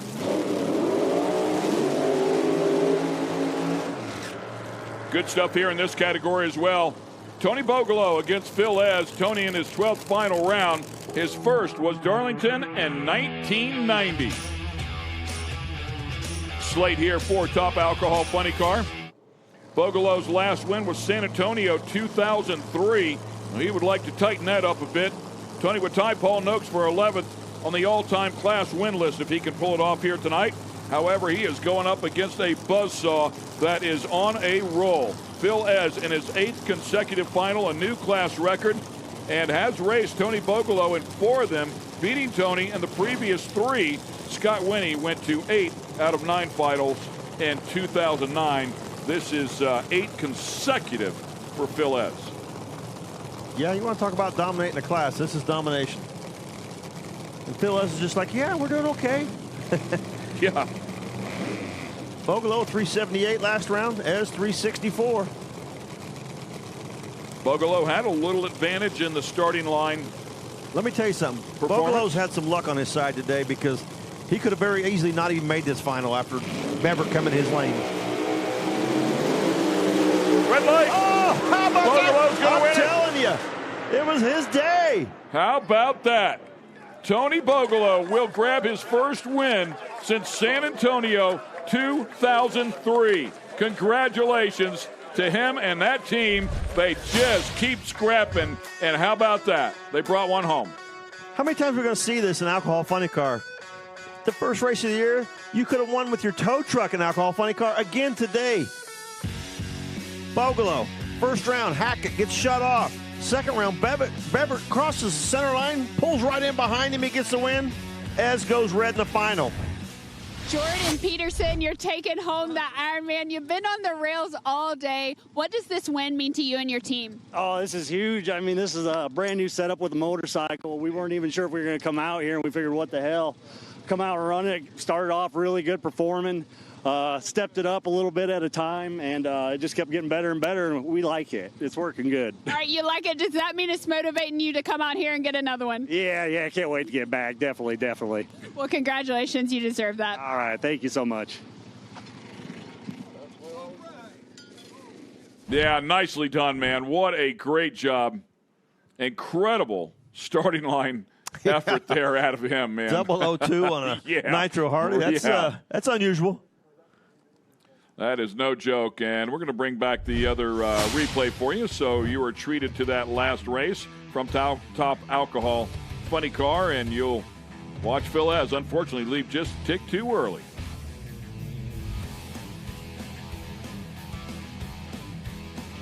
Definitely had the performance, just a little amped up there at the starting line. You said Bogolo wanted to tighten that up a little bit. He just did. He did. Noonan, Top Alcohol Dragster. 23 years later, man, I'm sure it feels good. Probably feels like the first one. And you know, how many racers have you heard say, you never know when this is going to be your last one? That's true. Cherish them. Top Alcohol Dragster, here we go.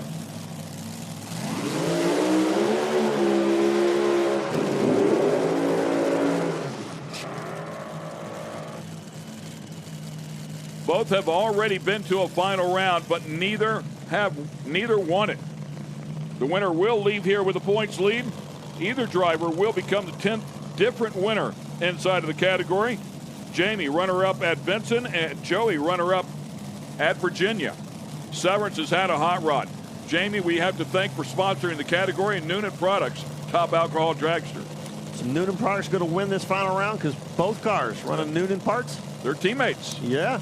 Blown alcohol, injected nitro, both Noonan.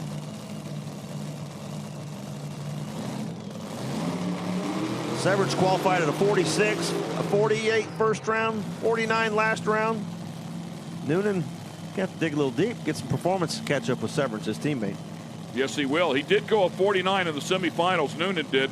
I'm sorry, in round one. Fell off a little bit, 61 in the semis. Going to need to get back in the 40s, I'm sure.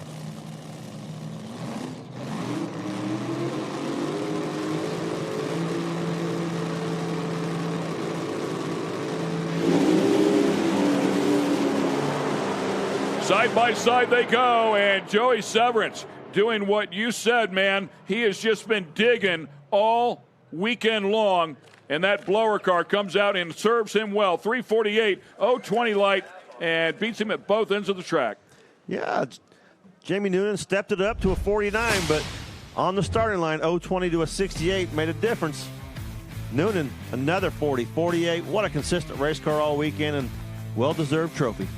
Congrats to Joey Severance, becoming the 10th different winner here in the category. And another look, I mean, good side-by-side battle, but that blue car just tugging away.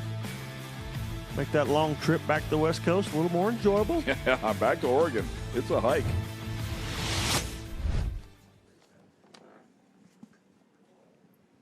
Sun has set here. Lights are on. We're a beautiful evening. Looks like fuel alters are coming up here next. The Nitro Bandito will line up in the near lane. Paul Miller will line up in the far lane.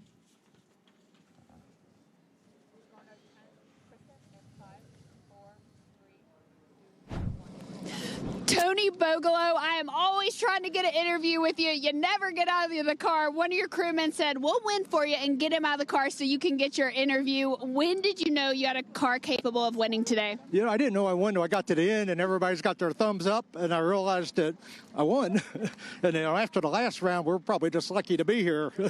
Well, you're taking home this Ironman. What does that mean to you?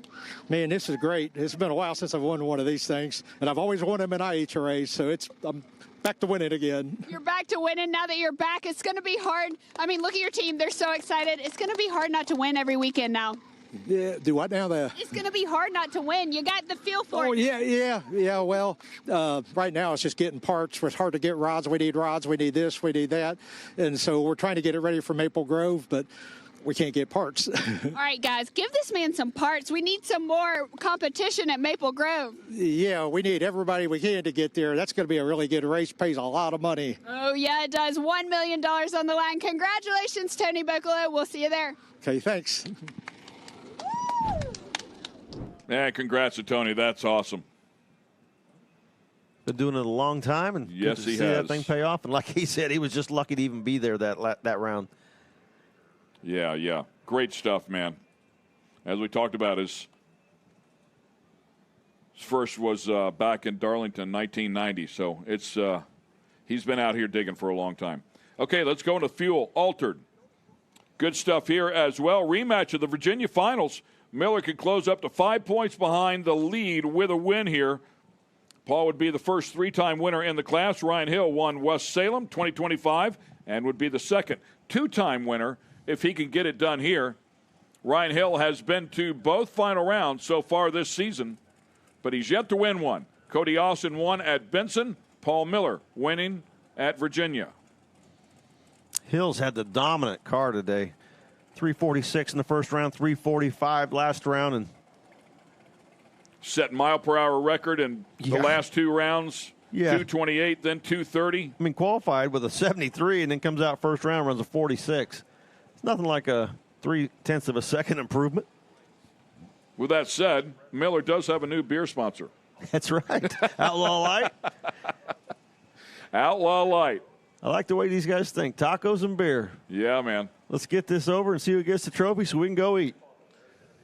Waiting to give them the thumbs up here. I think they're checking some stuff up at the top end of the track to make sure that it's clean and they are good to go. Here we go. Yep. Firing these things up.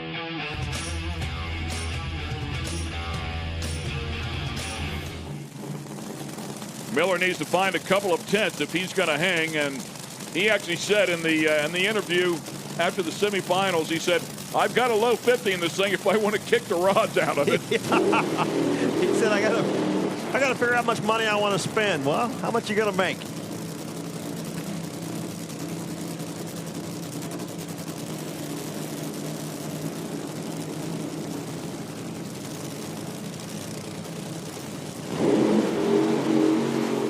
What kind of outfit do we have for the final? Oh, throttle's hung up a little bit. Maxine needs to get out there and hit that. There we go. See how sticky it is out there as she pulls her feet up. Never ceases to amaze me that she can run in those things. I'm not going to lie. Backs up the Taco Man and the Nitro Bandito lined up here in the near lane. She's not playing around either, man. He's putting on a show, but this is very, very serious to both of these competitors. It's really cool to see the friendly little rivalry they got. Yeah. These guys going out and buying tickets for the fans to come in and watch today. What they say, 40 people, I think, 30 or 40 people they brought in. Yeah. Great little contest between the two, and they both went out there to help out the IHRA and treat some fans great. Appreciate what they do. Top bulbs on. Here we go. Fuel altered. Final round. Miller with a big hit of the tires, and they will send Ryan Hill to the other end. Goes a 352 at 224 and grabs his first win of the season. Becomes the second person with more than one win in the category. Nicely done. Yeah, Paul Miller said he wanted to figure out how much he needed to step on it to try to run with Ryan Hill, and he stepped over the edge, came loose, and woo, man, got a little sideways. That looks like a fuel alter right there, but man, Ryan Hill's car really running well this weekend. We've seen that car picking the front end up and tagging the wall and all that earlier in this season, and they got it all figured out now. Makes a nice straight run. Header flames at Look nighttime. at the tire shake right there. Woo! Congratulations, Joey Severance. Hey, you just beat the boss. How does that feel? Well, hopefully they don't take their stuff back. Renee's at home watching. She probably thinking about confiscating some stuff. But car ran great, really, really great. Had a great weekend. I was a little worried about red lighting in the final. I moved my foot up the clutch pedal and pulled on the brakes hard as I probably ever have. And Mom and Dad done great. Got Dylan helping us out this weekend, another Noonan clan. It was a great weekend. Pretty cool to get one of these IHRA trophies. How's it feel to hold it up? Really good. What are you going to do to celebrate? Get ready for the next one. Oh, come on now. Hey, the next one's a big money, though. Yeah, I know. Hopefully we can repeat. That'd be cool. Thank Congrats.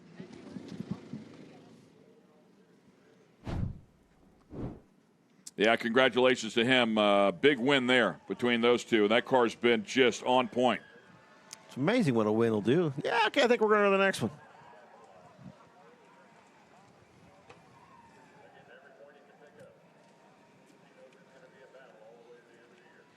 Fuel funny car sitting in the water box and ready to light these up. Yeah, pretty cool story here, too. I mean, two great families that have been doing this forever and ever. John Smith and Dell Worsham, of course, the Paul Smith entry here. Chuck Worsham also on the property. There's a look at Paul Smith. John Smith, this is his first final since Virginia 2003 as well in Top Fuel. Lost to Clay Milliken there.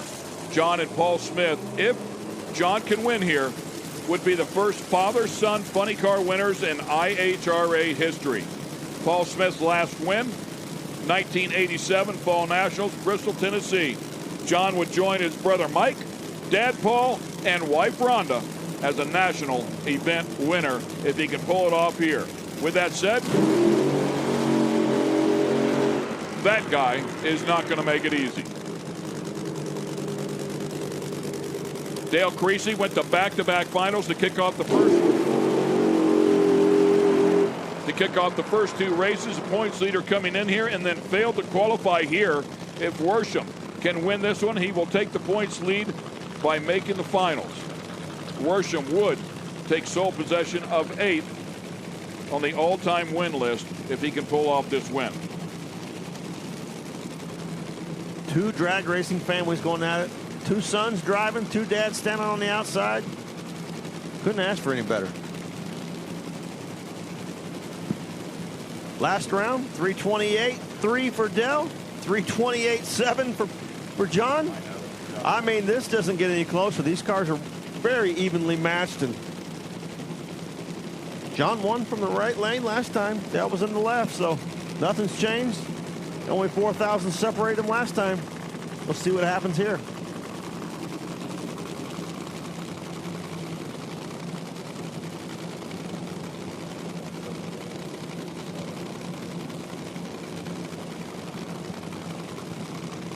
Here we go. It's a big one. Big money on the line here. Funny car, final. $50,000. And Worsham's going to keep them lit all the way to the stripe. John will have to wait for another day. 332, 267 with an 032 light. John right there, 043 light. Both of them on the tree, man. Yeah, man. Great job. I'm going to assume John's car got out there, shook a little bit, and we heard it earlier. Dell talking about the night runs. He's been out here, and he's had a lot of opportunity to these night runs, and John Smith is not. So Dell had a pretty good tune-up for it. He knew it was getting dark, getting tight. But right down this racetrack. Or anything any more beautiful than those header flames. John trying to pedal it, but too late. Ryan Hill, you just came in here. Come on, you get in. It's a whole family affair. You just came in and you said, we're back. Going into this final, did you feel any pressure to take home the Ironman? You know, I was just happy we're going rounds. You know, that's at the end of the year, round wins do a lot. Race wins are just cherry on top to all of it. Hats off to every one of our guys here. My dad, Rick, Bill, Aaron, Dominic, Richard, Bill again, P2. P2, like I said, we're missing P1, our buddy P1. I know my buddy R2's back home in Iowa. He couldn't make it, and my mom couldn't be here. And it's just we love you, Mom. We love you, Mom. My kids too. I love my kids. We're just, I mean, this is just It's the beginning of a lot more things with all of us here. So this is the second of many. We got a lot more coming. I got to ask, how proud are you, Dad? You put in the work and you watched him get it done. Well, the biggest issue I had, especially from social media, was that they were coming at me with, you get a real tuner in there. You can't make the final, you make it to the wedding, but can't get married. I mean, so this was real important that we could get it down the track tonight and go for the win. So that's epic, but without all these guys, it ain't happening. So honestly, the big relief for me off my shoulders, but congrats, guys. Thank you. Congrats, guys. Y'all did it. It's time for tacos and beer. I think they're going to start making some shirts that say taco and beer on them. All right, here we go. Final race of the weekend, and the big dogs are lining them up here. Congratulations to Gary Pritchett, Cam Bray for making it here to the final two. Gary and Cam have never faced each other before, so this will be a first. Pritchett in his third consecutive final. Boy, is he off to a great start here in 2026. Looking for his second career win. Cameron Bray, if he can pull it off, will be the 85th different winner in Top Fuel. Cameron's car keeps running better and better all weekend. They're getting a handle on the tune-up, but they're going to have to pick up a bunch if they're going to win this final round. Gary Pritchett at 05 first round, 06 second round, and I'm telling you right now, that car's been tough all year. Wouldn't surprise me at all to see that thing run another O or maybe even a little quicker. Yeah, Bray, 326 and a 22. Going in the right direction, but boy, he needs a little bit here. 1500s at least.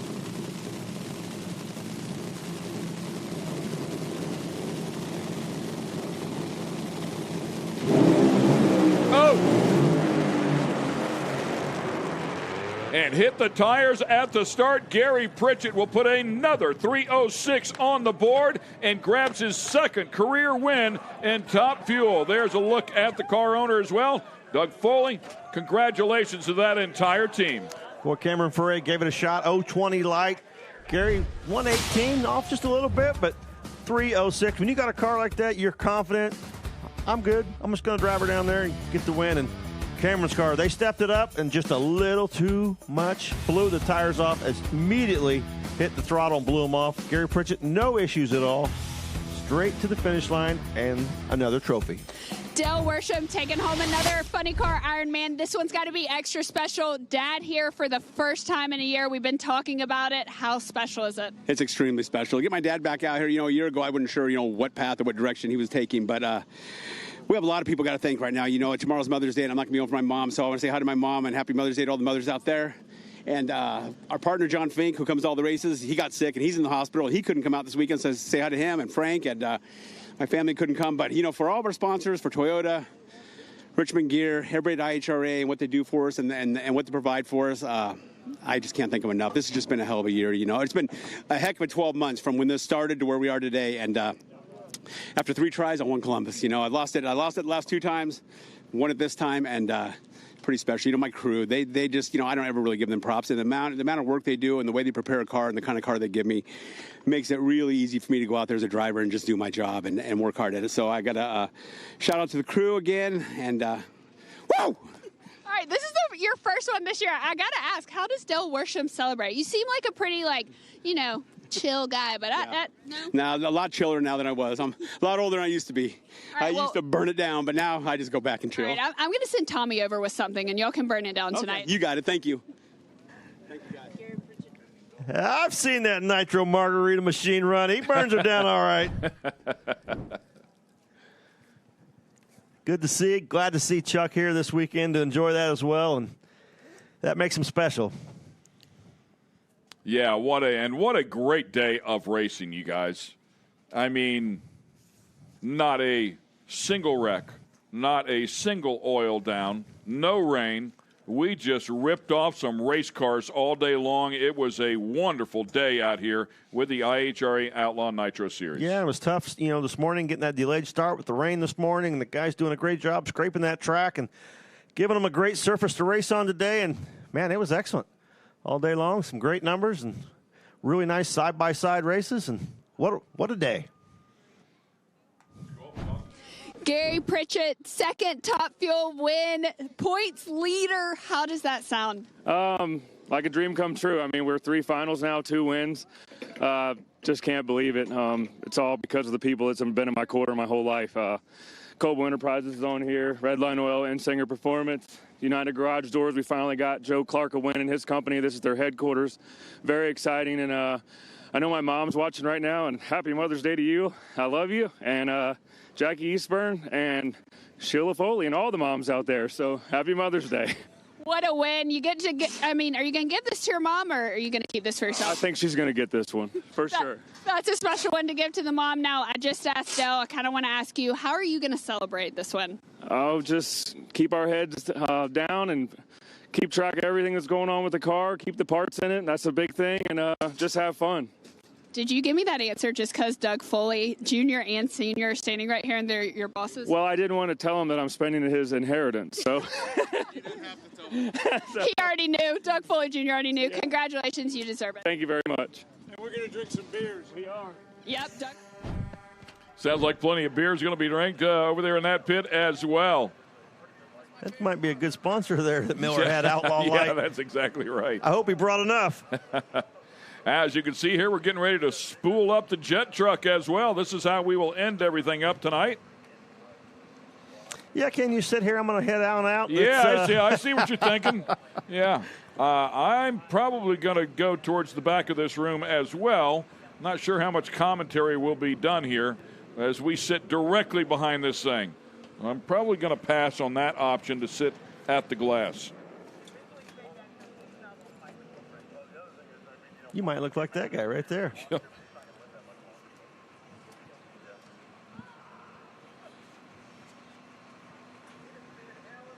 Great weekend here, and of course we're going to end it up with a great fire show for the fans. Burner pops all around. Yeah, they're moving the tractors as well. Smart move. The paint will not look that good after all said and done here if they leave them there.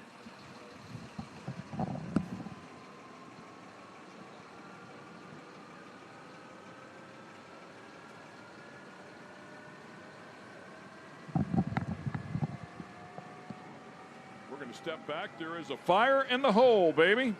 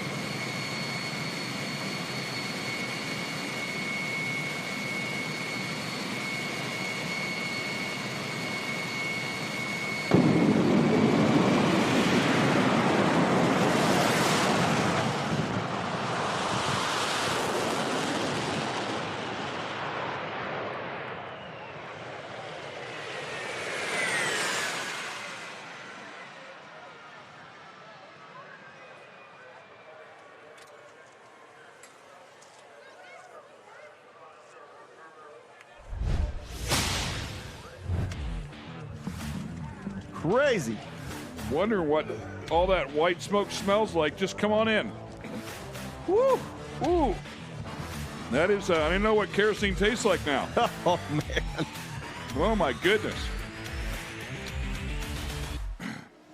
Where did it come from? I know you grabbed the headset, so I came up here with you, but I should have known you're a foolish nitro. God knows how much nitro you've drank, but man, it has been a great weekend, Tommy. And unfortunately, aside from that small little hit where we had some rain last night, not able to accomplish or completely finish for the fuel altereds there, the qualifying runs. But aside from that, it's been outstanding. So 3 events in the books here as we chase the points in 2026. We're a third of the way through the schedule, and there's been some clear favorites, and there's been some upsets, but it's going to be great. For the entire staff here, I hope you enjoyed all the great action courtesy of the IHRA Outlaw Nitro Series.